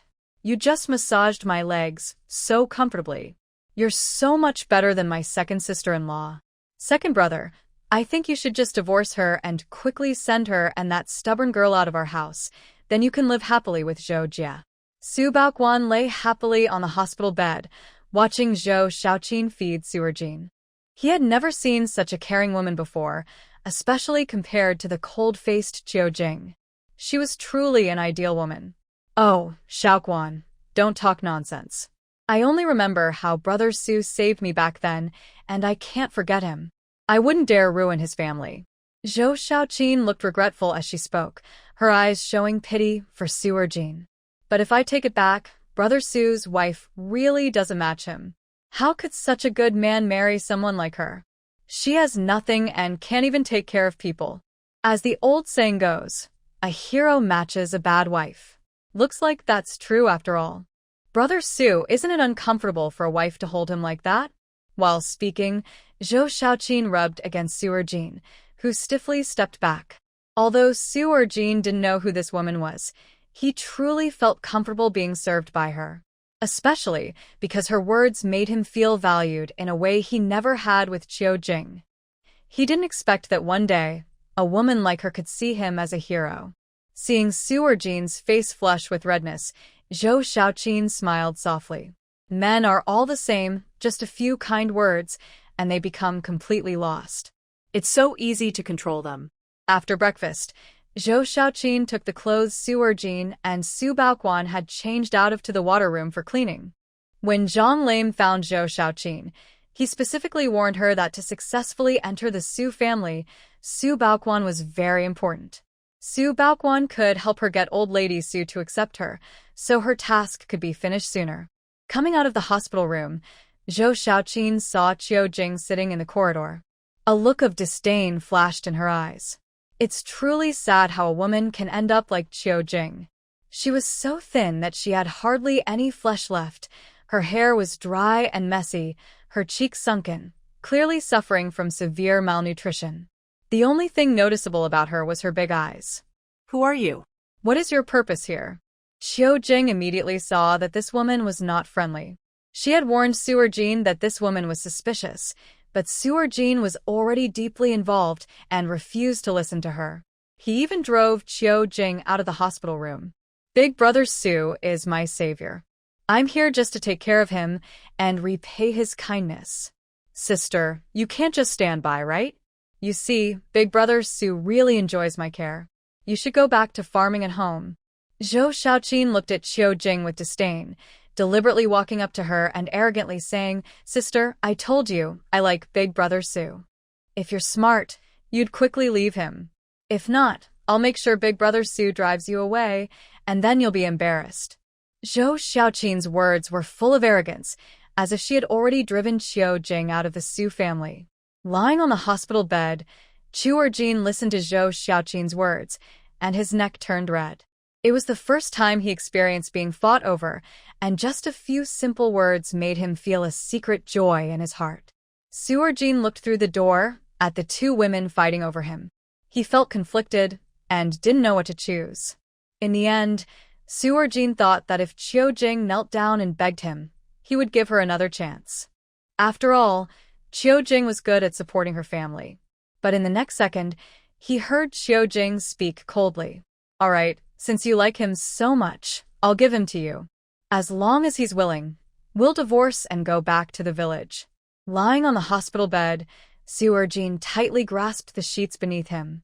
He didn't expect that Qiu Jing had no lingering attachment to him. It was she who had begged him to marry her in the first place. He suppressed his anger and didn't speak. He was a bit cunning. Without being sure that Zhou Xiaoqin truly cared for him, he wouldn't let Qiu Jing leave easily. He couldn't afford to lose both his wife and his position. Zhou Xiaoqin didn't expect her plan to go so smoothly. She happily looked at Qiu Jing, lifting her chin arrogantly and saying boastfully, just wait and see. I guarantee you'll be a divorced wife within a week. Brother Su is such a good person. You're not cherishing him properly. What more do you want? Go beg for food if you do. After saying this, Zhou Xiaoqin seductively swayed her hips and walked toward the water room. Qiu Jing watched her confident manner and secretly felt it was a pity. Qiu Jing turned her head toward the ward and happened to meet Su Erjine's fierce gaze. She didn't care and simply went to pay the hospital fee before leaving the hospital. She wanted Su Erjine to stay in the hospital a few more days, so he wouldn't go back too soon and have a chance to hurt Su Iran. After leaving the hospital, Qiu Jing headed toward the post office. She bought a sheet of paper, wrote a letter, and sent it out. Meanwhile, Su Iran had already looked at several houses in the city. Some were really nice, but the location was too good. If grain was transported from there, it would be too obvious, making it unsuitable for a warehouse. Unable to find a suitable house for the moment, Su Iran returned to the state-run restaurant. Shaoli, who was busy at the time, waved at Su Iran and, before she could speak, placed a bowl of millet porridge and 2 meat buns in front of her. "This is my breakfast. Eat first. I'll talk to you after I finish my work," Shaoli hurriedly said, and then went back to work. Su Iran didn't refuse. She had tasted the buns from the restaurant before and found them quite good, so she quietly started eating. While she was halfway through her breakfast, a red velvet box was placed in front of her. Su Iran looked up and saw Qian Ziyun standing happily in front of her. She looked at Qian Ziyun with surprise, her eyes widening unconsciously. Qian Ziyun looked very pale. Her previously rough pores became fine, her dull skin tone disappeared, and her natural beauty became even more refined. "What's wrong? Don't you recognize me?" Seeing Su Iran staring blankly, Qian Ziyun's brave smile grew brighter. She pulled out a chair and sat across from her. The soap Su Iran gave her worked so well that her skin improved noticeably after just 1 day. By the 4th day, she felt reborn. She believed her skin would soon look as good as Su Iran's. Of course I recognize you. "I just didn't expect your transformation to be so big. What is this?" Su Iran smiled softly at Qian Ziyun, her eyes gentle. She genuinely felt happy for her. Seeing the big change in her skin, she guessed Qian Ziyun's chances of joining the arts troupe were very high. "This is a thank you gift from Lu Xiaoyu to the soap shop owner. She asked me to speak well for her. She wants to order 10 bars of soap. Her mother also used the soap you sent her, and she even recommended it to her friends. Lu Xiaoyu helped her buy some for them too, another 10 bars. Oh, you don't know how much the people in the arts troupe love beauty products. Not only the women but the men also want to buy them, especially those with pimples on their faces. They all want soap like crazy." As she spoke, Qian Ziyun looked at Su Iran with a look of grievance. She clasped her hands together, bowed slightly, and with a pleading expression, she spoke. Ran, you must help me. I've already taken 1 step into the art troupe. I just need to see if your soap is effective enough for the other leg. You don't know this, but Lu, the head of the art troupe, is a very proud person. When I first gave her soap, she felt like I was touching her sore spot and was very rude to me. Her face looked terrible, which attracted many onlookers. They were all watching me make a fool of myself. Zhou Xian thought that Qiu Jinyang would be furious when she heard that Su Iran was Mu Luoqing's girlfriend. He never expected her reaction to be so different. He watched as Qiu Jinyang held Su Iran's wrist and pulled her toward Qiu Jinyu's parked car. Seeing this scene, Zhou Xian looked confused and turned to Qiu Jinyu, speaking softly and quietly. This doesn't seem right. Isn't Qiu Jinyang fond of Chenge? Why would she react like this after hearing Chenge has a girlfriend? Has she been shocked? Is she losing her mind? Qiu Jinyu, hearing Zhou Xian's words about Jinyang, raised his hand and gently tapped Zhou Xian's head, looking at him with a pitying expression. Where did you see that my sister likes Mu Luoqing? If your eyes are bad, you should go to an eye hospital. I can't believe this. People like you. Qiu Jinyu looked at Zhou Xian with a meaningful gaze. He had never thought Zhou Xian was stupid, but now it seemed he was a bit naive, believing that Jinyang liked Mu Luoqing. He pulled Su Iran into the car and started introducing himself to her. His expression was lively, and when he smiled, his eyes curved beautifully, giving off a sunny, cheerful vibe. It was clear he was a young girl who grew up in love. Hello, I'm Chu Jinyan. My attitude earlier was rude, and I hope you can forgive my impulsiveness. At this, Chiu Jinyong felt a little embarrassed. She already regretted her impulsive action at that moment. It was all because Zhou Xian kept not replying to her messages. She thought Zhou Xian had a new love in the countryside, so she couldn't help but lose control when she saw Su Yiran. Su Yiran didn't mind Chiu Jinyong's rude behavior toward her. She sensed that they could become good friends, especially since they were related to Chiu Jing. While the two were introducing themselves, Zhou Xian and Chiu Jinyu got into a car outside. Zhou Xian watched the harmonious interaction between them, frowning slightly. He felt that the atmosphere didn't seem right and looked at them with suspicion, surprised that they appeared so peaceful together. When Zhou Xian looked at Chiu Jinyong suddenly pinched Zhou Xian's ear and playfully complained. "Why didn't you reply to my letter? You've been away to the countryside for so long, and I haven't received a single letter." Hey, it hurts." "What letter?" Hearing about the letter, Zhou Xian furrowed his brows tightly. He ignored the pain and grabbed Chiu Jinyong's wrist, trying to make her loosen her grip. "Letter? What letter? The one you sent to us? Weren't you writing to Brother Chin?" "Why would I reply to a letter meant for Brother Chin?" Zhou Xian pulled her hand away from his ear and turned to look directly into her eyes. He saw that her expression seemed almost fiery with anger. "Zhou Xian, are you crazy? The letter I wrote for you. Why are you giving it to Mu Luocheng?" You. Wait. "Wait the minute. Are you saying that all the letters you wrote from the countryside are for me? I thought they were for Brother Chen." Seeing Chiu Jinyong's anxious expression, Zhou Xian awkwardly scratched his head. He had thought that the letters she wrote to him were meant to be passed on to Mu Luocheng, who knew they were actually for him. Just when everyone thought Zhou Xian was starting to understand, a new idea appeared in his mind. He guessed that Chiu Jinyong was shy and wanted to know about Mu Luocheng but didn't want to ask directly. She probably wrote to him to get some news. Zhou Xian looked at her with a hint of sympathy. He decided to take this opportunity to have a good talk with her, to prevent her from being obsessed with Mu Luocheng, especially since Mu Luocheng was already planning to marry Su Yiran. There was no future for them. Seeing Zhou Xian's changing expressions, Chiu Jinyong slightly frowned, feeling that something was off. His hesitant look was quite irritating. At that moment, Chiu Jinyu, who was driving, spoke up. He looked at Su Yiran through the rearview mirror and, for some reason, felt that Su Yiran gave him a familiar feeling. "Miss Su, has Luocheng mentioned where you should stay in the capital?" Chiu Jinyu's words successfully diverted Zhou Xian's thoughts, and he quickly spoke. "Brother Chen said I should just take her to the guest house. Tomorrow, after Brother Chen finishes his work, he will go to the guest house to find her and bring her back to Mu's house." Hearing that Mu Luocheng wanted to send Su Yiran to the guest house, Chiu Jinyong was the first to object. Su Yiran, a young girl from the countryside who just came to the city, staying alone at the guest house worried him. What if something happens? No.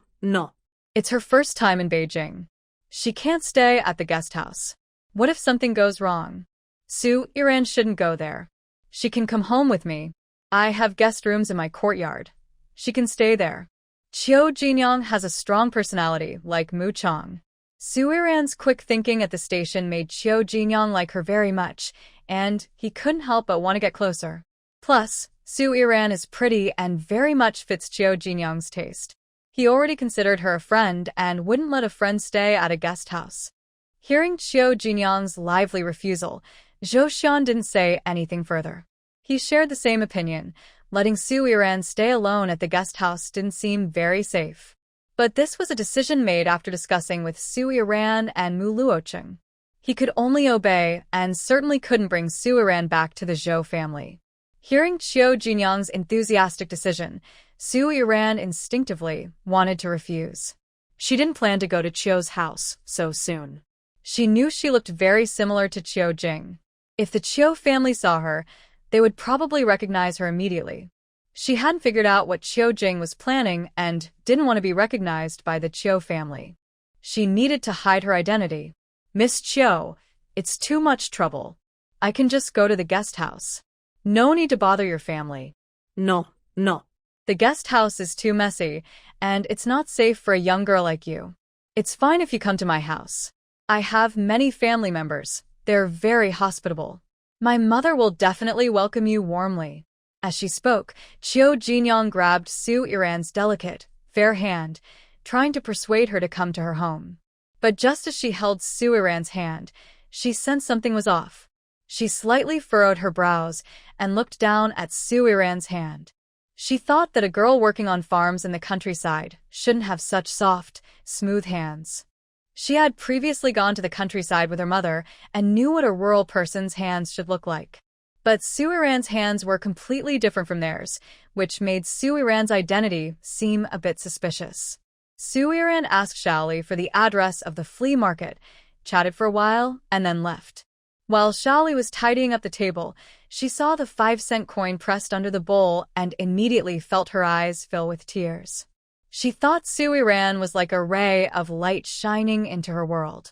Su Iran had just come out of a state-run restaurant when she saw Chiu Jing hurriedly walking past. She instinctively wanted to call out to stop Chiu Jing, but thinking about what she needed to do later, she kept silent and turned to head toward the flea market. "Why are you here? I'm no longer your daughter, so why are you bothering my life? You're just as annoying as that Su Iran." "No wonder you are the way you are, because of your mother. Are you having a hard time in the countryside and want to cling to me, the high branch? Let me tell you, don't even think about it. I won't acknowledge any relation to you. Just thinking that you used to be my mother makes me sad. Look at how poor you are. It's disgusting." Chiu Jing had only taken a few steps when she heard a harsh voice behind her. She turned around and saw Gu Jinjin looking at her with disdain. Before Chiu Jing could speak, a pile of dog flew toward Gu Jinjin's face, hitting her precisely on the mouth. I wondered why someone talks so unpleasantly. Turns out they ate dog. Su Iran, are you crazy? How dare you? How dare you do this to me? You actually threw dog at me. Although the dog was dry, Gu Jinjin was still disgusted by having it splattered on her face. She looked at the stick with dog in Su Iran's hand and screamed. She couldn't believe Su Iran would do such a thing to her. Su Iran watched Gu Jinjin, whose face was flushed and shouting at her. She felt a bit regretful that this era was already a society governed by law. Otherwise, this Gu Jinjin would have been long gone. There would be no chance for her to shout at her. Su Iran casually threw away the stick, took out a wet wipe from her pocket, wiped her clean fingers, and arrogantly cleaned her ears, mocking as she spoke. "What's wrong? Are you still unwilling to give up? Do you only feel satisfied when I feed you dog?" Su Iran spoke as she walked behind Chiu Jing. She lowered her head, wanting to ask what Chiu Jing was doing here, but before she could speak, she saw Gu Jinjin rush over. Before Gu Jinjin could get close, Su Iran lifted her leg and kicked her. She kicked hard into Gu Jinjin's stomach, causing her to fly backward. At the moment Gu Jinjin was kicked away, her eyes widened in shock as she looked at Su Iran. When did Su Iran become so strong? She could kick her away with one kick. Jinjin. Wang Chunxia, who had just returned from outside, saw this scene. She dropped her bicycle and quickly ran to Gu Jinjin's side. "Jinjin, are you okay?" "Mom, my stomach hurts so much." Gu Jinjin was lying on the ground, clutching her abdomen tightly. Her stomach really hurt badly, like her insides were being torn apart, as if something was about to come out.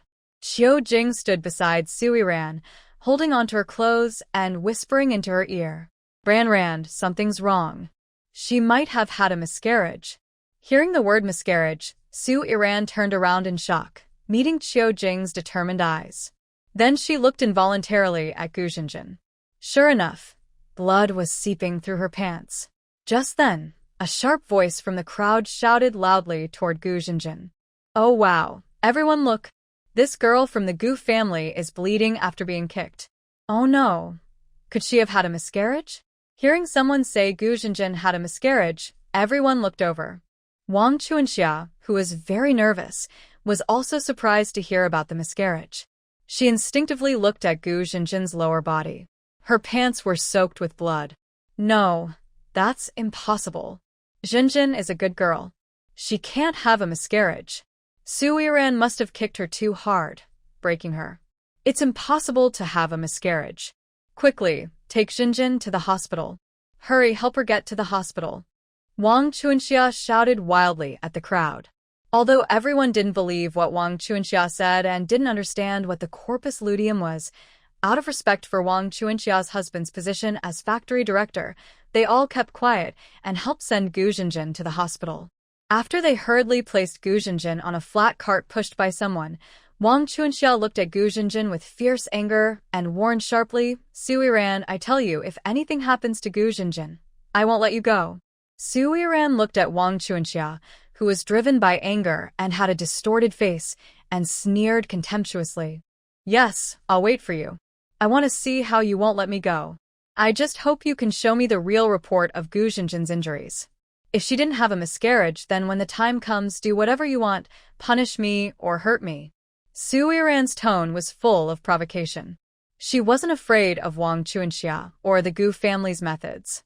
She didn't want to settle scores with the Gu family so quickly, but Wang Chuanxia had pushed her to the limit. She didn't mind letting Gu Changjing fall from his position as factory director. Hearing Su Yiran's words, Wang Chuanxia was so angry she wanted to rush over and tear her apart. She never expected that the timid girl who used to be obedient would turn into this after leaving the Gu family. She didn't know who gave her such courage. Su Yiran, you. What? Oh, right, I almost forgot to remind you. Quickly check which hospital Gu Jinjin was taken to. Make sure it's not the hospital where Qian Cheng's mother is. If Gu Jinjin really had a miscarriage, then... Before Su Yiran finished speaking, Wang Chuanxia's face suddenly changed in shock. This matter indeed couldn't be let known to the Qian family. She knew the first time Qian Cheng and Gu Jinjin were together. It's only been half a month. Wang Chuanxia no longer cared about Su Yiran. She ran to her bicycle, helped herself up, and chased after it. She was afraid Gu Jinjin really had a miscarriage. By the time Wang Chuanxia caught up, it was too late. Someone had already gone to the hospital to inform Qian Cheng's mother. Since learning about Qian Cheng and Gu Jinjin, Qian Cheng's mother had treated Gu Jinjin as her own daughter-in-law. Plus, Gu Jinjin was good at talking. She liked Gu Jinjin even more than she liked Qian Jiyun.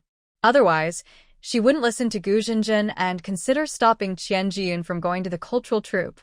The people who came to find Lu Shiping didn't mention Gu Jinjin's suspected miscarriage. They only said Gu Jinjin had been pushed and injured by Su Yiran. Lu Shiping rushed out of the hospital.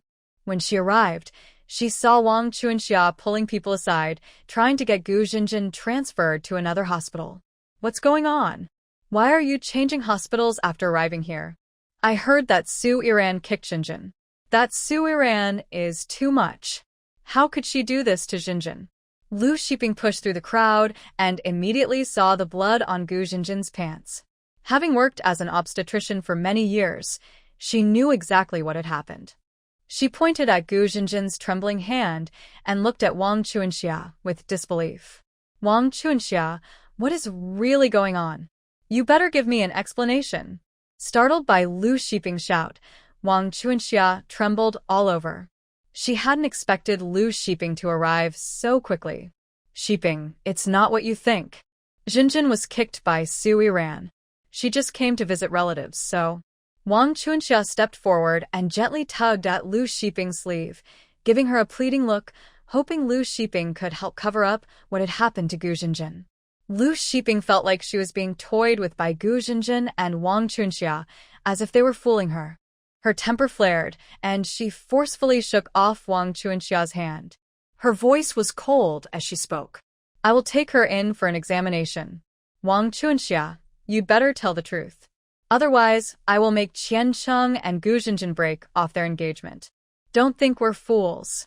She then ordered someone to bring Gu Jinjin into the hospital for a checkup. At this moment, Gu Jinjin regained her senses. She heard everything Lu Shiping said. Frightened, she grabbed Wang Chuanxia's sleeve and shook her head. The people who had brought Gu Jinjin to the hospital saw what was happening and quickly understood the situation without needing an examination. They sighed and left, never expecting the well-behaved girl to do such a thing. Seeing everyone leave, Wang Chuanxia could no longer deceive herself. She raised her hand and slapped Gu Jinjin hard across the face, her expression dark and terrifying. Her good reputation in life was ruined by Gu Jinjin. Su Yiran and Qiu Jing stood nearby, watching this scene coldly. Su Yiran turned to Qiu Jing and asked with doubt, "Mom, how do you know Gu Jinjin is pregnant?" Qiu Jing looked at Su Yiran's innocent expression. She really didn't want to tell Su Yiran about these dirty matters, but when she thought about the trouble Su Yiran had caused because of her, she couldn't bear to hide the truth. She decided to tell her everything honestly.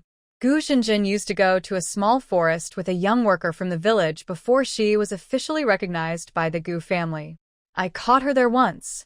I advised her not to be with that young worker, but she didn't listen. She thought that when the young worker returned to the city, he would take her with him, and she would become a city girl. But I told her she couldn't rely on that, and she scolded me for being useless. She said I couldn't give her a good future, and told me not to interfere. She wanted to change her life through her own efforts. Hearing Qiu Jing's explanation, Su Yiran was not surprised. It was understandable that Gu Jinjin would do such things. She remembered that Su Baoquan had once said Gu Jinjin was not a good person. Who is that young worker you mentioned? Is it the one called Qiao Jiqing that Su Qianqian talked about? No, that Qiao Jiqing is very proud and didn't accept Gu Jinjin's friendliness. The young worker from Jin City is Wu Yong, and he often stays close to Qiao Jiqing. Qiu Jing's description made Su Yiran think of a man in her mind. She had some impression of him, and remembered that he had also been involved with the original owner. Mom, I understand. Today, we won't get involved in this. Let's wait and see Gu Jinjin face the consequences herself. After saying this, Su Yiran pulled Qiu Jing away from the hospital area. She didn't expect that kicking Gu Jinjin would reveal such a big secret. Now, it depended on whether the Gu family and the Qian family could continue their good relationship. Su Yiran was not disturbed by Gu Jinjin's affairs. After having breakfast at the state-run restaurant with Qiu Jing, she asked Qiu Jing to take a bus back to the village. She herself went to the cotton weaving factory alone. When she arrived outside the factory, Lao Li from the guardroom recognized her immediately and hurried out. "Isn't this Xiao Yan? Why are you here today?" The whole cotton factory knew about the Gu family's mistake of adopting the wrong daughter. Many workers had a good impression of Su Yiran and felt sorry for her for a long time. Especially Lao Li, who knew what kind of people the Gu family was, and he showed her extra care. "Grandpa Li, I came to see Director Zhuge." Old Mr. Li looked surprised when Su Yiran came to find Zhuge Su. Everyone in the factory knew that Gu Changzheng and Zhuge Su were sworn enemies. So Su Yiran coming to see Zhuge Su made people think a lot. "Why are you here to see Director Zhuge?" he asked. "Grandpa Li, I can't tell you everything. Please help me find Director Zhuge. Just say I have a small matter to ask for his help." In Su Yiran's memory, Zhuge Su is a very good person. He is probably the factory manager of the cotton mill. If Gu Changzheng hadn't used illegal methods to compete, Zhuge Su wouldn't be in his position. Su Yiran also chose to work with Zhuge Su because of his background. She doesn't have solid proof to take down Gu Changzheng yet, but if she gets enough evidence, Gu Changzheng will never have a chance to recover. Old Mr. Li looked at Su Yiran with a frown. After hesitating for a moment, he spoke slowly. "Little Yiran, I will help find someone. You should go hide first. It's best if Gu Changzheng doesn't find out you met with Director Zhuge. Otherwise, you might get into trouble." Hearing old Mr. Li's warning, Su Yiran smiled softly. Her smile made old Mr. Li momentarily distracted.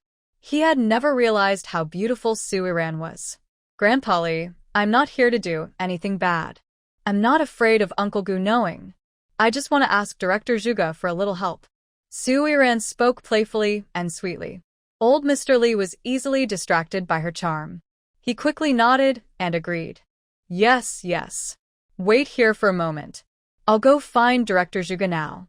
He then headed into the factory. Su Yiran squatted by the side of the road, watching the ants carry their loads. Bored, she took a piece of candy from her space and placed it on the ground. Soon, a group of ants gathered around. When they had enough, Su Yiran wrapped the candy with tissue and threw it into a nearby trash bin. Then she saw a group of ants circling around, searching for the missing candy. While playing with the ants, Su Yiran heard the sound of a hurried bicycle nearby.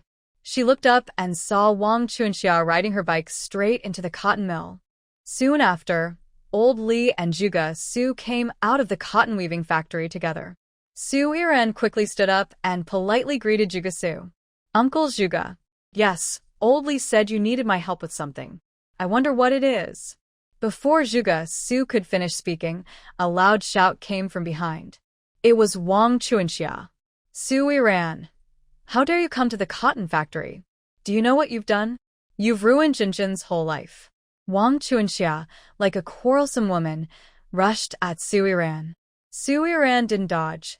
Instead, she reached out and caught Wang Chunxia. She whispered softly into her ear, I not only want to ruin Gu Jinjin, but I also want Gu Changjing to fall from his position as factory director. Do you know what I'm doing here? Hearing this, Wang Chunxia froze in place. Her raised hand drooped weakly, and she stared at Su Yiran with wide eyes, unable to believe what she heard. At that moment, Wang Chunxia noticed Zhuge Su standing nearby. She realized that Su Yiran's words were true. She was indeed here to destroy Gu Changjing. Su Yiran, how dare you? Our Gu family raised you for 18 years. Do you really want to cause trouble like this? Raised me for 18 years? Dear Wang Chunxia, do you want me to tell Grandpa Li and Uncle Zhuge about the things you did? Are you sure you want that? A cold smile appeared on Su Yiran's lips. It was clear to everyone that the Gu family's arrangement of Gu Jinjin working at the cotton factory showed the difference between Su Yiran and Gu Jinjin. Justice is in the hearts of people. Wang Chunxia looked at Su Yiran with a venomous gaze. Since Su Yiran was a child, she had been under strict control, meant to cultivate her timid personality and make her obedient. But no one expected that after leaving the Gu family, Su Yiran would change so much, completely beyond her control. She never thought Su Yiran would become their biggest threat. Su Yiran, stop causing trouble. I know you're upset about us sending you and your mother back to the countryside, but you're not really our daughter. We can't give up our own biological daughter for you. How long do you plan to keep causing trouble? Gu Changjing didn't know what Su Yiran said to Wang Chunxia that changed her attitude, but he couldn't accept Su Yiran acting so arrogantly in front of him. To him, Su Yiran was just trash he didn't want, less than 1/10 of Gu Jinjin. All right, Chunxia, didn't you say there was something going on with Jinjin? Let's go see her now. Don't pay attention to that untrustworthy person. Come on. Gu Changjing reached out to pull Wang Chunxia and was about to leave.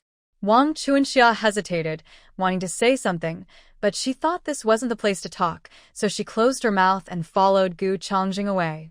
However, she gave Su Yiran a warning look as she left. After Gu Changjing and Wang Chunxia left, Zhuge Su approached Su Yiran, frowning as he looked at her, and spoke in a not-so-friendly tone. Xiao Yan, I only came to see you because you called me Uncle Zhuge. But I don't want to get involved in your family matters. I have no reason to offend those two petty people just for you. Since Gu Changjing became the factory director, his work had become more difficult. He often caused trouble for Zhuge Su. He didn't know what Su Yiran's purpose was, but it seemed to be because of Gu Changjing and his wife. He really didn't want to get involved. Hearing Zhuge Su's serious words, Su Yiran's expression also became serious. She took a folder from her backpack and handed it to Zhuge Su, speaking very earnestly. Uncle Zhuge, I didn't come today to drag you into my family disputes. I can handle my family's issues myself and don't need anyone's help.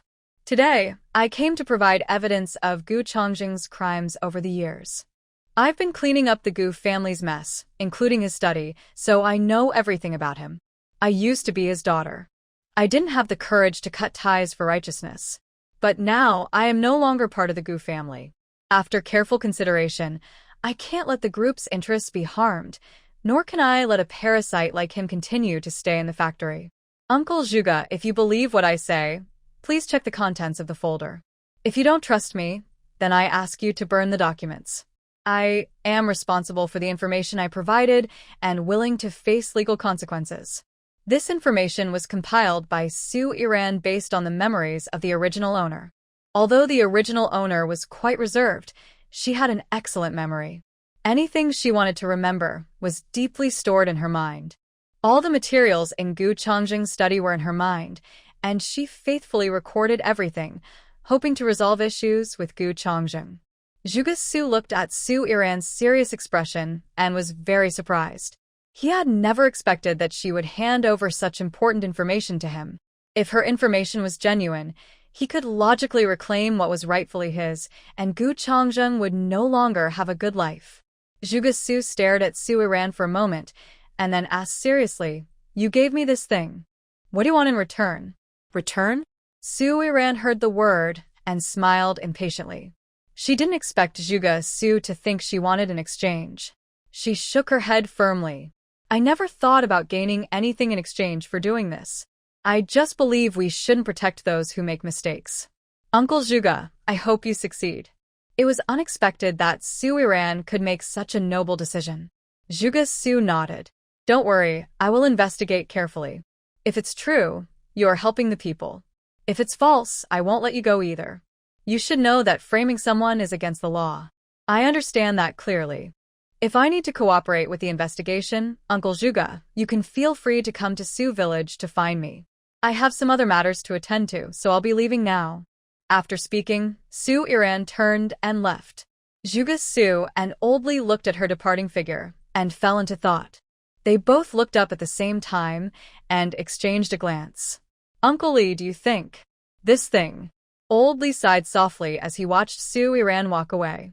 Based on his years of experience, he believed that this time, Su Iran was truly willing to risk everything for justice. "From my perspective, I think little Miss Su wouldn't lie. You were framed by Gu Changjing and couldn't become the factory director. Don't you want to prove yourself? Are you really willing to let someone like Gu Changjing dominate the factory?" Xiao Su, sometimes avoiding problems isn't the best solution. After listening to Old Li's words, Zhuge Su nodded firmly. He also believed that Old Li was right. His current situation was caused by Gu Changjing's schemes. He couldn't let Gu Changjing succeed. He was willing to trust Su Iran and clenched his fists around the documents unconsciously. On the way to the hospital, Gu Changjing noticed that Wang Chuanxia seemed distracted and absent-minded. He suddenly stopped the car, reached out to block Wang Chuanxia's vehicle, startling her and nearly causing her to fall out of the car. Seeing Wang Chuanxia's panicked look, Gu Changjing frowned tightly and lowered his voice to ask, "What are you thinking about? You seem distracted. What's really going on with Jinjin?" When she had an accident, she was so hesitant to speak. Could this matter also involve Su Iran? Gu Changjing felt annoyed seeing Wang Chuanxia hesitate. The last time he heard that Gu Jinjin didn't go with Qian Cheng to buy some items, he got angry. He thought Gu Jinjin was too petty, making Qian Cheng upset. Gu Jinjin was already with Qian Cheng. If Qian Cheng rejected her, her life would be ruined. Plus, Qian Wantong still held some leverage over him, and he couldn't afford to fall out with the Qian family. This made him feel very troubled.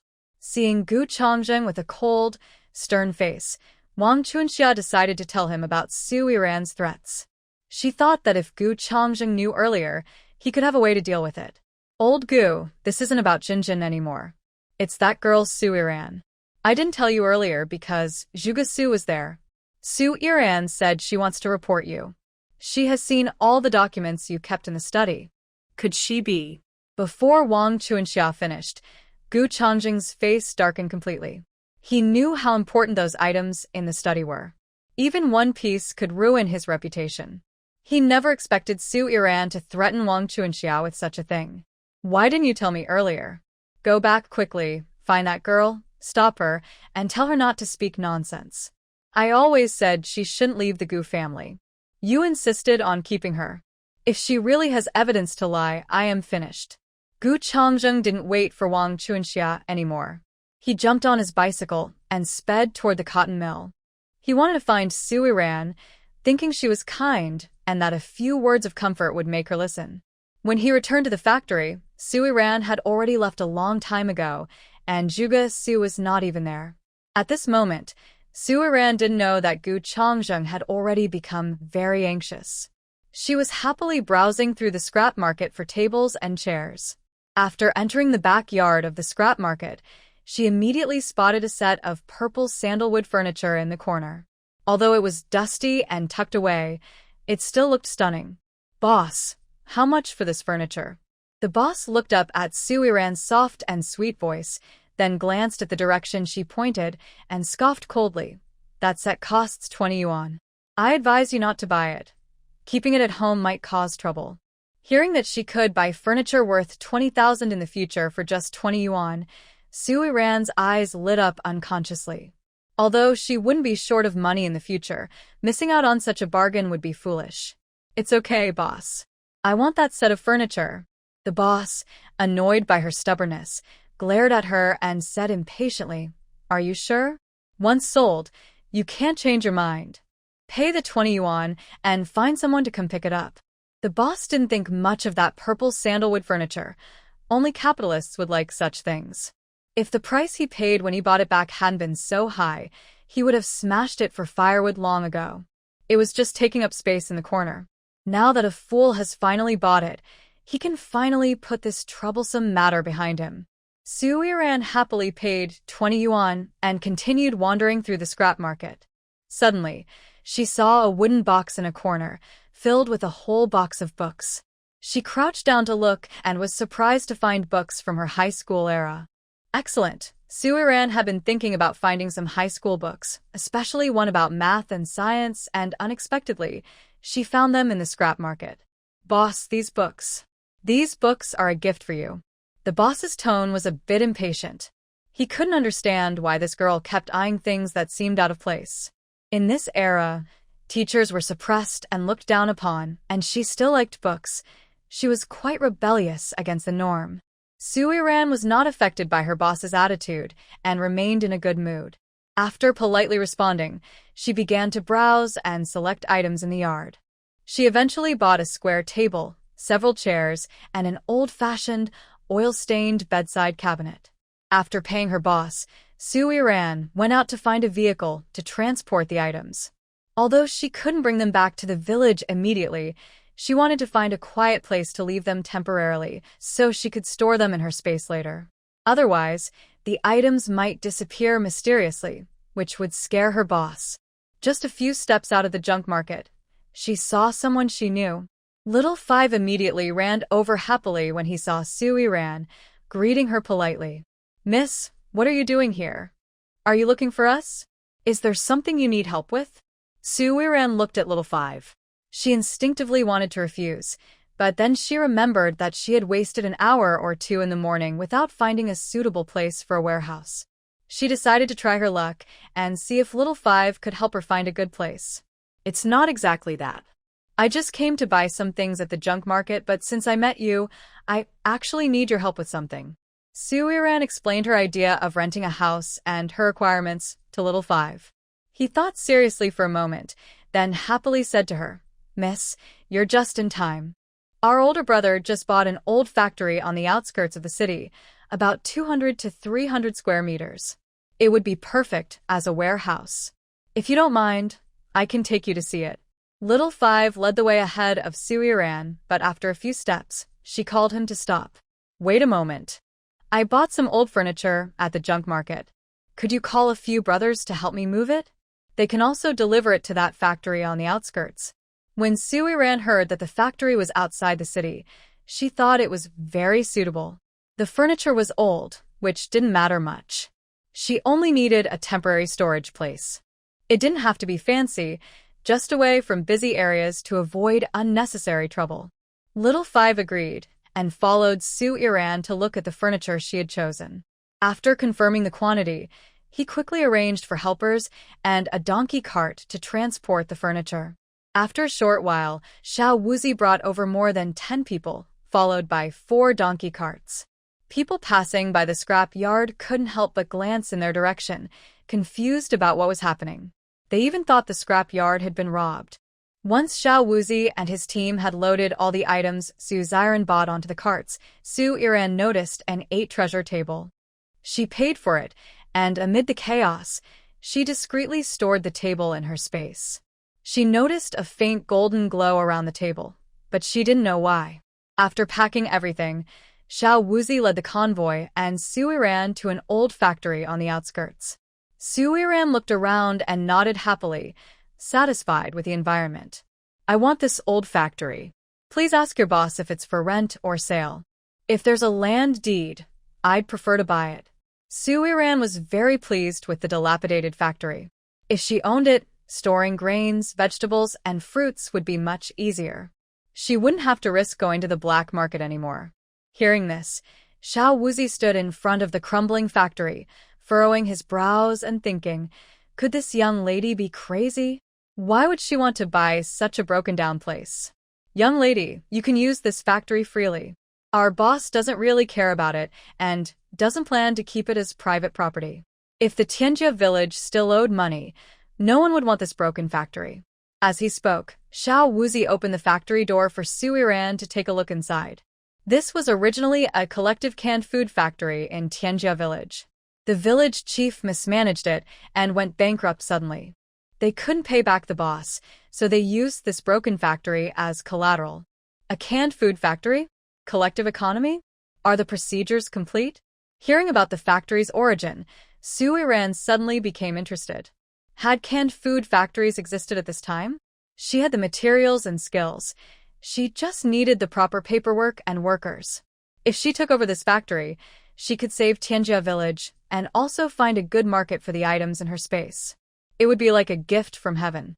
There are procedures, but the commune really has no funds to support them anymore, so they went to their older brother to borrow money. However, even with the borrowed money, they simply cannot keep going, otherwise, they would have been willing to mortgage the canned food factory. Sui ran entered the factory and saw that it was very clean inside. In the yard, there was an old-fashioned canning machine. When Sui ran saw the canning machine, she was a bit surprised. It clearly looks like it's used for making meat cans. This village is quite capable. Being able to get a machine for making meat cans in this era is impressive. I just wonder what went wrong with the business. This machine. Sui ran walked around the machine and looked at the Russian writing on it, roughly understanding its origin. Oh, I heard this machine was bought with government support from SL. It cost quite a bit back then. Look outside, there are wires set up just for this machine. The business was too short-lived, what a pity. Miss, you don't know. Tianjia village used to be the wealthiest village in our town. They had a coal mine and a brick factory. Every household had workers at the mines and the brick factory. The village was rich, and the government wanted to develop the economy, so they supported it strongly. They hit it off immediately. But in less than half a year, it all fell apart. When they first built the factory, everyone was very enthusiastic. But later, they became very discouraged. The villagers believed that this machine and factory were the reasons their village started to lose money. Eventually, they had to give up the factory. And what about the brick factory and coal mine now? After hearing Xiao Wu's explanation, Sui ran thought for a moment. She believed that something must have changed at the brick factory and coal mine, which is why the villagers wanted to start their own factory. Otherwise, who would give up such good jobs to start over? This is a long story. After the brick factory and coal mine got on track, the villagers no longer needed to work in the factories. They all switched to working as urban workers on state grain rations. The villagers had no jobs anymore, or they wouldn't have thought about starting this canned food factory. Xiao Wu explained while leading Sui ran to see the factory buildings. After walking around, Sui ran made her decision. Xiao Wu, can you help me find the village chief of Tianjia village? I want to restart the operation of this canned food factory. Hearing that Sui ran wanted to restart the canned food factory, Xiao Wuzi looked at her in disbelief. He couldn't understand how a young girl like Sui ran could have such courage. Tianjia village was already a warning, so why would she want to do something like this? Young miss, you're just a girl. You might be good at fighting, but I advise you to forget about the canned food factory. If it was really profitable, how could it have gone bankrupt so easily? Think carefully. Xiao Wuzi didn't understand why Sui ran suddenly had such crazy ideas. He thought that if it were him, he definitely wouldn't do this. Why insist on doing a business that doesn't make money? Is he not thinking clearly? Su Yiran understood that Xiao Wuzi was trying to help her. She gently patted his shoulder and confidently raised her eyebrows. Don't worry, I will do my best. Once my factory is up and running, you can eat canned food whenever you want. In a week at 10 o'clock, you just need to invite the village chief of Tianjia village. I will handle everything with him, personally. Su Yiran planned her schedule. In a week, she could sell some grain to the grain shop owner. Then she would have a large sum of money. With that, she would have the capital to sit down and discuss cooperation with the village chief. Seeing that he couldn't persuade Su Yiran, Xiao Wuzi could only nod. He had said all he needed to. The final outcome depended on Su Yiran herself. Su Yiran asked Xiao Wuzi to arrange for people to move all the furniture she bought into the space. Then she asked him to go back and inquire about the sale of Zhang Lamei's factory. Finally, she thanked him, handed him 2 yuan and told him to leave. After Xiao Wuzi left, he looked at the 2 yuan in his hand, feeling a bit dazed. It was the first time he saw someone so straightforward in doing things. He couldn't help but think that maybe Su Yiran really could make this happen. Once Su Yiran confirmed Xiao Wuzi had left, she closed the factory door and stored all the furniture into the space. Then she slipped inside herself. As soon as she entered the space, she saw on the big screen that several new items appeared in the warehouse. Rosewood furniture, Wangwali 8 Immortals table, antique tables and chairs, books. Finally, her gaze fell on the gold section. Previously, it only showed the small yellow fish given by Qiu Jing, with a quantity of 30. Now, it had changed to 70. Where did those extra 40 come from? While Su Yiran was feeling confused, the system's mechanical voice sounded. 40 gold bars were added, coming from different sources. 18 from the 8 Immortals table layer, 12 from purple sandalwood furniture layer, and 10 from a small bedside cabinet. Hearing the prompt in the space, Su Yiran was surprised and covered her mouth. This shabby market is not just for collecting junk, it's actually a treasure. She spent 35 yuan to buy junk and gained 40 gold bars. She couldn't even dream of such a thing. After counting the items at her space and checking her task and achievement list, she quickly left the space and walked out of the factory. She locked the factory door and naturally rode her bicycle toward the village. There were 2 adult men waiting for her to feed them. She left home early in the morning without bringing breakfast or telling them in advance. She wondered if they would be hungry when she returned late at noon. But thinking about it, they are adults, so they probably know how to cook. One of the 2 men Su Yiran often mentions, Zhou Xian, was drinking milk and nibbling on a cucumber. Zhou Xian was leaning on the table, looking out the door for the umpteenth time, and muttered to himself, "Did Su Yiran forget about us? She didn't bring breakfast, and now she hasn't brought lunch either. She's about to go to work again. I only had 2 cups of milk, and I really can't hold on." Hearing Zhou Xian's complaints, Mu Luocheng looked up from a stack of draft papers, frowned, and said impatiently, "Didn't you buy a pot? There's food in the cabinet. Can't you cook something yourself?" Mu Luocheng also felt a bit annoyed. This morning, he casually passed by Su's house and saw Su Yiran's mother returning alone. He wanted to ask her about it, but overheard her talking with the village chief's wife, saying Su Yiran had gone to the city for some errands. He couldn't stand there eavesdropping forever. After hearing a few words, he had to pretend he saw nothing and leave. But just as he was leaving, he overheard someone talking about finding a partner for Su Yiran. Zhou Xian looked at the irritable Mu Luocheng and didn't dare say anything. He took out a beef jerky from a snack bag, took a few bites, then drank a large bowl of water. He resigned himself and stood up, ready to go to work. Just as Zhou Xian was about to leave with his farming tools, the small courtyard door was knocked. He put down his tools, rushed out of the house, and quickly opened the door. He saw a girl he didn't recognize standing there and asked in a not very friendly tone, "Who are you?" "Hello, I am Li Qiushuang from the village. I am here to deliver some cookies to Mu Jiqing." Li Qiushuang didn't know where she heard that Su Yiran brought food to Mu Luocheng every day. She thought Su Yiran could get close to Mu Luocheng because she gave him food. She went home and thought about it all afternoon. She decided to secretly take the leftover lunch from her family and give it to Mu Luocheng. She believed her family's food was definitely better than the Su family's. If Mu Luocheng could accept the Su family's meals, then he would surely like her family's food even more. Soon, Mu Luocheng's eyes would only see her. While talking, Li Qiushuang took out a dark, blackish corn cake from her small basket on her arm, along with a piece of dark pickled vegetable. Zhou Xian saw it and almost spat it out immediately. Are you crazy? Who told you to bring food to Brother Chen? Is this food? How are you supposed to eat it? Li Qiushuang wasn't stupid. She could tell from Zhou Xian's expression that he really disliked the food she brought. She frowned and asked in confusion, "Is there something wrong with the food I brought for Jiqing? We eat this kind of food at home every day. Besides, you can ask around. Our family's life in the village is pretty good. Others don't even have better meals than us. Don't think you can eat big fish and meat every day in the village. That's impossible." She said this with a proud smile on her face, waving the corn cake in her hand for Zhou Xian to see. "Zhou Jiqing, don't look down on my cake. Our family's cake is made from corn and sweet potatoes, but the ones Suiran's family eats are made from corn and corn bones. Our corn cake is tastier, and it doesn't get stuck in your throat." Li Qiushuang was afraid that Zhou Xian wouldn't believe her, so she confidently tore off a piece of the corn cake and handed it to him. Zhou Xian looked at the suddenly appeared black corn cake and the dirty hand, and instinctively took a step back. He quickly said, "Since you think it's tasty, you should eat it yourself." "I don't want it."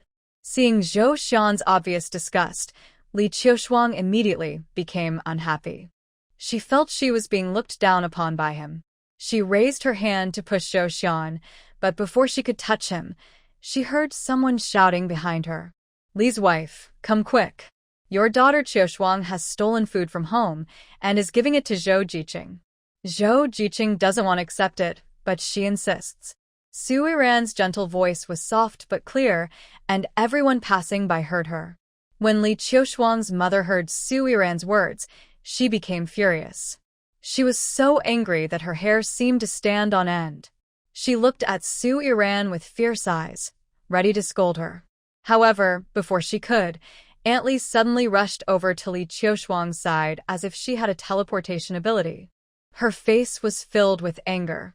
When Aunt Li saw the basket hanging on Li Qiushuang's arm and the cake in her hand, she couldn't hold back her rage. She swung her sickle and aimed it at Li Qiushuang's backside. "You wicked girl, have you lost your mind? Ever since that male farm worker came, you've been acting crazy. Did Peng Haoxiang do something wrong to you? You're living a good life, but insist on pleasing that farm worker. Today, I will break your legs." Aunt Li swung her sickle forcefully, hitting Li Qiushuang hard. No one around tried to stop her. They just watched quietly. They all thought Li Qiushuang deserved it. This useless girl needed to be taught a lesson. It was embarrassing. Standing among the crowd, Granny Peng looked coldly at Aunt Li and Li Qiushuang. She held resentment toward Li Qiushuang because she believed Li Qiushuang had brought shame to the Peng family. When Zhou Xian saw Su Yiran return, he happily stepped forward and asked, "What were you doing out so early in the morning?" "Of course, I went out to handle some important matters. I wanted to tell you all yesterday, but I forgot. Sorry for making you go hungry. Next time I go out, I will let you know in advance. I brought back steamed buns for you, and I will cook something tasty for you tonight." After saying this, Su Yiran put the buns into Zhou Xian's arms, said a few casual words, and was about to leave while the chaos was happening. But in the next second, Mu Luocheng grabbed her sleeve. Mu Luocheng didn't give her a chance to refuse. He pulled her toward a spot on the other side of the small yard where no one could see. "Going to the city for some errands? Do you need my help?" Su Yiran didn't notice when Mu Luocheng came out. She let him pull her along and followed without refusing. "No need, just a small matter." At this point, Su Yiran tugged at the sleeve Mu Luocheng was holding. Seeing that he wouldn't let go, she moved closer to him and whispered so only the two of them could hear, "It's nothing big. I found out about some bad things the factory director did, so I reported him. There should be news soon." After she finished, Su Yiran looked up at Mu Luocheng. She saw that his brows were tightly furrowed, seeming unhappy with her explanation. She sighed helplessly and continued, "All right, I just don't like how the Gu family treated me before. I don't want to go to the city and have Gu Zhenjin cause trouble for me. So I thought about reporting Gu Changzheng, ruining him, and destroying the Gu family. As she said this, a strange surge of anger rose in her heart. She couldn't help but think, maybe this was the resentment left in her body by the original owner. Mu Luocheng looked a bit more satisfied after hearing Su Iran's explanation. His expression softened, and he released the hand that was clutching her sleeve. He spoke in a calm tone. The spicy dish you made yesterday was fun. Can we have that again tonight? When Su Iran heard Mu Luocheng suddenly mention spicy hot pot, her face lit up with a slight smile, and she looked at him with confusion. She thought he might criticize her for being revengeful, but instead, he shifted the topic to dinner. Su Iran stared at Mu Luocheng, trying to understand his thoughts. The next moment, she saw him give her a gentle smile, raise his eyebrows, and softly ask, "Is that okay? Is that okay?" Made Su Iran feel numb all over. What was he doing? Acting cute? Flirting with her? Su Iran swallowed hard and quickly looked away from Mu Luocheng's face, feeling a bit flustered as she responded with a quick nod. Okay. Alright, go ahead and eat buns with Zhou Xian. I'll bring you dinner tonight. Su Iran couldn't understand Mu Luocheng's attitude and felt her whole body heat up unexpectedly. She tugged at her collar, hurriedly waved her hand, and turned to leave. She had been busy outside for a long time and was quite tired. Her body was too weak to do much, so she needed to rest at home. Mu Luocheng stood still, a blush appearing on his cheeks. He wasn't intentionally spying. He saw it when Su Iran accidentally tugged her clothes. He couldn't be blamed for that. Soon, Mu Luocheng collected his thoughts, looked at Su Iran's tired back, and imagined her struggling in the city against the Gu family members.